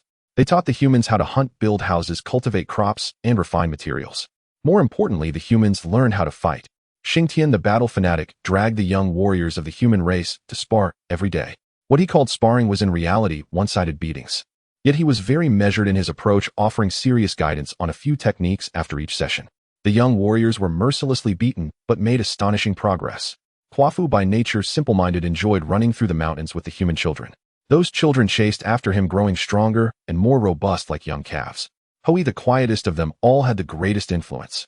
He taught the humans archery, and every student became proficient. Now more than half of the able-bodied youth in the tribe could shoot arrows with pinpoint accuracy. Most interestingly, after intermarriage between the humans and the shamans, their offspring possessed the strengths of both races. They inherited the sensitivity of the humans and the robust physique of the shamans. They possessed not only a strong body and overwhelming power, but also the wisdom and gentleness of the humans. Over the past century, the human race had learned all the experiences brought by the shamans and could even apply them in different contexts. Among them were many skilled individuals who began to experiment with taming animals and cultivating crops. Everything was developing in a positive direction. As the leader of the human race, Hongjun had the most miserable century. As the leader of the humans and a reincarnated powerful being, he had reached the early stage of the primordial golden immortal. By all rights, he should have been imposing. However, the three great shamans, Xingtian, Quafu, and Hui, could find no opponent among the humans to challenge, so they turned their attention to him. After witnessing Hongjun's agility, the three sought him out for sparring every day. Yet what they called sparring was in fact one-sided bullying. After all, they were all one family. Hongjun couldn't possibly use his powers to kill the three great shamans, could he? Thus, an amusing scene unfolded. Hongjun actually faced the three great shamans head-on with his human body. Every time Xingtian came, he would beam with a grin. "Hongjun, my friend, come, let's have a match." Hongjun wanted to refuse, but Xingtian's fist was already coming towards him. He could only brace himself and engage. The result was that he was always left bruised and battered. Quafu was even more mischievous, dragging Hongjun all around the wilderness. Hui, on the other hand, was relatively normal, using him as a moving target to practice archery. Hongjun was on the verge of tears. After all, he was a primordial golden immortal. How could he be bullied like this by these great shamans? However, gradually he began to sense something was amiss. After being bullied countless times, his reaction speed improved, his combat awareness heightened, and his body grew increasingly solid. Previously, a single punch from Xingtian would leave him bedridden for 3 days. Now, after taking a punch, he could recover in just 1 day. With the training from the three great shamans, Hongjun subtly sensed that he was growing stronger. This was the first time Hongjun truly experienced the wonders of the innate Dao body. It was indescribably marvelous. Nuwa's teachings were reaching a new level. The Dao is everywhere yet elusive. Some cultivate the Dao in pursuit of immortality. Others seek strength through cultivation. But the true Dao is not sought externally, it is realized internally. As Hongjun sat below the platform listening to these words, a flash of light suddenly shone in his mind. Who am I? I am Hongjun, and I am also of the human race. What do I desire? I want the human race to grow strong, and I want to grow strong myself. How can I grow strong? The experiences gained from being bullied by the three great shamans over the past century suddenly surged in his mind like a tidal wave. Xingtian's fists were fierce and overwhelming. Quafu's speed was swift as the wind. Hui's arrows were precise and sharp. Were these not the Dao? No, they were more than just the Dao. They were martial. The techniques of battle, the arts of killing, overcoming the strong with the weak, proving the Dao through strength. Hongjun trembled all over. An unprecedented aura erupted from within him. The repressed aura soared to the heavens. Hongjun had comprehended the Dao. On the platform, Nuwa sensed this and paused her teachings, looking toward Hongjun. Below, everyone turned to gaze at their leader. A glimmer of light flashed in Hui's eyes. Xingtian's mouth hung open. Quafu scratched his head. Lin Fan's eyes lit up. Wow, has Hongjun comprehended the Dao? Hongjun's aura surged, a fierce battle intent rising into the sky. That was martial arts. It differed from the tranquility of the Immortal Path and the brute force of the shaman race. It represented a brand new way of combat, using intent to control power, breaking laws with strength, overcoming the strong with the weak, proving the Dao through battle. Hongjun opened his eyes, brilliance flashing within. He stood up and bowed deeply to Nuwa. Thank you, Holy Mother, for your guidance. Nuwa quietly observed Hongjun. The human race, being an innate Dao body, did not possess the sheer strength and dominance of the shaman race. However, with Hongjun's successful comprehension of the Dao and the establishment of the martial Dao classic, the future cultivation of the human race would surely be much more efficient. Lin Fan silently nodded beside him. Hongjun, you have opened up an entirely new path of cultivation. He saw the echoes of the shaman's 9 transformations of the origin skill, Nuwa's laws of creation, and the innate principles of yin and yang and the 5 elements. These laws and techniques were gradually merging. Lin Fan, my friend, what should I name this newly created cultivation method? Lin Fan looked at Hongjun, whose physical training had borne fruit, blood energy surging, and who had entered the Dao through martial arts, now half a foot in the realm of breaking through the void saint level. After thinking for a moment, he said, Hongjun, you possess power, refine your body, and can manipulate the laws of heaven and earth, creating your own world. Then this cultivation method shall be called martial Dao. Hongjun immediately rejoiced, standing up and addressing the humans behind him loudly. Today I, Hongjun, have perceived the great Dao and established the martial Dao. All of my human race may cultivate it. As soon as Hongjun's words fell, the sense of humanity surged, and the luck of the human race solidified further. Outside the 33 heavens, Hongjun, sitting in the Zixiao Palace, suddenly froze. He could no longer sit still. The aura that Hongjun had transmitted earlier had not yet dissipated, but what was this sudden surge of human aura? What scheme was Lin Fan up to now? He immediately conspired with the heavenly Dao. However, Hongjun was unaware. He turned to Xingtian Quafu and Hui and gave a solemn bow. Fellow Taoists, I am grateful for your guidance over the past century. Without you, I would not have comprehended the martial Dao. Xingtian scratched his head. Guidance? Were we not beating you up? Hongjun laughed. You were beating me well. Without that, I wouldn't have been able to find my Dao. In the past, fighting was chaotic, but now, I have principles. As Hongjun successfully comprehended the Dao, the human race finally had its own cultivation technique. However, just as the human tribe was immersed in joy, in the void a vast river cascaded down from a rift. The river glowed with a crimson-golden hue, its waters surging with each wave reflecting the silhouette of a human figure. Some were hunting, some were farming, some were training in martial arts, and some were battling. Countless human phantoms floated in the river, merging into a tremendous force. The river of martial fate. Lin Fan's eyes sparkled. It worked. Hongjun was also taken aback, looking up at the river and feeling the power that resonated with his bloodline, causing his eyes to well up. This was the initial fortune of the martial way. However, before anyone could cheer, an unexpected change occurred. A vast pressure suddenly emanated from the heavens above. The pressure was overwhelming and cold, devoid of any emotion, yet it instilled no sense of resistance within people. The heavenly Dao? Lin Fan's expression changed. What does the heavenly Dao want? Nuwa furrowed her brow, protecting the humans behind her. Hongjun looked up at the void, his face turning ashen. Is the heavenly Dao going to devour the martial way? The will of the heavenly Dao coalesced in the void, transforming into a person. It was Hongjun, who had long achieved harmony with the Dao. He gazed at the river of martial fate, a glint of greed flashing in his eyes. The martial way has limitless potential. Once integrated into the celestial system, the heavenly Dao will surely be further perfected. He raised his hand, and supreme power surged forth, transforming into a colossal hand that reached towards the river of martial fate. Hongjun roared no. He shot into the sky, blocking the path of the river of martial fate. Boom. Hongjun was sent flying, spitting blood, his spirit waning. Did a Hunyuan golden immortal seek death against the heavenly Dao?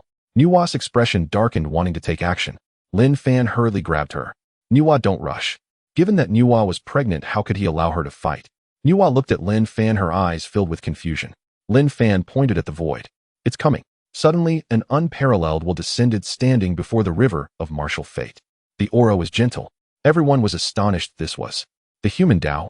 Hongjun frowned. The human Dao? You haven't fully awakened yet, and you wish to stop me. The human Dao stared back at Hongjun. Its posture spoke volumes. In the human tribes, everyone suddenly felt their minds clear. Someone murmured, that is our Dao. The human Dao? The human Dao is protecting us. Hongjun's eyes turned red as he knelt in reverence. Hongjun of the human race, I thank the human Dao. Everyone followed suit, kneeling and chanting in unison, thank you, human Dao. Hongjun's expression darkened. Human Dao, you are too weak. You cannot stop me. He raised his hand, and the power of the heavenly Dao transformed into torrents of thunder, crashing towards the human Dao. The human Dao raised its hand, a blood-colored barrier shielding itself. Boom. Thunder struck, and the barrier trembled. The silhouette of the human Dao wavered, evidently at a disadvantage. Lin Fan panicked. Nuwa, help. Just as Nuwa was about to act, 12 figures descended from the heavens. Di Zhang Zhu Rong Gong Gong Chong Liang Zhu Meng Ru Shou, Shi Zi Zhu Zhou Yin Xian Ming Ho Tu, Shi Bai Shi, and Tian Wu. The 12 ancestral witches had arrived. Ho Tu landed beside Nuwa. Sister Nuwa, we are here to help. Di Zhang looked at the heavenly Dao and human Dao in the void, a complex expression crossing his face. The heavenly Dao. Ha, it truly cannot tolerate dissent. Now that our witch clan and the human clan have merged, as martial arts thrive, the human Dao rises, you cannot contend for it. He looked at the other ancestral witches. Brothers formed the formation. The 12 ancestral witches nodded in unison. They moved swiftly, positioning themselves according to some profound alignment.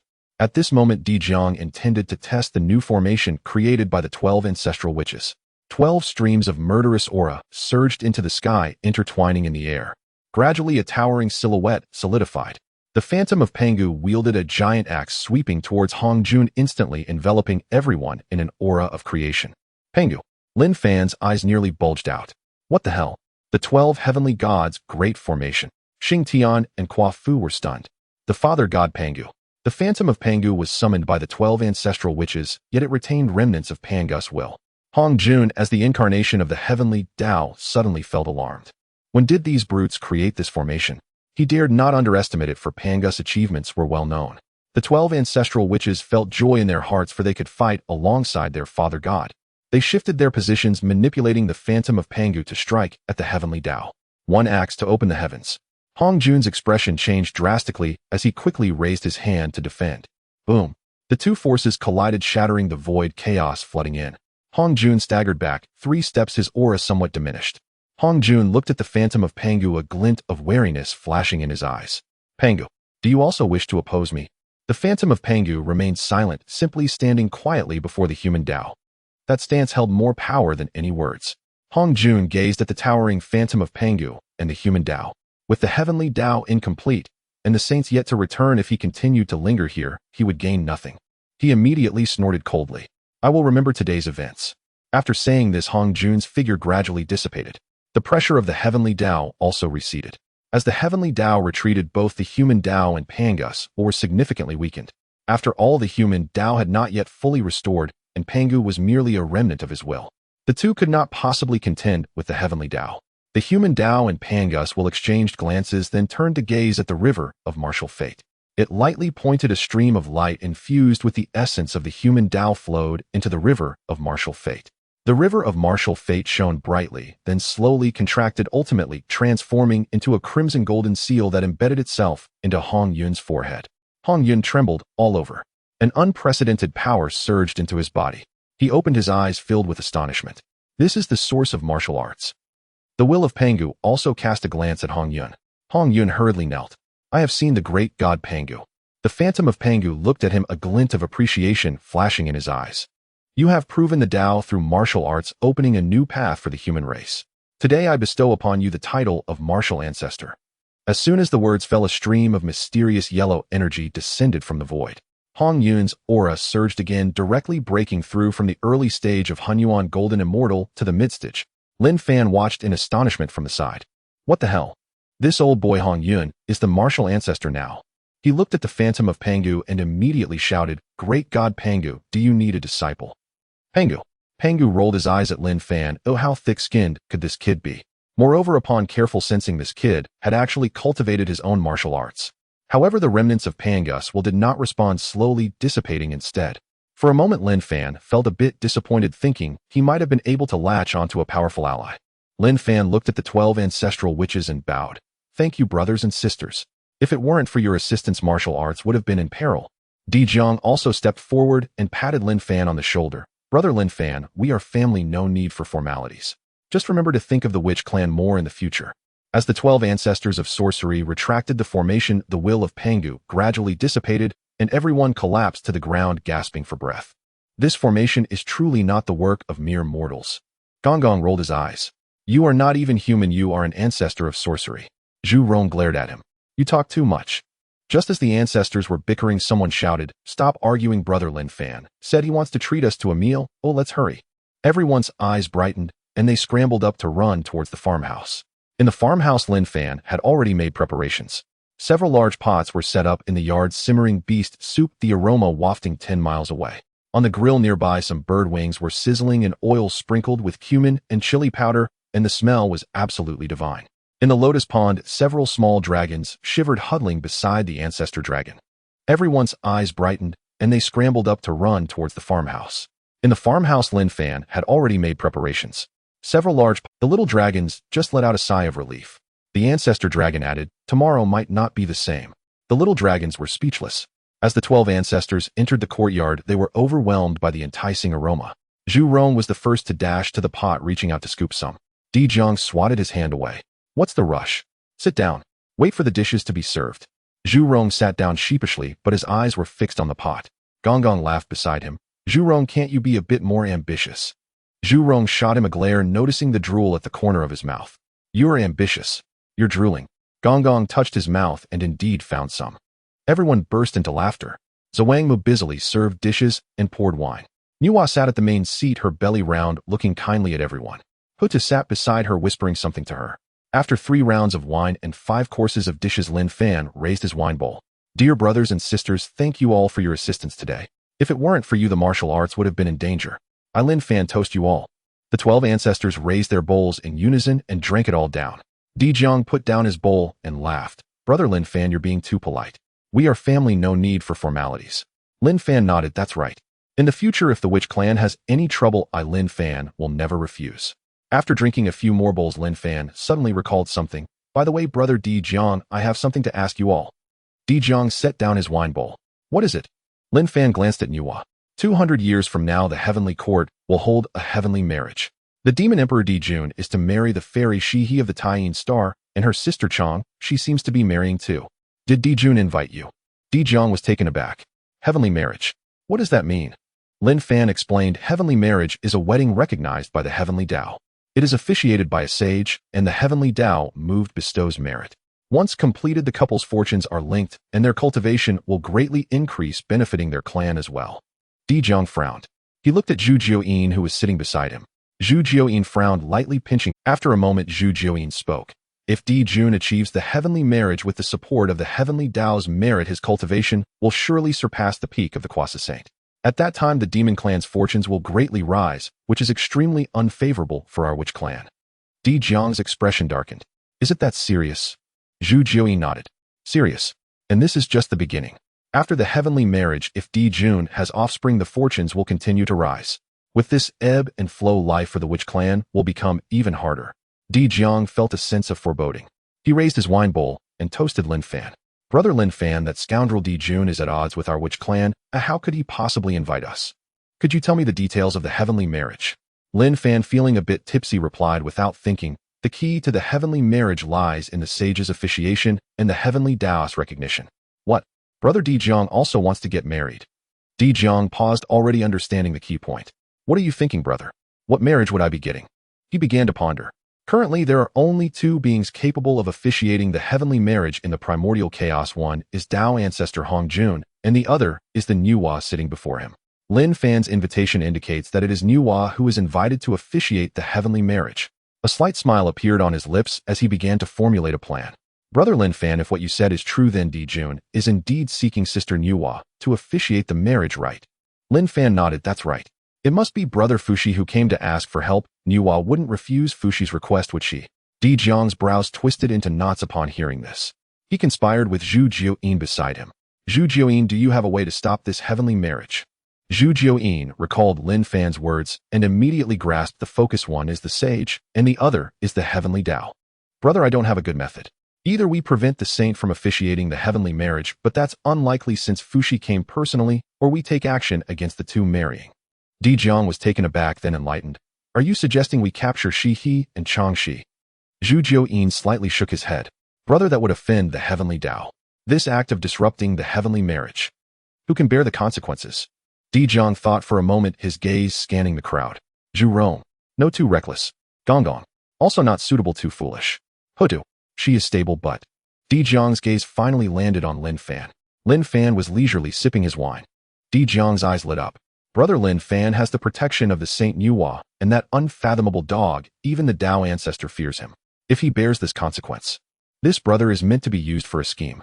He leaned close to Zhu Jioyin's ear and whispered, what do you think about stealing Shihi and Chang, she to make them wives for brother Lin Fan, disrupting this heavenly marriage? Is that feasible?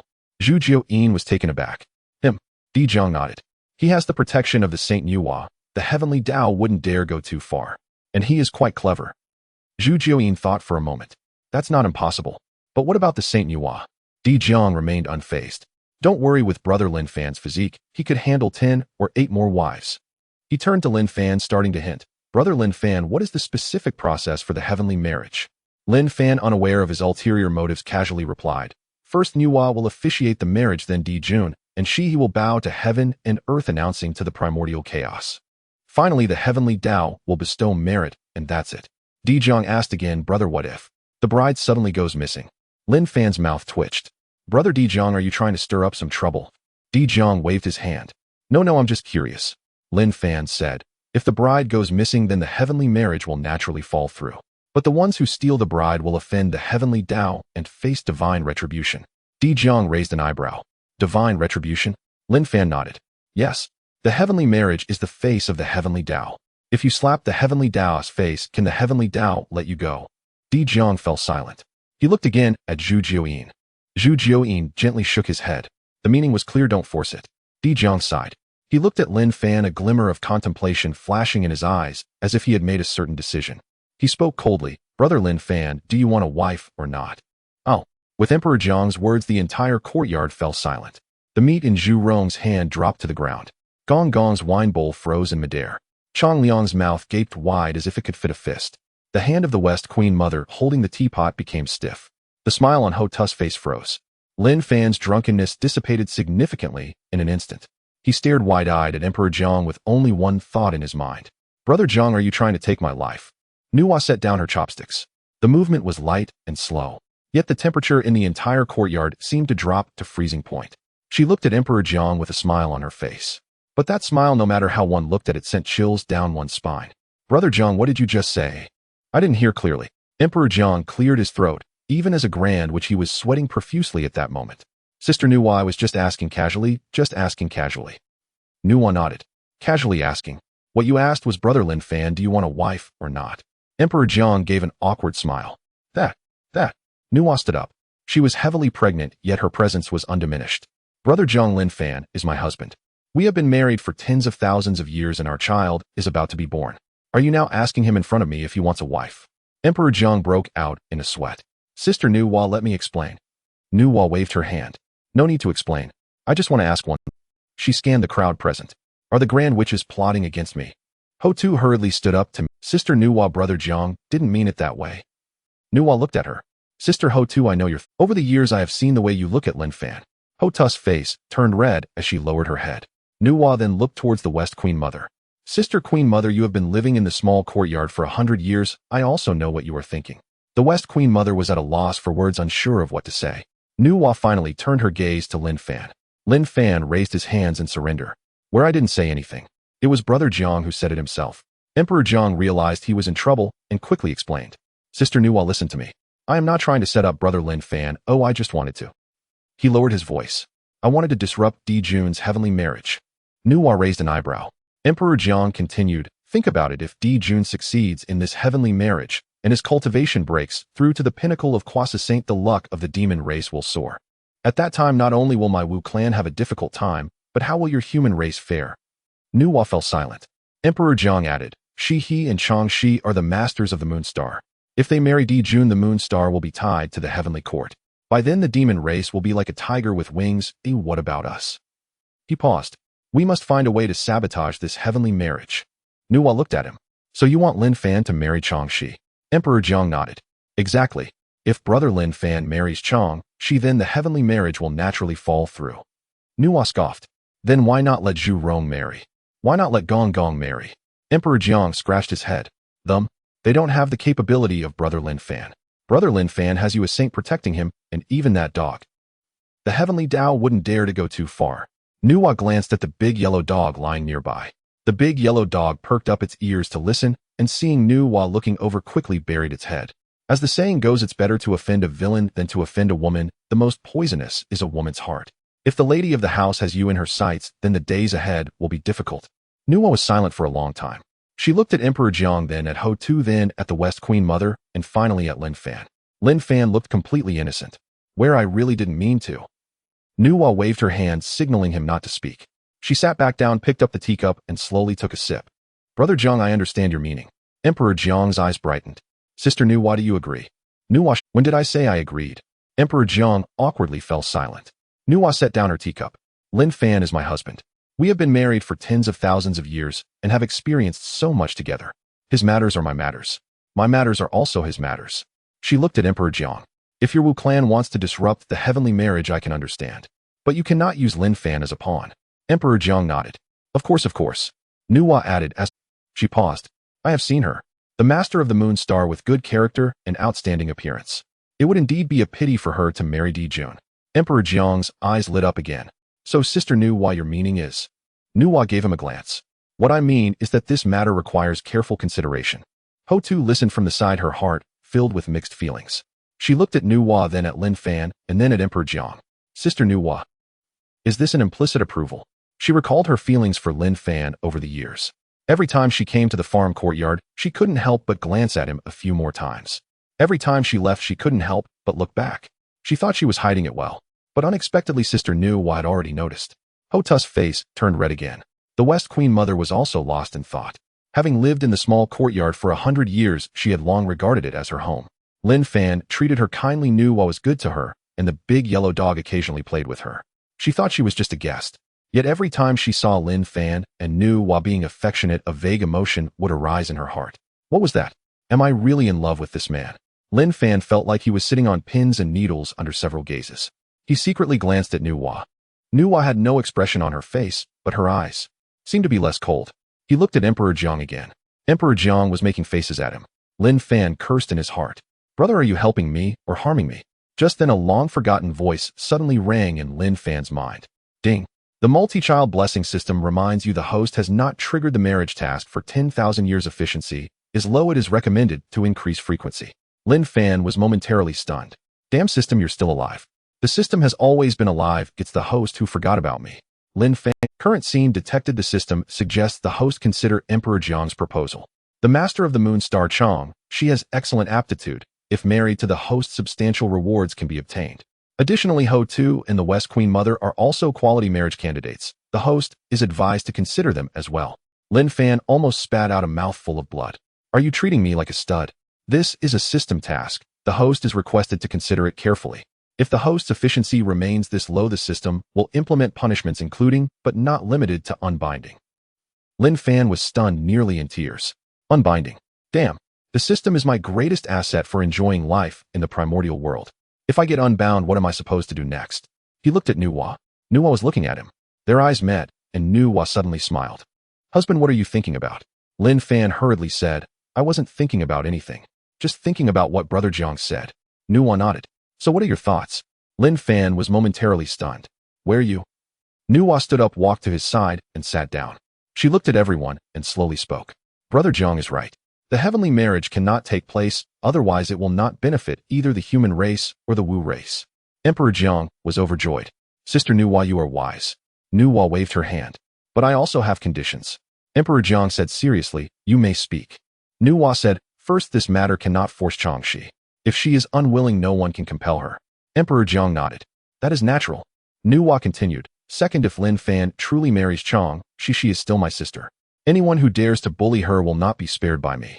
Emperor Jiang nodded again. That is to be expected. Nuwa said third. She looked at Ho Tu and the West Queen Mother. You two don't hide your thoughts anymore. Just say whatever you have in mind. P.S. This chapter has a turning point and may have some bugs. If there are any issues, the author can always rewrite it once. Hearing Nuwa's words, Hota's face instantly flushed red, lowering her head in embarrassment. Zhuangmu was at a loss, nervously twisting the corner of her clothes. Lin Fan stood by, utterly dumbfounded. What is Nuwa trying to do? Nuwa sighed and pulled the two of them to sit down. Sisters, let me speak frankly with you. She looked at the two, her face flushed with shyness. First, I really cannot handle Lin Fan's chaotic sacred body alone. At this statement, the room fell silent. Zhurong dropped the mead in his hand. Gonggong nearly lost his grip on the wine bowl. Lin Fan was about to spit out a mouthful of old blood. Nuwa, how can you say this in public? Nuwa shot him a glare. Why can't I say it?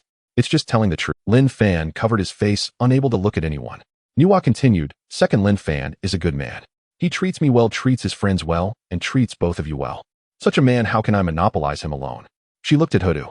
Hotu, I have seen your feelings these past years. Every time you come to the small courtyard, your eyes are glued to him. Every time you leave, you look back 3 times. Hotu wished she could find a crack in the ground to hide in. Nuwa then turned to Zhuangmu. Sister Zhuangmu, you have lived in the small courtyard for 100 years. I also know what you are thinking. Every time you look at him, your gaze is like that of a treasure. Zhuangmu's face turned as red as a cooked shrimp. Nuwa finally said, third, we are all women. In this world of the primordial chaos where the weak are preyed upon by the strong, how can we survive without support? Lin Fan is a good choice. Moreover, we all know each other well, and his character is beyond question. Instead of letting outsiders take advantage, why not take advantage of our own sisters? Lin Fan listened stunned. He looked at Nuwa, feeling a bit choked up. Nuwa, you. Immediately, he stepped forward, wrapped his arms around Nuwa, and kissed her. Nuwa, thank you. Lin Fan actually wanted to say that just having Nuwa alone was enough for him. But he recalled the system's requirements and forcibly swallowed his words. Nuwa, I have my own difficulties. Nuwa looked at Lin Fan, who was filled with difficulty, and asked in surprise, "Husband, do you not want to marry them?" Lin Fan hurriedly waved his hands. "No, no, no. Nuwa, having such a wife as you, what more could I ask for? Today I swear before the Dao. From now on you will always be first in my heart, the head of the family. You are the woman I, Lin Fan, will always love. If I go back on my word, may I, Lin Fan, meet a terrible end." Nuwa quickly covered Lin Fan's mouth, a faint smile on her face. "Husband, I believe you. I know your difficulties." Speaking, Nuwa looked at Hutu and Zhuangmu. "Hutu, Zhuangmu, if you truly wish to enter the door in the future, you must listen to me." Hutu and Zhuangmu exchanged glances and nodded in unison. "Well, listen to our sister." Lin Fan watched this scene, feeling a mix of emotions. Nuwa held his hand. "Husband, I don't blame you. I know you treat me well.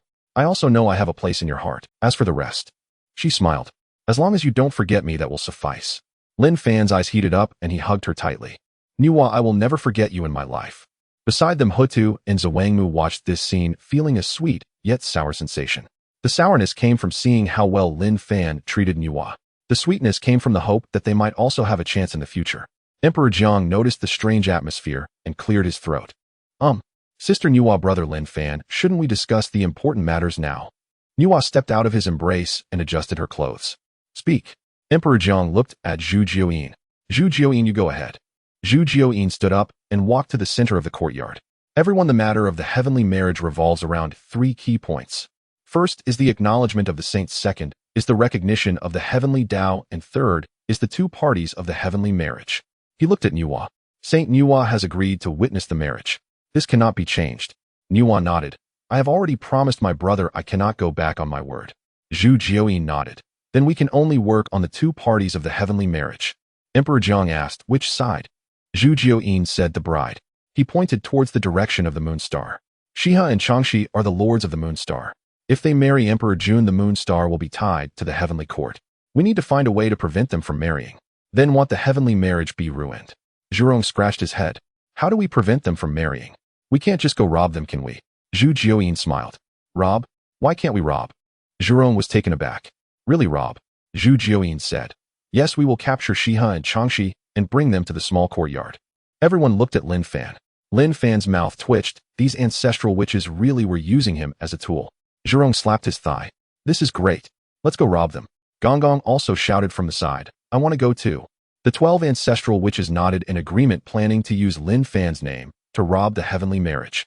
When the heavenly Dao and heavenly court come looking for trouble, they will be looking for Lin Fan.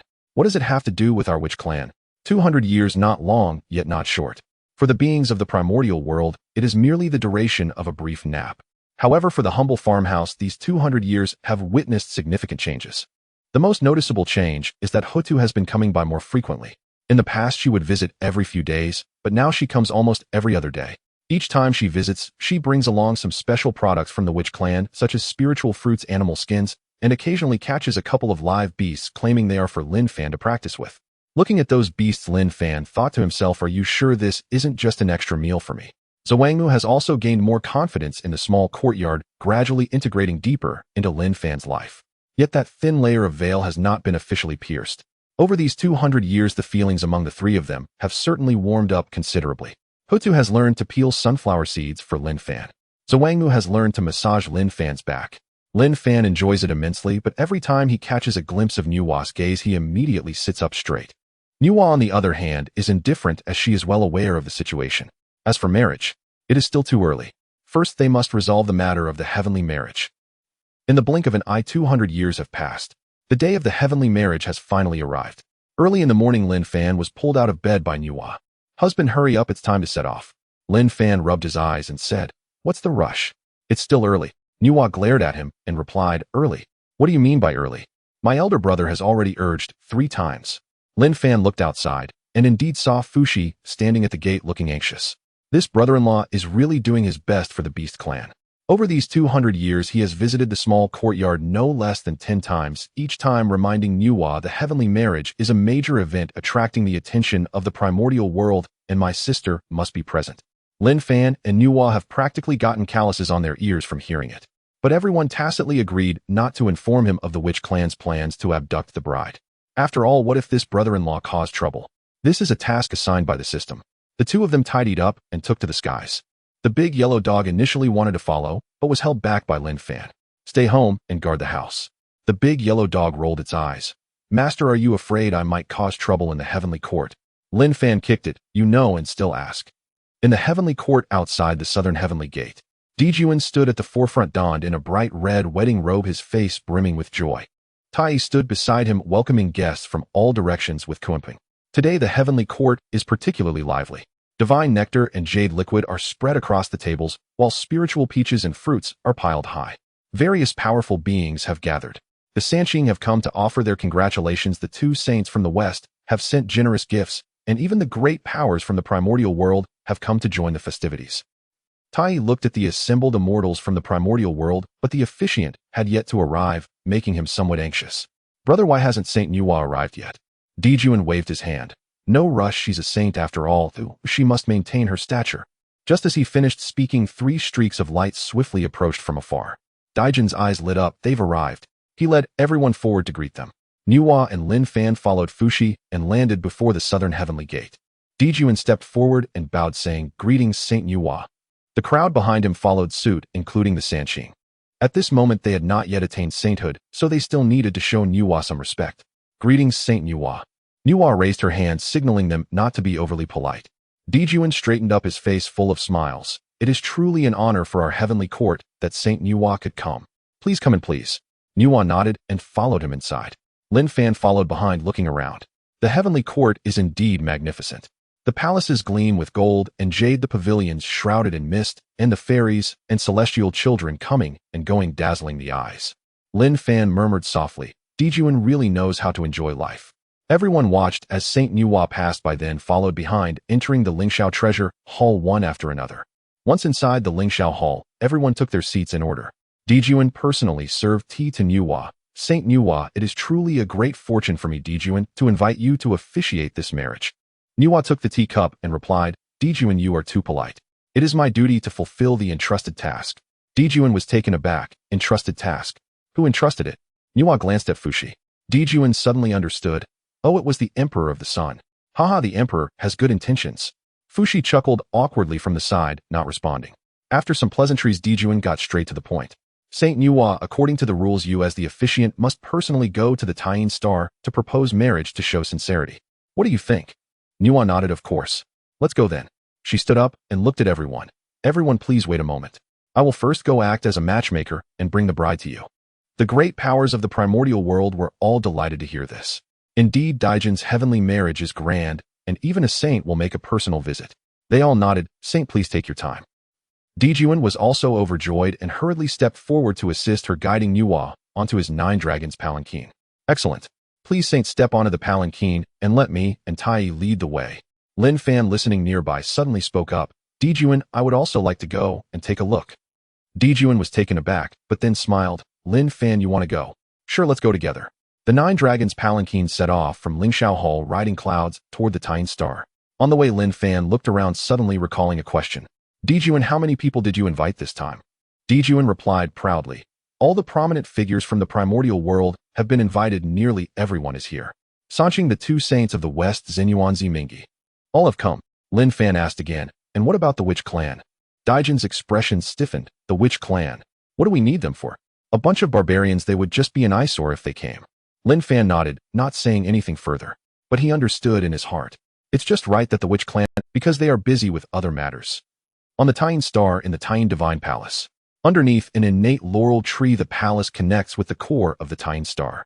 The innate energy wafts through the air, and the moonlight spreads, enveloping the entire palace in an icy, blue, serene atmosphere. 2 women are seated within the great hall of the Tying Divine Palace. However, both of them are filled with panic. Having transformed from the essence of the Tying Star, they have always relied on one another, living a peaceful existence. However, both of them are filled with panic. Having transformed from the essence of the Tying Star, they have always relied on one another, living a peaceful existence on this cold Tying Star. 300 years ago, Dijun and Tai personally came to propose marriage with Fushi. They were quite surprised at the time. Their sisters had no prior connection with Dijun, so why would he suddenly come to the door? Especially with the aggressive demeanor of Dijun and Tai back, then it still lingers in their minds. He said this is destiny, a fated union, as ordained by the heavens. If they do not marry, then the Tying Star would have no reason to exist. Chang's eyes narrowed slightly, a sense of unwillingness surging from within. Even though she is already a quasi-saint mighty being, she still cannot alter the arrangements of heaven. Moreover, it also implicates her sister Shiha, who must endure this suffering alongside her. Changxi feels hatred. Is it just because she is a being of the Taiyin, a female immortal, that she cannot change this fate? She took Zai's hand and sighed, "Sister, following me you have suffered." Shiha also felt a bit downcast, but she still mustered the courage to comfort her. "Sister, we are both female immortals. Perhaps this is our destiny as sisters." Moreover, Dijuan and Tai can be considered as the masters of a powerful faction in the primordial world. If we marry into the heavenly court and have the support of the heavenly court, perhaps it could be a form of liberation. Shiha nodded, not saying anything more. "Let's go. It should be about time for Dijuan and Tai to arrive." The two of them stood up together, arriving in front of the Taiyin Divine Palace, quietly waiting for their fate. The Taiyin Divine Palace. Changxi and Shiha stood before the palace, gazing at the streaks of light rushing from beyond the 33 heavens, their hearts filled with mixed emotions. Sister Changxi held her younger sister's hand and softly said, "Sister, we are going to the heavenly court from now on. Are you afraid?" Shiha bit her lip and shook her head. "With you by my side, I am not afraid." Changxi smiled, but there was a hint of bitterness in that smile. She was not afraid of Emperor Jun, nor of the heavenly court. What she feared was losing her freedom from then on. Though the Taiyin Star was cold, it was the place where they had grown up since childhood. She could do whatever she wanted, go wherever she wished. But what about after marrying into the heavenly court? Emperor Jun was the demon emperor, the master of the heavenly court. Marrying him meant adhering to the rules of the heavenly court and being subject to the whims of others. Changxi sighed softly. "All right, let's go. We mustn't keep Emperor Jun waiting." Outside the Taiyin Divine Palace, the 12 ancestors of Wu stealthily approached. Di Jiang glanced at the 11 ancestors behind him and raised his hand to signal everyone to be silent. Zhurong lowered his voice and asked, "Elder brother, what's the matter?" Di Jiang replied quietly, "We arrived before Emperor Jun. Let's discuss how to act next." Zhurong responded without hesitation, "Elder brother, what's so difficult? While Emperor Jun isn't here, let's directly capture Changxi and Shiha." Di Jiang slapped Zhurong on the forehead. "Capture them? It's not that simple. Do you think we can just knock them out and take them away?" He softened his tone, glancing around at the sentries set by the demon clan. "Those two sisters are both at the quasi-saint level. If we act recklessly and alarm the heavenly court, how will we resolve it?" Zhu Jiuyi nodded in agreement. "Elder brother is right. We are not yet prepared for an all-out war with the heavenly court. How about?" He directed his gaze toward Hotu and Xuanming. Hotu and Xianming are both women. Why not let you? However, Hotu was not listening closely. She was intently watching the two figures walking out of the divine palace. Two women radiated a gentle, serene aura, exuding an air of cold aloofness that instilled fear in others. Having seen them during the Dao Ancestors lecture, Hotu quickly recognized them as Changxi and Xia. Prompted by Zhu Jiuyin, Hotu hurriedly added, "Elder brother, I believe the situation may not be that complicated." Di Jiang was taken aback. "Sister Hotu, what do you mean?" Hotu pointed to Changxi and Xia standing in front of the hall. "Elder brother, look, those are Changxi and Xia. I see no joy on their faces. Why don't I approach them and see if I can persuade them to leave?" Di Jiang instantly understood Hotu's intention and nodded. "All right. I see no joy on their faces. Why don't I approach them and see if I can persuade them to leave?" Di Jiang instantly understood Hotu's intention and nodded. "All right." Zhu Jiuyin understood Di Jiang's intention and did not want to raise alarm. He hurriedly agreed. Hotu transformed into a streak of light and headed towards the Taiyin Divine Palace. The remaining 11 ancestors also dispersed to prepare time for Hotu. Just as Changxi was leading Shiha out of the main hall, a figure slowly descended from the sky, landing in front of them. Changxi froze and instinctively shielded her younger sister. Once she recognized the visitor, she breathed a sigh of relief. "Ancestor Hotu." Hotu smiled and nodded to the two. "Fairy Changxi, Fairy Shiha, long time no see." Changxi was somewhat surprised. "Ancestor Hotu, why have you come? Are you here to attend my sister's wedding?" Hotu shook her head. "No." Changxi was taken aback. "Then what is it?" Hotu looked around. A hint of mystery crossed her face. She lowered her voice and asked, "Fairy Changxi, I came today to ask you something." Changxi felt even more puzzled. If Ancestor Hotu was not attending the wedding, what could it be? "Please speak, Ancestor Hotu." "Fairy Changxi, Fairy Shiha, do you truly wish to marry Emperor Jun?" Hotu's question shattered the cold tranquility of the Taiyin Star, startling both Changxi and Xia. Changxi was stunned, gazing at Hotu, unsure how to respond. Hotu observed her flickering eyes, already knowing the answer. "Fairy Changxi, speak the truth. If you do not wish to marry today, someone can help you." Changxi's expression changed slightly. "Ancestor Hotu, what do you mean by that?" Hotu did not answer directly, but waved her hand behind her. In the next moment, 11 figures descended from all directions. Dijiang Zhurong Gonggong, Xiangliang Jumong Rushu, Shizi, Zhu Jiuyin Xuanming Shebi Shitianwu. The 12 ancestors were gathered. Changxi and Zai's faces changed drastically instinctively, taking a step back, pressing against each other's backs. Changxi's voice trembled slightly. Ancestor Hutu, what are you planning to do? Di Jiang stepped forward and cupped his hands. Fairy Changxi, do not be afraid. We mean no harm. Changxi gritted her teeth. No harm. With all 12 ancestors present, how can that be called no harm? Di Jiang smiled. I assure you it truly is no harm. We are here to rescue. No, we are here to save you. Changxi's heart skipped a beat. Save us. Hutu retracted her earlier playful demeanor and asked seriously, Fairy Changxi, Fairy Xia, do you know why Emperor Jun wishes to marry you? Changxi was taken aback and shook her head. Ancestor Hutu, why? Hutu replied plainly, because of the heavenly marriage. Once the heavenly marriage is established, Emperor Jun's cultivation will surge and the demon clan's fortune will greatly increase. To you sisters, you are merely 2 stepping stones. Changxi's face turned pale. They had indeed considered such an outcome. Now being directly confronted with it by Hutu, her heart still ached. Hutu continued, Sisters, if you do not wish to marry, we can take you away right now, ensuring Emperor Jun cannot find you. Changxi remained silent for a long time. She looked at Xia. Xia bit her lip and whispered, Sister, I do not want to marry. Changxi felt a pang of sorrow in her heart. She turned to Hutu. Ancestor Hutu, are you serious? Hutu nodded solemnly. Of course I am serious. We the 12 ancestors also do not wish to see the heavenly court become too powerful. Have you two thought it through? Changxi pondered for a moment and slowly said, Ancestor Hutu, my sister and I are the embodiment of the essence of the attain destined to be with Emperor Jun. If we escape, can we hide for a moment or for a lifetime? Though the wilderness is vast, is there truly a place for my sister and me? Moreover, this time Emperor Jun has invited the Saint Nuwa to officiate the wedding. Hutu looked at Changxi, understanding their concerns. They feared that the ancestors could not protect them and that fleeing from the marriage would offend Nuwa. Hutu exchanged knowing smiles with the 12 ancestors. Fairy Changxi, you jest. Do you know who stands behind us, the 12 ancestors, this time? Hutu looked at Changxi and Shiha, knowing their hesitation and concerns. She smiled slightly, her voice soft. Sister Changxi, to be honest, we have come this time to take you to a place. What place? Changxi asked in surprise. Hutu replied, the Taoist grounds of Lin Fan. Changxi frowned slightly. Lin Fan. Isn't he the husband of the Saint Nuwa? Hutu nodded. Exactly. Changxi was even more confused. Hutu, ancestor witch, why are you taking us to his Taoist grounds? We the 12 ancestor witches intend to take you sisters and marry you to Lin Fan. Changxi was stunned. Shiha was equally speechless. At these words, both Changxi and Shiha froze in disbelief, eyes wide open. Changxi's voice changed pitch. Marry Lin Fan.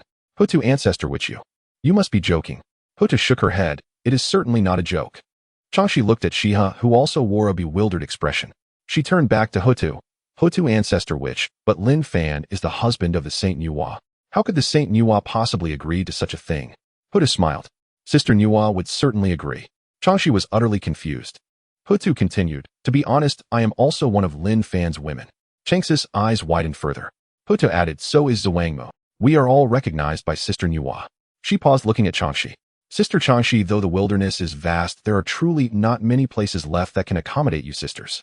Dijuan marries you for heavenly marriage, for cultivation and fortune. But Lin Fan, he will genuinely treat us well. Changxi and Shiha looked at Hutu in astonishment.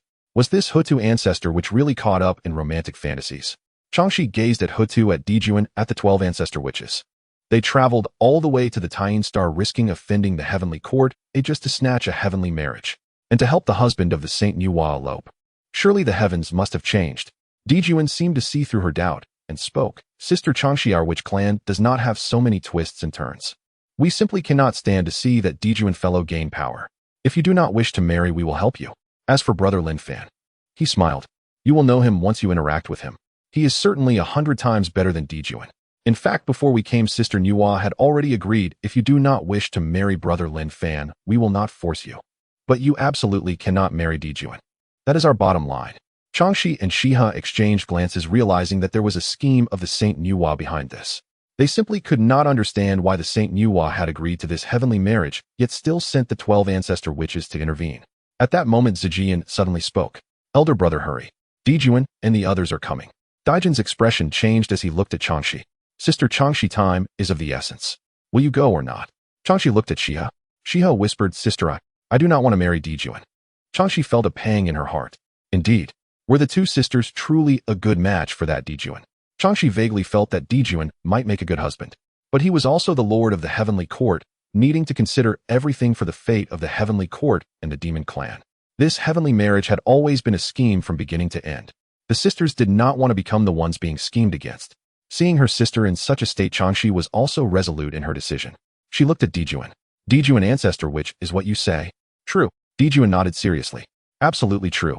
If there is a half word of falsehood, may I, Dijuan, be pierced through by the Dao. Changxi took a deep breath. She looked at Shiha, then at the 12 ancestor witches, and finally gazed at the increasingly approaching light in the distance. Suddenly she smiled. All right, I will go with you. Dijuan was overjoyed. Let's go. The 12 ancestor witches protected Changxi and Shiha, transforming into light and disappearing on the other side of the Tying Star. Moments later, tranquility returned before the palace of the Tying. Only the laurel tree swayed gently in the wind. In the distance, the silhouette of the 9-dragon palanquin grew closer. In a farmer's small courtyard, the 12 ancestor witches landed with Changxi and Shiha. A large yellow dog was lying in the corner of the yard, basking in the sun, lazily lifting its head upon hearing the commotion. It glanced at Changxi and Shiha, its eyes suddenly shining. It sent a message to the ancestor dragon. Old dragon, look. The master has new brides. And there are two. The ancestor dragon glanced over and then looked away. I saw it. The large yellow dog sighed. The master's luck with women. Tisk truly unparalleled. The ancestor dragon ignored it. Changxi stood in the courtyard surveying the humble farmer's small yard. The blue brick and tile house, the bamboo fence, a few chickens pecking at the grains in the coop, a few fish swimming in the lotus pond. She found it hard to believe. Is this Lin Fan's Taoist grounds? Huta nodded. Yes. You will live here from now on. Changxi fell silent. At that moment, the large yellow dog stood up, wagging its tail and approaching them eagerly. It looked at the two, suddenly raising its paw and lightly swiping through the air. Two invisible threads broke from Changxi and Shiha, dissipating into the void. Both Changxi and Shiha were taken aback. They suddenly felt a lightness in their bodies, as if something had disappeared. She looked at Shiha, who was equally bewildered. At the same time, they felt their minds clear instantly. The vague feelings of affection they had for Dijuan, that sense of being fated, completely vanished. Changxi murmured, "This. What is this?" The large yellow dog transmitted to them. Ladies, that was the thread of destiny between you and Dijuan. I have severed it for you. Changxi and Shiha were stunned. She looked at the large yellow dog, her eyes flashing with shock. What kind of existence was Lin Fan? In front of the palace of the Tying, Dijuan stood before the 9-dragon palanquin, his face full of smiles. Just as he was about to step down from the palanquin, he suddenly felt a tightness in his chest. A strange unease surged up. He clutched his chest, frowning deeply. Tai sensed something was wrong and hurriedly approached to support Dijuan. Elder brother, what's wrong? Dijuan shook his head. It's nothing, just a sense of foreboding. Tai laughed. Elder brother, on such a joyous occasion, how could there be any ill omen? After thinking, Dijuan also suppressed his unease and stepped towards the Tying palace. He stood before the palace gate, adjusted his attire, then raised his hand to knock on the door. Sisters Shiha and Changxi. This emperor has come to propose. Inside was silent. Dijuan waited for a moment, then knocked again. Sister Shiha, Sister Changxi. Still no response. Dijuan's expression darkened. He pushed open the door and strode into the palace. It was empty, not a single person in sight. Dijuan's face turned ashen. He rushed into the inner hall, into the side hall, into every room. There was no one. Not a soul. Tai followed behind, also panicking. Elder brother, what? What is going on? Dijuan gritted his teeth. Search for me. Search the entire... Outside the Tying palace, Lin Fan and Nuwa stood to the side, watching Dijuan's frantic appearance. Nuwa smiled and sent a message to Lin Fan. Husband, it seems the 12 ancestor witches have succeeded. Lin Fan nodded. Yes, they have succeeded. Nuwa nodded and continued to meditate atop the dragon palanquin. After a moment, Tai returned with people, his expression grim. Elder brother, we searched everywhere. There is no one. Dijuan's face turned dark, his fists clenched tightly. Who is it? Who is it? Just then Dijuan's expression changed. He did not question the sentinels stationed on the Tying Star, but closed his eyes, sensing a slight tremor in the time and space surrounding the Tying Star. This is a technique of time and space. In the entire wilderness, only those two are proficient in this path. Dijuan gritted his teeth and roared at the sky above the Tying Star. Dijuan, you bunch of barbaric witches dare to snatch my heavenly marriage. The author here is asking for a 5-star review. Those with money can support financially, and those without can support with kind words. As Dijuan's roar faded, the nearby laurel tree trembled with fear. At this moment, Dijuan realized why he had felt a sudden tremor. It turned out that his fateful connection with Changxi and Shi had been severed. Dijuan felt a wave of defeat wash over him. This marriage, it seemed impossible to achieve.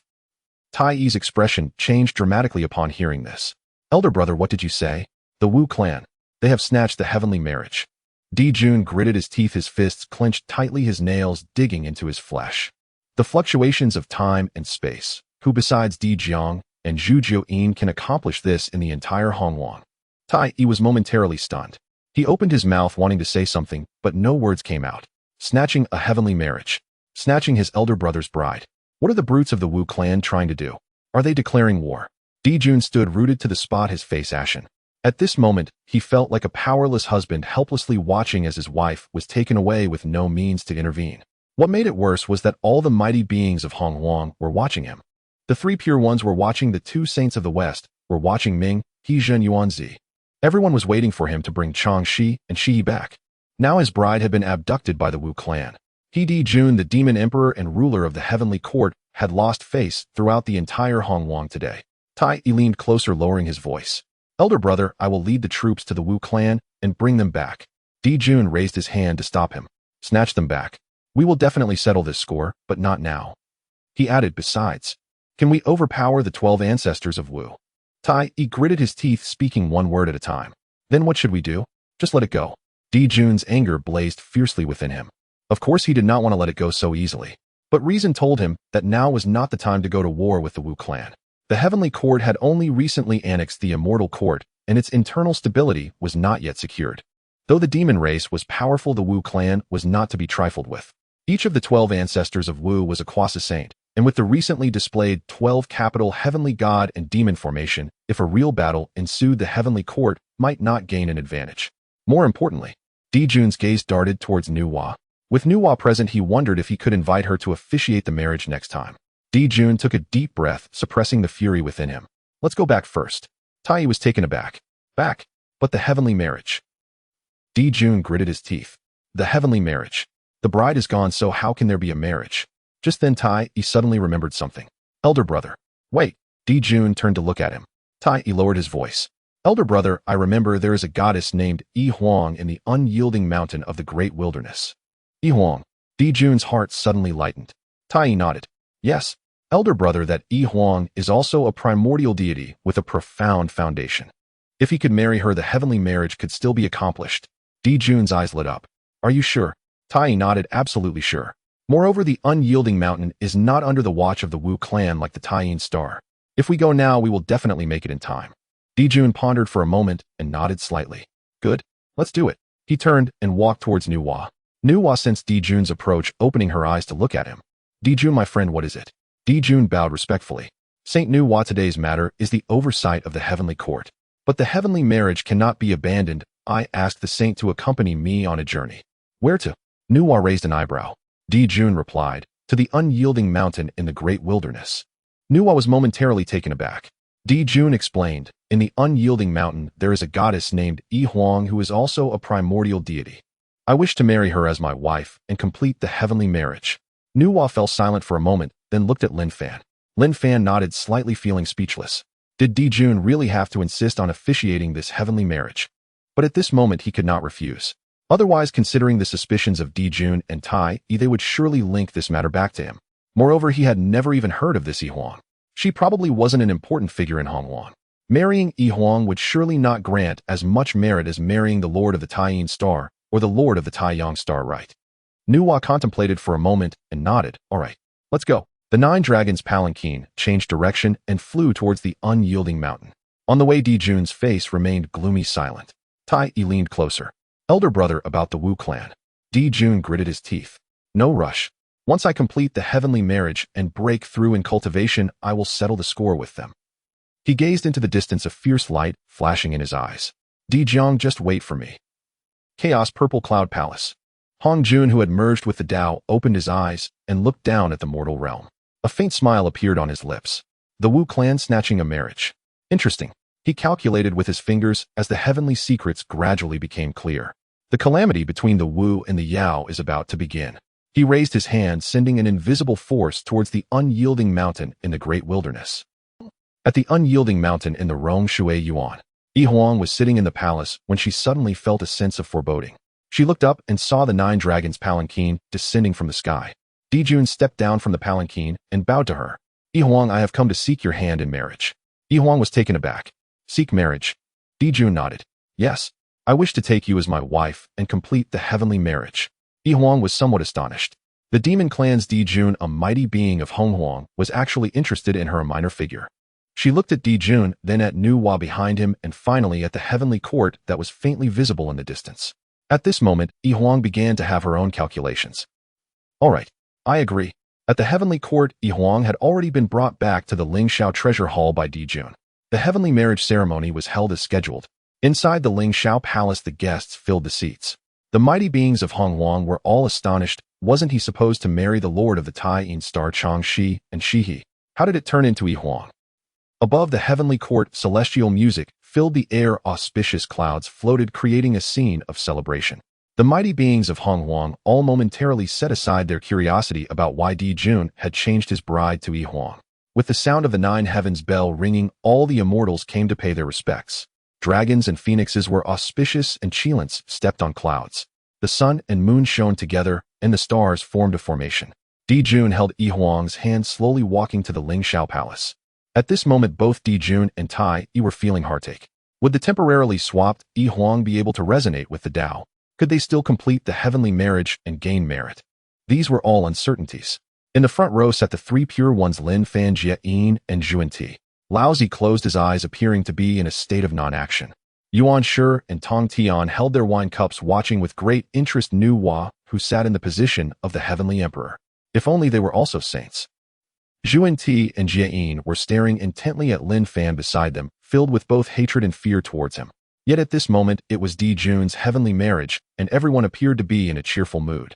Further down the line were Zhun Yuan, Ziming He, and the thousands of Zishao guests, all seated at the banquet. Seeing that everyone had arrived, Nuwa stood up and said, "Since everyone is here, let the heavenly marriage begin." As she spoke, Nuwa tossed the primordial red embroidered ball with her jade hand. The primordial red embroidered ball flew out, instantly hovering above Dijun and Huang's heads. Divine light flowed, and a thread of red silk, seemingly real, yet illusory, emerged from the red embroidered ball, exuding profound mystery. The silk thread spiraled above their heads for a moment before directly wrapping around Dijun and Huang's wrists. Seeing this scene, Dijun took a deep breath, his expression turning affectionate yet solemn. He exchanged a glance with Huang and proclaimed loudly to the heavens, "Heavenly Tao above.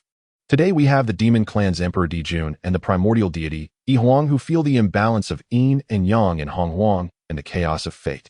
Using heaven and earth as witnesses with Hongmeng as proof, we establish this heavenly marriage to jointly stabilize the heavenly court and serve as a model for all beings in Honghuang."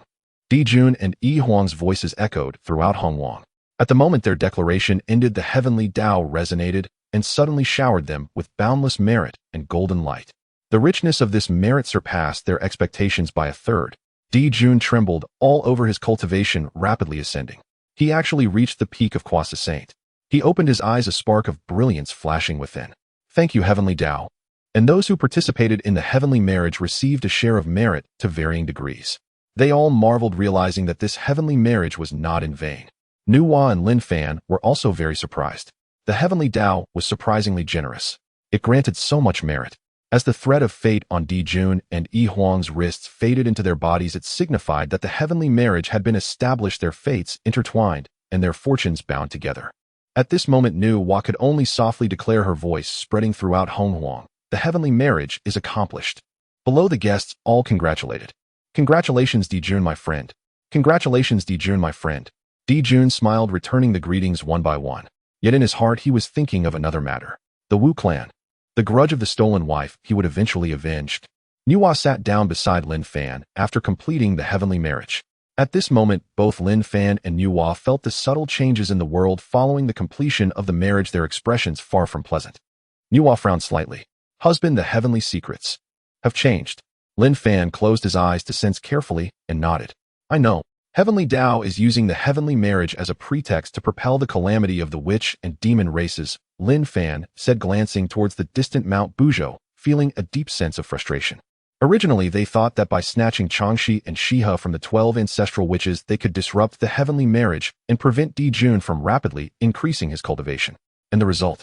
Dijun turned around and married a Huang, and the heavenly Tao rewarded him with an additional 30% of merit. Not only did it fail to stop it, but it also accelerated the arrival of the calamity. It was obvious that brat Hongjun was exercising the authority of the Heavenly Dao spokesperson. Lin Fan took a deep breath. This feeling of being used as a pawn is truly uncomfortable. Nuwa held his hand. Husband, don't think too much about it.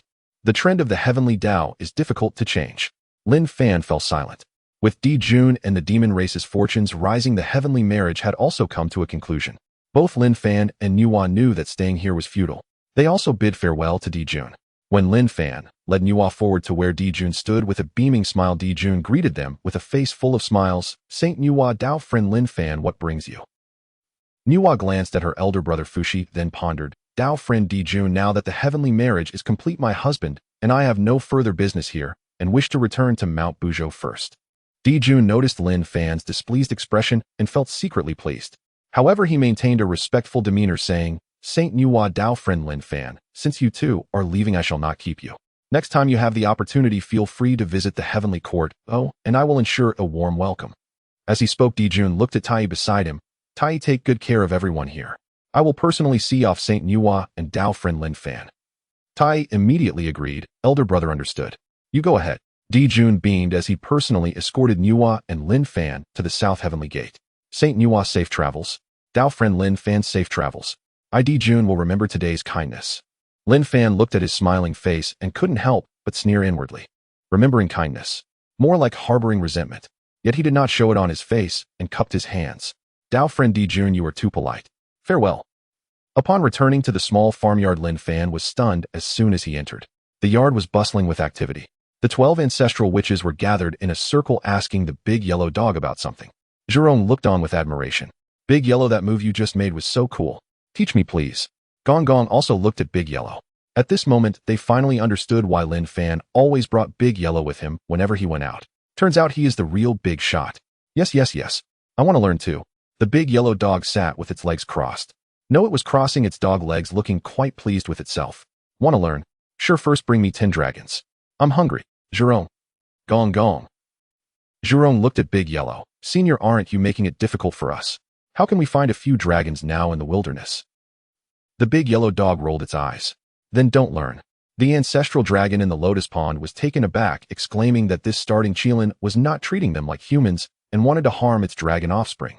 Immediately transmitting thought, starting Qilin, are you itching for a fight? 10 dragons. Why not say 10 Qilins to roast? Big Yellow turned back and glanced at the lotus pond, instantly falling silent. Just then Lin Fan entered, pushing the door open with Nuwa. Lin Fan saw this scene and twitched the corner of his mouth. This dog is getting more and more arrogant. The big yellow dog sensed his return and dashed over, wagging its tail. Master, you're back. You must be tired. Quick, have a seat. Lin Fan kicked it. Cut it out with this act. The big yellow dog laughed and continued to be a sycophant. The 12 ancestral witches also stood up to greet Lin Fan and Nuwa. Jiang smiled and said, Brother Lin Fan, sister Nuwa, you're back. How was the heavenly marriage? Lin Fan's expression fell. Don't mention it. Jiang was taken aback. What happened? Lin Fan recounted what had transpired during the heavenly marriage. After hearing it, Jiang's expression also turned grim. So you're saying our attempt to snatch Changxi and Shiha was in vain? Lin Fan nodded. In vain. Jun married a Huang, and the heavenly Dao rewarded him with 30% more merit. He is now at the peak of quasi sainthood. Jiang fell silent. Zhurong scratched his head. So we worked hard for nothing. Gong Gong sighed. I told you we should have fought directly. Lin Fan looked at them, feeling even more miserable. It's all my fault. If I hadn't suggested this, the calamity of the witch and demon races wouldn't have been accelerated. Jiang waved his hand. Brother Lin Fan, don't say that. This is the fate of the witch and demon races. It cannot be avoided. He gazed towards the direction of the heavenly court, a complex look in his eyes. What is meant to be a blessing cannot be a curse, and what is meant to be a curse cannot be avoided. Lin Fan remained silent. Meanwhile, Changxi and Shiha sat on a stone bench watching this scene. Changxi whispered to Shiha, Sister, is that Lin Fan? Shiha nodded. It should be. Changxi sighed. He looks quite ordinary. Not as extraordinary as the 12 ancestral witches said. Shiha replied. Sister, one cannot judge a person by their appearance. Changxi nodded and said no more. Just as Lin Fan finished recounting the events to the 12 ancestral witches, Nuwa stepped forward from behind him. Changxi and Shiha saw her and quickly stood up to pay their respects. Greetings, Saint Nuwa. Nuwa raised her hand. No need for such formalities. From now on we are all family. Changxi and Shiha exchanged a glance, their faces turning red. Family. This term sounded strange. Jiang looked at Nuwa, then at Lin Fan, and suddenly spoke. Brother Lin Fan's sister Nuwa, there is something I don't know if I should say. Lin Fan replied, elder brother Di Jiang, please say it. Di Jiang looked at Hutu and Xuanyuan, a reluctant look in his eyes. We the 12 ancestral witches have lived for so many years and have long since become indifferent to life and death. If the calamity of the witch and demon races truly breaks out, we might die without regrets. He paused. But Hutu and Xianyuan are sisters. I hope that if something happens to us, you can protect them. Hutu stepped forward, grabbing Di Jiang, elder brother. Xianyuan also stood up. Di Jiang waved his hand. No more words. My mind is made up. Lin Fan looked at Di Jun, then at Hutu and Xuanyuan, knowing that these two were Di Jiang's most cherished ones, and their current appearance was completely natural. Lin Fan stood up, looking at Di Jiang, and the 12 ancestral witches, feeling a bit emotional. This group of rough people, though coarse, is deeply loyal. He thought for a moment, and put his arm around Di Jiang's shoulder. Elder brother Di Jiang, don't worry. As long as I, Lin Fan, am here, Hutu and Xianyuan will be safe. Di Jiang smiled. Good. With brother Lin Fan's words, I can rest assured. Just then a voice suddenly echoed in Lin Fan's mind. The voice was ancient and dignified, carrying a hint of helplessness. Master, may I have a word with you? Lin Fan was taken aback. This voice. Who is it? He turned to look in the direction of the voice. A goldfish in the lotus pond floated on the surface, gazing at him. Lin Fan squatted down, looking into the goldfish's eyes, which were filled with the chaos of life and death, resembling an ancient mighty being who had weathered the storms of time. The goldfish transmitted another thought. Master, could you please grant the ancestral dragon a request? Lin Fan squatted by the lotus pond, gazing into the eyes of the ancestor dragon for a long while. Lin Fan was the first to recover from his shock. Ancestor dragon. It is I, your master. Lin Fan gasped in astonishment. He turned to glance at the big yellow dog in the yard, showing off to the 12 ancestor witches, then looked at the Lu Hua chicken nestled in the chicken coop, and finally back at the ancestor dragon before him. He sneered inwardly. A chicken, a dog, and a fish. The ancestors of the 3 clans of the primordial era. All of them retired in his yard. Lin Fan took a deep breath, suppressing his astonishment. Ancestor dragon, if you have any requests, please speak up. The ancestor dragon pondered for a moment before speaking. Master, I have resided in your small courtyard for several millennia and have never asked you for anything. But today, his voice filled with the weight of time, continued, the dragon clan seems to be facing great troubles. Lin Fan furrowed his brow. What troubles? The ancestor dragon did not hold back, revealing his private actions to Lin Fan. Master, from those young dragons captured by the Shikolin last time, I learned about the plight of the dragon clan in recent years. He sighed. After the great war between the Dragon Phoenix and Qilin clans back in the day, the dragon clan suffered severe injuries and retreated to the 4 seas. My brother Zhulong was punished to guard the sea, suppressing the calamity and karma of the dragon clan, and cannot act unless absolutely necessary. Currently, the dragon clan is governed by the dragon kings of the 4 seas. However, the karma from that war weighs heavily, making it difficult for the younger generation of the dragon clan to progress in their cultivation. The strongest among them is Ao Guang, the dragon king of the East Sea, barely at the late stage of the great Luo golden immortal. Listening to this, Lin Fan already had a bad premonition. The ancestor dragon continued. Over the past millennia, the heavenly court's influence has been growing stronger. Di Jun and Tai Yi have been expanding everywhere, and now they have set their sights on the dragon clan. They want the dragon clan to join the monster clan and become a vassal of the heavenly court. Lin Fan's brow tightened. The dragon clan is unwilling. The ancestor dragon nodded, a hint of desolation in his ancient eyes, naturally unwilling. The dragon clan was once the overlord of the primordial world. How could they possibly become vassals to a group of bird people? But what can be done about their unwillingness? The highest cultivation of the 4 sea dragon kings is merely at the late stage of the great Luo golden immortal. What can they use to fight against the heavenly court? At this moment, Lin Fan was also deep in thought, trying to decipher the ancestor dragon's words. Di Jun is now at the peak of the Quasi-Saint level. Tai Yi is at the mid-level of the Quasi-Saint with underlings such as Kunping Fushi, 10 great monster saints, and hundreds of great Luo golden immortals. The strength of the dragon clan in the presence of the heavenly court truly seems insufficient.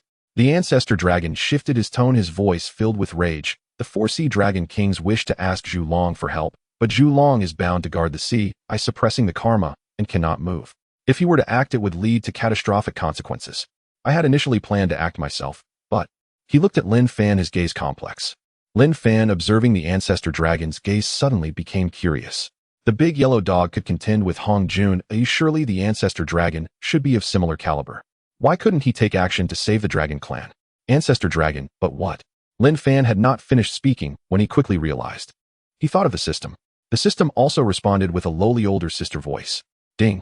The ancestors of the Dragon Phoenix and Qilin clans require the host's marriage pairing to unlock before they can go outside. Currently unlocked Shikolin Big Yellow Dog. To be unlocked Ancestor Dragon Yuan Feng unlocking condition. For every important female the host marries, one ancestor can be unlocked. Lin Fan. Why not just say I need to be a stud? Lin Fan understood now why the Ancestor Dragon had such power, yet did not assist the Dragon clan. Seeing Lin Fan grasp the reason, the Ancestor Dragon urged, Master, I am not trying to force you. But the Dragon clan is indeed in dire straits. If Dijun truly takes action, the Dragon clan might. He did not finish, but Lin Fan understood the urgency. He stroked his chin. He glanced at the Ancestor Dragon, watching this once feared figure of the primordial world now worry for the safety of his kin. Now that the Ancestor Dragon had come to him for help, he certainly could not stand by and do nothing. Ancestor Dragon, rest assured. He stood up, nodding. I will take care of this. Gratitude flashed in the Ancestor Dragon's eyes. Thank you, Master. Lin Fan waved his hand. Do not thank me. If you must thank someone, thank yourself. You have stayed in my small courtyard for so many years without causing me any trouble. The Ancestor Dragon smiled. You jest, Master. I live quite well here with food and drink and someone to chat with, far more comfortable than when I was an ancestor in the Four Seas. Lin Fan smiled as well. He turned and walked back into the courtyard. The 12 ancestor witches were still there. The Big Yellow Dog was still showing off, and Changxi and Shiha were still blushing. Lin Fan looked at the people in the courtyard and suddenly felt a strange sensation. This primordial world seems to be getting more and more interesting. Di Zhang walked over. Lin Fan, what's wrong? Lin Fan shook his head. It's nothing. Just feeling a bit sentimental. Di Zhang looked at him and suddenly laughed. Lin Fan, you are quite interesting. Lin Fan was taken aback. What do you mean? Di Zhang replied. You are clearly an outsider, yet you care about our affairs more than anyone else. You clearly could stand aside, yet you choose to get involved. He patted Lin Fan on the shoulder. I have not made a wrong friend in you. Lin Fan smiled and said nothing. In the distance at the Lotus Pond, the Ancestor Dragon submerged beneath the water, closing his eyes. The Master has agreed. The Dragon clan is saved. In the 33 heavens in the heavenly court, Dijun stood atop the Lingxiao Hall, gazing towards the direction of the Four Seas. Tai approached. Elder brother regarding the Dragon clan. With his cultivation having soared, Dijun was no longer as anxious about certain matters. A faint smile appeared at the corner of his mouth. Just give them a little more time. If they still do not know their place. He paused. Then do not blame me for being ruthless. In the small farming courtyard on Mount Buzhou, Lin Fan lay on a lounge chair, snacking on sunflower seeds. Nuwa sat beside him, stroking her belly. Hutu and Zhuangmu were peeling sunflower seeds nearby. Changxi and Shiha sat in a corner, secretly observing Lin Fan. The Big Yellow Dog lay at the corner of the yard, communicating with the Ancestor Dragon. Old Dragon, did you ask the Master? The Ancestor Dragon blew a bubble. The Big Yellow Dog asked, did he agree? The Ancestor Dragon blew another bubble. The Big Yellow Dog fell silent for a moment. Old Dragon, do you think? Can the Master really save the Dragon clan? The Ancestor Dragon was silent for a long time. Then he blew a bubble. I don't know, but at least it should be quite simple to ensure the safety of your two descendants. The Ancestor Dragon responded, understanding that the Master is currently of low cultivation. If not for their protection, he would surely not be as glorious as he is now. He hesitated for a moment, but could not help but speak up. Old buddy, do you think that the one who resurrected us and protects the Master is merely doing it for the sake of letting the Master have more children and blessings? The Big Yellow Dog was silent, as the existence that could resurrect them and increase their cultivation was beyond their comprehension. It might be that simple. In the small courtyard, Lin Fan cracked sunflower seeds while contemplating how to help the Dragon clan break free from the oppression of the Heavenly Court. The 12 ancestral witches also took their leave as the calamity of the witch and demon tribes had begun. It was time to make early plans. Nuwa, however, was holding a meeting with the Queen Mother of the West, hooded Changxi and Xia. She needed to secure her position as the matriarch of the harem. In the sky above the ancestral land of the human race, amidst the cloud layers, Laozi of Ta Ching had just returned from the Heavenly Court. He did not return to Kunlun Mountain, but concealed his form to observe the activities of the human race beneath Mount Buzhou. A thought struck Laozi, and he transformed his appearance. An old man with white hair and beard stooped, and leaning on a wooden staff suddenly appeared outside the ancestral land of the human race. He walked slowly into the ancestral land of the human race. Ever since Nuwa had refused him last time, the fire in Laozi's heart had not subsided, not allowing him to preach. On what grounds? He was the true lineage of Pangu, the foremost of the three pure ones. Why shouldn't he share in the fortunes of the human race? If hard measures wouldn't work, then he would take a softer approach. If Nuwa wouldn't let him preach, did that mean he couldn't preach to the human race? Impossible. especially after witnessing the surge in fortunes when the human and witch clans merged with those brutes from the witch clan benefiting as well. Laozi became even more determined this human race was his opportunity for enlightenment. He walked and stopped surveying his surroundings. The ancestral land of the human race was much livelier than he had imagined. The houses were neat, the roads clean. The fields were planted with spiritual grains and livestock were kept in pens. Children ran about the village while the elderly rested under trees. The human beings coming and going were all full of vigor, their eyes bright. Laozi was secretly astonished. How many years had it been? From Nuwa creating humans until now it had barely been a few hundred years. From tens of thousands to over 1 million in population, the speed of reproduction. He smacked his lips. These humans indeed possess something remarkable. Just as he was thinking, suddenly a hand landed on his shoulder. Halt! Laozi was taken aback and turned to see a young man standing behind him. The young man in his early 20s had thick brows and big eyes and a muscular build. He wore a bone knife at his waist and looked at Laozi with a righteous demeanor. Who are you? What brings you to our ancestral land? Laozi's heart tightened, but he did not show it. He bent his back and coughed twice. I am just an old man. I came from another tribe and wanted to see the ancestral land. The young man scrutinized him. Another tribe? Which one? Oh, a small tribe to the east called Kunlun tribe. The young man was taken aback. Kunlun tribe? I haven't heard of it. Laozi chuckled awkwardly. It's a small tribe without any fame. The young man looked at him, then glanced at his tattered Taoist robe, and then at his trembling figure. Suddenly he laughed. Old man, don't be afraid. My name is Xuandu, and I am the guard of this ancestral land. You've traveled so far alone to reach the ancestral land, or it must have been hard on you. Laozi sighed in relief, but seemed he had charmed this young man. Not hard at all. I just wanted to see what our human ancestral land is like. Xuandu stepped forward to assist him. Old man, let me show you around. Our ancestral land is quite large, but it's easy to get lost alone. Laozi nodded. All right, thank you, young man. Xuandu supported him as they walked slowly through the ancestral land, introducing it along the way. Old man, look over here. This is the residential area where our human race lives. Over there is the farming area where we grow delicious spiritual grains. And over there is the training ground where Elder Hongjun often instructs us. Laozi nodded while listening, but his eyes were darting around. Xuandu, your human race is developing quite rapidly, huh? Xuandu laughed. Indeed. With the blessings of the Holy Mother and the help of our brothers from the Witch clan, our human race has undergone significant changes in recent years. How many people are there now? Laozi asked. Xuandu pondered for a moment. I'm not sure of the exact number, but according to Elder Hongjun, we've long surpassed 1 million. Just in our ancestral land, there are tens of thousands of people. Laozi gasped. 1 million? How many years has it been? Xuandu nodded. Yes, our human race can reproduce well. After the brothers from the Witch clan arrived, there have been many intermarriages, and we breed even faster now. Laozi fell silent. Yet his mind was calculating. This rate of reproduction, this fortune. If he could take them under his wing. After a stroll, Xuandu suddenly said, Old man, since you rarely come, would you like to visit the ancestral hall? Elder Hongjun and the 3 chief leaders are there. Laozi's heart moved. Ancestral hall. The 3 chief leaders. Hongjun. He wanted to learn more about the higher-ups of the human race. This was a great opportunity. But he felt a bit worried. That guy Hongjun knows him. Although he had transformed, what if he was recognized? Xuandu saw him hesitating. Old man, don't be afraid. Elder Hongjun is a good person. At your age, having traveled so far to the ancestral land, he will definitely meet with you. Laozi thought for a moment and nodded. He was confident in his transformation technique. Surely Hongjun would not recognize him. All right, then it will trouble you, young man, to lead the way. The ancestral hall was actually a larger wooden house. However, the guards at the entrance were all elite members of the human race, each full of spirit and energy. Xuandu led Laozi inside, walking while speaking. Old man, please wait a moment, I will go inform them. Laozi nodded and stood in the hall surveying his surroundings. Although the ancestral hall was simple, it exuded a sense of solemnity. In the center there was a tablet for Nuwa, and beside it was Lin Fan's tablet. Of course, Lin Fan's was insisted upon by Hongjun, who said the Holy Father is also a father and must be honored. On both sides hung several paintings depicting the development history of the human race. Just as Laozi was observing, he suddenly heard footsteps. Several individuals walked out from the back hall. Leading them were 3 middle-aged men, one draped in animal skins, one holding a wooden staff, and one carrying a bundle of dried grass. They were indeed the 3 chief leaders of the human race. They were Sueren, Yuchao, and Zi. Sueren walked in front, saw Laozi, and paused slightly. Old man. Laozi clasped his hands. I am but an old man from the eastern tribe visiting the ancestral land. Thanks to young Xuandu for guiding me here to the ancestral hall. Sueren nodded. You are too polite, old man. It must have been hard for you to travel such a distance at your age. Yuchao and Zi also nodded, saying nothing further.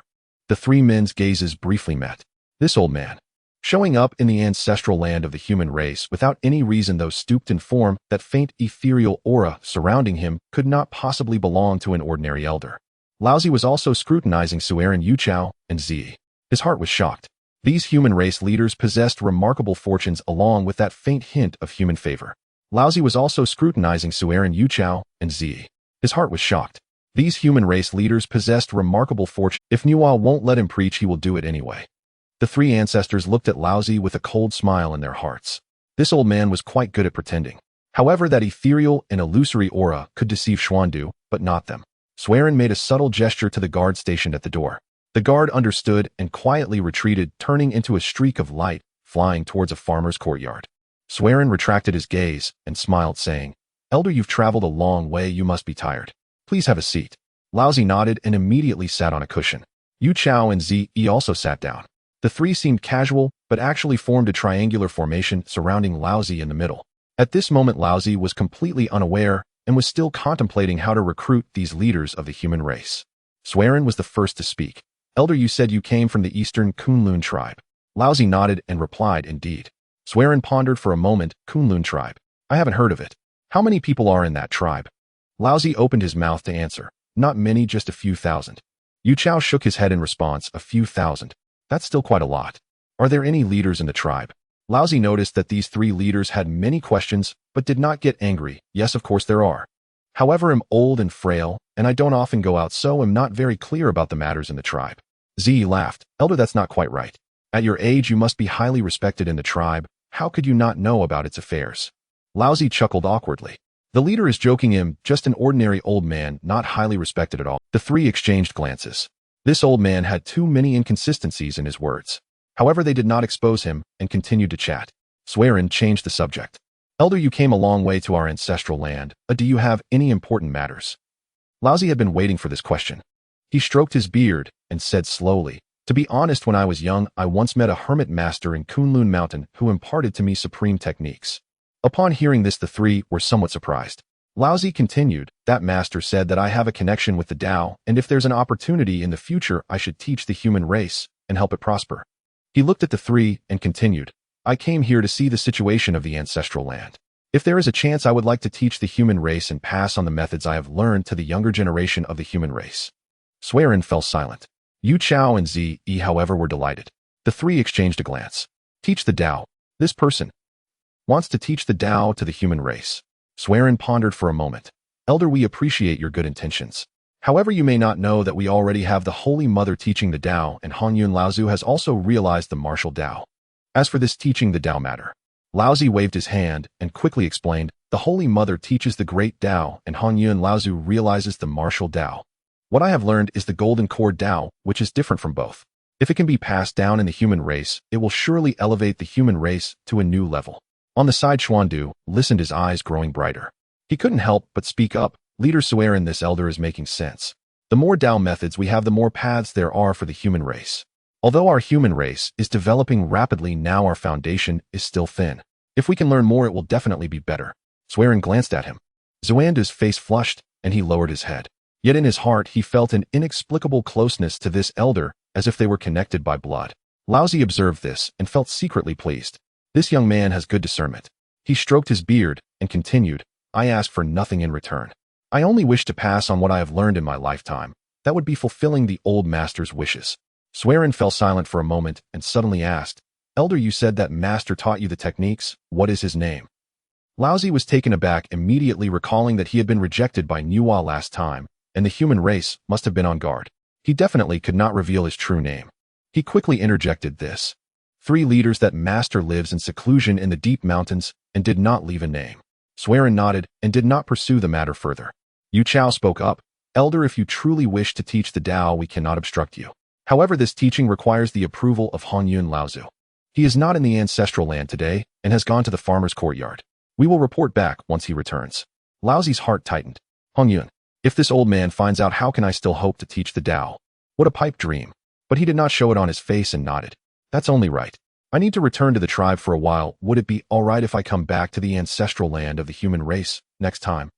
The three of them exchanged glances and nodded. Laozi also stood up, then it settled. He'll return to the tribe for a bit and prepare. 3 years later, I will return to the ancestral land to teach the Dao. The three did not obstruct Laozi. Swearin said, that sounds good. Laozi got up leaning on his cane and was about to leave slowly. Xuandu stepped forward to assist him. Elder, I will see you off. Laozi nodded. The two walked out of the ancestral hall with Xuandu accompanying Laozi towards the exit of the ancestral land. On the way, Laozi noticed Xuandu's closeness and patted his hand. Young man, we are fated. 3 years later, when I return, if you wish to learn, I will impart all I know. Xuandu's eyes lit up. Thank you, Elder. As Laozi exited the ancestral hall, Swearin and the others began to discuss. Swearin looked at Yu Chao. Yu Chao, what do you think of that, Elder? Yu Chao replied, I feel that Elder is What he said did not sound fake. Swearin nodded but remained silent. Zi whispered, Elder brother, do you really believe his words? Swearin shook his head, believe. I don't trust a word he says. He looked into the distance, that ethereal and illusory aura. How could it be from an ordinary person, let alone one of our human race? Zi asked, what should we do? Swearin pondered, we will wait until Hongjun Laozi returns to discuss.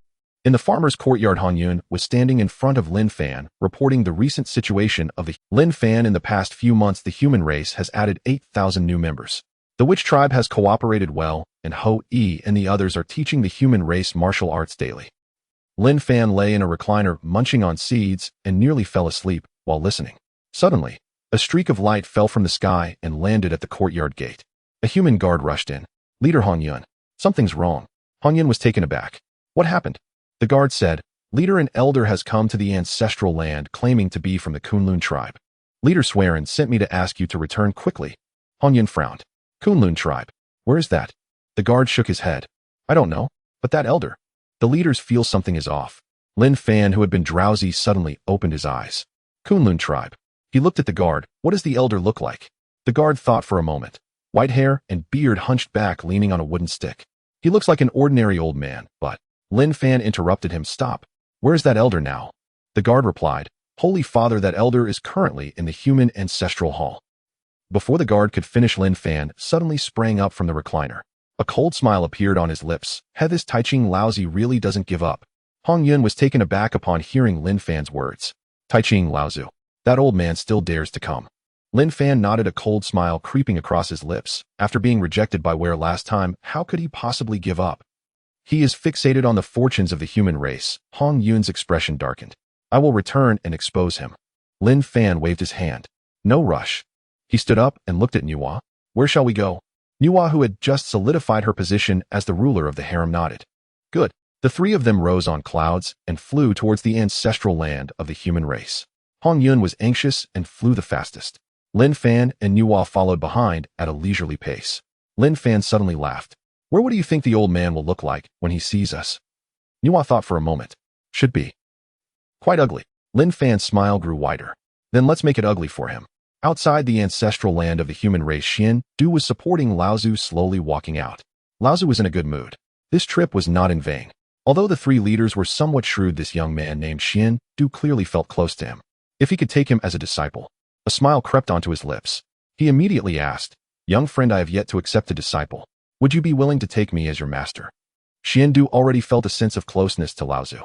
Now that Laozu personally offered to take him as a disciple, he was overjoyed. Master, please allow your disciple to bow to you. Laozu hurriedly helped Xian Du up. Good. From today onwards, you are my eldest disciple. Just as Laozu was about to impart teachings to Xian Du, 3 streaks of light descended from the sky, landing in front of him. Laozi looked up, and the smile on his face instantly froze. Lin Fan, Nuwa, and Hongjun. The 3 stood before him, watching him with a half smile. Lin Fan stepped forward, cupping his hands. Dao friend, Laozu, long time no see. Laozu's heart tightened, but he did not show it. He hunched his back and coughed twice. Several. Dao friends, is there something you need? Lin Fan smiled. Dao friend, Laozu, stop pretending. Your disguise may fool others, but it won't fool us. Laozi's expression changed. He knew he could no longer hide it. Laozu straightened his back and his aura changed. His hunched back stood straight, his murky eyes became clear, and an ethereal, vague aura emanated from him. He looked at Lin Fan, then at Nuwa, and finally at Hongjun. Saint Nuwa, Dao friend Lin Fan, Dao friend Hongjun, it's been a long time. Xian Du stood to the side, completely stunned. Laozu. The Taiching Laozu, one of the 3 pure ones. I just became his disciple. Lin Fan looked at him, sneering. Dao friend Laozu, last time we're already clearly rejected you. What is the point of this? Laozu's expression remained unchanged. Dao friend Lin Fan, your words are misplaced. The human race is a primordial race, and their fortunes are also primordial fortunes. Anyone has the right to preach in any race. This is the natural order. He looked at Nuwa. Saint Nuwa, although you are a holy mother, you cannot monopolize the fortunes of the human race, can you? Nuwa frowned. Laozu continued, I preach to assist the flourishing of the human race. What reason do you have to obstruct me? Lin Fan, hearing Laozu's fallacious reasoning, laughed in anger. Dao friend Laozu, your words are truly eloquent. Assist the flourishing of the human race. What do you desire? Don't you know in your heart? Laozu, hearing this, remained calm. What do I desire? What I desire is the Dao. The Dao spreads across the world, benefiting all beings. Oh, what is wrong with that? Seeing Laozu's thick skin, Lin Fan spoke bluntly. Dao friend, what you desire is fortune, isn't it? Laozu choked. Hongjun could no longer contain himself and stepped forward, pointing at Laozu's nose. Tai Ching, Laozu. Stop pretending here. The human race was created by the Holy Mother, and it is our own home. Anyone who wishes to preach must obtain the Holy Mother's approval. You, the true lineage of Pangu, don't even understand this basic rule. Laozu's expression darkened. Hongjun, as a reincarnated person, do you deserve to lecture me? Hongjun sneered, I don't deserve it. Though I am a reincarnated being, I am now the leader of the human race. Protecting my people is only right. Laozu looked at him and suddenly laughed. Hongjun, you are a primordial being, once a quasi saint. Now you serve the human race like a dog, recognizing thieves as your father and mother. Don't you feel ashamed? Hongjun's face turned pale with anger. What did you say? Laozu said lightly, did I say something wrong? If you did not recognize thieves as your father, how could you be reincarnated as a human? If you did not recognize thieves as your mother, how could you be so obedient to Nuwa? Hongjun was so furious he trembled all over, momentarily speechless. Lin Fan stepped forward and patted his shoulder. Hongjun, don't get angry. It's not worth it to be angry with someone like him. He looked at Laozu. Dao friend Laozu, you say Hongjun recognizes thieves as his father. What about you? As a true lineage of Pangu, the head of the three pure ones, yet you sneakily infiltrate the human race, trying to steal the fortunes of the human race. Don't you feel ashamed? Laozu's face turned ashen. Nuwa finally spoke. Dao friend Laozu, I will say it again. The human race is my creation, and I have the final say in its matters. If you wish to preach, you can. But it must be done according to my rules. Laozu looked at her. Your rules? Nuwa nodded. Yes, my rules. Laozu was silent for a moment and suddenly laughed. Good. He repeated the word 3 times and turned to leave. After taking a few steps, he suddenly turned back. Saint Nuwa, Dao friend Lin Fan, I have noted today's events. The fortunes of the human race I no longer desire. Even if you plead for me to preach, I will not come. Having said that, he transformed into a streak of light and disappeared into the horizon.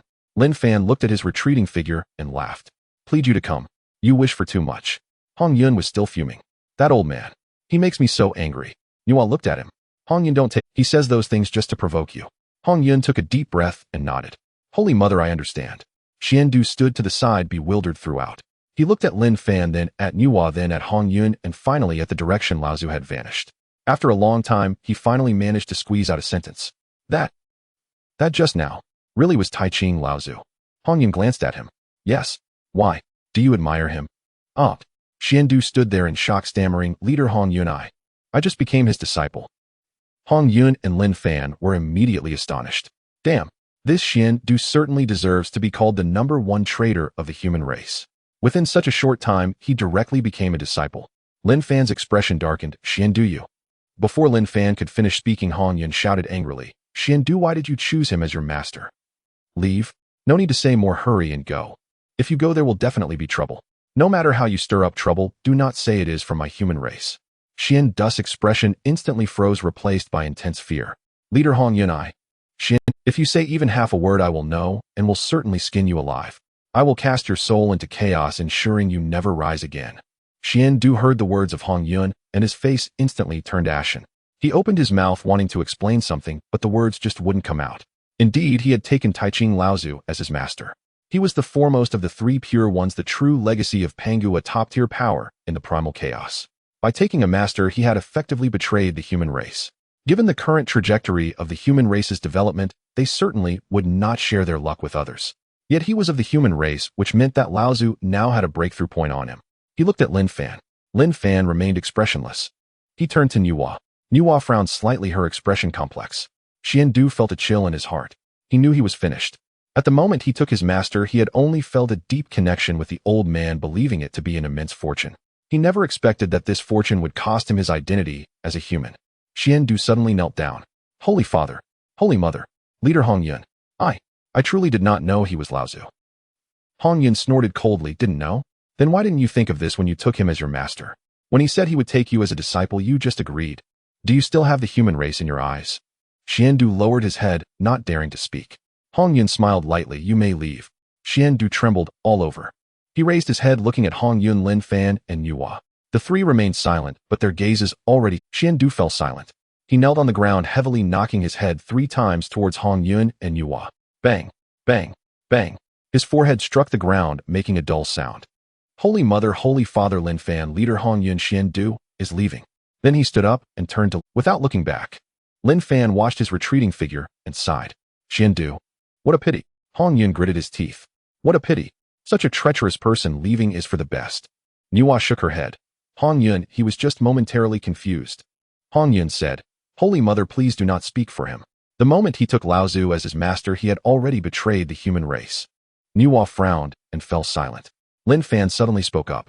Nuwa, I think it's time to establish the human teaching. Nuwa looked surprised. Establish the human teaching. Lin Fan nodded. Yes, establish the human teaching, cutting off Laozu's aspirations. He looked into the distance. Why has Laozu come to the human race time and again? Isn't it because he wants to share the human race's luck? If we establish the human teaching, it would be rightful, and he would have no reason to come again. Hongjun's eyes lit up as he straightforwardly said, Friend Lin Fan is right. Once the human teaching is established, the human race will be our own Dao lineage. If Laozu comes again, it will be trespassing on our territory.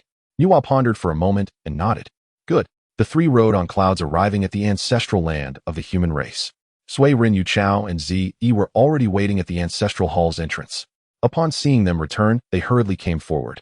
Holy Mother, Holy Father, Ancestor Hongjun.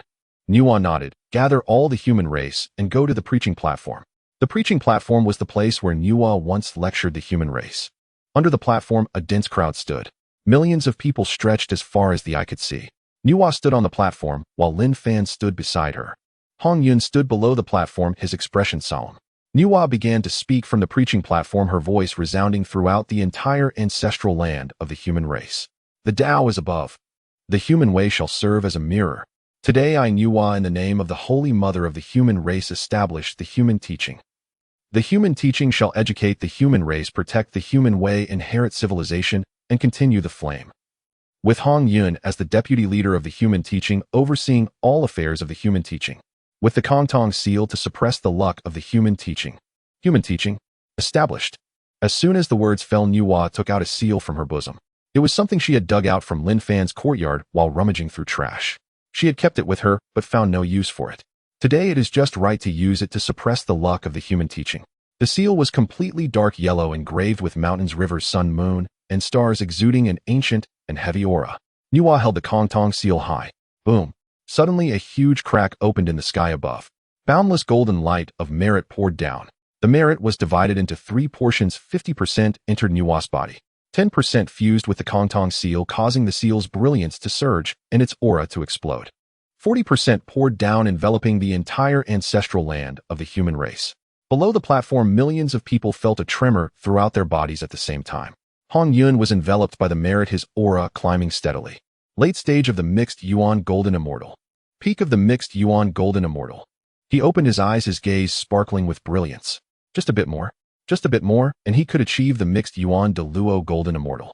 Hongjun took a deep breath, deeply bowing to Nuwa. Thank you, Holy Mother. Nuwa helped him up. No need for such courtesy. From now on, the human teaching will rely on you. Hongjun solemnly said. I, Hongjun, will not fail the Holy Mother's trust. In an instant, the human race received the blessings of the human teaching's luck. At this moment, Hongjun also indulged in the thrill of being a leader. In the chaos at the Purple Cloud's palace, Hongjun suddenly opened his eyes. His face turned ashen. Establishing the human teaching. Nuwa actually established the human teaching. He calculated with his fingers, becoming more and more grim as he did so. This fortune shouldn't belong to Laozu. How could it be? He fell silent for a moment and sighed. Changes. At Kunlun Mountain, Laozu had just returned to the Yushu Palace when he suddenly felt a jolt in his heart. He clutched his chest, his face pale. My fortune. He looked up towards the direction of Buzhou Mountain, his eyes filled with disbelief. Human teaching. Nuwa established the human teaching. He collapsed to the ground, muttering to himself, "It's all gone. All gone."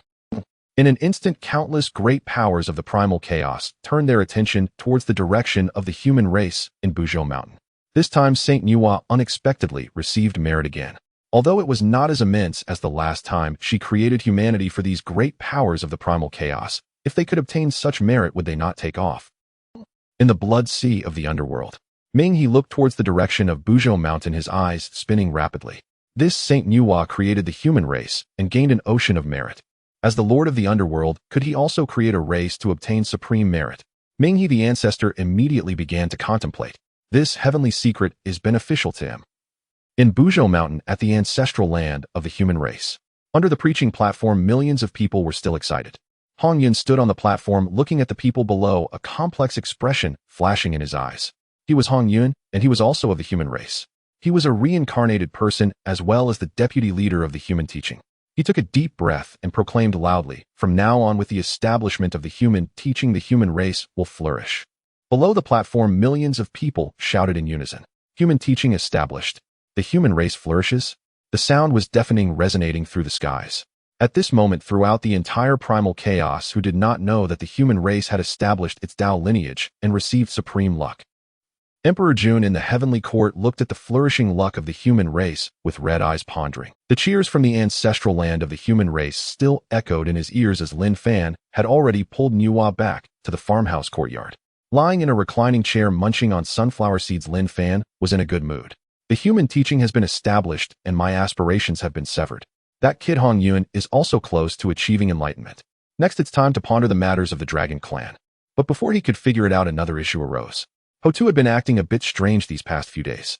She sat in the courtyard staring into the distance, looking as if she had been lost in thought for an entire day. Lin Fan approached her and softly asked, "Ho-Tu, what are you thinking about?" Ho-Tu came to her senses and shook her head. Lin Fan, nothing. Nothing at all. Lin Fan looked at her, remaining silent.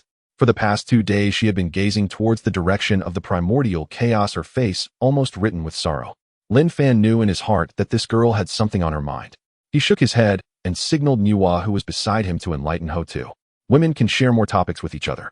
Since the last time the 12 ancestors of sorcery returned, friction between the sorcery clan and the monster clan had become increasingly frequent. Today, the sorcery clan killed a few monster soldiers, and tomorrow the monster clan would ambush a sorcery clan tribe. Conflicts of all sizes were happening every day. The number of deaths was increasing.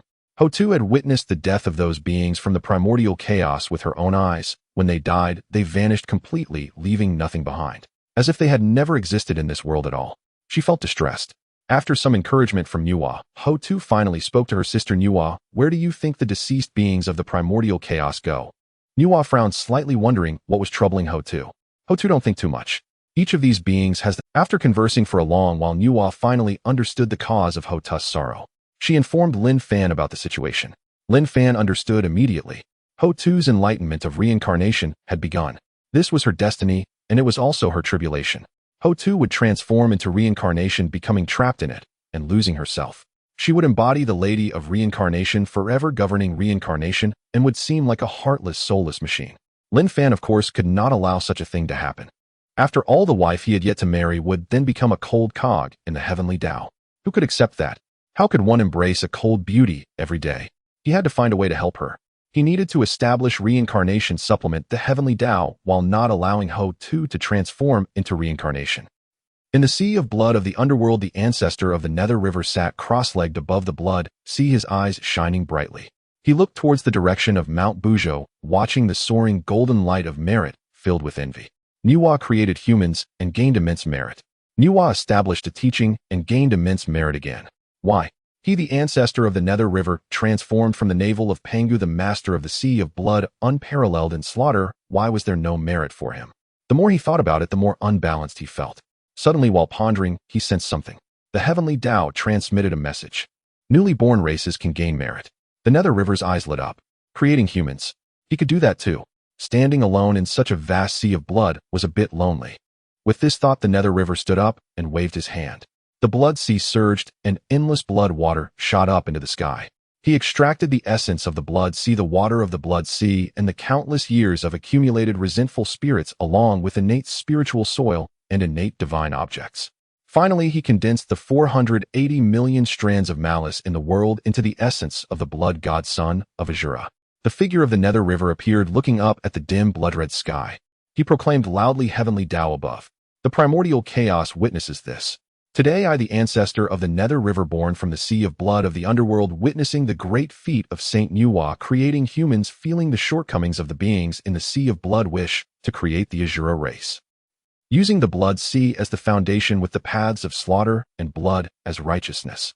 As long as the blood sea does not dry up, the Azura shall not perish. As soon as he finished speaking, the heavenly Dao responded. Surging golden light of merit gathered above the sea of blood of the underworld, instantly illuminating the dim sea of blood. Although it could not compare to the time Nuwa created humans, it was still quite remarkable. Then one could see the Nether River making a move, throwing a large mass of heavenly Dao merit into the sea of blood of the underworld. The blood sea churned violently. Shadows emerged from the blood sea. The male Azura was extremely ugly with a fierce appearance and surrounded by malice. The female Azura was enchanting and captivating with a myriad of charms in her eyes. They were indeed the Azura race. The Nether River looked at his creation and laughed heartily. Good, good. From now on you shall be the Azura race. I am your father, and the blood sea is your mother. Boom. The Nether River trembled. Using the Yuan 2 and Abi dual swords with the aid of heavenly Dao merit, he severed the dual corpses of good and evil and his cultivation sword. Midstage Quasa Saint. Latestage Quasa Saint. He opened his eyes filled with ecstasy. Thank you, heavenly Dao. With merit flowing into him, the Nether River seized the opportunity. Since Nuwa established humanity, first gaining boundless merit. Since I, the ancestor of the Nether River, have created the Azura race, I certainly cannot miss out on the merit of establishing a teaching. He spoke again. Heavenly Dao above. I, the Nether River, established the Azura teaching. With slaughter as the path, the blood sea as the foundation to educate the Azura. Azura teaching established. As soon as he finished speaking, the ancestor of the Nether River was stunned. Heavenly Dao, where is my merit? Above the 9 heavens there was no sign of any movement. In the farmhouse courtyard at the foot of Mount Buzhou, Lin Fan, while munching on sunflower seeds, sensed the movements of the ancestor of the Nether River and suddenly smiled. This old guy from the Nether River really knows how to copy homework.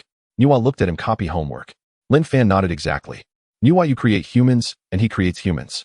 Nuwa, you establish a teaching, and he establishes a teaching. Isn't this copying homework? Nuwa smiled. That's not bad either. A new race makes the primordial chaos more lively. Lin Fan nodded. True. Anyway, it has nothing to do with us. In the sea of blood of the underworld, the Nether River stood on the blood sea. Though he had no merit for establishing a teaching, he was still spirited. He looked at the newly born Azuras. The male Azura was ugly but possessed great combat strength. The female Azura was beautiful but decisive in slaughter. As long as the blood sea does not dry up, the Azura shall not perish. The Nether River finally had his own power. In the distance at the foot of Mount Buzhou, Ho-Tu gazed towards the sea of blood of the underworld, her eyes flashing with complexity. Another race had been born. Another group had found a home. But what about her? Where is the home of the sorcery clan? Where is the home of the myriad beings of the primordial chaos? She sighed and continued to be lost in thought. Lin Fan, seeing Ho-Tu in a daze, sat down beside her. Ho-Tu, don't think too much. Ho-Tu looked at him. Lin Fan, what do you think will happen to us after we die? Lin Fan was taken aback. Where would he go after he died? He indeed had the right to speak. After all, he had been transported to the primordial chaos by a mud truck. But where would he really go? It's hard to say. Must it be heaven or hell? Given that reincarnation had not yet been established and the underworld path was not complete, this girl would surely ask all sorts of questions. Before Lin Fan could answer, Ho-Tu continued. Those beings from the primordial chaos who have perished leave nothing behind. It's as if they never came here at all. Lin Fan was somewhat surprised. This girl really thought a lot in a day. He looked at her and suddenly spoke. Ho-Tu, don't worry. There will be a place to go. Ho-Tu looked up. Where? Lin Fan smiled. You'll know when the time comes. In the chaos at the purple cloud, Hongjun glanced at the sea of blood of the underworld. He frowned slightly. Nether River. Azura race. As for this Azura teaching, let's put it on hold for now. The education of the Azura race, I have other plans. The birth of the Azura clan stirred ripples in the primordial chaos. Yet it was soon overshadowed by another matter, the escalating friction between the witch and demon clans. Today the witch clan killed several demon soldiers. Tomorrow the demon clan ambushed a witch tribe. The death toll continued to rise, and the worries of Ho-Tu grew heavier. At this moment in the 33 heavens within the heavenly court, Emperor Jun sat in the Lingshao palace, his brows furrowed. After the celestial marriage, he had leveraged his merit to slay the 3 corpses, breaking through to the pinnacle of Quasa Saint. However, the primordial purple chi within him remained unresponsive. How could he stimulate it to achieve sainthood? No matter how hard Emperor Jun racked his brain, he could not figure it out. He turned to Fushi and gently inquired, Fushi, my friend, can you help me deduce when I might attain sainthood? Fushi nodded, unfolding the innate 8 trigrams to begin his calculations. As the progenitor of the innate 8 trigrams, he found it quite arduous to predict the fate of a saint. After a long while he opened his eyes. Emperor Jun, the heavenly secrets are chaotic and unclear. But there is a glimmer of hope. You must enter seclusion and comprehend it personally. Emperor Jun pondered for a moment, then looked at Dong Huang Tai Yi and the demon master Kuan Peng beside him very well. From today onwards, the affairs of the demon clan will be handled by Tai Yi and Kuan Peng. Fushi, you will accompany me in seclusion. Fushi nodded. Emperor Jun once again reminded Tai Yi and Kuan Peng, Tai Yi, Kuan Peng, this time I shall enter a strict seclusion. Unless it is a war between the witches and demons, do not disturb me. Don't worry, big brother. Leave the demon clan to me, Tai Yi replied. Tai Yi, I trust you to handle this. Kuan Peng said, I follow the will of the heavenly emperor. Emperor Jun and Fushi nodded, and the two entered a secret chamber, closing the palace doors. As soon as Emperor Jun left, Tai Yi became the de facto ruler of the heavenly court. Seated in the Lingxiao Palace, Tai Yi was filled with ambition and satisfaction. Kuan Peng stood beside him, his eyes flickering. Tai Yi glanced at him. Kuan Peng, what do you think our demon clan should do next? Kuan Peng pondered, Your Majesty, the witch clan is currently very powerful. A direct confrontation is not a solution. We must find a way to enhance the strength of the demon clan. Tai Yi nodded. You are right. But how do we enhance it? Kuan Peng shook his head, unable to come up with a good idea at the moment. Just then a small demon tumbled into the hall. Your Majesty, great news. Great news. Tai Yi frowned. What is it that has you in such a panic? He paused. What joy could there be? The small demon gasped for breath. Your Majesty, I have discovered something remarkable.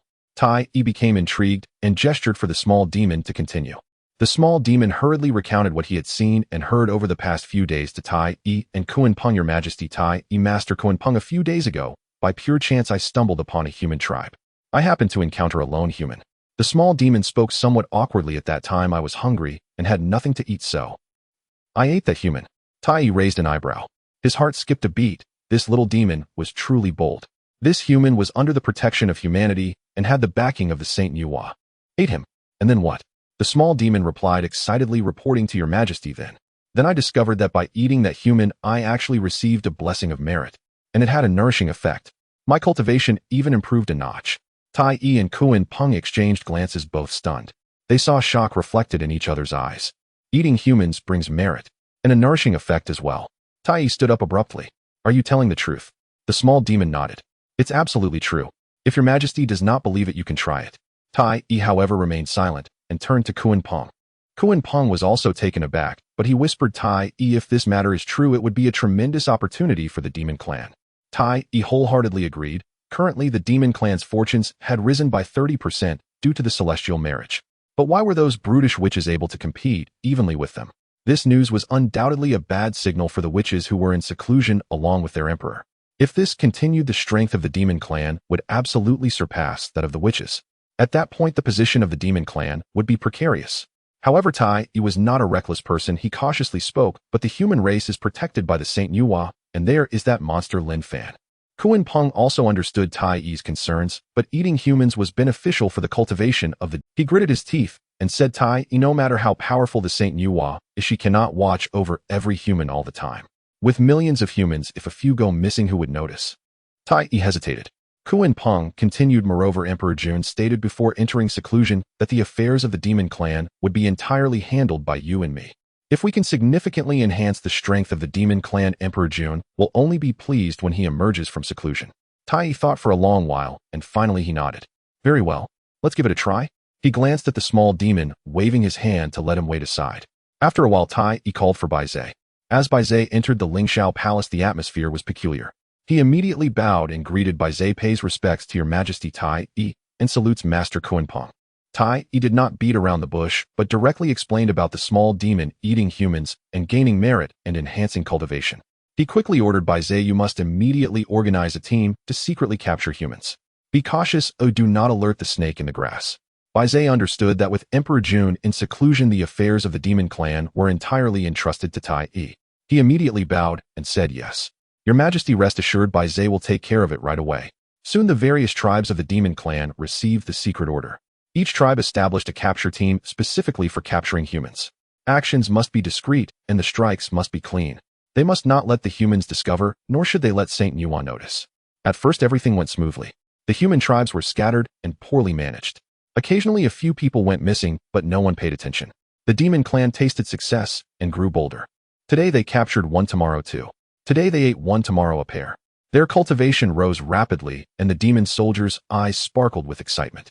But there is no wall that does not let the wind through. In the ancestral land of the human race, people began to disappear one after another. At first Hongjun did not mind, thinking it was an accident during a hunt. However, as the number of missing persons increased and became more frequent, Hongjun could no longer sit idly by. He sent people to inquire in various tribes. The result revealed that not just in the ancestral land, but all human tribes had people missing. Some tribes had a few missing while others had dozens. Altogether, over 3,000 people had vanished. This was essentially equivalent to consuming the entire innate human race. Moreover, the witch clan, which was supposed to protect the humans, had not discovered those who were stealing them. Hongjun's face turned ashen as he ordered in front of the three ancestors of the human race, investigate. Find out exactly what is going on. In the next moment, Hongjun realized that this matter was far from simple. He also hurriedly made his way toward the farmhouse courtyard. Hongjun rushed into the farmer's courtyard, his expression more dreadful than that of someone whose mother had just died. Lin Fan, my friend, something terrible has happened. Lin Fan was lounging on a recliner, eating sunflower seeds. Seeing Hongjun's appearance, his heart skipped a beat. Hongjun, what happened? Gasping for breath, Hongjun hurriedly shared what he knew. Lin Fan, something has happened to the human race. Over the past few months, people have been disappearing one after another. At first I thought it was an accident, but the more I investigated, the more suspicious it became. Not only in the ancestral land, but also in the surrounding human tribes, people are going missing. Lin Fan was taken aback by his words, immediately sitting up straight. How many have gone missing? Hongjun gritted his teeth, angrily stating, more than 3,000. Lin Fan's body visibly stiffened. More than 3,000. How many years has the human race existed since its inception? How many people have there been in total? This is treating the human race as mere rations. Next to him, Nuwa frowned deeply. She stood up, closed her eyes, and the aura of a primordial golden immortal surged around her as she began to deduce the heavenly secrets. Watching her, Lin Fan felt slightly reassured. Nuwa was a sage, deducing heavenly secrets should not be difficult for her. But a moment later, when Nuwa opened her eyes, her expression was grave. Husband, the heavenly secrets are chaotic. I can't find anything. Lin Fan was stunned. What? Nuwa, you can't find anything either. Nuwa nodded. Someone has concealed the heavenly secrets. Moreover, their cultivation is on par with mine. Lin Fan's expression turned serious. Who could conceal the heavenly secrets to the extent that even Nuwa cannot uncover them? Who else in the primordial era could it be? Hongjun. It must be Hongjun, the representative of the heavenly Dao. After all, only he could cause the heavenly secrets to become chaotic.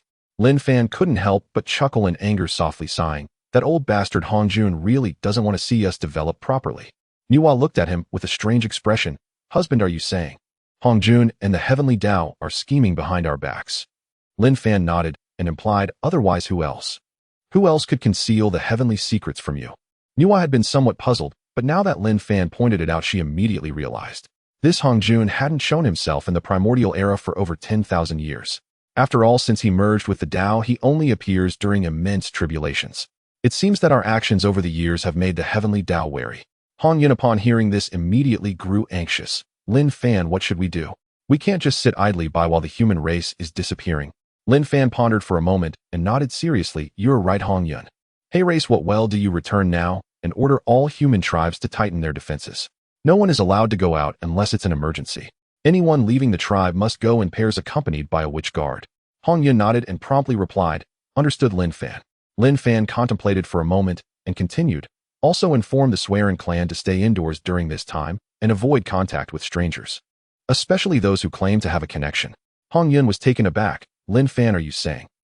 Lin Fan coldly laughed, not hiding his thoughts. That old thing of mine may have been driven away, but we can't rule out that he's still keeping an eye on the human race's fate.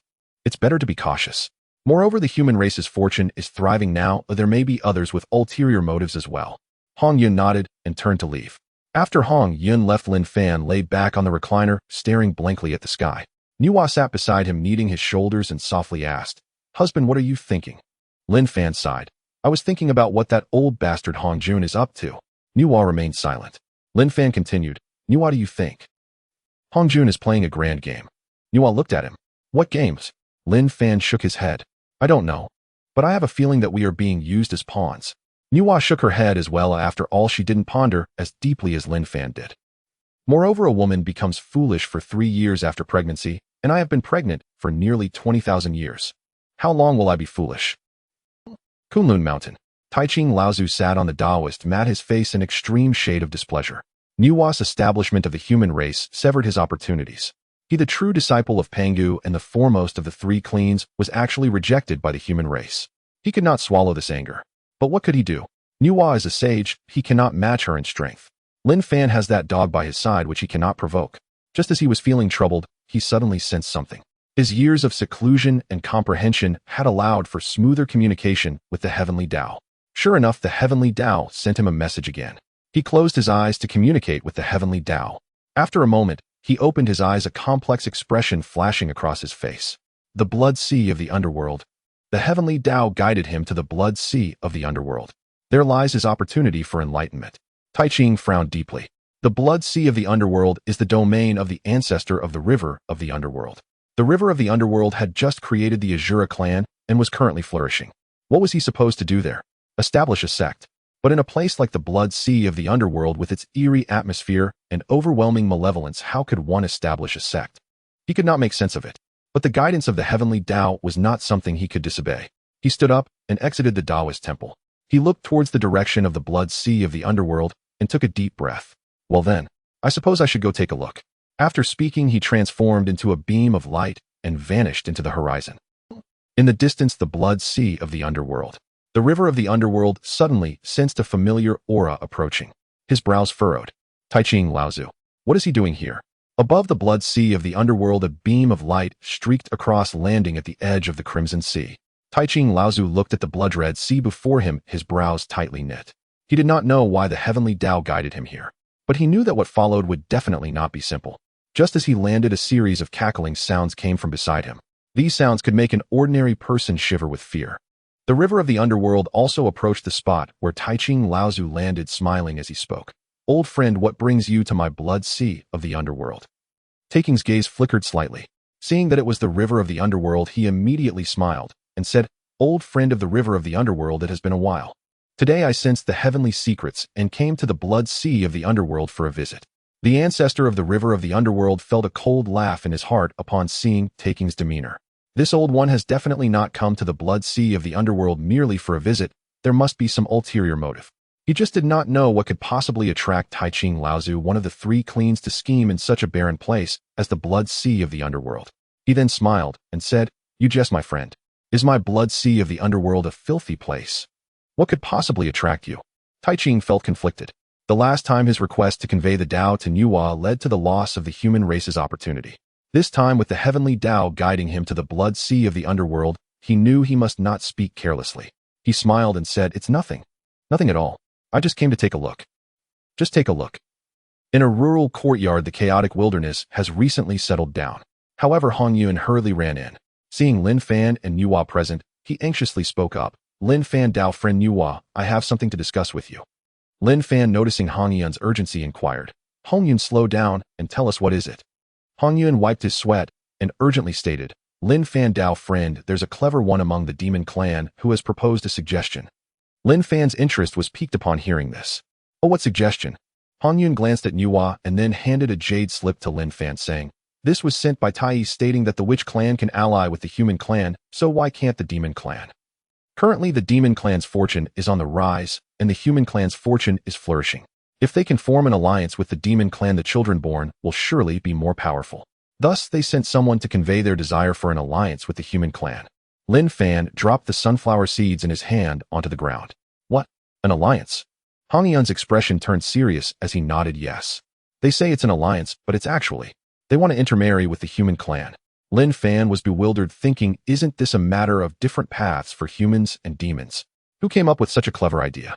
At this moment, Lin Fan found himself in a dilemma. The human clan has already merged with the witch clan.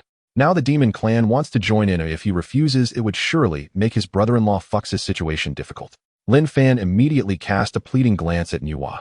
Nuwa frowned slightly. Oh, when did the demon clan start showing such goodwill? Husband, why are you looking at me? Lin Fan suddenly smiled. The demon clan is indeed becoming more and more ambitious. Hongjun at this moment had lost the demeanor of the human clan's elder. He urged, Lin Fan, Dao friend, why are you still laughing? What shall we do? Lin Fan waved his hand. Don't rush. Let them come. Hongjun was a bit confused. Let them come. Yes, let them come to propose marriage. I want to see what sincerity they can offer. After saying this, Lin Fan glanced toward the distant heavenly court, a playful glint flashing in his eyes. At this moment, the demon clan's actions surely concealed some unknown secret. In the 33 heavens, the heavenly court, Tai sat atop the Lingxiao Hall listening to reports from base. Your Majesty, the proposal has already been sent out. Tai nodded in satisfaction. Good. Next, let's see how Lin Fan responds. A hint of a smile appeared on his lips. The human clan reacts too quickly, making it difficult for us to seize opportunities. Once this strategy is released, won't the blood offerings be within our grasp? I have spent 3 years in the blood sea of the underworld. During these 3 years, I turned the blood sea upside down. From the depths to the surface, from the edges to the center, I explored every inch. Yet I failed to discover the opportunity hinted at by the heavenly Dao. At first, the ancestor of the underworld river accompanied me, but later realized that this old fellow was just wandering aimlessly, so I stopped caring. Standing at the edge of the blood sea, I gazed at the blood-red waters, frowning. Where's the opportunity? Where's the opportunity the heavenly Dao spoke of? I was utterly perplexed. But the guidance of the heavenly Dao must be correct. Perhaps. The timing is not yet right. I sighed and turned to leave. At Kunlun Mountain, just as I returned to my dojo, I saw someone kneeling at the door. Xiandu.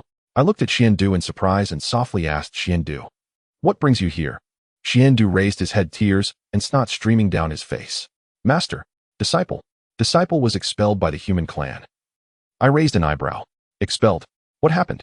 Xiandu cried as he recounted the events of that day. From Hongjun scolding him for being a traitor, to Nuwa's expressionless face, to Lin Fan's meaningful gaze, and finally being expelled from the ancestral grounds of the human clan. After finishing, he kowtowed repeatedly. Master, I am now homeless. Please take me in. I will definitely practice diligently and not disappoint your teachings.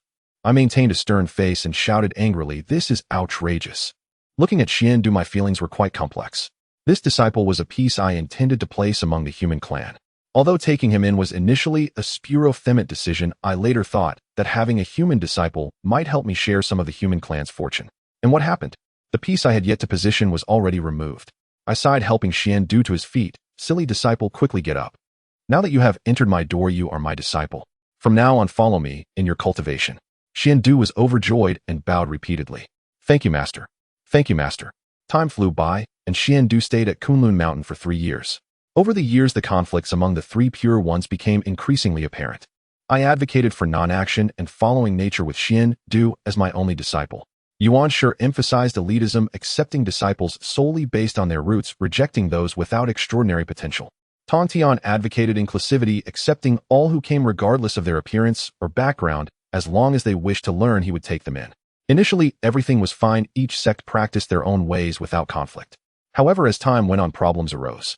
Tongtian had taken in too many disciples. To what extent? Kunlun Mountain could barely accommodate them. Those disciples were a motley crew. Some had ox heads, some had bird beaks, some were covered in scales, while others were draped in feathers. Every day they jumped around Kunlun Mountain, making a ruckus and turning it into a chaotic mess. Yuan Shi could no longer tolerate it. He went to find Tongtian. Tongtian, can you manage your disciples a bit? Tongtian looked somewhat bewildered. Senior brother, what's wrong? Yuan Shi gritted his teeth. What's wrong? Just look at what Kunlun Mountain has become. Those creatures are making a racket and competing for spiritual veins, magic treasures, and dojo. My disciples can't even practice anymore. Tongtian, hearing Yuan Shi's complaints, smiled awkwardly. Senior brother, you are mistaken. All beings are equal. Inclusivity is my way. Since they have entered my sect, they are my disciples. What's wrong with competing for resources? Each relies on their own abilities. Yuan Shi's face turned dark. Rely on abilities. Your disciples are numerous while mine are few. Is that fair? Tongtian shrugged his shoulders, appearing indifferent. Well, that's just how it is. Who told you not to accept more? In the end, the matter ended with the two parting unhappily. However, the conflict was unresolved and deepened. Finally, one day trouble occurred. Some of Tongshan's disciples and some of Yuan Shi's disciples fought over a spiritual vein. The fight was fierce. Yuan Shi's eldest disciple Guang Qingzi was beaten black and blue by Tongshan's duobao Daoist. Tongshan's golden spirit Saint Mother was struck on the head by Yuan Shi's Nanji Xianwang with a cane. The most unfortunate was Xiandu. He originally did not want to get involved, but got dragged in. In the chaos, one of his hands was severed. Xiandu cried out and ran to my side. Master, Master, save me. Upon seeing his bloody, severed hand, my expression turned grim. Who did this? Xiandu shook his head while crying. Disciple. Disciple doesn't know. It was too chaotic. I listened to Xiandu's account. I stood up abruptly and transformed into a streak of light rushing out of the dojo. I stormed into Tongxin's dojo. Tongtian, come out. Tongtian was explaining the Dao to Duo Bao when he was taken aback by my appearance. Elder brother, what's wrong? I gritted my teeth. What's wrong? Your disciples have cut off my disciple's hand. Tongtian frowned. Is that true? He looked at Duo Bao. Duo Bao shook his head. Master, it wasn't me. Tongtian looked at the other disciples. All the disciples shook their heads. I sneered and confronted Tongtian, scolding. It wasn't you. If it wasn't you, did my disciple sever his own hand? Tongtian, seeing me so agitated, quickly tried to calm me down. Elder brother, don't be so anxious. I will investigate and give you an explanation. A mocked explanation. What explanation? My disciple's hand is severed. What will you use to explain? Tongxin's expression also darkened. Elder brother, what do you mean by that? Do you think I instigated this? I looked at him. Whether you instigated it or not, you know in your heart. The two of us locked eyes, the atmosphere tense. Yuan Shi arrived. He looked at both of us and sighed. Elder brother, third brother, let's discuss this calmly and not ruin the harmony. I snorted coldly. Harmony? He chopped off my disciple's hand. What harmony is there to speak of? Tongtian replied. I said I would clarify the matter. If you insist on this, then I'm powerless. I stared at him. Tongtian, your disciples should have been managed long ago. If this continues, Kunlun Mountain will inevitably be thrown into chaos. Tongtian immediately became angry. Elder brother, that statement is unfair. Accepting disciples is my affair. How I manage them is also my affair. Can you interfere? I was somewhat taken aback by Tongxin's retort. Yet I glared at him fiercely, angrily scolding, third brother, you are now recklessly accepting disciples, all of them being a bunch of vile beings. Does Kunlun Mountain belong only to you, Tongtian? Tongtian heard Laozi scolding his disciples as a filthy lot, and his expression instantly darkened. He stared at Laozi, speaking word by word. Elder brother, what are you saying? Laozi was in a fit of rage, not caring about his expression. What am I saying? I say your disciples are a bunch of filthy creatures, all covered in fur and horns hatching from wet eggs, one more disgusting than the other. Kunlun Mountain is the sacred ground of Pangu. How can we allow such filth to tarnish it? Tongxin's face turned ashen and raged. Filthy creatures. Elder brother, your words have gone too far. Laozi snorted coldly, refusing to back down. Gone too far. Look for yourself. What kind of rubbish is your disciple? With ox-head horses and bird-beaked fish-scaled creatures, is there even one that is decent? Tongtian took a deep breath. He looked towards Yuan Shi. Second brother, do you think so too? Yuan Shi saw the situation was not good. His expression slightly changed, yet his tone held a hint of distance. Third brother, it is not that second brother is criticizing you.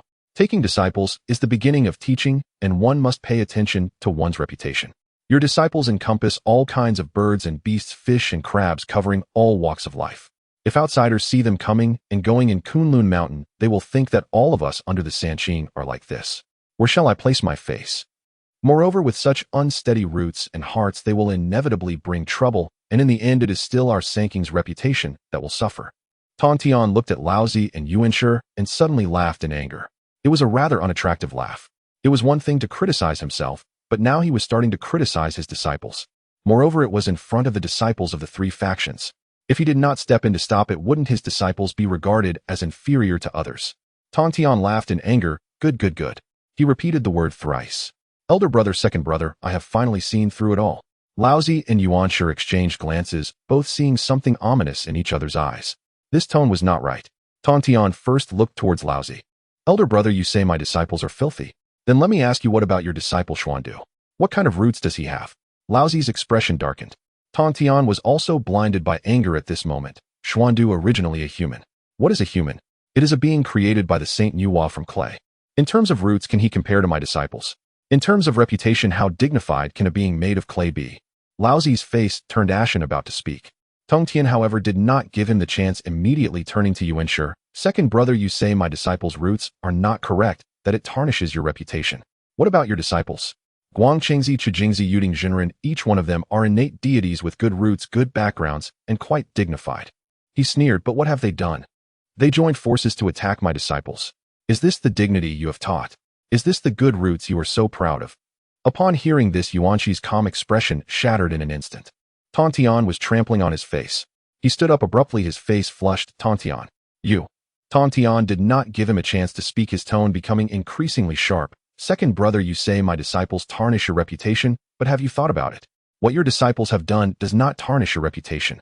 You always speak of dignity, but is true dignity really achieved this way? Yuanshi was so confronted that his chest heaved violently, his finger pointed at Tongtian, his whole body trembling, yet he could not utter a word. Laozi, seeing this, hurriedly stepped in to mediate. All right. Let's all say a little less. Tongtian, your second brother, is also doing this for your own good, afraid that your disciples will cause troubles in the future. Tongtian suddenly turned his head to look at Laozi. For my good. Elder brother, your words are quite dignified. Laozi was choked. Tongtian sneered. Elder brother, you are always like this. Every time it is for my good, every time it is to say a little less. But honestly, do you really care about peace? When have you not spoken in favor of second brother? When have you not let him have 3 parts while asking me to yield 10 parts? Laozi's expression turned extremely ugly. Tongtian became increasingly agitated at this moment, not caring about the bonds of the Sanqing. 2 elder brothers, I know you look down on my disciples. But don't forget Pangu, the Father God, opened up the heavens and created all things. Birds and beasts, plants and spirits, which one is not transformed by the Father God. Your disdain for them is to disrespect the Father God. Laozi's face turned ashen. At this moment, the furious Tongtian had raised the stakes to the level of betraying his teacher and destroying his ancestors. He hurriedly shouted, Tongtian, do not speak nonsense. The Father God is the Father God. How can they be mixed together? Tongtian stared at Laozi, speaking word by word. Elder brother, when you say this, have you ever thought that if the Father God were here, would he also think that your distinction between noble and lowly is what truly tarnishes his face? Laozi opened his mouth, yet found himself at a loss for words. The 3 men hurled accusations at each other, growing more intense with each exchange. From disciples to doctrines, from doctrines to principles, from principles to relationships. In the end, Tongtian exploded. Enough. He slammed his palm down, shattering the stone table beside him. Elder brothers, today, I lay down my words here. If you look down on my disciples, you are looking down on me. If you want to drive them away, you are driving me away. Laozi and Yuanshi were stunned. They did not expect Tongtian to react so strongly. Laozi was silent for a moment before slowly speaking. Third brother, are you planning to turn against us? Tongtian sneered. Turn against? You turned against me first. Yuanshi took a deep breath, suppressing his anger, trying to salvage the situation. Third brother, we did not mean it that way. The matter of taking disciples is based on fate and law. It's just. Tongtian interrupted him. Just what? Just that you think my disciples standing on Kunlun Mountain makes your Yuqing Yuanshi lose face. Yuanshi was hit right at the core. His face twitched again, but he forced himself to say, when have I ever said such a thing? Do not slander me. Tongtian laughed coldly. Second brother, you need not speak. Your expression has already betrayed you. Yuanshi was so angry that he trembled all over, pointing at Tongtian. You are utterly unreasonable. Laozi, seeing that the 2 were about to argue again, hurriedly stepped in to mediate. All right. Stop arguing. Tongtian, you know your second brother's character. He is just particular about face, speaks directly, but his intentions are not bad. Tongtian looked coldly at Laozi. Elder brother, you are at it again. Every time it is he has such a character, every time it is to make me understand. When will it be his turn to understand me? Laozi was left speechless. Tongtian looked at them, suddenly laughing. He laughed bitterly. Elder brother, second brother, I understand now. He turned and walked towards the temple exit. Laozi looked at Tongshan's back and hurriedly called out, Tongtian. Where are you going? Tongtian did not look back. Since Kunlun Mountain cannot accommodate my disciples, then I will take them away. Laozi's expression changed greatly. Tongtian, are you crazy? Tongtian stopped in his tracks and looked back at him. Elder brother, I am not crazy. I have simply seen clearly. He paused. It turns out that in your eyes my disciples have never been one of your own. Saying this, he strode away. Yuanshi was so angry that he trembled all over, pointing at Tongshan's back. What is this attitude? In front of so many juniors to embarrass me like this, how will I face them in the future? Laozi sighed. You should say less. He is currently in a fit of rage. Yuanshi refused to let it go. Elder brother, listen to what he just said. What does it mean that my disciples lose my face? What does it mean that dignity is not achieved this way? He spoke to so many people like this. Where shall I put my face? Laozi frowned. Enough. He has already left. Are you still dwelling on this? Yuanshi snorted coldly. I do not believe that without Tongtian I cannot attain the Tao or become a saint. As he spoke, he suddenly looked at Laozi. Elder brother, since he has left, then I will not stay either. Laozi was taken aback. You are leaving too? Yuanshi nodded, his expression gloomy. With such limited resources on Kunlun Mountain, if he leaves, and I stay, how will others speak of it? Will they say Yuanshi took advantage of elder brother? Or will they say I cannot achieve anything without Tongtian? I cannot bear this loss. Laozi fell silent. After a long time, he let out a long sigh. Well, let's all leave. Yuanshi cupped his hands towards him. Take care, elder brother. Upon saying this, Yuanshi took his Taoist temple and disciples, transforming into a beam of light, disappearing to the east. Laozi stood on the empty Kunlun mountain looking at this place where the Sanqing once coexisted, his heart filled with mixed emotions. He suddenly chuckled bitterly, one who protects his own so blindly, and another who is so particular about face. As the eldest brother, I tried to mediate this and that, but in the end none were persuaded. The Sanqing separated. From then on each went their own way. With the departure of Yuanshi and Tongtian, the fortunes of the Sanqing began to tremble, and this incident would have far-reaching effects on the Honghuang. Yuqing Mountain. Yuanshi settled his temple firmly, placing it on the spiritual vein.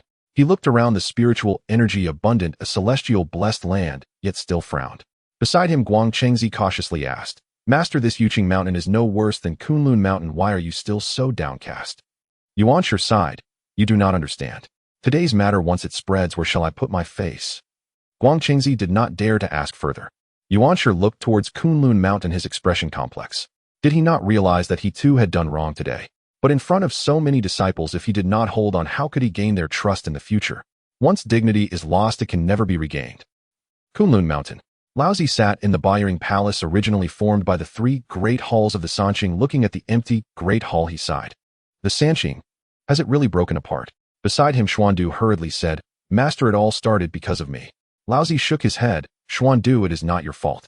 Your second martial uncle is a person who values face throughout his life. Your third martial uncle is someone who protects his own fiercely. When these two things collide, it was only a matter of time." He paused, then sighed. "Only blame myself for not being able to persuade them, nor could I distance myself from them." The news of the Sanqing split quickly spread across the Honghuang. Some sighed, some were emotional, some took pleasure in others' misfortune. But more were waiting to watch the drama unfold. Nazhou Mountain, in a farmer's small courtyard. Lin Fan lay in a lounge chair, munching on seeds, listening to the gossip from the big yellow dog. "Master, the Sanqing has split." Lin Fan was taken aback. "Split? So soon? Did he not remember that the Sanqing split after becoming saints? Why did it happen ahead of time?" He put down the seeds and looked towards Kunlun Mountain, lost in thought. The big yellow dog nodded yes. Laozi stayed on Kunlun Mountain. Yuanshi went to Yuqing Mountain, and Tongtian seems to be coming towards us. Lin Fan raised an eyebrow. "Coming towards Nazhou Mountain?" "Yes, master, what's wrong?" Lin Fan pondered for a moment. He recalled various legends about Tongtian from later generations. The one who protects his own the most fiercely and values loyalty the most eventually gets betrayed by those closest to him, resulting in his entire clan's destruction. It is not the weak being devoured by the strong, but the good being bullied by the evil, the righteous being swallowed by the interests. He stood up. "Let's go, we need to meet this future leader of the Jiejiao." After Tongtian left Kunlun Mountain, he traveled westward. He rode on the light of his sword, initially intending to pay his respects at Buzhou Mountain and share his thoughts with the primordial god Pangu. After all, leaving Kunlun Mountain left him feeling quite constrained. His second brother often bullied him, pointing fingers at him, and if he hit a sore spot, he would become furious. Just like some people who, when they cannot argue their point, resort to underhanded tactics. He had long been displeased with him. Yet out of brotherly affection, he had always endured. He never expected that this second brother would treat him as if he were a teenage mutant ninja turtle. Now that the Sanqing had split, it was good for each to live their own lives without disturbing one another. However, Tongtian still felt a pent-up frustration with no outlet. "It infuriates me." Tongtian manifested in the void of Buzhou Mountain, strolling upon the mountain peaks. This place was transformed from the spine of the primordial god, the closest location to the god. Unbeknownst to him, his disciples had followed him for quite a while, yet none dared to approach with questions. As he flew, Tongtian suddenly noticed a small farmhouse nestled in the mountain's belly. It had blue bricks and tiles surrounded by a bamboo fence. The smoke curled upwards, and time seemed to stand still. Tongtian was taken aback. How could there be such a small courtyard in this desolate wilderness? Upon further sensing, his eyes lit up. Wasn't this the abode of his friend Lin Fan? Back when the Zixiao Palace held teachings, he and Lin Fan had crossed paths a few times. At that time, Lin Fan was merely a Xuanxian, yet he managed to withstand the pressure from the Junti, leaving a deep impression on him. Later, he heard that Lin Fan married Nuwa and helped her create humanity, becoming the holy father of the human race, causing quite a stir among them. Tongtian had long wanted to visit, but never found the opportunity. Since he was passing by today, how could he let this chance slip?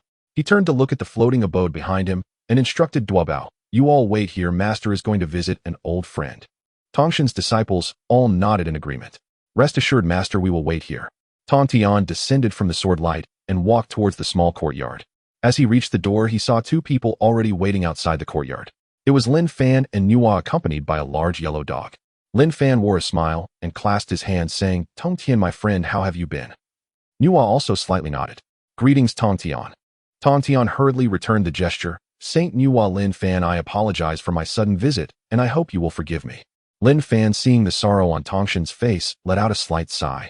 The Sanqing were originally one body, yet they had still split apart. He quickly invited, Tong Tian, you need not be so polite. Let's not stand out here, let us go inside and talk. Tong Tian forced a smile and followed Lin Fan into the small courtyard. Upon seeing the humble abode of Lin Fan, he began to look around. The yard was small with a few cleanly kept blue brick houses. A stone table and stone benches, several spirit herbs, and a large yellow dog lay in the corner of the yard soaking up the sun. There was also a lotus pond and a chicken coop. In the yard there were a few figures. Surprisingly, it was the Queen Mother of the West and Chang Shihi. Tong Tian retracted his gaze and nodded in greeting to the Queen Mother and the others. The few fairies were slightly taken aback and immediately retreated to their rooms. Once Tong Tian sat down, Lin Fan poured him a cup of tea. Tong Tian, my friend, weren't you at Kunlun Mountain? Why have you come to Buzhou Mountain? Holding the teacup, Tong Tian paused for a moment and sighed. Lin Fan, to be honest, I cannot return to Kunlun Mountain. Lin Fan immediately raised an eyebrow, but did not press further. Oh, how so? Tong Tian sighed and recounted the events of the day. From old master scolding his disciples for being filthy to Yuanshi saying it was embarrassing to the three of them hurling insults at each other, to finally him leaving Kunlun Mountain with his abode. After finishing, he smiled bitterly. Lin Fan, do you think I was wrong to accept those disciples? Lin Fan looked at him without saying a word.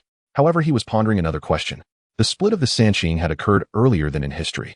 Moreover, seeing Tong Tian's appearance, it was evident he had been deeply hurt. He recalled the later calamity of Fengshan, where countless immortals came to pay respects to the Jie sect only to be besieged by the four saints, resulting in heavy casualties among the disciples. Tong Tian was loyal and righteous, yet he had been betrayed by those closest to him. Should he help him? Lin Fan thought for a while, but could not come to a decision, ultimately smiling. Tong Tian, you are not in the wrong. Tong Tian looked up at him. Friend, you think so too? Lin Fan nodded. To teach without discrimination is to treat all beings equally, is your heart. You are not in the wrong, my friend. Tongshan's eyes felt warm. He took a deep breath and continued to vent. Lin Fan, you do not know my elder brother and second brother appear to be amiable, but deep down they look down on my disciples. They always feel that those who are born with fur and horns, or those who hatch from eggs, are inferior. But I do not think so. The primordial god Pangu opened the heavens and created the earth, transforming into all things. Birds and beasts, plants and spirits, are they not all transformed by the primordial god? Why should they be considered inferior? I accepted them as disciples, taught them cultivation, and gave them a chance. What is wrong with that? Lin Fan listened and nodded silently. He filled Tongshan's cup with tea. Tong Tian, you are right. All beings are equal. There should not be distinctions of high and low, noble and base. Tong Tian felt as if he had found a kindred spirit suddenly standing up and seizing Lin Fan's hand, saying, Lin Fan, you truly understand me, but my elder brother and second brother do not. They only feel that I have embarrassed them. Lin Fan, feeling Tongshan's grip, stiffened for a moment, but still offered consolation. That is their issue, not yours. Tongshan's heart filled with joy. As he and Lin Fan chatted more animatedly, he laughed and said, Your elder brother and second brother care about face and reputation. That is their way. You desire to teach without discrimination and seek equality for all beings. That is your way. Different paths do not conspire together. It is better to part ways, avoiding daily arguments. Tong Tian fell silent. After a long time, he suddenly smiled. Lin Fan, hearing you say this, I feel much better inside. Lin Fan waved his hand. No need for thanks. What are your plans from here on out? At this moment, Tong Tian felt a bit lost, for he had come out on a whim. He had not even found a place to settle. He had come to Buzhou Mountain just to vent to the primordial god. What was he planning to do next? He had not. Seeing Tongshan's hesitance, Lin Fan did not rush him. Tong Tian, what is it? Tong Tian, upon hearing this, snapped back to reality. Lin Fan, I actually came here intending to pay respects to the primordial god, but unexpectedly met you. It seems we are destined to meet. Tong Tian was forthright and did not hide anything. However, at this moment, he had other thoughts brewing in his heart. Lin Fan could sense Tongshan's lightheartedness was a facade, as he still felt emotional about the split of the Sanqing. He understood. Tong Tian, as a guest you must stay in the small courtyard for a few more days. It would be a pleasure to extend my hospitality. Tong Tian was immediately overjoyed. Lin Fan, since we get along so well, why not move my abode closer to your small courtyard? What do you think? Tong Tian expressed his desire to move the Taoist temple closer to his small courtyard, causing Lin Fan to nearly lose grip of his teacup. What? Move it near me? Tong Tian nodded seriously, saying yes. Lin Fan, we are so compatible, it would be nice to visit each other frequently. Moreover, the feng shui around your small courtyard is quite good, being close to Buzhou Mountain and the Father God, which suits my intentions perfectly. Lin Fan twitched his mouth slightly. He looked at Nuwa, who also wore a face of surprise. Lin Fan set down his teacup and pondered for a moment. Tongtian, your idea seems a bit reckless. Tongtian appeared confused and asked, reckless? How is it reckless? Lin Fan did not hold back. Tongtian, do you know where this place is? Tongtian softly replied. It's Buzhou Mountain, the spine of the Father God, the center of the wilderness. Lin Fan nodded, hinting, exactly. But do you know whose territory Buzhou Mountain is? Tongtian pondered. The Witch Clan.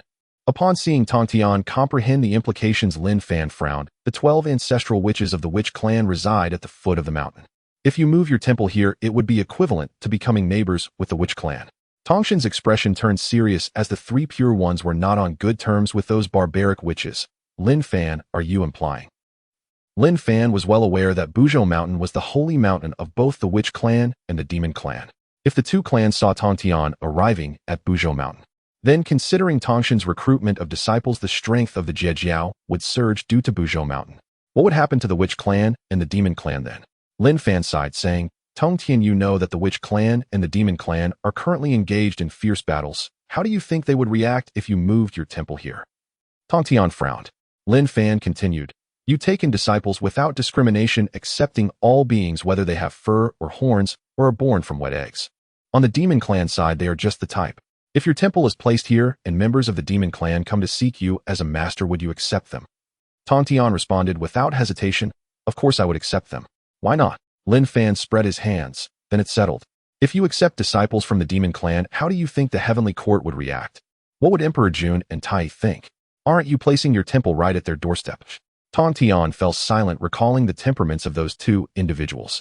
They repay grievances with grievances and are ruthless. If you really place your temple here and recruit a bunch of disciples from the Demon Clan, would those 2 let it go?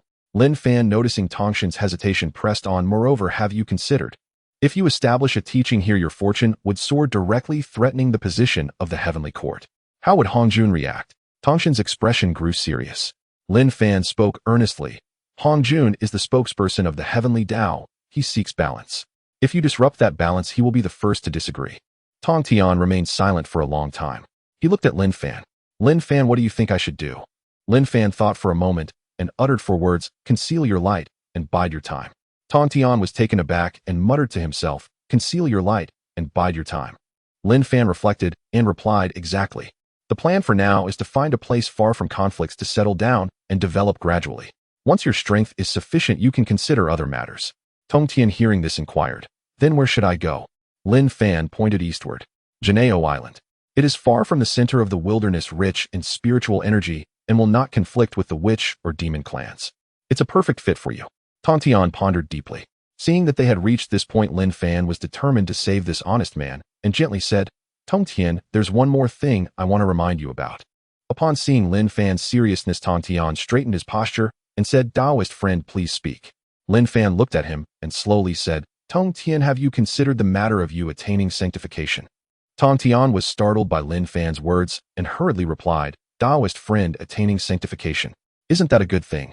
Lin Fan shook his head. A good thing? Not necessarily. He pointed at the sky. Heavenly Dao saints have their essence tied to the Heavenly Dao. It sounds glorious, but in truth, it means working for the Heavenly Dao. Want to transcend afterward? There's no chance. Tongshan's expression changed.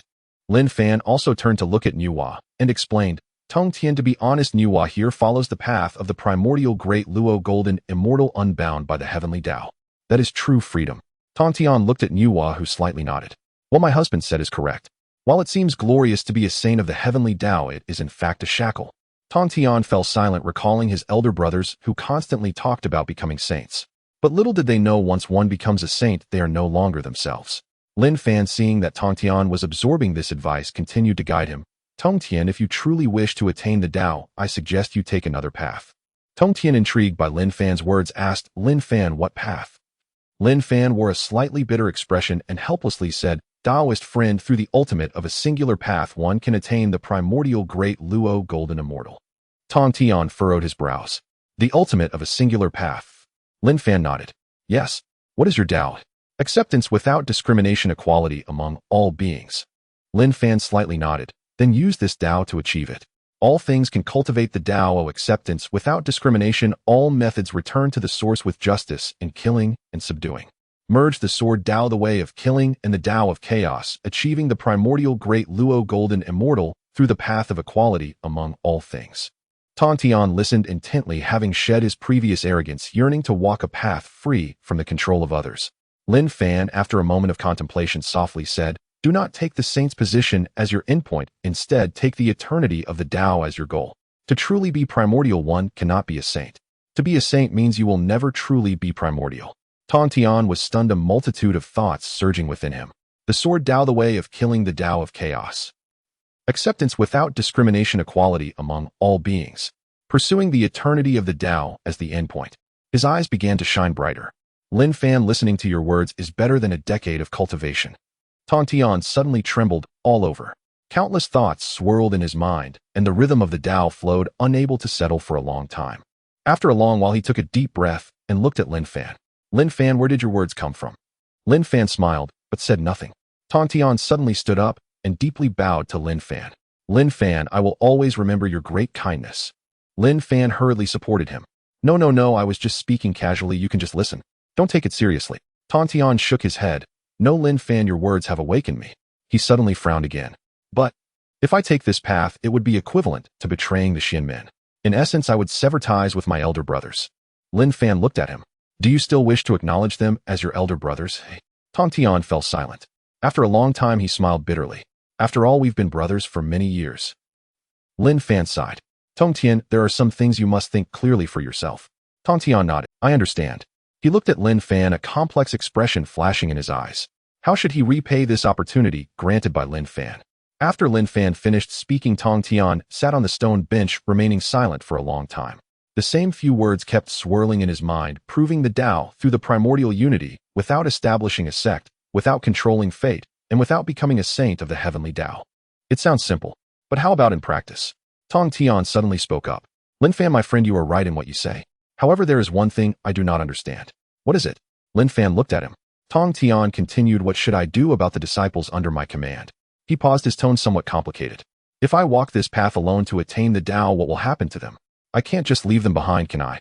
Lin Fan, knowing that Tong Tian valued loyalty, also spoke up. "Tong Tian, my friend, you are misunderstanding."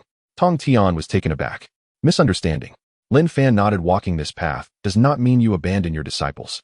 On the contrary, this path itself is the path of imparting the Dao." Tong Tian seemed to ponder this. Lin Fan continued, "You do not establish a sect, do not call yourself a sect leader, and do not control fate. But you are in essence a seeker of the Dao. You only need to impart the Dao without establishing a sect. You only need to protect the Dao without wielding power. The master-disciple relationship is a connection of destiny, not a matter of power. Disciples come and go freely without being forcibly bound. What you impart is your own path, not a method of power." Tong Tian's eyes lit up. "This method is excellent. What is the purpose of having a school without discrimination? Isn't it to seize a sliver of opportunity for all beings, allowing all things to attain the Dao?" Lin Fan saw that Tong Tian understood, and he smiled lightly. "Let the disciples comprehend the Dao themselves rather than binding them to your chariot of war. You do not bestow precious treasures, only items that protect the Dao. Do not let your disciples be caught up in calamities, let them walk their own paths. Thus you will see all sentient beings witness the grand Dao, observe the myriad paths of existence, maintain your original mind, and cut through attachments. Ultimately, this will lead to the accomplishment of your own Dao." After listening, Tong Tian's whole body shook. He stood up and paced around the courtyard, muttering to himself. Imparting the Dao without establishing a sect. Protecting the Dao without wielding power. The master-disciple relationship is a connection of destiny, not a matter of power. He suddenly stopped and looked at Lin Fan.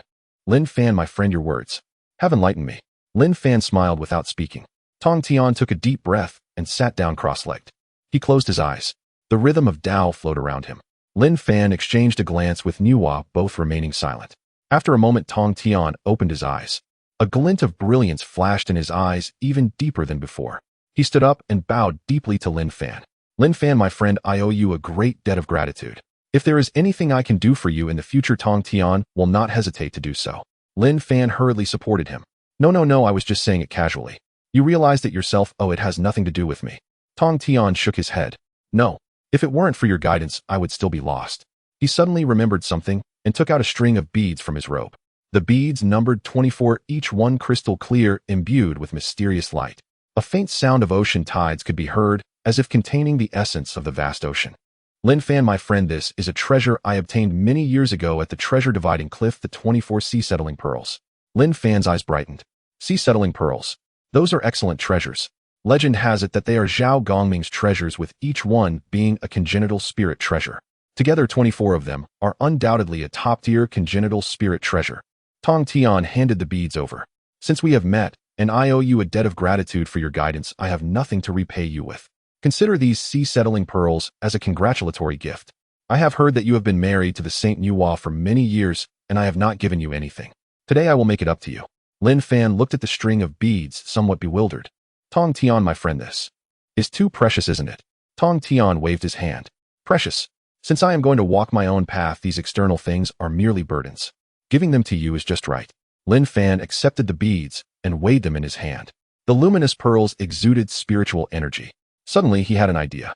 He could later give them to Nuwa to string into a necklace for her to wear around her neck. It would definitely look beautiful. He glanced at Nuwa, who was also looking at the string of beads, her eyes showing satisfaction. Lin Fan smiled. All right then, I won't stand on ceremony. After putting away the beads, Lin Fan suddenly remembered something. He recalled that in the original text, these sea-settling pearls were Zhao Gongming's treasures.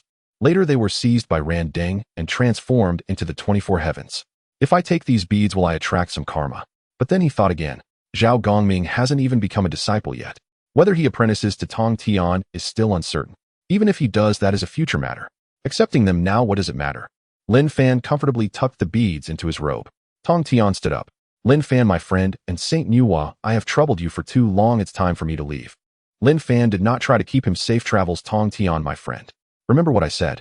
Tong Tian also bowed deeply. Lin Fan, my friend, I will remember your words.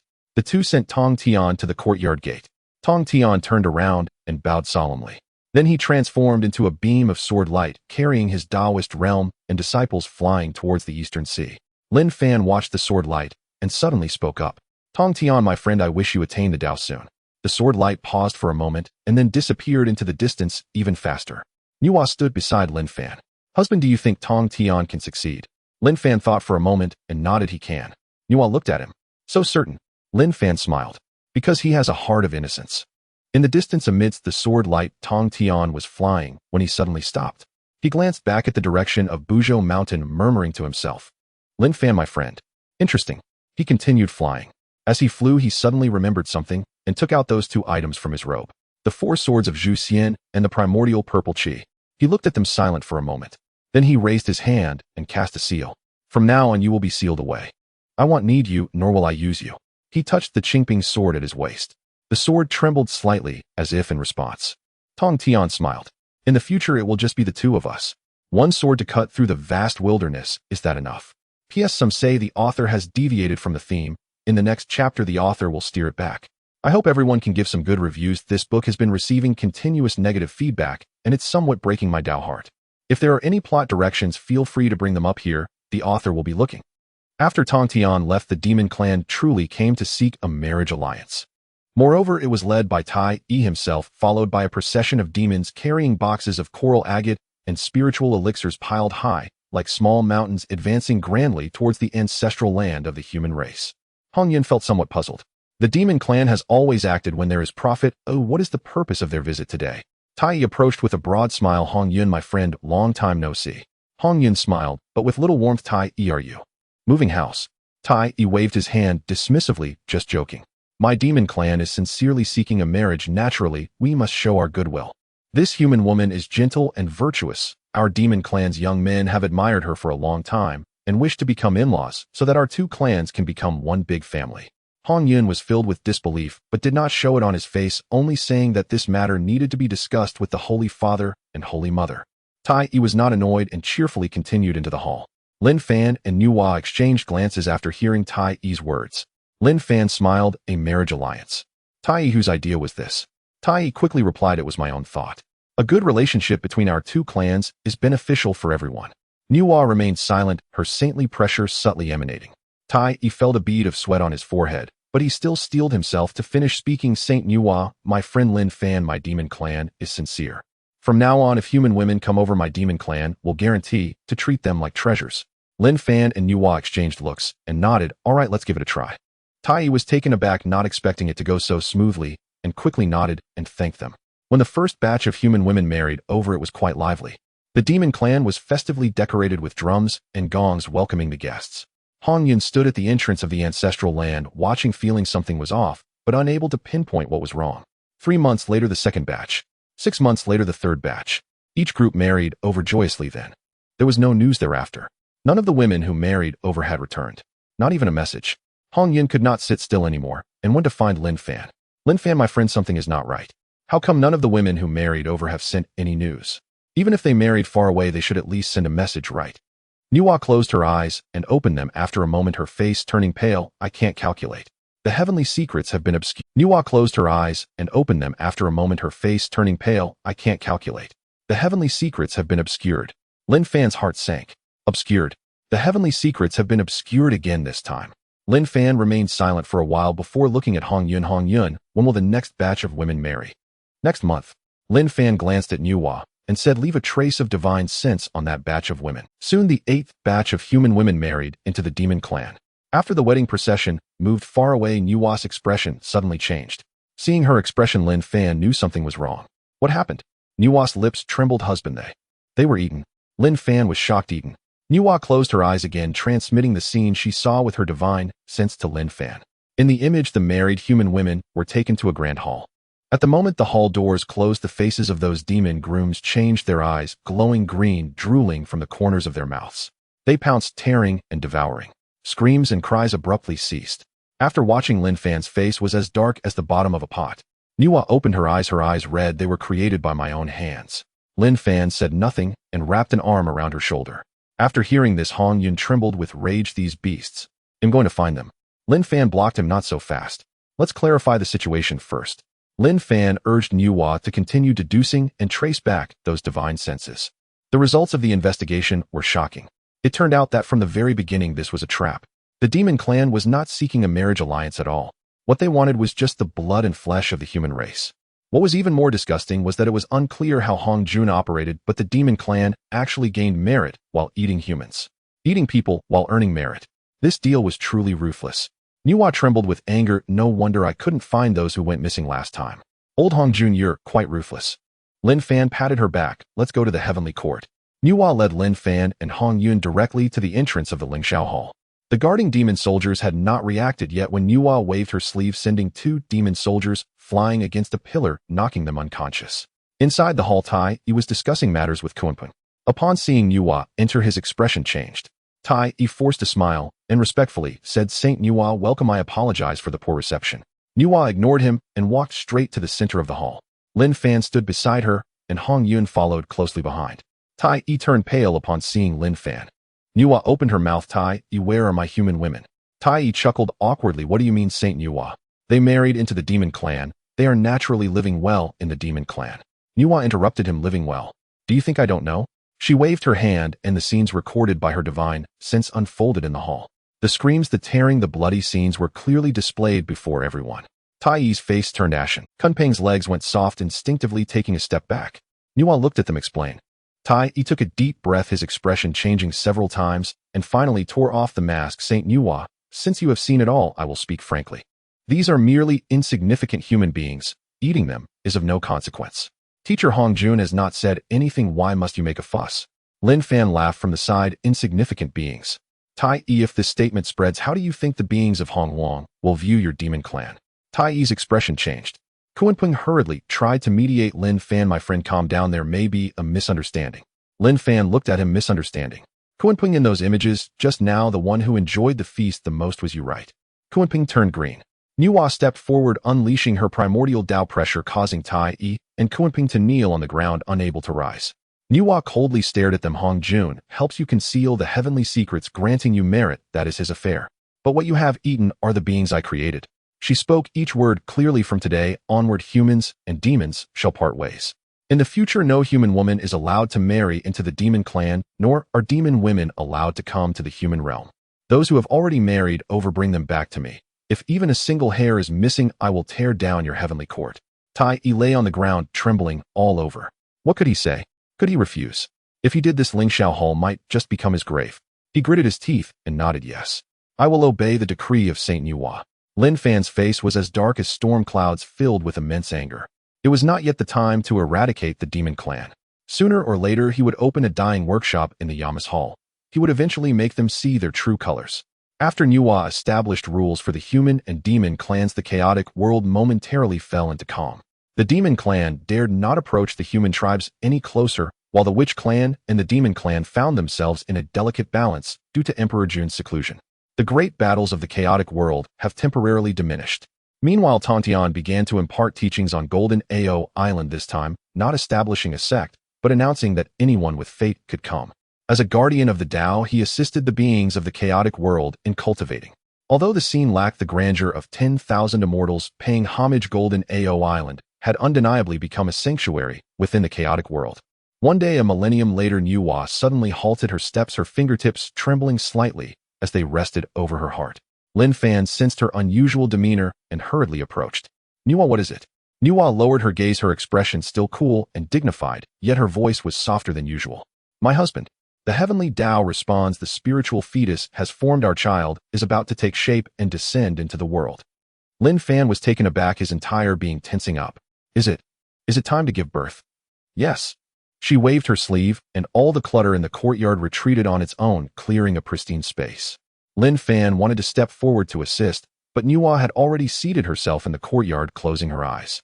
Her entire aura underwent a sudden transformation, embodying not the weakness of a mother, but the majestic authority of a sage who wields creation as grand as the might of heaven. Lin Fan stepped back a few paces, not daring to disturb her, feeling his heart pounding like a drum, his palms slick with sweat. He couldn't help but turn and shout into the house, Hudu, Zhuangmu, Changxi, and Xia. Hurry! Nuwa is about to give birth. The courtyard erupted in commotion. Hudu was the first to rush out, barely steadying her feet before asking, what happened? Lin Fan anxiously rubbed his hands together. Nuwa said the spiritual fetus is about to be born. Hutu was momentarily stunned, then quickly comprehended. The offspring of a sage is not born of a mortal womb, but nurtured by the essence of creation. Zhuangma, Changxi, and Xia also rushed out, surrounding Lin Fan, all gazing at Nuwa in the courtyard.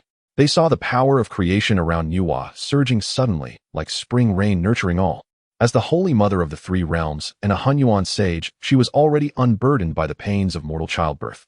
At this moment, she used her own source of creation as the foundation, drawing upon the spiritual energy of mountains and rivers, the essence of stars, and the innate pure qi, merging them together. As the Dao rhythm flowed, the spiritual fetus naturally took form. Above the 9 heavens, celestial music flowed from the void, enveloping the entire farmer's courtyard. Colorful rays of light surrounded her holy form, and countless celestial flowers burst forth in an instant as the gentle breeze carried the fragrance of herbs and trees swirling around her.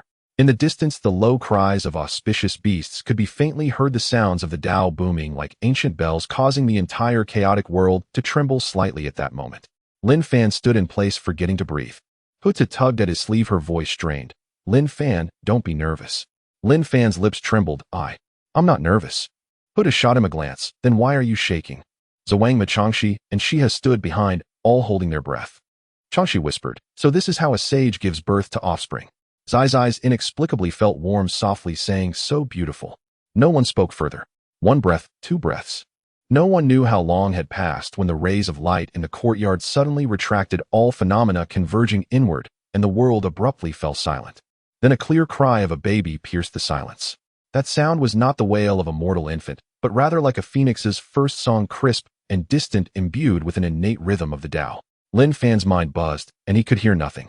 Nuwa opened her eyes, slowly raising her hand. As the spiritual light dissipated, a swaddled infant appeared in her arms. She extended her pure white hand, gently stroking the child's head. On her compassionate, holy face, there was not a trace of fatigue, only a hint of a shallow yet profoundly gentle smile. Inheriting the heavenly Dao's creation, continuing the bloodline of the Y Emperor. Lin Fan rushed over, stumbling slightly, almost falling. Nuwa looked up at him, offering the swaddled infant. My husband, it's our daughter. Lin Fan extended his hand, receiving her with more care than he would a primordial treasure. He looked down and saw the baby's wrinkled little face, her eyes still closed, but her tiny mouth was moving as if suckling, utterly adorable. Lin Fan felt warmth in his eyes, grinning widely, looking like a fool. My daughter. My daughter. Just then, an overwhelming spectacle surged across the sky. Golden light radiated in myriad beams, purple chi flowed from the east, auspicious clouds billowed, and celestial music wafted. Ethereal birds circled in the sky, auspicious beasts bowed their heads in this direction. All beings in the chaotic world felt the response. But soon that phenomenon was gently contained by an invisible sage's pressure, revealing only a small portion before returning to calm. Nuwa did not desire to make a grand show, and the heavenly Dao retracted its brilliance. In the distance, in the heavenly court, Emperor Jun was in seclusion when he suddenly opened his eyes. Someone has attained the Dao. He sensed carefully for a moment, and then shook his head. No. Is it a child born? He frowned. Whose child is causing such a commotion? In Kunlun Mountain, Laozi was awakened from meditation, gazing towards the direction of Buzhou Mountain, his expression complex. Which Taoist friend has attained the Dao? He could sense that aura of creation, vast and mighty yet devoid of any killing intent, instead gentle as the spring breeze caressing the world. Then his expression changed slightly. No. The Dao of creation, my junior sister Nuwa, has given birth to a child. At Shumi Mountain, Zhuanti and Jiejing exchanged glances. Zhuanti murmured, Master, what has happened? Jiejing closed his eyes, sensing for a long time, then slowly shook his head. Nuwa the sage has given birth to a child. Upon hearing this, Zhuanti's eyes flashed with a glimmer of brilliance, instinctively saying, that child. Jiejing interrupted him sternly. Do not think of it. That child is blessed with profound fortune, inheriting the heavenly Dao's creation and continuing the bloodline of the Hua Emperor. It is not something we can interfere with. Zhuanti's expression changed several times upon hearing this, ultimately sighing and falling silent. In the farmer's courtyard, Lin Fan held his daughter and walked into the house. Nuwa had already risen, her plain clothes clean, her demeanor still radiating the same compassionate chill, as if the earlier upheaval of heavenly phenomena was merely a trivial act she performed casually. She sat at the edge of the bed, her gaze falling on the swaddled infant in Lin Fan's arms, her cold brows softening slightly. Nuwa, look, our daughter. Lin Shi.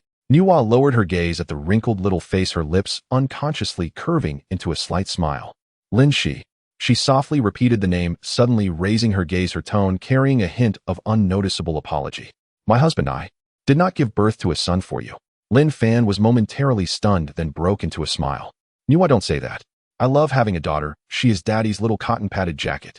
Seeing his earnestness with no hint of reluctance, Nuwa gently nodded, choosing not to say more. Hutu, standing nearby, watched this scene with a complex expression. She glanced at Nuwa, then at Lin Fan, and finally at the little infant. A surge of indescribable emotions welled up within her. Nuwa's sister already has a child. What about me? When will I? She felt her face flush abruptly, averting her gaze, not daring to think further. Zhuangmu was also watching from the side, her expression relatively calm, but her gaze shifted from Nuwa to Lin Fan, and then to the tiny swaddled infant, her heart a mix of emotions. She stole a glance at Lin Fan. Lin Fan was focused on Nuwa and their daughter, grinning like a fool. Zhuangmu gently bit her lip. Changxi and she has stood at the door whispering to each other. Changxi said, Sister, look at that little baby, so cute. She had nodded. Yes, she looks like Lin Fan Taoist friend. Changxi paused, turning to her. How do you know she looks like Lin Fan Taoist friend? How many times have you looked at her? Zai's face turned red instantly, pushing Changxi playfully. Sister, what are you talking about? Changxi leaned closer to Shiha, whispering a few words. After hearing this, Shiha felt her entire being soften, as if her bones had been pulled out, her face flushed enough to pinch water, murmuring, Sister, if you want to go, then you go. I won't go. Changxi huffed, indifferent. Silly sister, you'll regret it later.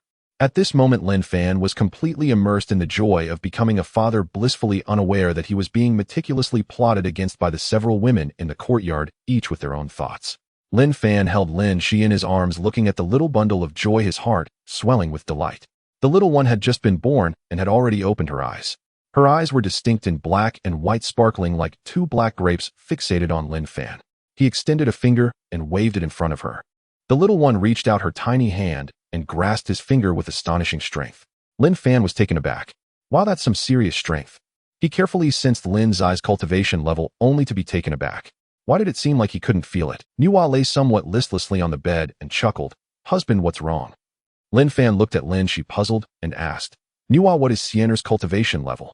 Nuwa smiled slightly. Husband, didn't you sense it? Sierra is at the peak of the primordial golden immortal level. Peak of the primordial golden immortal. He hadn't even reached the primordial golden immortal level himself. This daughter was indeed a monster. Lin Fan twitched his mouth. Daughter, are you aiming for the heavens? Already stronger than your father right after birth. Lin Shi blinked, not understanding what he was saying. Lin Fan lifted her high. All right, I'll rely on you to protect your father in the future.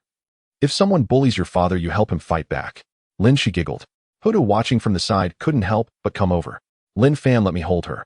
Lin Fan handed Lin Shi to her. Hotu carefully cradled her face, filled with tenderness. So adorable. Just like Sister Nuwa. The Queen Mother of the West also came over. Let me hold her too. Hotu passed Lin Shi to her, and the Queen Mother's eyes lit up as she held the baby. So soft. So small. Chang Shi and Shihi also gathered around the group of women, forming a circle, chattering nonstop. Lin Fan was pushed to the side, watching the scene with a smile. He walked over to the bedside and sat down. Nuwa leaned against the headboard, her complexion still a bit pale, but her spirit was good. Lin Fan took her hand. Nuwa, you've worked hard. Nuwa shook her head. It's not hard. Seeing her makes everything worthwhile. Lin Fan looked at her, warmth filling his heart. Take your time to rest.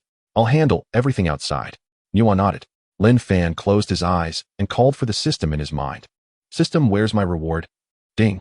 Detecting the continuation of the host's bloodline, rewards are being distributed. Congratulations, host, you have received Hongmeng Pearl 1. Congratulations, host, you have received Hongmeng Supreme Art 1. Lin Fan was stunned, then chuckled lightly. Hongmeng Pearl? Hongmeng Supreme Art.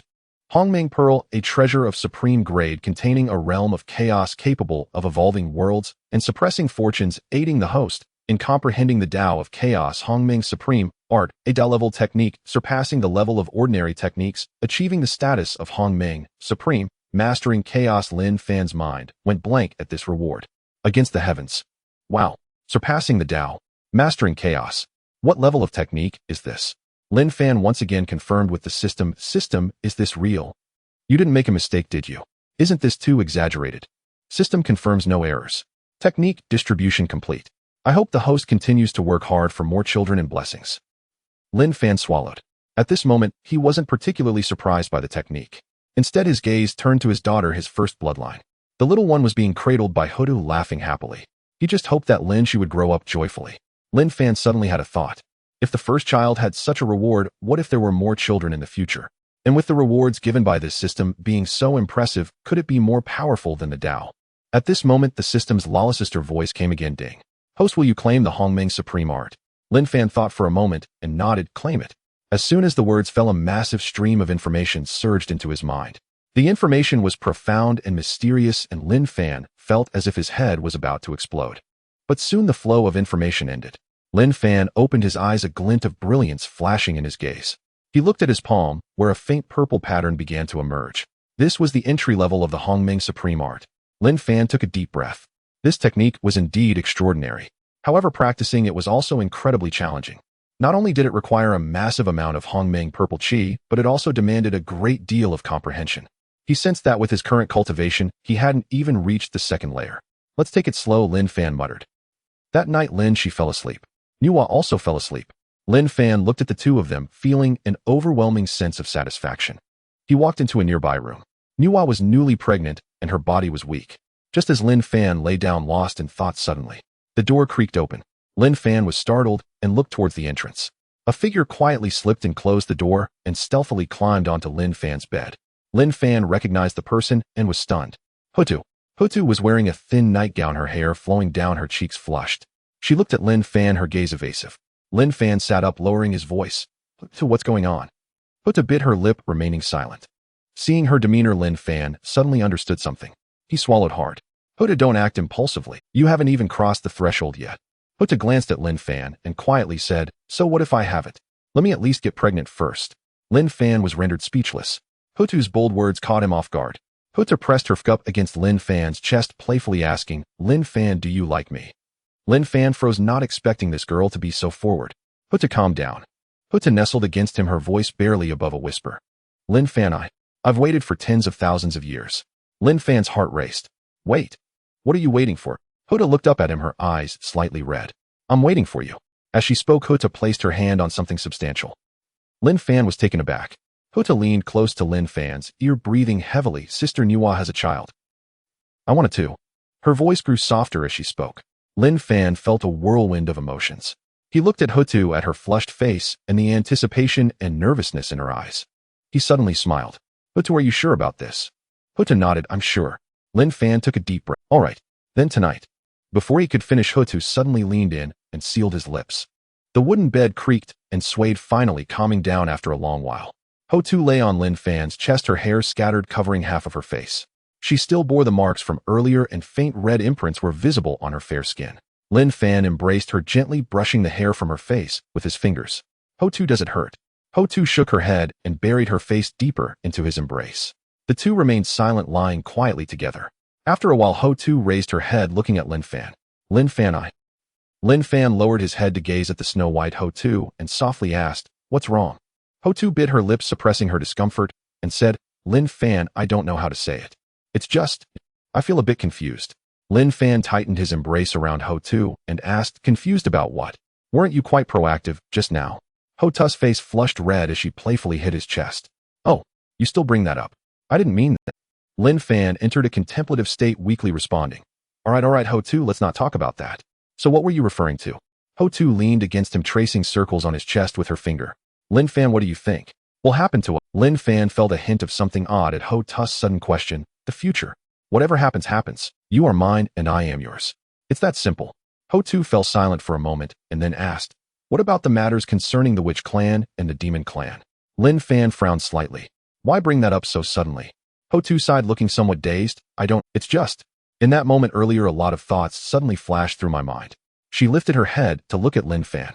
"Lin Fan, it seems I have comprehended something."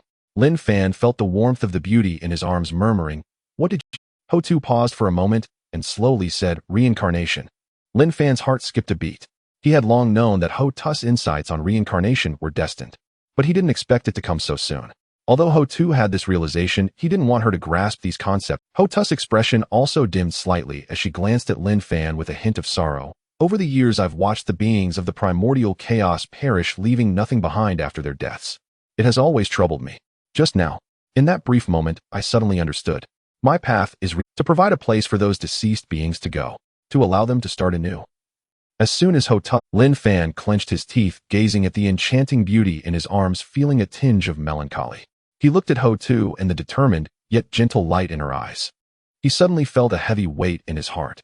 Ho-Tu's transformation into reincarnation would trap her in the cycle, causing her to lose herself. This was her fate. It was also her tribulation. Lin Fan took a deep breath, caressing Ho-Tu's chest. "Ho-Tu, listen to me." Ho-Tu shivered slightly, hurriedly burying her face in his chest, blushing. Lin Fan comforted her. "Reincarnation is indeed your path, but it doesn't necessarily mean you have to transform yourself to achieve it." Upon hearing this, a glimmer of light appeared in Ho-Tu's eyes. "What do you mean?" Lin Fan pondered for a moment and organized his words. "Reincarnation, in simple terms, is the manifestation of the earthly path. And this manifestation doesn't necessarily require a person." Lin Fan kissed Ho-Tu and said, "Ho-Tu, have you heard of the reincarnation purple lotus?" Ho-Tu thought for a moment and shook her head. "When the chaotic green lotus split, there was a reincarnation purple lotus. That thing inherently embodies the laws of reincarnation. If we can find the reincarnation purple lotus and then merge the essence of the reincarnation laws with the power of reincarnation, perhaps we could refine a reincarnation," Lin Fan concluded. Ho-Tu's eyes instantly lit up. "Is that really possible?" Lin Fan noticed that her expression had brightened considerably and quickly nodded. "In theory, it's feasible, but in practice, it won't be easy." Ho-Tu looked at him, her eyes suddenly turning red. "Lin Fan, are you helping me?" Lin Fan wrapped Ho-Tu in his arms. "Of course. You are mine. Who else would I help?" Ho-Tu nestled against Lin Fan, holding him tightly. "Lin Fan, thank you." Lin Fan patted her back. "Don't mention thanks. You are my woman. If I don't help you, who will? Besides, this matter hasn't been resolved yet." Ho-Tu lifted her head to look at him. "Regardless of whether it works or not, I still thank you." Suddenly, she leaned in and kissed Lin Fan deeply on the cheek. Lin Fan looked at her, his heart suddenly filled with warmth. He embraced Ho-Tu. "Ho-Tu, rest assured. No matter whether the matter of reincarnation succeeds, you are still my woman. In the future, we will bear it together." Ho-Tu nodded. She buried her face in his chest, her voice muffled. "Lin Fan, tell me, if I really transformed into reincarnation, would you miss me?" Lin Fan shook his head. "No." Ho-Tu was taken aback and lifted her head to look at him. Lin Fan smiled. "Because you won't go." Ho-Tu gazed at him, her eyes reddening once more. "How do you know?" Lin Fan replied. "Because I am here." Ho-Tu looked at him and suddenly smiled, tears streaming down her face. "Lin Fan, you really are a scoundrel." Lin Fan nodded. "Yes, I am a scoundrel." Ho-Tu leaned against him. "But I like this scoundrel." The two chatted for a while longer. They discussed the Witch Clan, the Demon Clan, and their future children. As they talked, Ho-Tu suddenly stirred. Lin Fan looked at her. "What's wrong?" Ho-Tu blushed, remaining silent. But her body pressed closer to him. Lin Fan felt her warmth and felt a stir in his heart. "Ho-Tu." Ho-Tu leaned closer to his ear and whispered softly, Lin Fan, I still want. Even a cow wouldn't plow fields like this, would it? The master should at least let the cow take a break. Truly the saying holds there are no fields ruined by plowing, only cows that have died from exhaustion. Ho-Tu didn't give Lin Fan a chance to respond and pressed him down. Lin Fan. In the morning at the rural courtyard, sunlight streamed through the bamboo fence. Ho-Tu stepped out of Lin Fan's house, her hair slightly disheveled, a hint of blush on her face. As she just stepped out the door, she felt several piercing gazes land on her. Zhuangmu stood in the courtyard, holding a teacup, her eyes fixed directly on her. Changxi and Shiha were sitting on a stone bench. Upon seeing her come out, both lowered their heads simultaneously, their ears turning red. Ho-Tu blushed and quickened her pace towards her house. As she passed by Zhuangmu, she heard her mumble softly, Sister Ho-Tu, did you sleep well last night? Ho-Tu halted, her face reddening even more. She shot Zhuangmu a glare, pouting. Why do you care if I slept well or not? Zhuangmu pursed her lips and chuckled lightly. Sister Ho-Tu, I was just asking casually. Ho-Tu snorted and quickly walked into her room, slamming the door behind her. Zhuangmu watched her retreating figure, laughing even more joyfully. Changxi leaned closer, whispering, Sister Zhuangmu, Sister Ho-Tu. Zhuangmu winked at the two girls. What about her? She didn't do anything at all. Changxi's face flushed, falling silent. Shiha covered her mouth and laughed nearby. Inside the house, Lin Fan only woke up around noon, looking at the empty bed with a hint of confusion. Last night. He recalled the craziness of the previous night, a faint smile appearing at the corner of his mouth. That girl was truly wild. He sat up, got dressed, and walked out. In the courtyard, several women were chatting about something. Meanwhile, Ho-Tu had long since disappeared, apparently having returned to the witch clan. Seeing him come out, Zhuangmu greeted him with a smile. Lin Fan, good morning. Lin Fan nodded, good morning. He sat down and took a bite of a fruit. Zhuangmu leaned closer, asking softly, Lin Fan, did you sleep well last night? Lin Fan shot her a glance. What do you think? Zhuangmu laughed. I think you slept quite well. At that moment, Nuwa walked out of the house, holding little Lin. Several women hurriedly stood up to greet her. Sister Nuwa. Lin Fan ignored Zhuangmu and the others, instead walking over to Nuwa, cradling the little cotton-padded jacket and teasing her. The rural courtyard returned to its usual tranquility, but beneath the calm often lay a storm. Lin Fan had no idea that at this moment several women had him completely calculated. Kunlun Mountain. Laozi sat cross-legged in the Eight Sceneries Palace, eyes closed in meditation. For millennia, he had been contemplating the Dao. The Dao had not conveyed any useful information to him. At the moment Nuwa gave birth a thread of fortune from little Lin, she disrupted the heavenly secrets, causing a stir in Laozi's heart.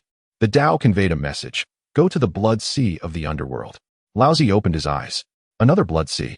He had spent 3 years in the last blood sea and found nothing. Going again. But he did not dare to go against the will of the Dao. Laozi stood up and looked at Xuandu beside him. Xuandu, come with me for a trip. Xuandu, who was practicing nearby, nodded. Yes, master. The two rode on clouds, flying towards the blood sea of the underworld. Along the way, Laozi's brow was tightly furrowed. He did not know what the Dao wanted him to do in the blood sea, but he knew that this time there would definitely be a result. Blood sea of the underworld. The ancestor of the River of Souls stood atop the blood sea, watching the turbulent waters with a sense of unease. Meanwhile, the Azura tribe within the blood sea was also thriving. Laozi observed the Azura tribe coming and going in the blood sea, feeling a sense of emotion. Over the millennia, the Azura tribe had developed quite well. Though the men were ugly, their combat power was formidable. The women, though beautiful, were decisively ruthless. As long as the blood sea did not dry up, the Azura would not perish. The ancestor of the River of Souls sensed Laozi and Xuandu stepping into the blood sea of the underworld and frowned slightly. Another visit from Laozi. At that moment, he was not in a hurry, either slightly moving. Instantly, he teleported to Laozi's side. Laozi with Xuandu landed on the clouds and bowed towards the River of Souls. Friend of the River of Souls, it has been a while. The River of Souls smiled faintly. Laozi, back for a tour of my blood sea. Laozi and Xuandu exchanged a glance, both surprised. Friend of the River of Souls is joking. I merely sensed the heavenly secrets and came for a visit. The River of Souls sneered inwardly. Sensed the heavenly secrets. You said the same last time. But he did not show it, merely saying, since you are here, feel free to look around. My blood sea has nothing that can tempt. Laozi's expression stiffened. Friend of the River of Souls, what are you implying? Am I that kind of person in your eye? The ancestor of the River of Souls looked at Laozi with a peculiar gaze full of certainty. After all, who does not know that the three pure ones are always those who rise early for profit and without any schemes who would come here? The ancestor of the River of Souls did not waste more words, bowing slightly. Laozi, since there are matters in the blood sea that require my attention, I will take my leave. Laozi nodded slightly, taking Xuandu with him, slowly walking on the blood sea. The blood sea of the underworld roiled with blood energy extremely mean and filthy, filled with raging resentment. Suddenly Laozi's heart stirred. With the blood sea's overwhelming resentment along with the Azura tribe, especially those Azuras, although they are not as good as the innate Dao body of the human race, they are still living beings. There is life and death, cause and effect. There is good and evil, love and hate. As he watched, Laozi suddenly had an epiphany. The primordial purple energy in his sea of consciousness began to surge violently. At the same time, the Taiji diagram and the Linglong pagoda within his body also emitted a series of buzzing sounds. Laozi was stunned. Am I about to attain the Dao? The ancestor of the River of Souls, watching from a distance, suddenly sensed something. His expression changed. Not good. But it was already too late. Laozi stood on the blood sea looking up at the sky and proclaimed loudly, "The Dao is above." Today, Taiching Laozi established the Taoist tradition. With the Dao respected and non-action, transforming, governing all laws, and teaching myriad paths. With the Taiji diagram and the Linglong pagoda, I suppressed the fortunes of the Taoist tradition. The Taoist tradition is established. As soon as his voice fell, a huge rift suddenly opened in the heavens above. Endless merit and golden light cascaded down. Though the merit was only 1/3 of that of Nuwa's creation of humanity, it still stirred the primordial purple energy. Laozi trembled all over the three corpses, merging as his aura escalated rapidly. Peak of Quasi Saint. A saint. A vast pressure erupted from him, sweeping across the entire primordial world. Heavenly signs appeared, purple energy coming from the east for 30,000 miles, auspicious clouds gathering, and celestial music wafting. The ancestor of the River of Souls stood at a distance, his face ashen. He felt like he was about to die. Taiching Laozi establishing the teaching and becoming a saint in his blood sea of the underworld. What the hell is going on? In the distance, Yujing Mountain. Yuan Shi was explaining the Dao to his disciples when he suddenly sensed something. He abruptly looked up towards the direction of the blood sea of the underworld. Elder brother has become a saint. His expression was complex, unsure whether to feel joy or worry. In the distance, Golden Ao Island. Tongtian was playing chess with Duobao when his hand suddenly paused. He looked towards the direction of the blood sea of the underworld, remaining silent for a moment. Elder brother has become a saint. It seems he has indeed taken that irreversible path. Duobao asked cautiously, "Master, are you not going to take a look?" Tongtian shook his head. "No. He will be his saint, and I will walk my path." In the distance, Mount Shumi. Zhuanti and Jian exchanged glances. Senior brother Laozi has become a saint.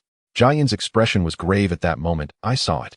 Zhuanti was envious and jealous, wondering why the two of them had not yet attained sainthood. Senior brother, when do you think we can also become saints? The overwhelming pressure of Taiching Laozi's sanctity had not yet dissipated. With a wave of his hand, he purified much of the resentment from the sea of blood, using the power of a saint. The heavenly Dao responded once again, bestowing a great deal of merit, firmly stabilizing the saintly realm. Ancestor Mingi stood atop the sea of blood, his face turning pale. He gazed at the sea of blood, his heart aching. The malevolent aura of the sea had diminished by 1/3, and the blood had dried up by 1/10. He was burning through his own resources to allow Taiching to become a saint. Mingi gritted his teeth, feeling extremely frustrated inside. Yet he did not dare to voice his thoughts. Taiching was now a saint, and as a quasi-saint, how could he challenge a saint? Mingi took a deep breath, forced a smile, and walked towards Taiching. Congratulations, Dao friend Taiching. Achieving the status of a saint is truly a momentous occasion for the Honghuang. Taiching was in high spirits, and seeing Mingi felt even better. You are too polite, Dao friend Mingi. This poor monk's attainment of sainthood in the sea of blood is also thanks to your assistance. Mingi cursed inwardly, but his smile grew even brighter. Dao friend Taiching is joking. This is all due to your own opportunities and has nothing to do with my sea of blood. Taiching nodded, accompanied by Xuandu, and transformed into a stream of light as they departed. Mingi stood in place, watching Taiking's receding figure, gritting his teeth in anger. Just wait. I refuse to believe Mingi cannot become a saint. In the small farmyard of Nuzu Mountain, Lin Fan lay on a reclining chair playing with little Lin, she sensing the lingering aura of Taiking's sanctity. Nuwa sat beside him softly, saying, "Husband Taiching has become a saint." Lin Fan did not look up, using his hand to gently stroke little Lin Zai's delicate nose. I saw it. Nuwa sighed. In the end, he still chose that path. Lin Fan, however, seemed somewhat unconcerned. So what if he did? It has nothing to do with us. Nuwa looked at Lin Fan. You seem not surprised at all. Lin Fan replied, what is there to be surprised about? Taiching possesses the legacy of Pangu and the primordial purple energy. It was only a matter of time before he became a saint. He paused for a moment, sighed, but once he becomes a saint, he will no longer have control over himself. A heavenly Dao saint sounds nice, but in the end it is just working for the heavenly Dao. Nuwa nodded. You are right, husband. Just then a wave of pressure emanated from the distance. Lin Fan was taken aback. Another one is coming. He looked towards the direction of Yujing Mountain. Their purple energy rolled and auspicious clouds gathered, and celestial music floated through the air. Another saint was born. On Yujing Mountain, Yuanshi stood in the Taoist hall looking up at the sky. Heavenly Tao above. Today Yuanshi established the Chan teaching.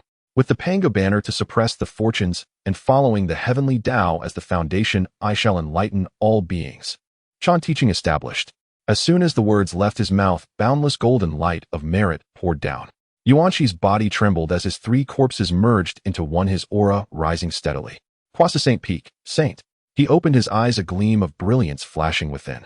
With the establishment of the Chan teaching, my path is accomplished. In the west at Shumi Mountain, sensing the two saintly auras coming from the east, Juanti and Jane could no longer sit still. Juanti was in a flurry. Senior brother, Taiching and Yuanshi have both become saints. What should we do?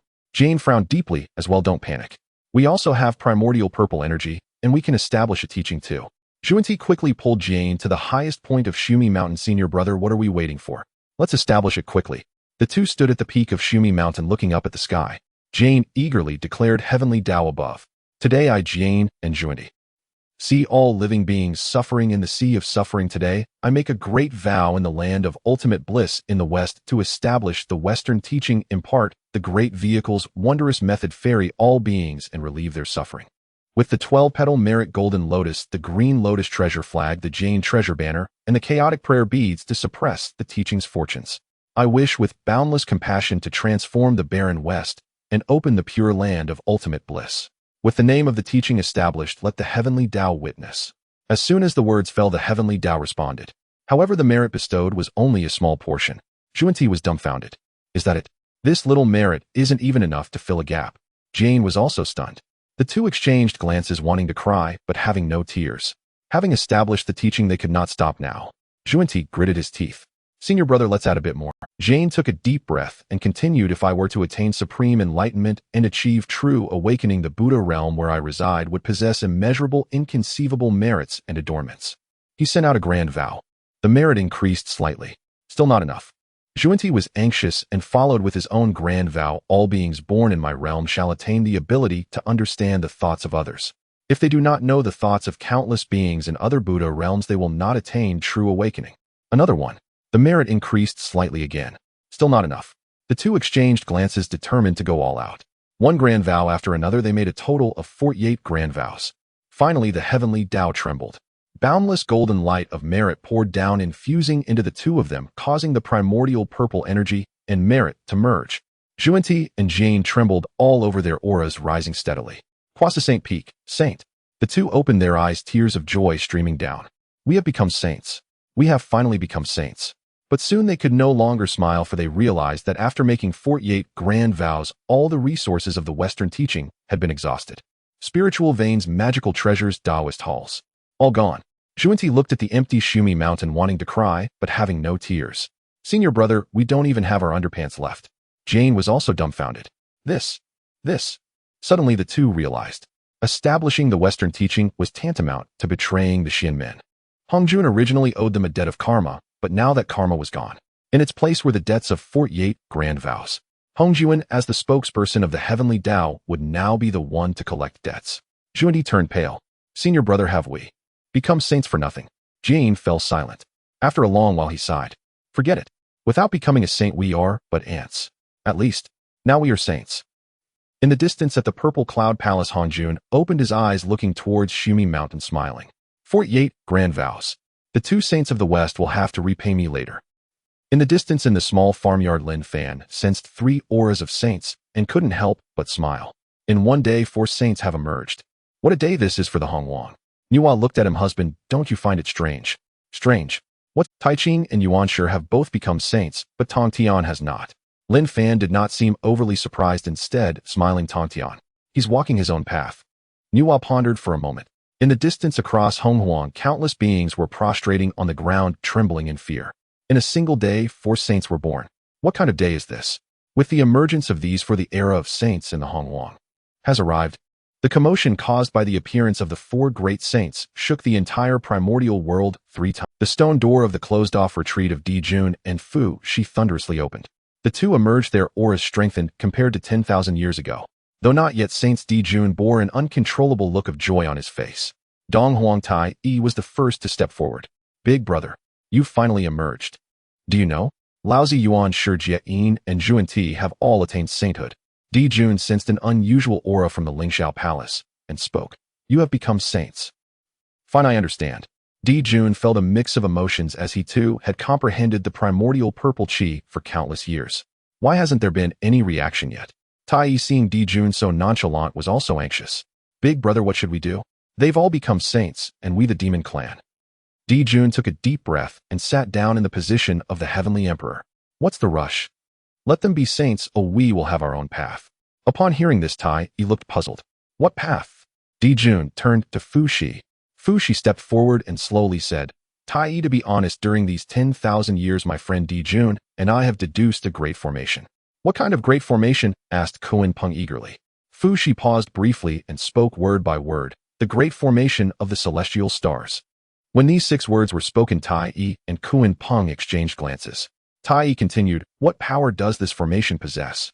Dijun interjected, his voice not loud, yet resonated throughout the Lingxiao Palace. Second brother demon master, although I have not attained sainthood, I have deduced this formation with the Shihuang. This formation is based on the celestial stars gathering the strength of countless stars. Once established, it can integrate the strength of all demons. Below the saints, it is invincible. Even against those above the saints, I can still give it a try. Hiss! At once the Lingxiao Palace fell silent. Tai Yi's eyes widened, his voice trembling. Big brother, what did you just say? Invincible below the saints. You can even confront those above the saints. Is this true? Fu Shi added. Tai Yi, Kuan Peng, this is indeed true. Over these 10,000 years, my friend Dijun and I have repeatedly deduced it and confirmed its feasibility. Dijun took over the conversation, pulling out the star banner forged from the star tree he had previously looted. This formation requires 365 Deluo Jingxian to wield the great celestial star banner. It also needs 10086 Tai Yi Jingxian to wield the small celestial star banner. Along with countless stars as support, gathering the strength of millions of demon youths, we can advance to attack or retreat for defense. Is it not easy for our demon clan to deal with those barbarians? He looked at Tai Yi and Kuan Peng.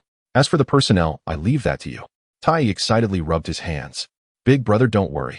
We can gather 365 Deluo Jingxian. Kuan Peng added. Over 10,000 Tai Yi Jingxian is not a problem. News spread, and the entire demon clan was in an uproar.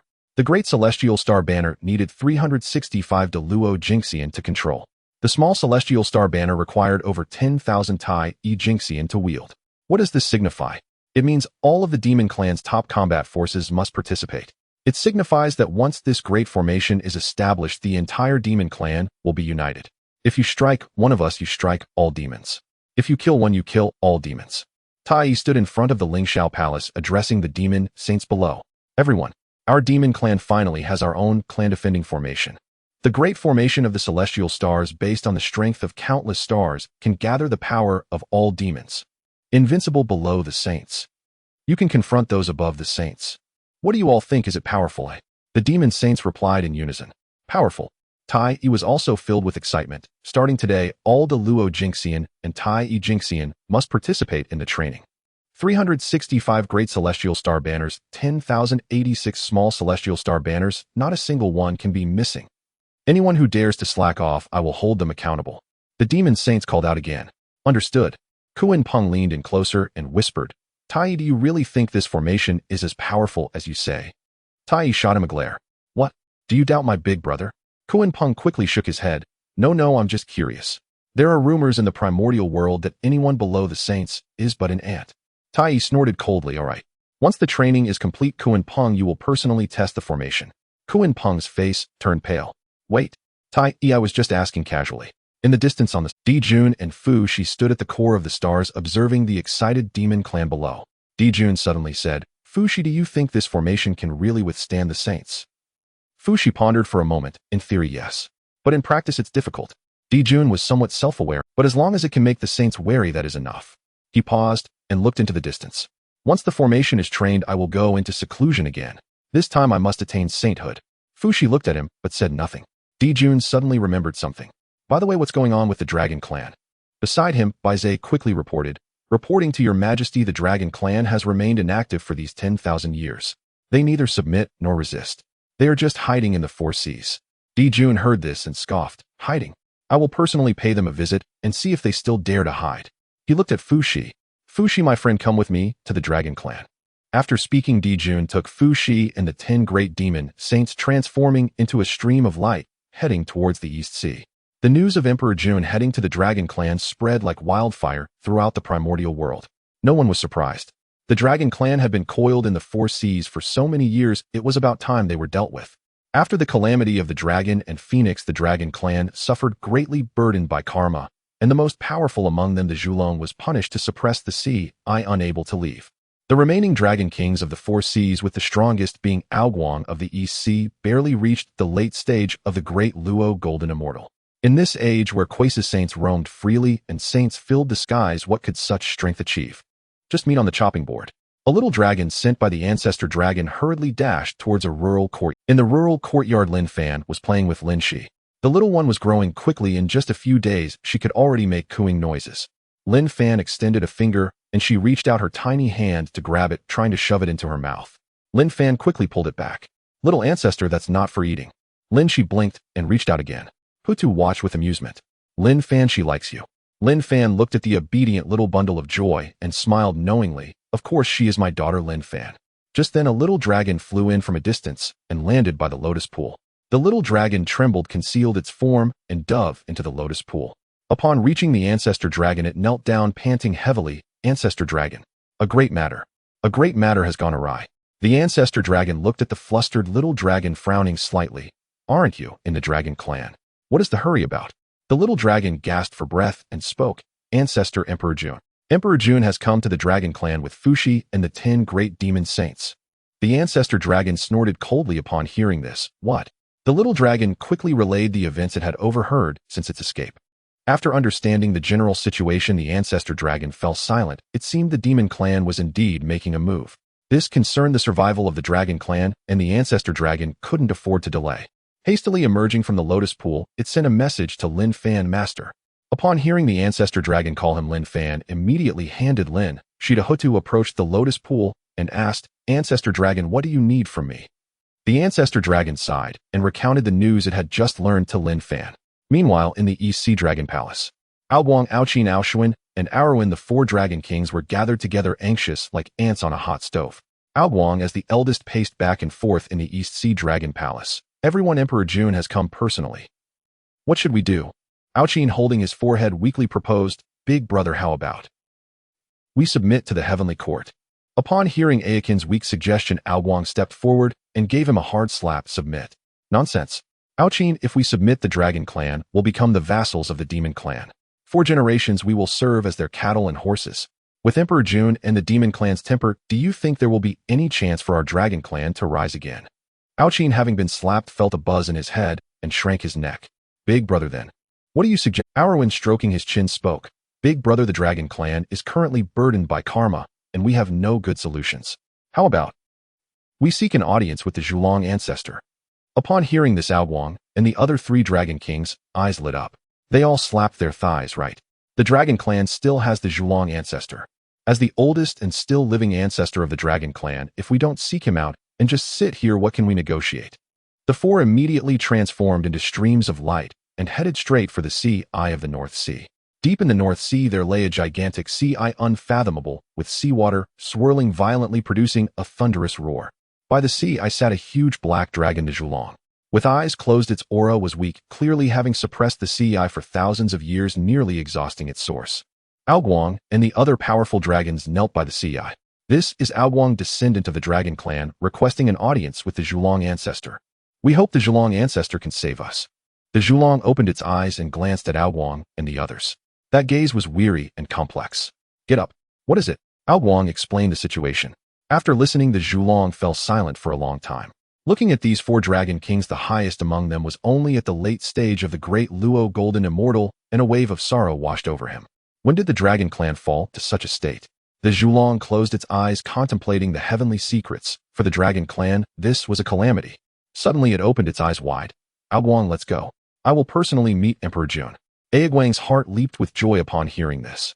The Zhulong ancestor was of the same generation as the ancestor dragon. If he intervened, he would surely save the dragon clan from peril. Under Aoguang's leadership, the powerful dragons bowed and expressed their gratitude. Thank you, ancestor. The Zhulong condensed its avatar, bringing the dragons with it, and with a flash they vanished into the vast north. Above the east sea, Emperor Jun stood on the clouds with Fushi and the 10 great demon saints, his expression dark. Base had shouted for a long time, yet the dragon clan remained silent. Emperor Jun had clearly lost his patience. He used his immense magical power to shout, "You dragon clan, come out quickly, or I will not be polite." As soon as his voice fell, 5 figures emerged from the east sea. It was the avatar of the Zhulong, accompanied by the 4 dragon kings hurrying over. Upon seeing the turtles finally emerge, Emperor Jun snorted coldly. "Finally willing to show yourselves, eh?" Just as Emperor Jun was about to explode, he noticed an elderly man in a simple gray robe in front of the 4 dragon kings. This elderly dragon clan member looked ancient, his deep-set eyes clearly showing the passage of in. The Zhulong fixed its gaze on Emperor Jun and Fushi, speaking in a calm tone. "I did not know that Emperor Jun was visiting you. I apologize for not welcoming you properly." Upon seeing the elder appear, Emperor Jun's pupils constricted. "A peak quasi-saint. Know this aura. Why is it so weak? When did the dragon clan hide such a formidable being?" Emperor Jun looked at him, frowning slightly. "You are too modest, friend. May I ask how you are addressed?" The Zhulong slowly replied, "I am the Zhulong." Zhulong. Emperor Jun's heart trembled. Didn't he perish during the Dragon Han calamity along with the ancestor dragon? How is he still alive? But Emperor Jun had no intention of returning empty-handed this time. He steadied himself and spoke. "So it is Zhulong, esteemed friend, who I have long admired your name. What is it that brings you out?"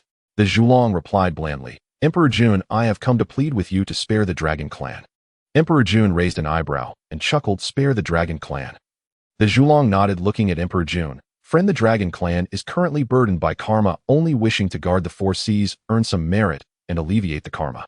We do not wish to participate in the conflicts of the primordial world. Is that not acceptable?" Emperor Jun's voice turned low as he rejected. "Zhulong, esteemed friend, the luck of my demon clan is thriving. It is precisely the time to unify the myriad clans of the primordial world. The dragon clan belongs to my demon clan's ranks and must join us. Therefore, I say no." The Zhulong's expression changed. Emperor Jun paused and continued, "The unification of the primordial world is the trend. Since the dragon clan is in the primordial world, it should be under the jurisdiction of the heavenly court. This is the rule." The Zhulong took a deep breath. "Emperor Jun, are you truly unwilling to give the dragon clan a way out?" Emperor Jun looked at him, each word deliberate. "Hell, way out. I can offer you a way out. Submit to the heavenly court and serve loyally for generations. This is your way out." Lin Fan, after listening to the ancestor dragon, realized that the dragon clan was now in a perilous moment. Without a word, he kissed Lin Shi on the forehead and said, "My dear daughter, I have some matters to attend to. I will come back and play with you later." Lin Shi blinked her eyes and waved her little hand in the air. Lin Fan looked at Nuwa beside him and said, "Nuwa, I'm going out for a bit to resolve some issues." Nuwa nodded. "Husband, be quick and return soon." Meanwhile, Huta looked at Lin Fan with a hint of sorrow, saying, "Lin Fan, what about us?" Lin Fan hurriedly replied, "Sister Huta's sister, Zawang Mu Changshi sister Shiha, I'm leaving now, but you all stay well in the small courtyard." The women nodded in satisfaction, speaking in unison, "Lin Fan, be quick and return." Lin Fan responded. Without paying attention to anything else, Lin Fan transformed into a streak of light, flying towards the east sea, accompanied by his big yellow dog. On the surface of the east sea, the atmosphere was tense. Dijun and Zhulong exchanged glances, neither willing to give way. However, Zhulong knew in his heart that he was merely an avatar and would not stand a chance against Dijun in a real fight. Dijun looked at him with a cold smile. "Zhulong, I am giving you face by engaging in this chatter. If you are sensible, you will obediently submit. If you are not sensible..." He paused. "Then don't blame me for being rude." Zhulong felt a tremor in his heart as he saw Dijun prepare to strike. He glanced towards the 4 sea dragon kings behind him. Aoguang and the others turned pale, looking like withered eggplants. Zhulong sighed inwardly. The dragon clan. Is there really no hope? Just then a tearing sound echoed through the void. Everyone turned to see a streak of light approaching rapidly. Lin Fan slowly emerged from the rift opened by Dahuang. He brushed off the spatial turbulence from his body, muttering, "Dahuang, you can't rush like this. This TM space is so unstable. Are you trying to take my life by letting me travel through it?" Dahuang rolled his eyes at Lin Fan, saying, "Master, don't you have an idea of your own capabilities? This torn space was inherently unstable, mixed with temporal turbulence. Is it my fault? With your low cultivation, what can I do?" Lin Fan and Dahuang bickered back and forth in front of everyone. And when Dijun saw Lin Fan, his expression changed instantly. "What the hell? How did this brat come here?" Every time he shows up it spells trouble for me. Lin Fan smiled and cupped his hands towards Dijun. Dijun, my old friend, long time no see. Dijun's smile was forced. Lin Fan, what brings you to the East Sea? Lin Fan chuckled, just passing by. Just thought I would check out the commotion. He then turned to Fushi with a smiling face. Brother-in-law, you're here too. Fux's mouth twitched. Lin Fan, what brings you here? Lin Fan did not answer Fushi, but said, brother-in-law, did you know? Nuwa gave birth. I intended to call you to see the child, but you haven't visited the small courtyard for a long time. I thought something might have happened to you. Fushi was taken aback and quickly grabbed Lin Fan, saying, Lin Fan, what did you say? Nuwa gave birth. Lin Fan nodded with a smile. Yes, little Lin, she is very well behaved. You haven't met her yet, but she will surely like her uncle very much.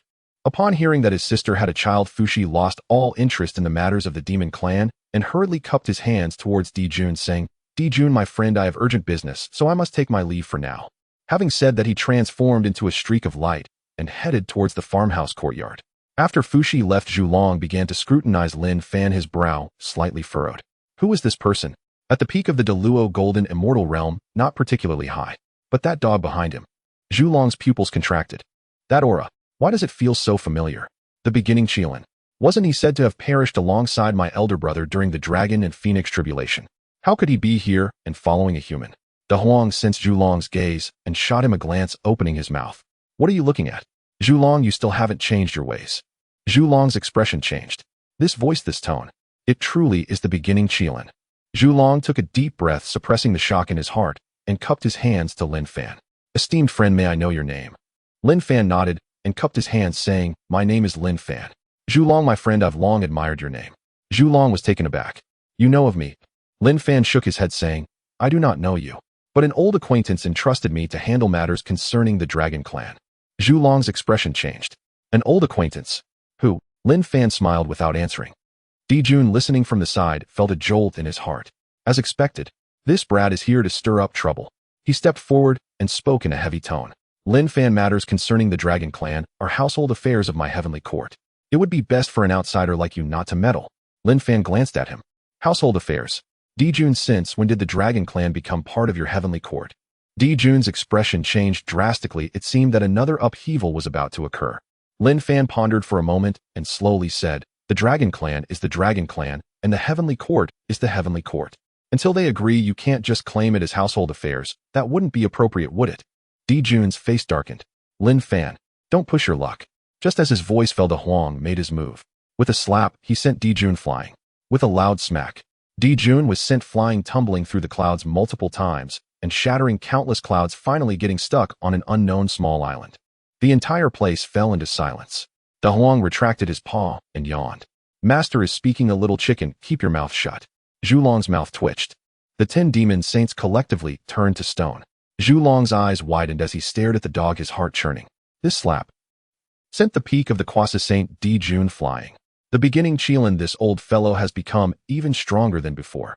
Dijun crawled out from the small island, his face swollen like a pig's head.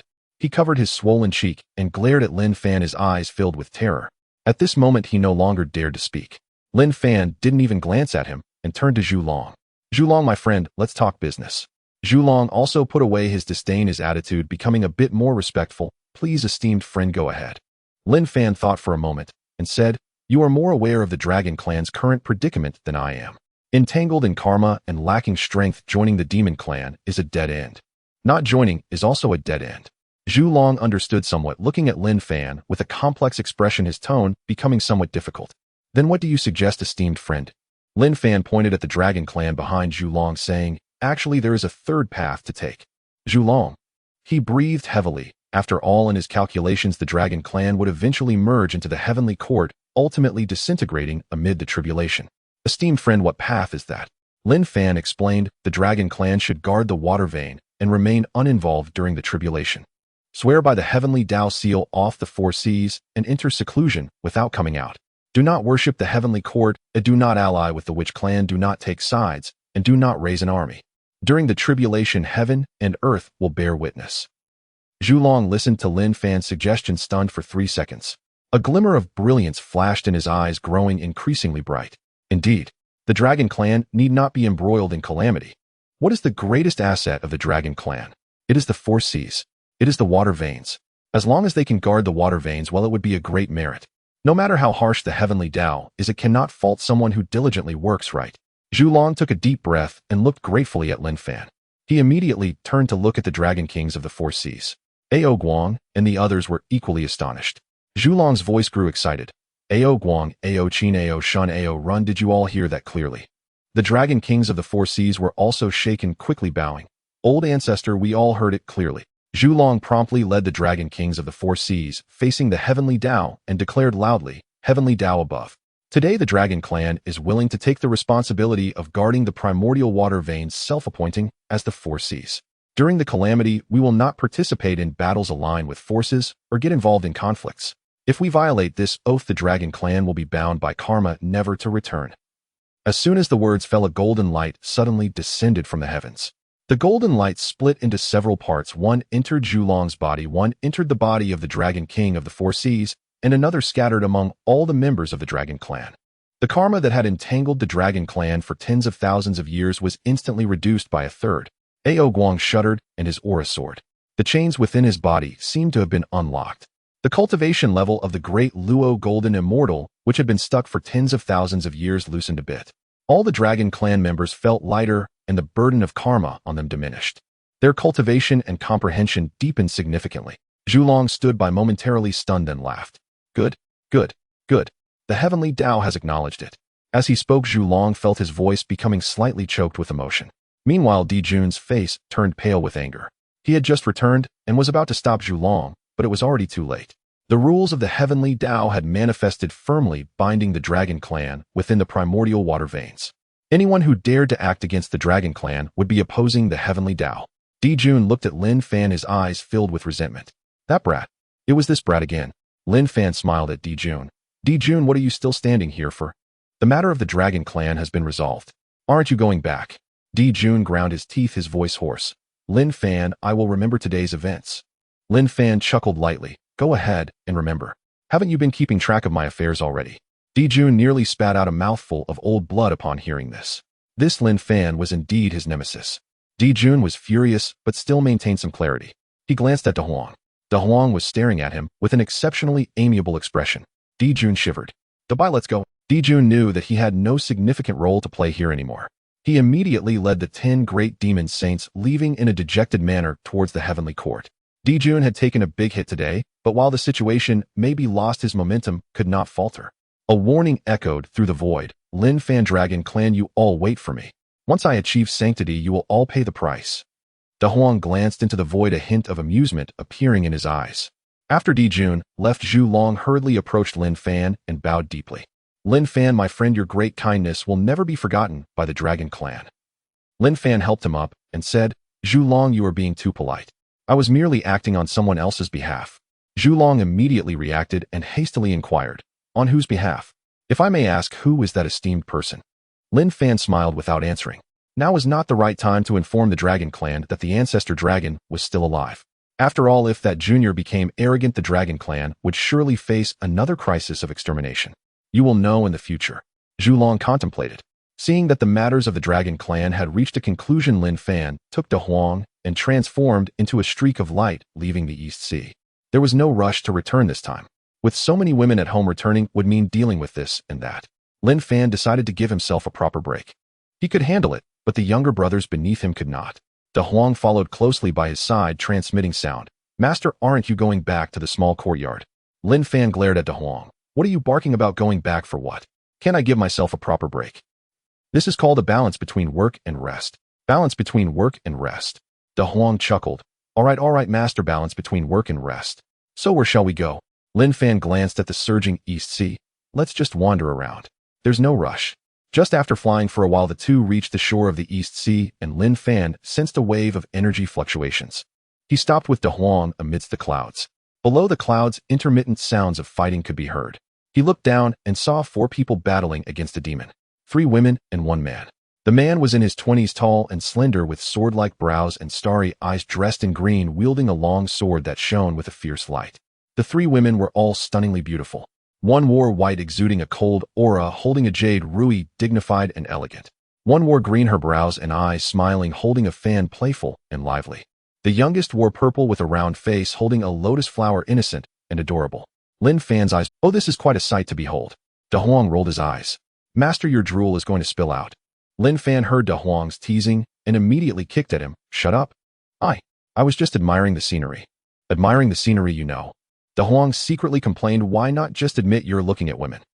In the brief moment that Lin Fan and De Huang exchanged glances, the situation below turned. Initially, the four could hold their own against the demon, but now the demon changed tactics, making it difficult for them to cope. Lin Fan noticed that all four had decent cultivation levels around the great Luo Golden Immortal, yet their opponent's strength was increasing. Moreover, the demon's fighting style was extremely peculiar. Lin Fan narrowed his eyes. Something's not right. De Huang also sensed it. Master, that demon is a clone of Zhuan Ti. Lin Fan paused, a look of suspicion on his face. Zhuan Ti. De Huang nodded. That bald donkey must be here to abduct people in the east. As expected, the four were gradually losing ground. The white-clad woman's face turned pale, and the jade rui dimmed. The green-clad woman's fan could no longer fan. The purple-clad girl was on the verge of tears. The green-clad man gritted his teeth, desperately protecting his three younger sisters. Yin Xiao, quickly take Xiong Xiao and Bai Xiao away. They'll hold him off. The white-clad woman shook her head. Elder brother, we won't leave. Xiong Xiao and Bai Xiao hurriedly chimed in. Elder brother, I won't leave either. Lin Fan sighed and said, well, since we've encountered it, we can't just ignore it. With that, Lin Fan made no effort to conceal his aura, and together with De Huang slowly descended from the clouds. As soon as Lin Fan appeared, Zhuan Ti's clone was momentarily stunned. Seeing Lin Fan, Zhuan Ti's clone's eyes nearly bulged out. Lin Fan. Upon seeing the dog behind him, Zhuan Ti's clone's legs went weak. He vividly remembered the last time Lin Fan had beaten him mercilessly. This is truly a case of fate colliding. It seems these promising individuals won't be abducted today. Without a word, Zhuan Ti's clone hurriedly transformed into a streak of light and fled. The four were poised to fight when they suddenly realized their opponent had vanished. They looked at each other, puzzled. Could it be that the demon had some hidden agenda? As the four stood back to back in defense, Lin Fan and De Huang's figures slowly landed before them. The green-clad man reacted first, immediately realizing that these two had saved them. He quickly cupped his hands and bowed. Thank you, senior, for saving our lives. Lin Fan waved his hand. No need to be polite. I was just passing by. Lin Fan looked them up and down. The man was handsome, the women were beautiful, clearly not ordinary people. Suddenly, he recalled something and asked, what are your names? The green-clad man hurriedly replied respectfully, Senior, I am Zhao Gongming. These are my sisters Yun Xiao, Qiong Xiao, and Bai Xiao. Lin Fan was genuinely taken aback. Zhao Gongming. The three Xiao? Isn't this the disciples of the Tongtian cult leader from Fengshan? He looked at Zhao Gongming, then at the three Xiao. Indeed, the man was valiant, and the women were exquisite. Especially Yun Xiao, poised and elegant, exuding the demeanor of an elder sister. Qiong Xiao was playful, and Bai Xiao was innocent, each with their own charm. How did these people end up here? Zhao Gongming, seeing Lin Fan silent, cautiously asked, Senior. Lin Fan came back to his senses and said, it's nothing. How did you end up here battling a demon? Zhao Gongming sighed, Senior, you may not know. The four of us siblings were originally cultivating on Jinao Island. Recently, we ventured out for training only to encounter this demon who insisted on capturing us. Yun Xiao added, that demon's fighting style is very peculiar. The four of us couldn't gain any advantage against him. Lin Fan smiled knowingly. Not gaining any advantage is normal. From what I saw, that person was not a demon at all, but a clone of Zhuan Ti. What? Zhao Gongming was taken aback. Senior, are you saying that the one just now was Zhuan Ti's clone? Lin Fan nodded. Zhao Gongming and the three Xiao exchanged glances, fear flashing in their eyes. As great Luo Golden Immortals, how could they possibly be a match for a saint? Zhao Gongming took a deep breath and bowed deeply to Lin Fan again. Thank you, Senior, for saving our lives. If it weren't for you, the four of us siblings would surely have faced dire consequences. Lin Fan nodded. All right, enough with the bowing. Are you disciples of Jinao Island? Zhao Gongming nodded. Our master is the Tongtian cult leader. Lin Fan's expression changed instantly. Last time Tongtian had given him the Dinghai Pearl. Yet he smiled slightly. Tongtian, I know him well. Just right, I was planning to visit Jinao Island. Can you lead the way? Zhao Gongming was taken aback. Senior knows my master. Lin Fan nodded. Yes, I was the one who suggested relocating to Jinao Island. Zhao Gongming felt a jolt in his heart upon hearing Lin Fan's words. He recalled the time when he first became a disciple and heard senior brother Duobao mention that their former Taoist temple was located on Kunlun Mountain. However, he was unaware of the circumstances that led to his master and the two esteemed uncles Laozi and Yuan Shi falling out. They had moved to Jinao Island as a result. In fact, back in the day, his master intended to settle at Buzhou Mountain, but an enigmatic hermit advised him to come to the East Sea, claiming it was a place far removed from strife and suitable for development. At that time, Zhao Gongming was puzzled. What kind of person could persuade his master? Now it seemed. He turned to Lin Fan, and his gaze changed. Senior, was it you who suggested moving to Janeo Island? Lin Fan pondered for a moment and nodded. At that time, Tontian Daoist wanted to move the temple to Buzhou Mountain, but I advised him against it. That place is too sensitive with too many karmic ties and could easily lead to conflicts with the Witch Clan and the Demon Clan. It would be better to come to the East Sea, where it is tranquil. Zhao Gongming gasped in astonishment. So it was true. Yin Xiao, who was listening nearby, also realized and quietly asked, "May I ask, Senior, are you the hermit master often mentions?" Lin Fan sighed, a hint of helplessness in his tone. "I cannot claim to be a hermit. I am merely an old friend of Tontian Daoist." Zhao Gongming exchanged glances with the three sisters, understanding the depth of this senior's connection with their master. This senior's relationship with their master was deeper than they had imagined. Zhao Gongming respectfully said, "Senior, please allow me to escort you to Janeo Island.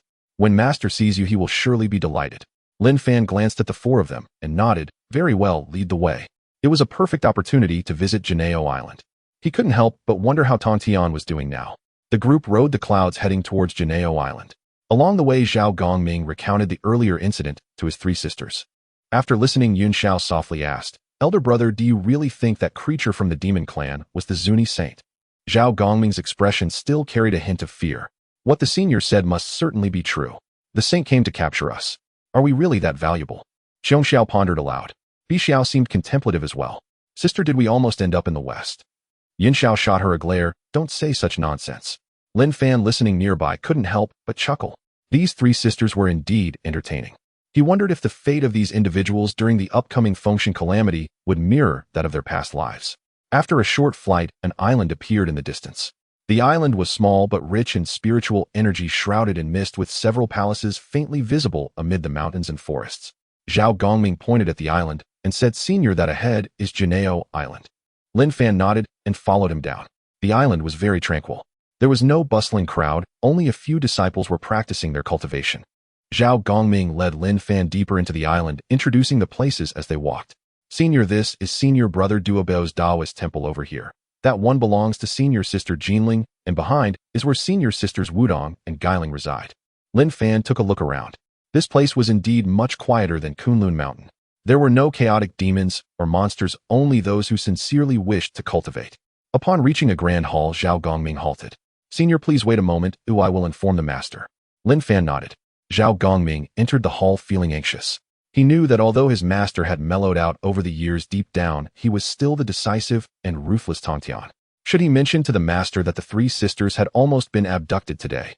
He feared that revealing it would incite the master's fury, yet not mentioning it might lead to trouble later when the master found out. And what would his master think of the mysterious Senior Lin Fan suddenly visiting? He stood outside the hall for a moment, adjusting his attire, before finally pushing the door open. Inside, Tontian was seated cross-legged on a cushion, eyes closed, cultivating. Zhao Gongming bowed respectfully. "Master, there is a guest outside." Tontian opened his eyes and asked who. Zhao Gongming glanced at Tongshan's expression and replied, "A senior named Lin Fan has come." Zhao Gongming bowed respectfully. "Master, there is a guest outside." Tontian opened his eyes and asked who. Zhao Gongming glanced at Tongshan's expression and Zhao Gongming hurriedly said, "He is just outside the hall."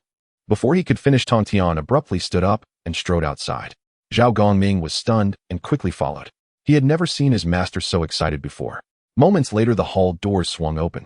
Tontian rushed out, and upon seeing Lin Fan, his eyes instantly lit up. "Daoist Lin Fan, what wind has blown you here?" He stepped forward, grasping Lin Fan's hand with great enthusiasm. Lin Fan glanced at the master in his plain robe and smiled. "Daoist Tongtian, I hope you have been well. I was just passing by and thought I'd come to see you." Tontian laughed heartily. "Daoist Lin Fan, come in quickly."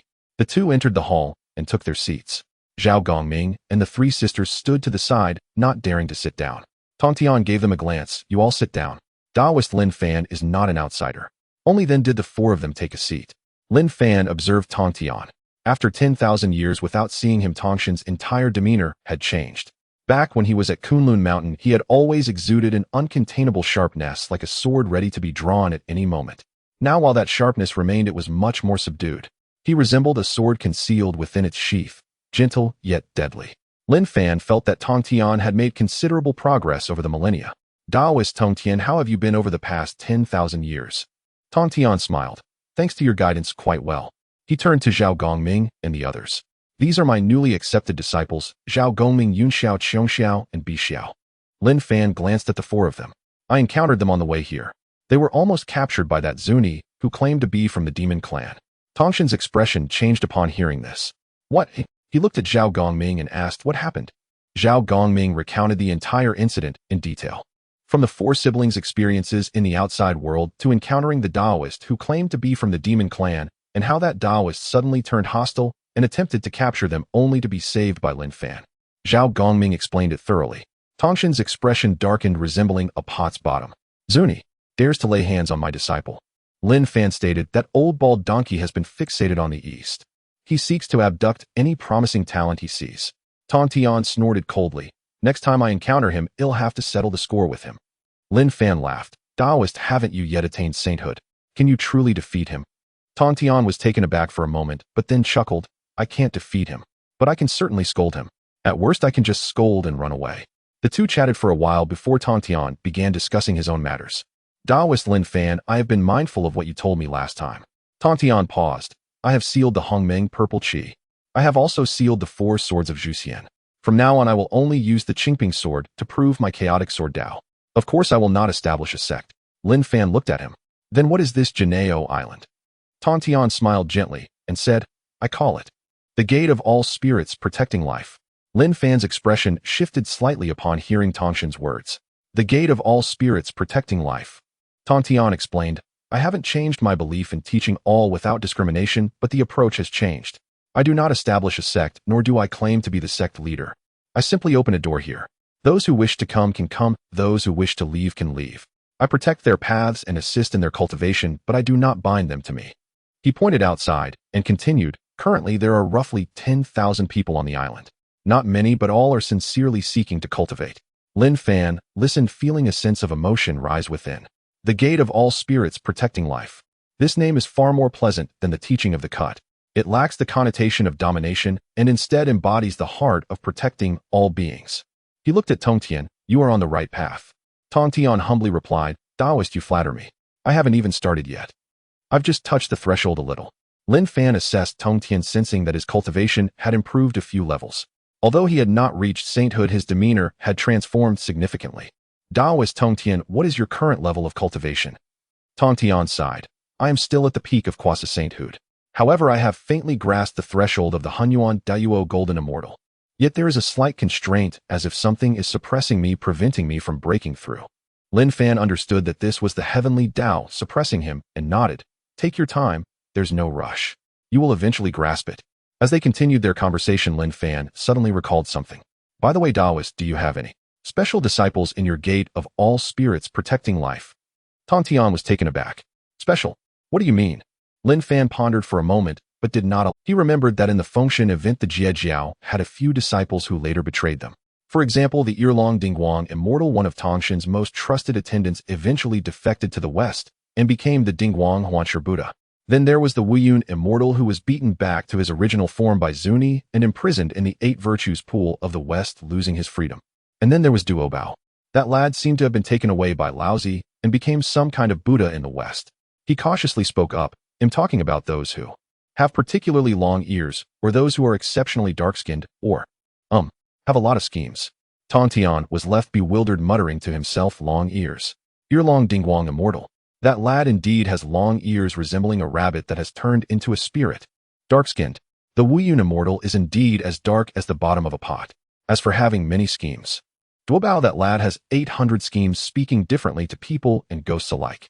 Lin Fan paused for a moment before continuing. Taoist, does your gate of all spirits protecting life have such characters?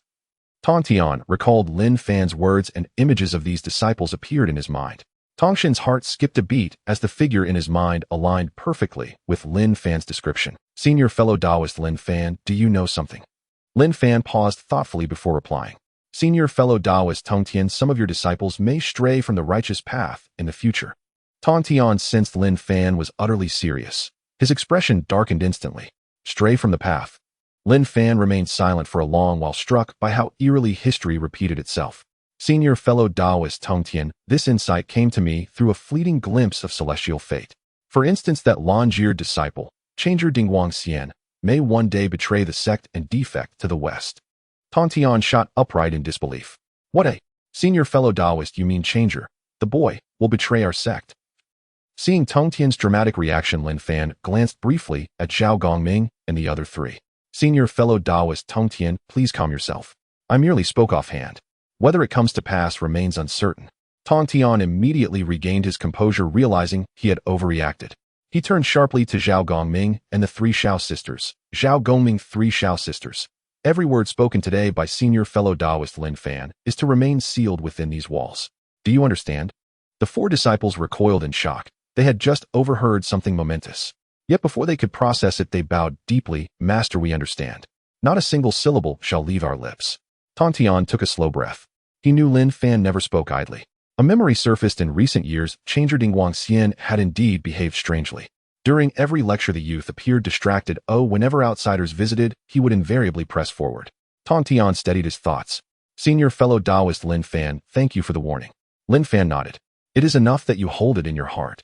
He said nothing more about others, for in this lifetime, whether Tongtian's newly founded sect would be drawn into the investiture of the gods' war remained profoundly uncertain. To speak of such unverified portents with undue certainty might inadvertently bring them into being. A grave transgression indeed. Lin Fan stayed on Janeo Island for 2 days. All that time Tongtian accompanied him closely and the two conversed deeply. On cultivation and the heavenly Tao, on disciples, and what lay ahead. On the 3rd day Lin Fan prepared to depart. He missed his child. With Da Huang at his side, he transformed into a streak of light and soared away from Janeo Island. By evening he had returned to his rustic courtyard. Hutu was the first to greet him. Lin Fan, you're back. Yes, I've returned. All matters are settled. Hutu exhaled in quiet relief. Lin Fan stepped into the courtyard and saw Zulong hovering above the lotus pond. Zulong gazed at him, eyes brimming with gratitude. Master, I am deeply indebted. Lin Fan held Zulong in high regard and gave a slight nod. Zulong, no need for such formality. What I promised you I shall surely fulfill. Zulong nodded once, then sank beneath the water's surface. Lin Fan gently lifted Lin Shi from Nuwa's arms. The child had grown considerably, and now cooed softly, babbling with infant delight. Gazing upon his daughter, Lin Fan's heart softened completely. My little one, did you miss father? Lin Shi blinked slowly and waved her tiny hands in the air. As Lin Fan playfully engaged his daughter, he asked, Wanner, did elder brother visit? Nuwa nodded. He did. Stayed only briefly to see Lin. She then left, saying the celestial court required his presence. Wanner, forgive me for speaking plainly, but the celestial court stands on unstable ground. The war between the divine beasts and the earth spirits looms ever closer. As a pillar of the beast clan, should anything befall elder brother. He paused. Perhaps you might gently urge him to withdraw from the beast clan entirely. Nuwa offered a faint wry smile. Husband, do I strike you as someone capable of persuading elder brother? Lin Fan smiled, cradling his daughter, then suddenly recalled something. In this lifetime Shiha had not married Dijun. Would the 10 golden crows still be born? His gaze shifted toward Changshi. She stood in the courtyard conversing with the Queen Mother of the West. Sensing his glance, her cheeks flushed faintly. Lin Fan quietly withdrew his gaze, thinking no further. Late into the night, Lin Fan lay alone on the bed in the side chamber. Nuwa had taken Lin Shi to sleep in the main hall, explaining she feared his snoring might disturb the child. Lin Fan murmured inwardly. When had he ever snored? Clearly it was Nuwa's gentle ruse. But what could he do? His daughter was real, and his wife too. He accepted it without protest. Just as Lin Fan drifted toward sleep, the door creaked open softly. He opened his eyes to see a slender figure slipping silently inside. Bathed in moonlight, she moved with grace, long hair cascading over her shoulders. Assuming it was Nuwa having soothed Lin Shi to sleep and come to join him, he made no hesitation, reaching out to draw her close. Wanna, you're here. Her body stiffened. She uttered no word. Lin Fan leaned in and kissed her. Their lips met, and she melted against him, limbs growing soft and pliant. His hands wandered, sliding from her back down to her waist. Her breathing quickened, her frame trembling faintly. Then Lin Fan sensed something amiss. This chi was not Nuwa's. He stilled his movements and opened his eyes. Moonlight revealed her flushed face, her gaze darting shyly away. Changshi. Lin Fan froze. Changshi, what are you doing here? She lowered her head, voice barely a whisper. I. He released her and sat up. Why have you come? Changshi bit her lip, speechless. Lin Fan studied her posture, her silence, and understood. He sighed softly. Changshi, do you truly grasp what you are doing? She lifted her gaze to meet his. I do. Lin, then why come? Her eyes glistened with tears. Lin Fan, I have waited for so very long. Lin Fan fell silent. He knew her heart well. For 10,000 years she had dwelled in this humble courtyard, watching him cherish Nuwa, honor Hutu, and respect the Queen Mother of the West. He was not blind to the ache within her soul. Yet, he had never imagined she would act so boldly. Seeing his silence, Changshi's tears spilled over. Lin Fan, do you dislike me? Lin Fan shook his head. No. She searched his face. Then why? He hesitated, unsure how to explain. Could he possibly tell her it was the system's decree to cultivate abundant progeny? At his continued silence, Changshi suddenly threw herself into his arms. Lin Fan, I don't care. So long as I am with you, I care for nothing else. Lin Fan was stunned. He looked down at Changshi, her crimson cheeks, her tear-dampened eyes shimmering in the moonlight. His heart softened, tender and warm. Gently he brushed away her tears. Foolish girl. She nestled deeper into his embrace, speechless. Lin Fan held her, feeling the delicate tremor of her body. Then he smiled. Very well, stay. Changshi raised her head to look at him. Truly. He nodded. Truly. Her cheeks burned anew. She buried her face against his chest and whispered. Then tonight. His hands rose again, gliding tenderly along her back. What of tonight? She said nothing. Lin Fan rolled over, gently pinning her beneath him. Tonight, you are mine. Moonlight streamed softly through the window. The bed swayed gently. Changshi's voice broke, half sob, half laugh. Lin Fan held her close, savoring her warmth, when a sudden thought stirred in his mind. This girl, she loved him truly and wholly. In this life, he truly must have lit ancestral incense until the heavens themselves blazed green. So many primordial deities had fallen for him. Just as Lin Fan deepened his embrace, a voice, both youthful and commanding, resounded within his mind. Ding! Host has formed a new marital bond. Supplementary reward for previous union with divine immortal Hutu now issued. Reward distribution commencing. Congratulations, host. You have gained a profound surge in cultivation. Boom. Lin Fan shuddered violently. Within his spiritual sea, the Hongmeng pearl responded, unfurling countless threads of Hongmeng violet qi. Instantly, the long-standing bottleneck restraining his progress dissolved like mist. The second tier of the Hongmeng supreme sovereign art, complete.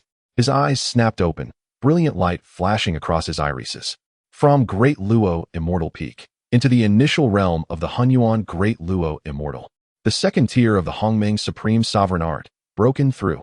Overcome with exhilaration, Lin Fan reached instinctively toward Changshi's chest. This system, truly intoxicating. Changshi tensed, nearly losing herself, and cast him a look both dazed and plaintive. 5,000 years passed in the blink of an eye. During these 5 millennia, the farmhouse courtyard was bustling with activity. After that night, Lin Fan and Chang, she were inseparable. Indeed, Chang, she gave birth to 12 daughters. Yes, 12 of them. All girls. Lin Fan looked at the little girls running around the yard, chattering, sometimes unable to count who was who. Yu Yao, don't bully your sister. Yu Shi, that belongs to your sister, don't snatch it. Yu Ning, what are you holding in your hand? Put it down, that's not food. All 12 daughters were named after the moon: Yu Yao, Yu Shi, Yu Ning, Yu Lan, Yu Wei, Yu Xian, Yu Tong, Yu Ling, Yu Ro, Yu Ye, Yu Ning, Yu Jing. Lin Fan struggled with naming them, eventually deciding to go in order. After all, they were all named after the moon, so there was no way to get it wrong. During these 5,000 years, Zhuangmu and Shiha also joined the family. Zhuangmu came shortly after Changshi. One night she knocked on Lin Fan's door. She wasn't as bold as Changshi, standing at the door for a long time before Lin Fan finally pulled her inside. Shiha arrived a bit later, 3,000 years ago. She and Changshi were sisters, and seeing her elder sister with children made her anxious. One night, she stealthily slipped into Lin Fan's room and emerged the next morning, her face flushed for 3 days. Oddly enough, there had been no news from Zhuangmu and Shiha. Lin Fan pondered for quite some time, unable to understand. Why was it that he had such a connection with daughters? Where were his sons? Where had his sons gone? As Lin Fan's harem and offspring grew significantly, the farmhouse courtyard could no longer accommodate 12 daughters along with Hutu, Zhuangmu, Changshi, Shiha, and including Nuwa and Lin. She made the courtyard feel exceedingly cramped. Lin Fan decided to use his great powers to open a separate space near Buzhou Mountain. He used the branches of the Jinmu tree that he obtained from Funbao Cliff to create a support pillar and built a Yuan realm. The Yuan realm was not large, resembling a small 1,000 worlds. With beautiful mountains and clear waters and ample spiritual energy, it was much more comfortable than the farmhouse courtyard. The whole family moved in. Of course, the farmhouse courtyard still existed. It just transformed into a gateway leading to the Yuan realm. While Lin Fan's side was lively, the heavenly court was also busy. Yi Huang gave birth to 10 little golden crows for Dijun. 10 all sons. The news spread, and the heavenly court celebrated universally. The demon clan had a prince, and there were 10 of them. What fortune could rival that? Dijun was so pleased that he could hardly close his mouth, hosting a grand banquet to invite all the officials. He was even happier, hugging each of the little nephews. Big brother, our demon clan has future successors. Dijun wore a delighted expression, saying yes. These 10 children will be the future of our demon clan. Yet despite his happiness, Dijun was also aware. These 10 golden crows were all incarnations of true solar fire. If they were to fly freely, half of the wilderness would be scorched. He confined the 10 children in Tang Valley, imprisoning them atop the Fusang Divine Tree. Each day, only one could go out and take turns patrolling the heavens. The remaining 9 had to stay obediently in Tang Valley. Dijun assigned Bai Zhe to watch over them and teach them cultivation. Tang Valley was located beyond the Eastern Sea, a secluded place. The Fusang Divine Tree reached 10,000 zhang high, its canopy blocking out the sun. The 10 little golden crows lived atop the tree, eagerly waiting for their turn to go out. The one who got to go out could fly around the wilderness and see the outside world. The 9 left behind could only stay on the tree, bored to death. The eldest Zhua often sighed. When can we go out together? The second Zhonglang also grumbled, Father. The 6th Luya muttered, Father controls everything, it's so annoying. The 9th Renjing spoke softly, don't say that. If Bai Zhe hears and tells Father, we'll get scolded again. The 10 little golden crows were also fearful of Dijun's authority and maintained their restraint. This balance was shattered one morning. One day a figure descended from the sky, landing beside the Fusang Divine Tree. The 9 golden crows watched the newcomer cautiously. It was a middle-aged man dressed in a gray robe with a kind face and a smiling demeanor. Don't be afraid, young friends. I am a senior elder of the demon clan named Kuanpeng. The 9 golden crows let out a sigh of relief. They knew Kuanpeng, he was a capable assistant of their father. The 5th Xian Rue, unguarded, whispered, Uncle Kuanpeng, why are you here? Kuanpeng chuckled, glancing around. Just came to see you. By the way, where is Bai Zhe? The 6th Luya looked outside Tang Valley. Uncle Bai Zhe went to get something. He'll be back shortly. Kunpeng's eyes lit up, that's great. Little princes, I happen to have some things I'd like to discuss with you. He stepped closer, lowering his voice. Do you want to go out and play? The 9 golden crows. The 7th Yiqiong glanced at Kuanpeng and murmured, Uncle Kuanpeng, I want it. But father won't allow it. Kuanpeng pretended to ponder, and after a moment he slowly spoke. Your father is doing this for your own good. But you don't know, outside there are places much more fun. The 8th Dachshund looked at him with a glimmer of anticipation. Uncle Kuanpeng, what places? Kuanpeng spoke mysteriously, the West. The 9 golden crows exchanged glances. The West. They had never heard of it. Kuanpeng continued, there's a paradise in the West filled with treasures and opportunities everywhere. Unlike this Tang Valley, barren and empty. The little golden crows had never experienced the harshness of society. They were instantly moved by Kunpeng's deception, eagerly asking, really? Kuanpeng nodded, of course it's true. I've seen it with my own eyes. There's a Mount Sumeru there filled with treasures. There are merit golden lotuses, treasure lanterns, and divine staves. The more he spoke, the more mystical it became, and the 9 golden crows listened with shining eyes. The 6th Luya maintained a sliver of clarity, murmuring, Uncle Kuanpeng, but father won't let us go out. Kuanpeng waved his hand. Just go out for a little, while take a look and come back. Your father won't know. The eldest Zhua hesitated a bit. But, Kuanpeng interrupted him, just think, being stuck on this tree every day is so boring. With such a vast world outside, don't you want to take a look? The 9 golden crows looked at each other, nodding eagerly. We want to go. Seeing so many brothers wanting to go, Luya spoke with a hint of reluctance. Then, shall we go for a little while? Just as they were about to leave, footsteps approached from afar. Bai Zhe had returned. Kunpeng's expression changed, and he hurriedly transformed into a streak of light, disappearing into the sky. Before leaving, he left one last word. Little princes, remember what I said. There are great opportunities in the West. If you wish to go, you can come anytime. I'll be waiting for you. The 9 golden crows stared blankly in the direction he had disappeared. The eldest Zhua murmured, the West. Is it really that good? I don't know, but it sounds more interesting than here. Who cares? We can't just listen to father's words all the time. Staying in this Tang Valley will really drive us mad. Just as the little golden crows were itching to try on the Eastern Sea, Jinti also revealed himself, a cold smile playing at the corners of his mouth. Dijun, I want those 10 little golden crows for the West. The ancestral land of the human race is bustling today. The 12 little moon goddesses, led by the eldest sister Lin, she sneaked out of the Yuan realm early in the morning, heading straight for the ancestral land. In the past 5,000 years, Lin Zai's cultivation has risen as easily as drinking water. She has long attained the status of a Honghuang Daoyujixian. Lin Fan sometimes looks at his daughter with a complex heart. This person surpasses others to a frustrating degree. Lin Fan, daughter, take it slow with your cultivation, give your father a bit of face. Lin Shi. Lin Shi often brings her 12 younger sisters to the ancestral land for fun. The 13 little girls as Lin Fan's daughters, especially Lin Shi, are the children of the Holy Mother. They are all quite fond of it. Among the human race, the ones most entangled by the 13 little granddaughters must be Hongjun and the 3 great shamans Kwa Fu. As one of the great shamans residing in the human race, Kwa Fu is also being surrounded by the 13 little girls today. He is tall and strong with a good temper, making him popular among the little girls. Kwa Fu originally planned to return to the witch clan today, but as soon as he stepped out of the ancestral land, he was blocked by this group of little girls. Uncle Kwa Fu. Where are you going, Uncle Kwa Fu? Play with us, Uncle Kwa Fu. The 13 little girls surrounded him, tightly tugging at his sleeves and holding his hands. Kwa Fu hurriedly stopped, wearing a bitter smile. Little granddaughters, I have matters to attend to back in the witch clan. But Lin Shi held his hand tightly and said, Uncle Kwa Fu, what could be more important than playing with us? The 12 younger sisters nodded in unison. Exactly. Exactly. Yu Yao chimed in. Uncle Kwa Fu, you haven't played with us in such a long time. Yu Shi also leaned over. Last time you said you would take us to see how the humans farmed, and we haven't gone yet. Kwa Fu scratched his head. It seems he indeed promised. He sighed. Well, it seems he won't be able to leave today. Kwa Fu wandered around the ancestral land with the 13 little girls. Though it's called wandering, it's actually accompanying them to play. Yuning pointed at the crops in the field. Uncle Kwa Fu, what is this? Kwa Fu patiently began to explain. Yuning, that is rice, the food of the humans. Yuning stepped forward and pulled up a rice seedling, chewing on it with her mouth. Tui, Uncle Kwa Fu, you're lying, this thing can't be eaten. Kwa Fu couldn't help but laugh at this little one's antics. Yuning, that's not for eating the leaves, you eat the fruit when it's ripe. When autumn comes, I'll have someone send some to you. Upon hearing this, Yuning immediately tossed the seedling aside with a look of disdain. Yulan tugged at his clothes. Uncle Kwa Fu, what's that over there? Kwa Fu looked over. That's the threshing ground where the grains are dried after harvest. In an instant, Kwa Fu felt utterly exhausted. What is he doing? Is he the babysitter for Lin Fan's children? He shook his swollen head and led the 13 little ones towards the threshing ground. At the threshing ground, several elders were drying the grain. Upon seeing Kwa Fu with a group of little girls, they all greeted him with smiles. Lord Kwa Fu, whose children are these? They are quite beautiful. Kwa Fu's expression stiffened. They are the daughters of the Holy Father. The elders were taken aback, hurriedly wanting to bow. Lin, she waved her hand. No need, we're just here to take a look. The 12 little moon goddesses curiously looked around, fascinated by everything.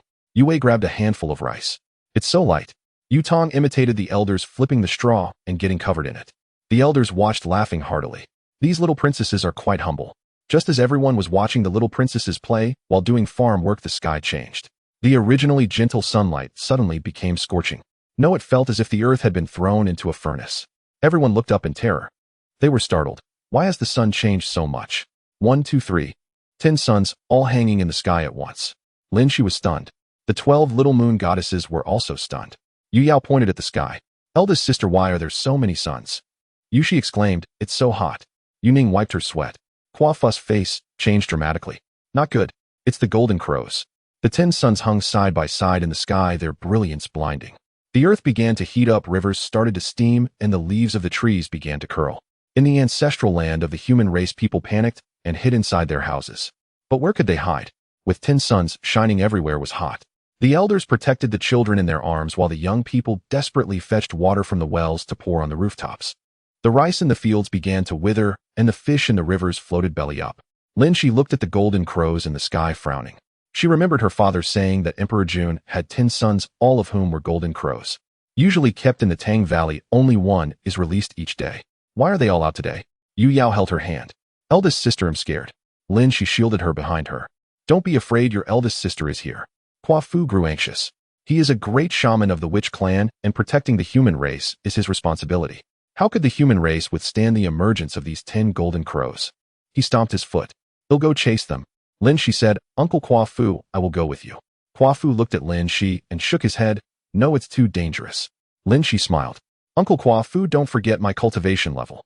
Kwa Fu was taken aback. Right? This girl is a Hunyuan Daluo Jingxian. The golden crows in the sky began to fly westward. The 10 suns moved in unison towards the west.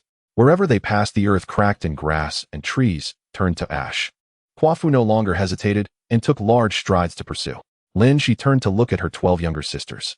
You all returned to the Yuan realm first. Yu Yao grew anxious. Eldest sister, what about you? Lin Shi chuckled softly. I'll go take a look. The 12 little moon goddesses spoke in unison. We will go too. The little golden crows took advantage of Bai Ze's absence to practice the Zhou star array today. As the eldest brother Bo Zhuang is the highest cultivated among the 10 golden crows. Under the persuasion of Zhuan Ti, they also opened the restrictions on their brothers. Today they planned to head to the west to see if there were any treasures, as Uncle Kunpeng described. If there are, when they capture them back, wouldn't their father love them to death?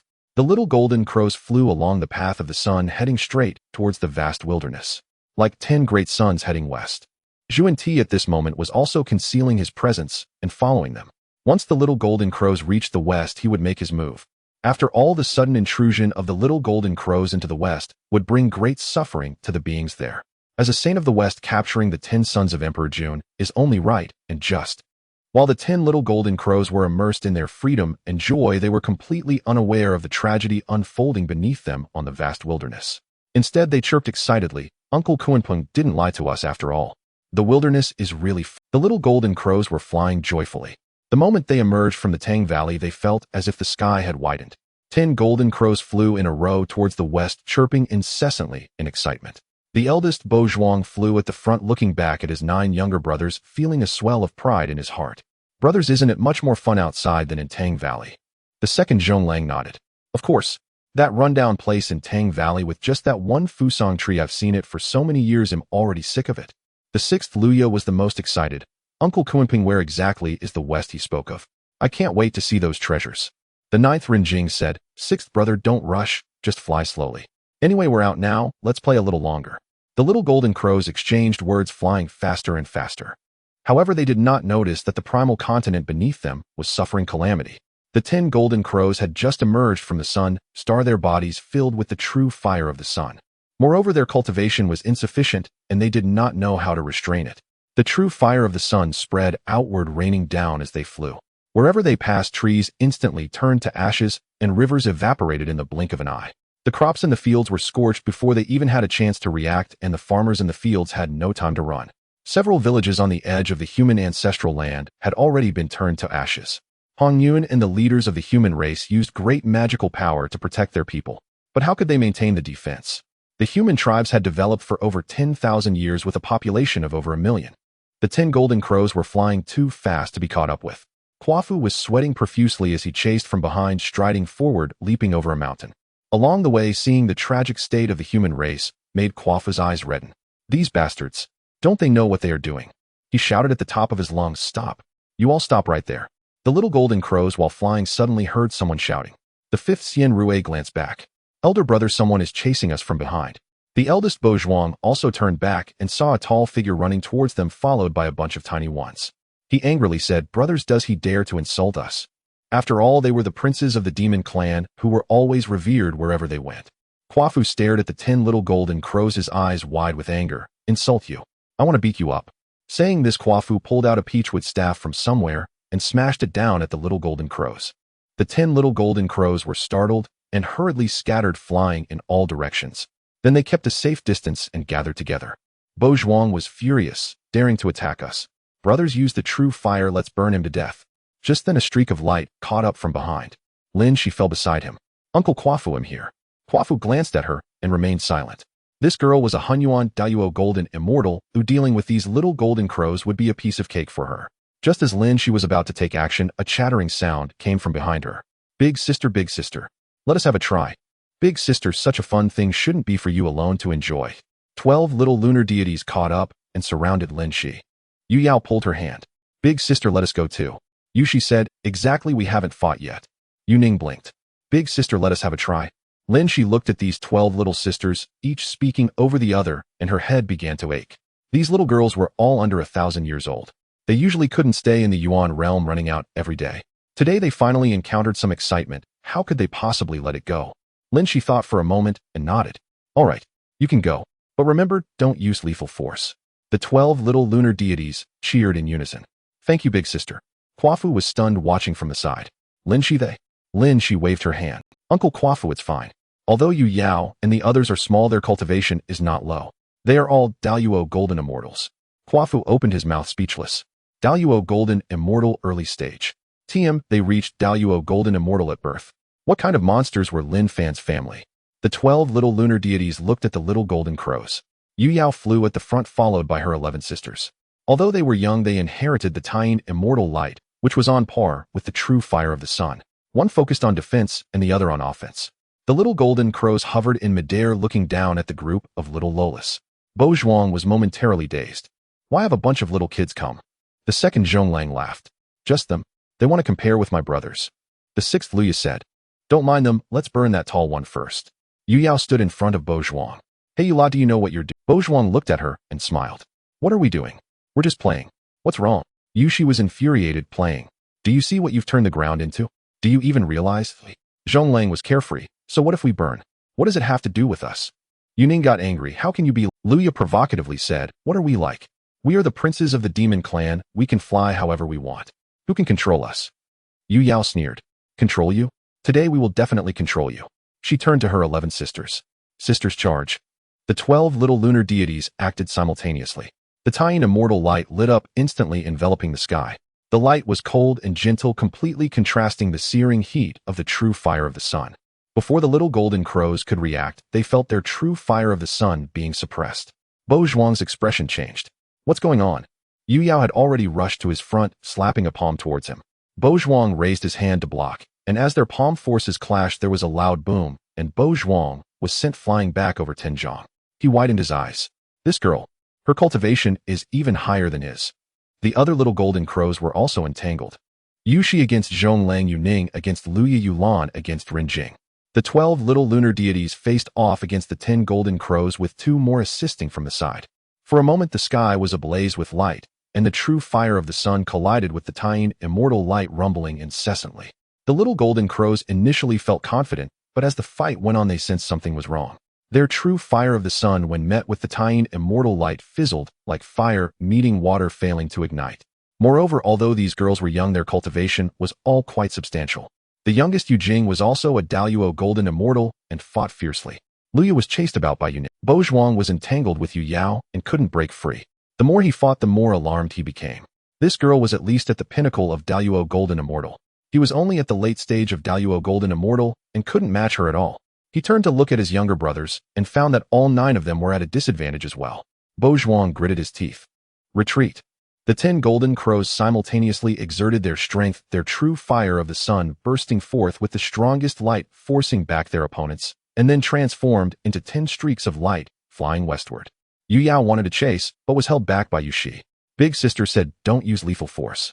Yu Yao pondered for a moment and stopped in her tracks. The 12 little lunar deities stood in the air, watching the 10 golden crows fly farther and farther away. They run really fast.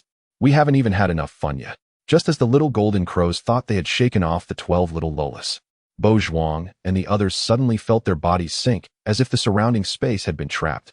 Hidden in the shadows, Zhuan was astonished, wondering which powerful being had acted. The little golden crows were secretly astonished, wishing their parents could grow them a couple more legs. 10 figures streaked across the sky like shooting stars, trying to quickly shake off Lin Shi and the others.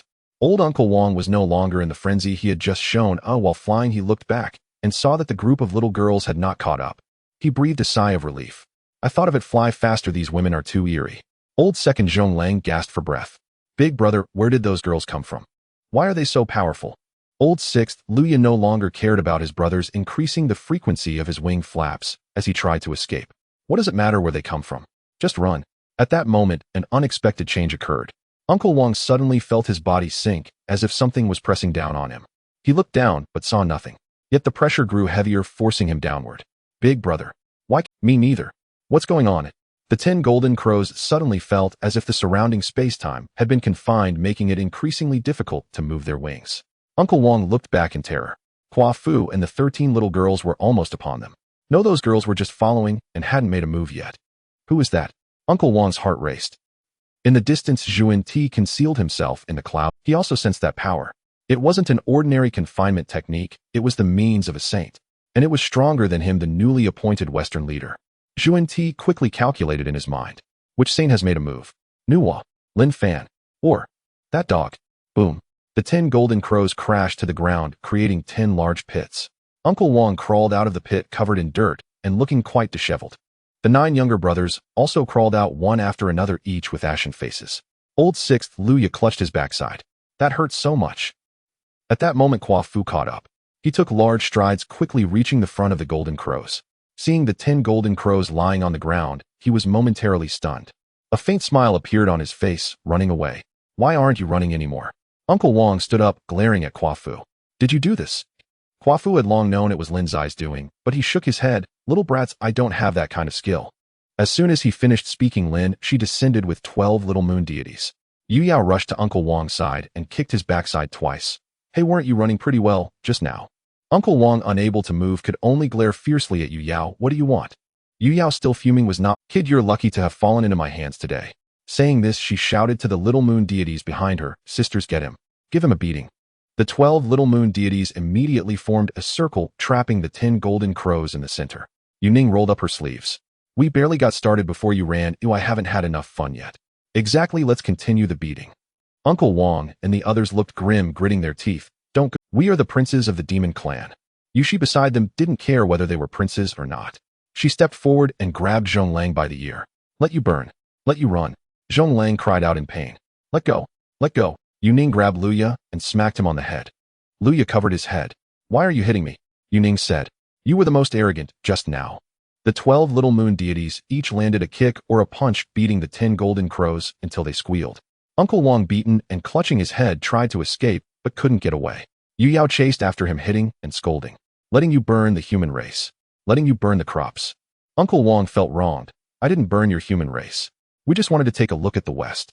Yu Yao kicked him again. Do you think I believe your nonsense? In the distance, Zhuan Ti, concealed in the void, felt his eyelids twitch. This group of little golden crows is about to expose him. Moreover, this group of little girls are actually all daughters of Lin Fan. He recalled that dog Nuwa and Lin Fan's face. Suddenly, he felt a bit uneasy. Today's matter might not end well. Kwafu was also getting angry at this moment, kicking at the little golden crows, princes of the demon clan. So impressive. Your kind of behavior deserves to be executed by everyone in the wilderness. Kwafu did not use all his strength, and seeing the 10 golden crows being beaten to a pulp, he felt a sense of relief. But he knew that this matter could not be too big. After all, these 10 golden crows were the sons of Emperor Jun. If they really got killed, the demon clan would go mad. He looked at Lin Shi. Lin Shi stood by, arms crossed, watching the show with no intention of stopping it. He walked up to little Lin Shi and said softly, Lin Shi, that's enough. These little brats have caused great suffering for the lives of the wilderness. We should take them back to the human tribe for punishment. Lin Shi looked at him and shook her head, saying, enough. Kwafu, look at what's happened below. Kwafu followed her gaze. In the distance, at the edge of the human ancestral land, several villages were still smoking. At this moment, Kwafu felt a bit troubled. Could it be that he would let the 12 little moon deities beat them to death? Lin Shi looked at Kwafu. Let the 12 little sisters teach them a lesson. Kwafu looked at the 10 golden crows being beaten by 12 little girls and did not speak. Just when the little golden crows were beginning to doubt their existence, a vast aura came from the distance. Ding! A bell rang, resonating throughout the heavens and earth. The bell sound was deep and long, making people's eardrums tingle.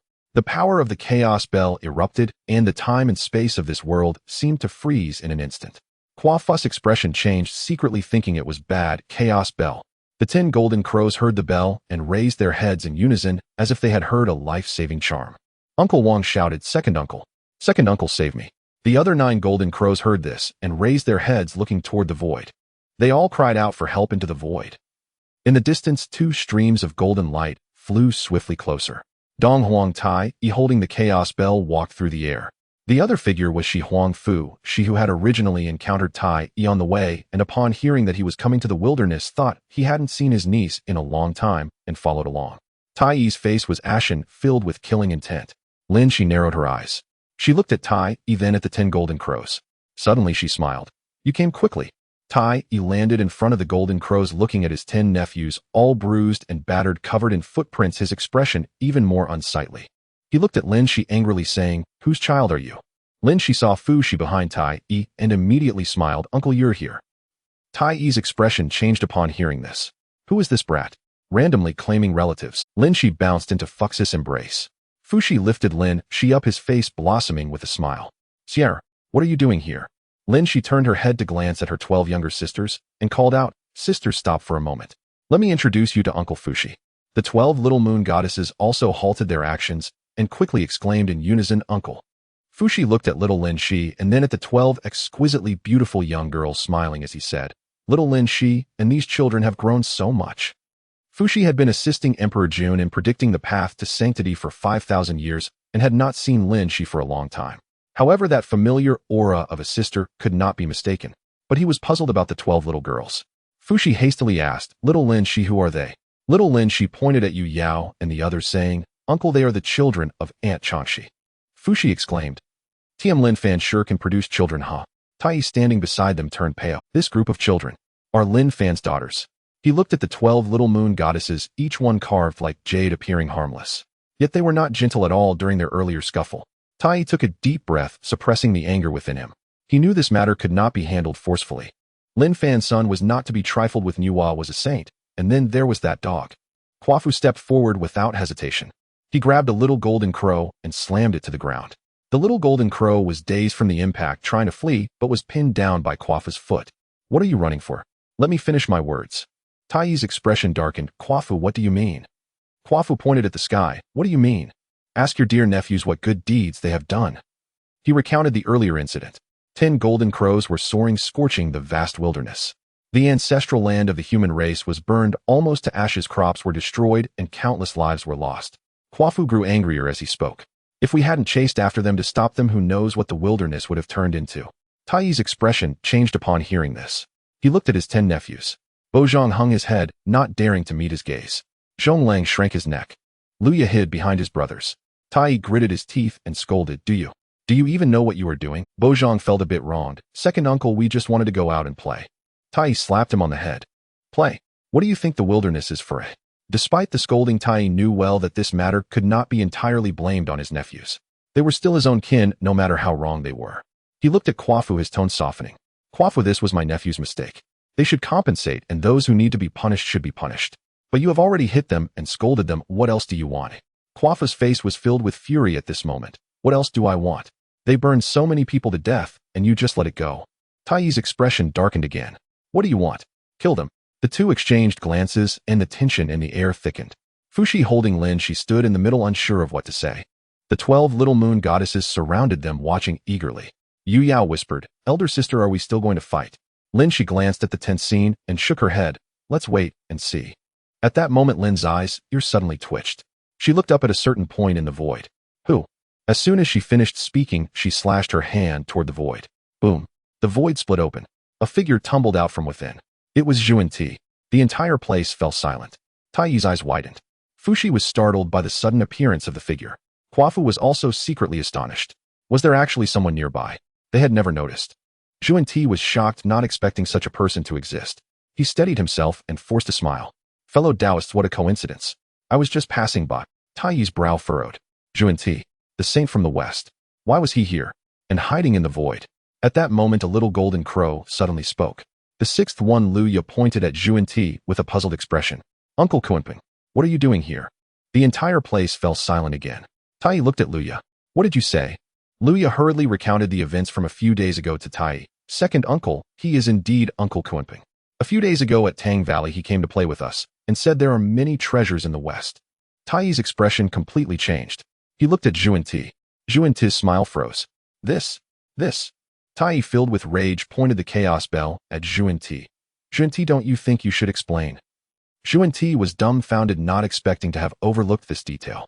He hurriedly waved his hands. "It's a misunderstanding, Tai. It's all a misunderstanding. I was just passing by." Luya's face turned anxious. He hadn't expected this Uncle Kunping to be unreliable. He was the one who had instructed them to do this, yet now he was denying it. "That's not right, Uncle Kunping. You wore the gray robe that day, and you are wearing the gray robe today too. I still remember your voice." Zhuan's face turned a mix of blue and white. He wanted to leave, but he couldn't. Though these people had low cultivation, that Fushi holding a child, that Quafu lifting a golden crow, and that little girl who had just cut through the void with her hand, none of them were easy to deal with. Moreover, he sensed a gaze from the depths of the void staring at him. Zhuan felt like he wanted to die. Oh, why hadn't he left earlier? Tai narrowed his eyes, staring at Zhuan. What was really going on? Was Zhuan the mastermind behind, or was it? Tai's mind raced, but at this moment, he could not let Zhuan go. Otherwise, the responsibility for the disaster in the wilderness would fall on his nephews. The demon clan was developing rapidly. If his little nephews were caught by the savage Wu clan, they would surely... The conflict between the Wu and the demons would surely escalate. This matter was beyond his control, but Tai still gritted his teeth and said aloud, don't you think you owe me an explanation?" Zhuan turned pale as Tai pressed him for answers. At that moment, he found himself cornered by the crowd, unable to move. To his left was Tai Yi holding the Chaos Bell, to his right was Kwa Fu carrying the Golden Crow, in front stood Fushi cradling Lin Shi, and behind him were 12 little moon gods glaring menacingly. Zhuanti's face was as ugly as if he had eaten feces, being a sage of the heavenly Dao. How could he be surrounded by this group? He considered fleeing, but could he really escape? The vague pressure of a saint bore down on him. Zhuanti felt an overwhelming sense of regret. If only he hadn't been greedy for those 10 little golden crows. Just as Zhuanti was being forced into a corner and planned to resist, a series of streaks of light zipped toward him from a distance. The 12 ancestral witches had arrived. Di Jiang was at the forefront, followed by Zhu Rong and Gong Gong. Ho Tu was among them, and paused upon seeing Lin Shi and the 12 little moon gods. Sierra, what are you doing here? Lin Shi poked her head out from Fux's embrace. And Ho Tu, we are capturing bad guys. Ho Tu turned her gaze to Zhuanti, her expression instantly darkening. Following that, a commanding aura descended from the heavens. Di Jun, accompanied by the 10 great demon saints, landed in the arena. His face was ashen as he looked at his 10 bruised sons, then at Zhuanti, who was surrounded in the middle. What happened? Tai Yi stepped forward and recounted the events. From his nephews exiting the Soup Valley, to the 10 suns hanging in the sky, to being intercepted, and finally Zhuanti falling from the void. Luya added, Father, it's him. He disguised himself as Uncle Kuanpeng and deceived us into saying there are many treasures in the west. Di Jun's face was cold as he glared at Zhuanti. His murderous gaze made Zhuanti feel as if he had already died 1,000 times. Zhuanti looked intently at Di Jun, his face alternating between pale and green. Di Jun, my friend, it's a misunderstanding, truly a misunderstanding. Di Jun did not look at Zhuanti, but instead focused on the Honghuang continent. At this moment, many places in Honghuang were being scorched by the true fire of the sun. He stepped forward with a composed expression, staring at Zhuanti. Zhuanti, as a saint, you disguised yourself as a demon master of my demon tribe to deceive my son into the Soup Valley, causing them to wreak havoc in Honghuang. What were your intentions? Zhuanti had now lost both his woman and soldiers, having not caught the little golden crows, and was blocked here. But the situation was now against him. He suppressed his emotions and spoke with a benevolent face. Dear friends, this poor Taoist was merely passing by. Passing by? Why did you need to hide in the void? Gong Gong chimed in, exactly. You must have had ulterior motives. Zhuanti, this isn't the first time. My Wu clan has had missing members these past few months. Oh, was it you? And the last time my clan's spiritual vein was stolen, it must have been you too. Zhuanti's face darkened instantly. These Wu clan brutes truly knew how to take advantage of the situation, pushing the blame onto him for everything. As a sage of Honghuang and the spokesperson of the West, how could he desire such trivial things? He hurriedly defended himself. You are slandering me. When have I ever captured your clansmen or stolen your spiritual veins? Di Jiang, standing nearby, laughed with a hint of sarcasm. Zhuanti, who else could it be if not you? You Westerners are so poor, how else could you survive without stealing? The 12 ancestral witches at the scene nodded in agreement. Exactly. Your Mount Shumi has not a single blade of grass. How could treasures possibly come from there? Zhuanti was enraged by the filth being thrown at him by the 12 ancestral witches, causing him to tremble all over. I am a saint. Would a saint steal? Zhu Rong's temper flared as he shouted, Saint. What's so great about being a saint? Do saints not deceive children? Zhuanti found himself at a loss for words. At that moment, Hongjun also arrived from a distance, landing in the arena and turning red upon seeing Zhuanti. Zhuanti, how dare you come to the east? Zhuanti looked at the human race's Hongjun, and his expression became strange. Hongjun, no. I should call you human race Hongjun. How can I not come to the east? Hongjun wasted no time beginning to expose him. Less nonsense. In the past 10,000 years, how many of my human race's youths have you abducted? 3,000, 5,000, or even 10,000? Zhuanti found himself speechless at this moment, yet he still projected the dignity of a saint without any intention of repenting. Hongjun, those from the human race who wish to enter my western pure land, how can that be considered abduction? That is me teaching the Tao, helping others. Zhuanti felt that no matter what he said, he could not outmatch their dozens of voices. Now he realized that no matter what he said, this group would have something to retort. He looked toward Di Jun. Di Jun's expression was unchanging. He looked to Tai Yi. Tai Yi, holding the Chaos Bell, had a menacing look in his eyes. He glanced at the 12 ancestral witches who were all cracking their knuckles. He then looked at Hongjun. Hongyun's eyes were practically bursting with flames. Zhuanti realized that he had truly kicked a solid wall today. This pile of excrement that was being dumped on him was something he could not shake off. Even if it wasn't excrement, it felt like it. Di Jun suddenly stepped forward, looking at Zhuanti and articulating each word. Zhuanti, you deceived my sons, leading them into a disaster and incurring a great karma. How will you settle this? Zhuan Ti's smile vanished, his expression tightening. Dijun, my friend, I truly was just. Dijun did not give Zhuan Ti a pleasant expression, hastily interrupting. Just what? Just passing by. Just a coincidence. Just a misunderstanding. He grew more agitated as he spoke. Do you think I'm a 3-year-old child? Do you think my demon tribe is easy to bully? Do you think I, Dijun, am just a pushover? Zhuan Ti took a step back. Dijun followed. How old is my son? Not even 1,000 years. You, a saint, deceived them into burning Honghuang. What were your intentions? Zhuan Ti backed away. Dijun pressed on. Today, if you don't give me an explanation, I won't let this go. Zhuan Ti found himself with no retreat, surrounded on all sides. He looked at Dijun's ashen face and the crowd around him, all of whom were glaring at him, and only one thought filled his mind. It's over. Zhuan Ti felt a chill in his heart. This matter today would not be easily resolved. At this moment, Dijun no longer cared whether Zhuan Ti was a saint or not. He knew that if he didn't give him a taste of punishment today, the heavenly court would never see peace again. Zhuan Ti, I tell you, if you don't clarify things today, don't even think about leaving. The crowd surrounding him nodded in unison. These two from the west are the troublemakers of Honghuang. Wherever something happens, there will definitely be their shadows. Zhuan Ti felt like he was facing a great enemy, and still advised, Dijun, please calm down. I am a saint of Honghuang. Dijun glared at him. Calm down. My son almost died because of you, and you want me to calm down. Saint. Zhuan Ti, how can you even say you are a saint of Honghuang? To me, you are nothing more than a disgrace to Honghuang. How old is my son? You deceived them into coming out, setting them on fire in Honghuang. What will happen if they die? What about my demon tribe? Can you afford to compensate for this? Zhuan Ti was splattered with Dijun's spittle. Zhuan Ti was seething with rage at this moment. It was the first time someone had dared to confront him like this. Dijun, if you do not show me respect, I will truly become furious. Dijun and the crowd burst into laughter. Go ahead. We want to see how you get angry. Zhuan Ti was spat on by Dijun, his face turning ashen. After all these years, when had he ever endured such humiliation? Zhuan Ti shouted angrily, his saintly pressure exploding forth. I have spared you this much only to engage in such futile dialogue. If you know what's good for you, let me leave, and we will consider today as if it never happened. If you do not heed my warning. He paused, his expression turning cold. Do not blame me for being merciless and confining you all here for 1,000 years. Dijun looked at him and suddenly smiled, a hint of arrogance in his grin. Zhuan Ti, you deceived my son, leading them into a great disaster, and now you think you can leave. He took a step back and waved his hand. Around him, thousands of demon warriors began to manifest, responding to Dijun's call. Form the formation. As soon as he spoke, countless stars lit up in the surrounding void. 365 Deluo golden immortals appeared from various directions, each holding a great Zhou Tian star banner. Following closely behind were 10,865 Tai E golden immortals wielding smaller Zhou Tian star banners. The myriad of starlight converged, instantly enveloping the heavens and earth. The great Zhou Tian star formation was established. Zhuan Ti's expression changed. He felt the surrounding space was locked down. Countless star powers converged, pressing down on him, making even this saint feel somewhat strained. Dijun stood at the center of the formation, surrounded by starlight, his aura surging explosively. He possessed the might to contend with the saint. He opened his eyes, a sharp glimmer flashing within. Zhuan Ti, today you will witness the might of my demon clan's great Zhou Tian star formation. Dijun laughed towards the heavens. Zhuan Ti, do you think my demon clan is a soft persimmon? Do you think I, Dijun, am a pushover?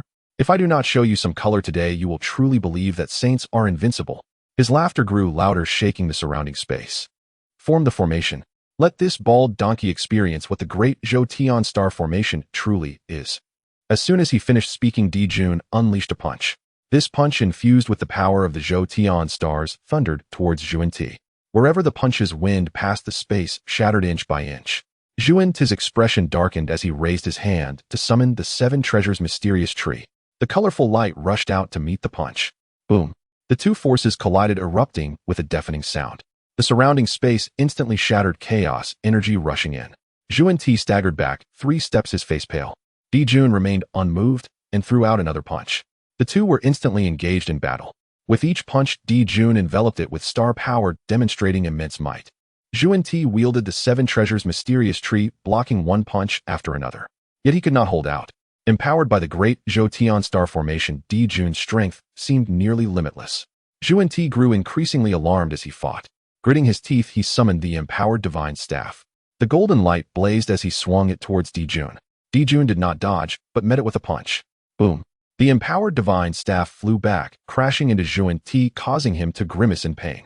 Zhuan Ti then summoned the Azure Lotus treasure flag. The azure light protected him, blocking another punch from Dijun. Yet soon after, a second punch, then a third. Each punch was heavier and faster than the last. Zhuan Ti was forced to retreat step by step.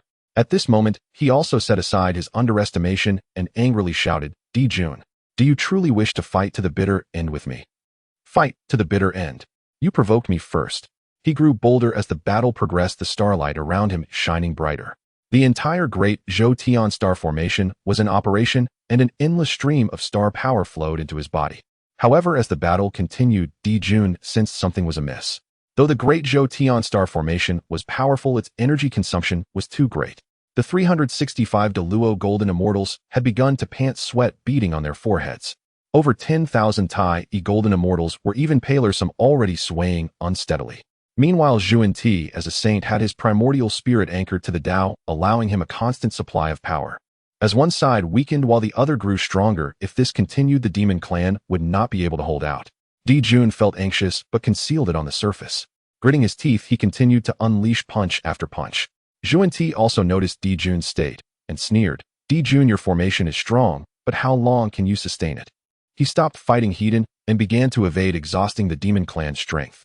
Just when Dijun was anxious, the 12 ancestors of sorcery also moved. They knew that Zhuan Ti was scheming against the demon clan and was also plotting against their sorcery clan. If they allowed Zhuan Ti to continue his schemes, both they and the demon clan would eventually fall into his trap. Suddenly, 12 figures soared into the sky. Di Jiang Zhu Rong Gong Gong Chong Liang Zhu Meng Ru Shou, Shi Zi Zhu Jiu In Xian Ming Ho Tu, Shi Bai Shi Tian Wu. The 12 ancestors of sorcery struck simultaneously. 12 capital heavenly god-killing formation. 12 strands of murderous aura surged into the sky, intertwining and merging in the air. A towering phantom took shape. Pengu. The Pengu phantom, wielding a giant axe, loomed high above, looking down at Zhuan Ti. The gaze was cold and imposing. Zhuan Ti's expression changed dramatically. Even for a phantom, it instilled a sense of dread in him, a saint burdened with debts. After all, they owed far too much. Having become a saint, their power was not as great as that of other saints. Even Nuwa, who achieved sanctification through merit, was difficult to compare to. Zhuan Ti, feeling helpless, mumbled, you. But before he could finish, the Pengu phantom moved. The giant axe came crashing down. With a swing of the axe, the heavens were split. Zhuan Ti desperately urged the 7 treasures mysterious tree, unleashing all its colorful brilliance. The empowered divine staff and Azure Lotus treasure flag, all treasures were summoned. Boom. The two forces collided, causing the heavens to shatter and the earth to quake. The surrounding space within 100 miles instantly turned to nothingness. Zhuan Ti was sent flying, spitting blood, crashing through 3 mountain peaks. Junior brother. A startled cry echoed from afar. Jieyin, rushing in from the west, was a moment too late, witnessing Zhuan Ti spewing blood as he was sent flying, his eyes wide with fury. He raised his hand, and the 12-grade merit golden lotus flew out, enveloping Zhuan Ti in golden light. Following that, the Jieyin treasure banner smashed down towards the 12 capital heavenly god-killing formation and the great Zhou Tian star formation. Boom, boom, boom. The 3 forces collided, shaking the entire primordial world. The ground began to crack with enormous fissures spreading out. Lava erupted from the fissures, shooting up into the sky. The sky shattered as chaos energy rushed in, causing countless beings to flee in terror. Dijun's expression changed dramatically. Not good. He attempted to retract the formations, but it was already too late. Jieyin slammed down crazily, causing both formations to develop cracks. The 12 ancestors of sorcery gritted their teeth and held on, while the Pengu phantom also began to shake. The fissures on the primordial land multiplied and widened. The East Sea's waters rushed back, Kunlun Mountain began to collapse, and Mount Buzhou also trembled. If this continued, the primordial world would truly shatter. At this moment, watching his junior brother being hurled by the demon clan and sorcery clan, Jieyin could no longer care about anything else. With blow after blow striking at the great Zhou Tian star formation and the 12 capital heavenly god-killing formation, the surrounding space shattered in response, heavy golden light bursting forth, instantly cracking the primordial land. For a moment, the primordial heavens, earth, water, and fire began to spread, chaos energy rushing in, and the world showed signs of returning to chaos. The cracks on the primal earth are multiplying. Heavenly waters pour down from the 9 skies, while the earth fire erupts from the abyss. The chaotic energy rushes in from the shattered sky, reducing everything it touches to nothingness. Countless beings wail, flee, and perish. Yet the battle continues. Jane strikes madly, raining blows upon the great formation of the heavenly stars and the 12 heavenly gods. You dare to strike my junior. You dare to bully my Western faction. His eyes are red, devoid of any trace of the saint's compassion. One blow after another, the two great formations crack even further. Due to the significant energy expended by the great formation of the heavenly stars and the 12 heavenly gods earlier, and the fact that both formations had only recently been completed. Thus Di Jiang and Di Jun along with others are also greatly exhausted. Under the full release of Jiayin's saintly power, they struggle to maintain their stance. At this moment Yuan Ti rushed back from a distance. He was truly enraged. His dignity as a saint had been provoked. It seems that unless he dealt with the demon clan and the witch clan today, his heart would not find peace. At this time Tai Yi and Fu Shi saw Yuan Ti returning and knew that this matter could not end well. They hurriedly summoned the Chaos Bell and the Primordial Honghuang diagram. Yuan Ti saw the two trying to block him and roared, "Come on, I'm not afraid of you." Fu Shi raised his hand and the Primordial Honghuang diagram unfolded. Tai Yi held the Chaos Bell tightly, its sound resonating. The two joined forces to battle Yuan Ti. Although Yuan Ti was injured, a saint is ultimately a saint. The seven treasures Miao tree continuously blocked wave after wave of attacks from the two. Di Jun gritted his teeth, holding on to the great formation of the heavenly stars. The 365 Deluo golden immortals turned pale, and over 10,000 Tai Yi golden immortals appeared on the verge of collapse. Yet he dared not let up. To retreat would mean defeat. To retreat would mean death.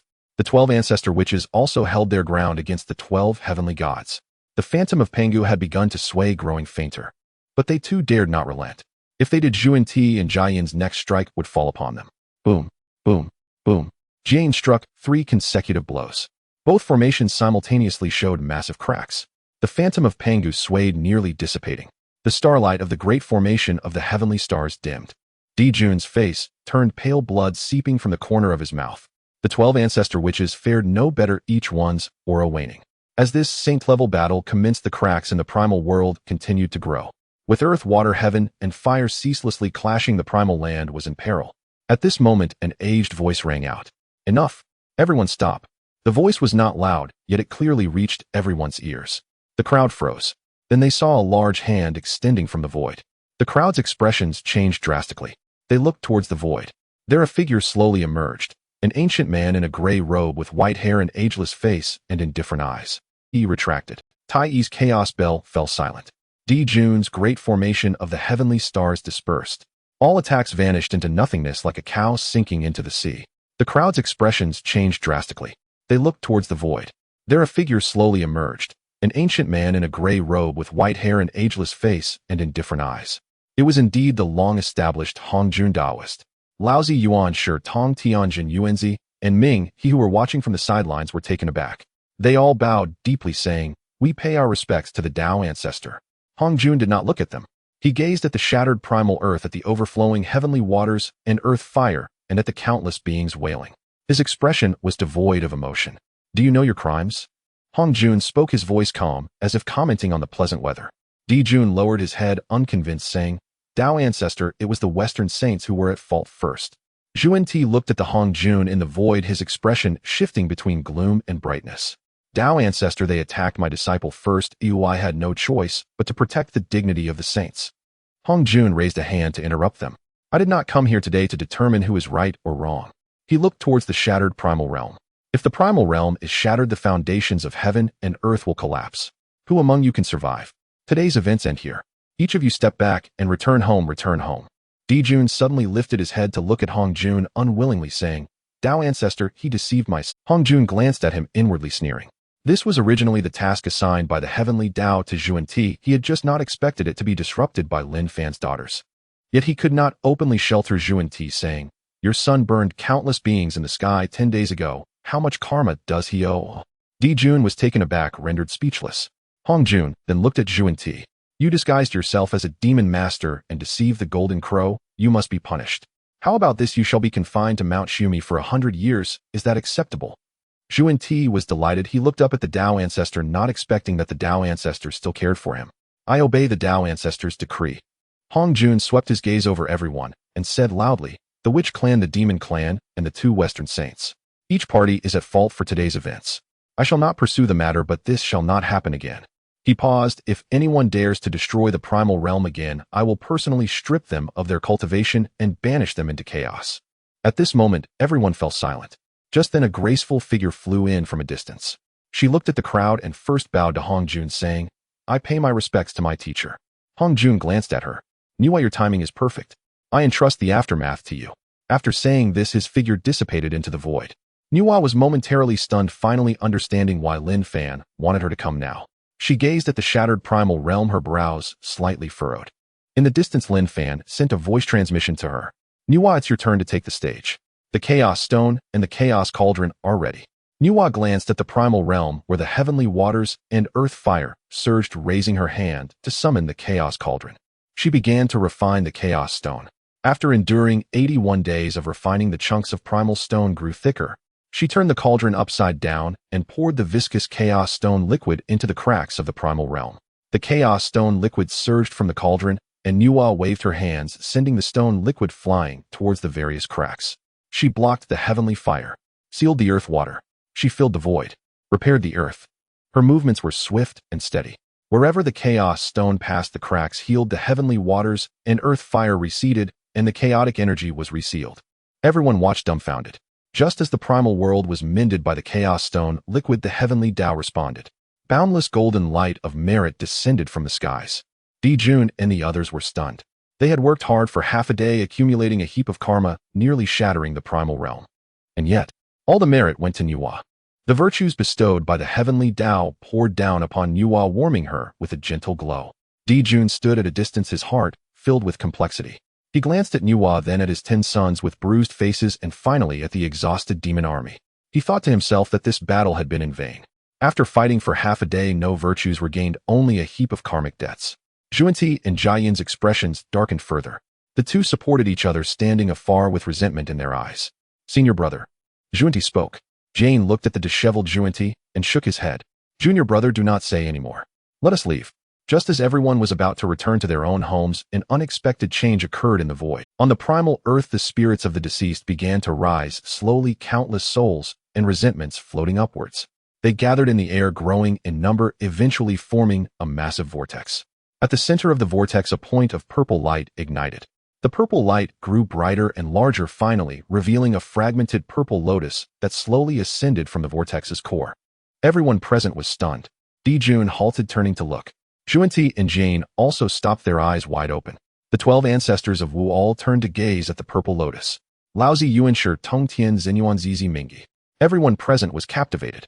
The purple lotus was crystal clear, emanating a faint violet glow. Mysterious patterns flowed on its petals, subtly resonating with the laws of life and death.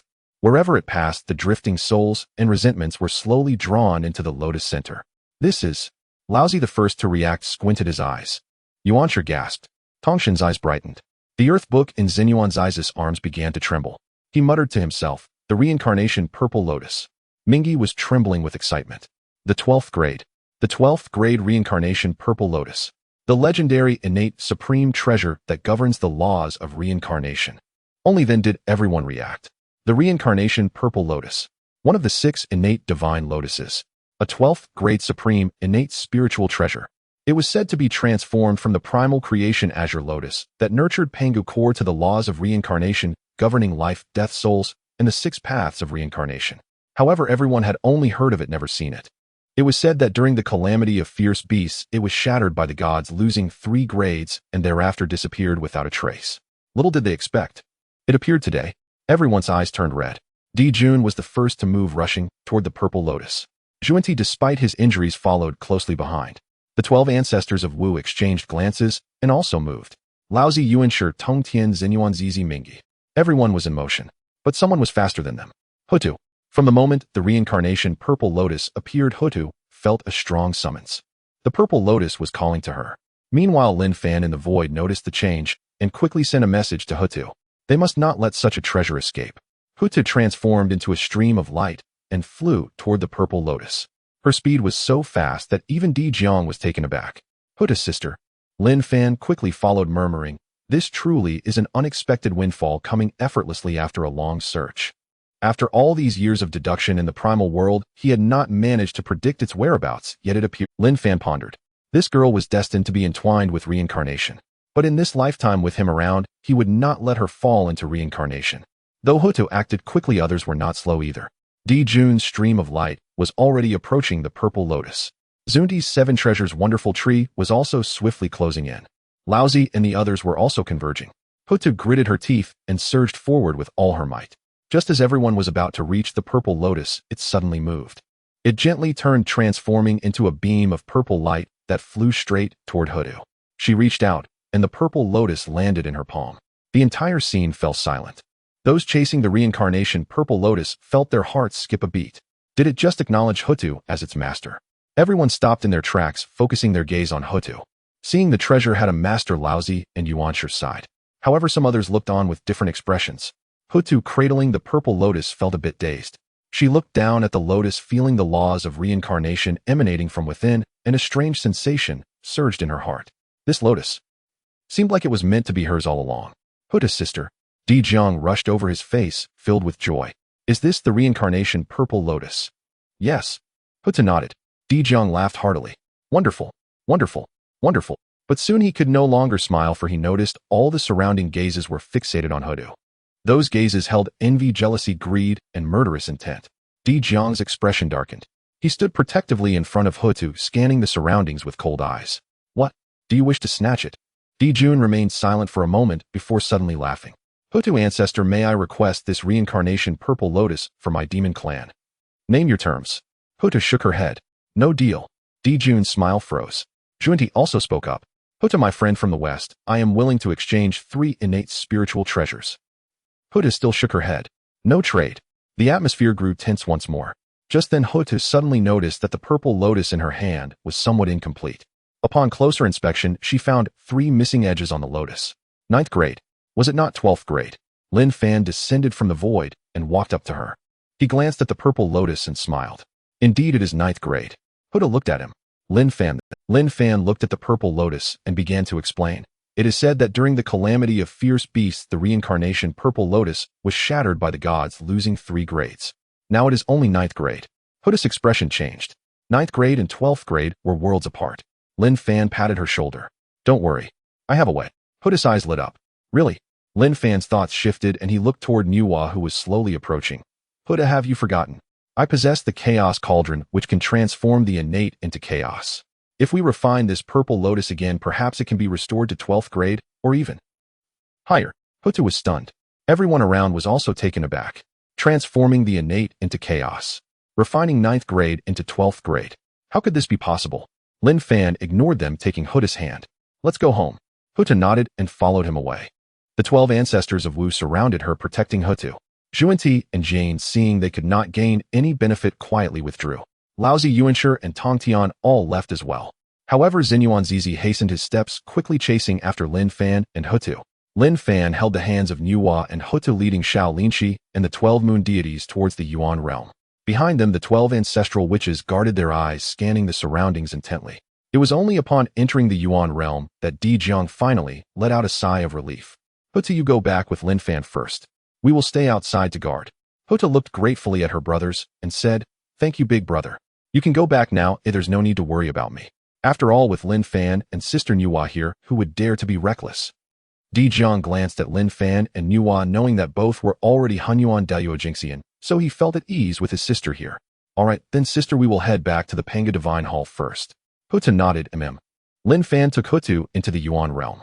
The Yuan realm remained the same as before, with beautiful mountains and clear waters abundant in spiritual energy. Lin Fan glanced at Hutu and asked, Hutu, where is the reincarnation purple lotus? Hutu opened her right hand, revealing a purple lotus flower. Nuwa looked over, and her eyes lit up. Sister Hutu, the reincarnation purple lotus. Hutu nodded. Nuwa took it and examined it closely. What a pity it's only a grade 9. If it were a grade 12, it would be perfect. But having it appear in this world is already a tremendous opportunity. At that moment, a voice came from outside. Lin Fan, Hutu, I am Zhen Yuanzi, seeking an audience. Lin Fan pondered for a moment, wondering what Zhen Yuanzi was here for. After some thought, Lin Fan said to Hutu, Hutu, please invite Zhen Yuanzi in. Hutu led Zhen Yuanzi in quickly, her face showing signs of urgency. Trailing behind him was his good friend Hongjun. Upon entering, Zhen Yuanzi first bowed to Nuwa, then nodded to Lin Fan and Hutu. Lin Fan, Nuwa, Saint Hutu. Lin Fan pointed to a chair beside him and motioned, "Jin Yuanzi, please sit. What brings you here?" Jin Yuanzi glanced at the reincarnation purple lotus in Huda's hand, hesitated for a moment. "Lin Fan, I came for this purple lotus." Huda watched him warily. Jin Yuanzi noticed the look in Huda's eyes and quickly waved his hand to explain, "Huda, do not misunderstand, I am not here to seize it. I just wish to borrow the purple lotus for a while." Lin Fan raised an eyebrow. "Borrow the purple lotus?" Jin Yuanzi nodded. "To be honest, I have been stuck at the peak of Croissant for many years. Even with the use of the Earth Book for comprehension, I have found it difficult to make progress. Today, upon seeing the reincarnation purple lotus, the Earth Book responded." He paused. "What you may not know is that both the reincarnation purple lotus and my Earth Book are manifestations of the primal source. The purple lotus governs the 6 paths of reincarnation, life and death, and the underworld, while the Earth Book governs the veins of the earth and the Earth's membrane. If the two can be comprehended together, perhaps it can help me break through my bottleneck." After listening to Jin Yuanzi's explanation, Lin Fan and the others exchanged strange glances. Huda was also somewhat taken aback, unsure if she should lend it. Lin Fan thought for a moment and suddenly smiled. "Jin Yuanzi, you wish to borrow the purple lotus?" Jin Yuanzi nodded. However, Lin Fan and Hutu exchanged glances, and Lin Fan smiled slightly. "Before borrowing the purple lotus, may I first borrow your Earth Book for a while?" "Borrow the Earth Book?" Jin Yuanzi was surprised. The Earth Book is a manifestation of the primal earth membrane with unparalleled defense and can connect with the Earth's veins, possessing boundless uses. "What does Lin Fan wish to borrow the Earth Book for?" "What do you mean by that, Lin Fan?" Lin Fan explained, "This reincarnation purple lotus is only grade 9 and is missing 3 grades. I wish to refine it again, using the Chaos Cauldron to restore it to grade 12. But restoration requires the power of the Earth. The Earth Book, being a manifestation of the Earth's membrane, can sense, protect, and nurture the power of the Earth automatically. If I can use it to draw upon the power of the Earth to assist in refining the Chaos Cauldron, the chances will increase significantly." Jin Yuanzi, upon hearing this, stroked his beard and said, "Lin Fan, you want to borrow the Earth Book to restore the reincarnation purple lotus?" Lin Fan nodded. Jin Yuanzi looked at Lin Fan, then at the purple lotus in Huda's hand, and finally at the Earth Book in his own arms. After hesitating for a long time, he finally spoke. "Lin Fan, do you have confidence in restoring the lotus?" Lin Fan pondered for a moment and replied, "Of course, I am 70% confident." Jin Yuanzi took a deep breath, knowing that the purple lotus was currently missing 3 grades, significantly diminishing its effectiveness. If Lin Fan could truly restore the purple lotus, his chances of comprehending the Earth Book and the lotus to enhance his cultivation would also increase. "All right, I believe you." He took out the Earth Book from his chest and handed it to Lin Fan. It was an ancient stone book, entirely earthy yellow, exuding a heavy earth aura. Lin Fan took it and felt its weight. He looked at Hutu. "Hutu, hand me the purple lotus." Hutu passed the lotus to him. Lin Fan walked to the center of the courtyard and took the Chaos Cauldron from Nuwa. He took a deep breath and ignited a small flame from his fingertips. Though it seemed small, this flame was primordial fire, capable of burning anything. It was a byproduct of Lin Fan's cultivation of the primordial supreme art. The fire ignited and the cauldron heated up. Lin Fan first placed the purple lotus into the cauldron. Then he opened the Earth Book, forming a seal to connect the Yuan realm with the veins of the primordial earth, drawing upon the Earth's power. Boom! A vast power of the earth surged out from the Earth Book and poured into the Chaos Cauldron. Inside the cauldron, the purple lotus began to spin, enveloped by the primordial true fire being refined bit by bit. The power of the earth supported it, preventing any damage. Lin Fan closed his eyes, focusing entirely. Even though he was already a Hongyuan Daojingxian, refining the Chaos Cauldron with primordial fire was still somewhat strenuous. This task was not easy.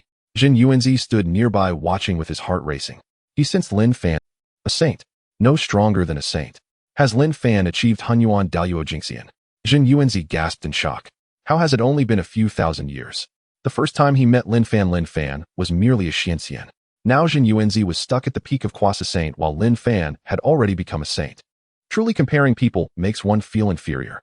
Time passed slowly. 1 day, 2 days, 3 days. The purple lotus slowly rotated in the cauldron, becoming increasingly bright. The 3 gaps began to slowly heal.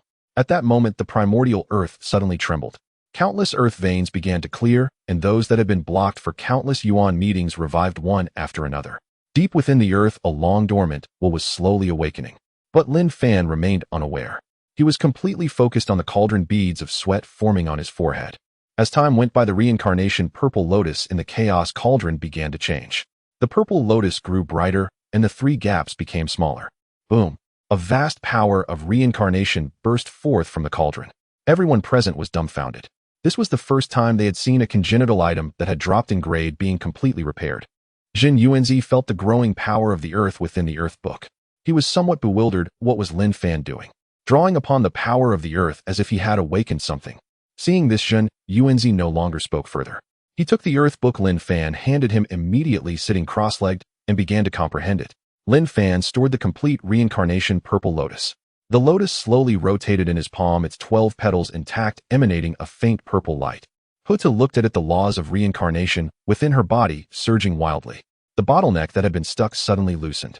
With just one opportunity, she could attain the Tao of the primordial golden immortal. Lin Fan noticed her change and patted her shoulder. Don't rush. They'll take you to attain the Tao shortly. Huta looked up at him. Where to? Lin Fan looked into the distance. The Nether Blood Sea. Jin Yuanzi was still sitting nearby meditating with closed eyes. The earth book floated above his head, radiating a heavy aura of earth. Lin Fan estimated that he wouldn't wake up anytime soon. He said to Nuwa, "Where am taking Hutu out to?" Nuwa glanced at Lin Fan and nodded, "Be careful." Lin Fan took Hutu and transformed into a stream of light departing from the Yuan realm. The 12 little moon deities shouted from behind, "Father, come back soon." Lin Shi crossed her arms, watching their retreating figures with a pout. Off to their little world again, without me. The Nether Blood Sea. The ancestor of the underworld sat cross-legged in the depths of the blood sea, wearing a grim expression. The reincarnation purple lotus was right in front of him. He had even reached out for it only to have it snatched away by Hutu. That was a 12-grade reincarnation purple lotus, a legendary innate treasure that governs the laws of reincarnation. If only he could obtain it, he might break through to the peak of the Quasi-Saint stage and attain sainthood.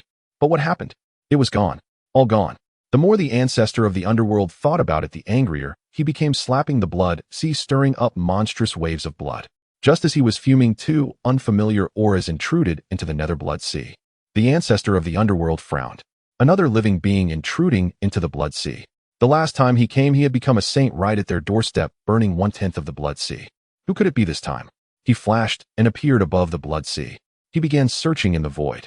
He saw a man and a woman standing above the Blood Sea looking down at it. The man was Lin Fan. The woman was Hutu. The ancestor of the underworld's heart skipped a beat. Why are these two here? He hurried to greet them, forcing a smile.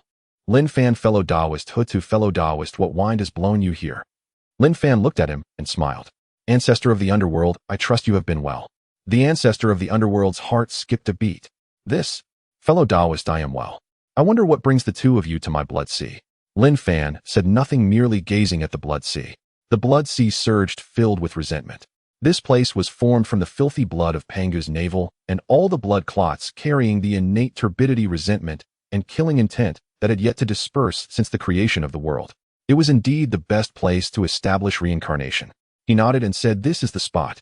The ancestor of the underworld was taken aback and quickly asked, "Fellow Taoist, what do you mean by this spot?" Lin Fan ignored him and took the reincarnation purple lotus from Huta's hand. The lotus slowly rotated in his palm, emitting a faint purple light. With his other hand, he summoned the chaos cauldron out of thin air. The ancestor of the underworld's eyelids twitched. What is he planning to do? Lin Fan looked at him and chuckled. Ancestor of the underworld, don't panic. Today I am here to offer you a great opportunity and immense merit. The ancestor of the underworld's heart skipped a beat. An opportunity. Merit. The last time he came, he also said he was offering an opportunity.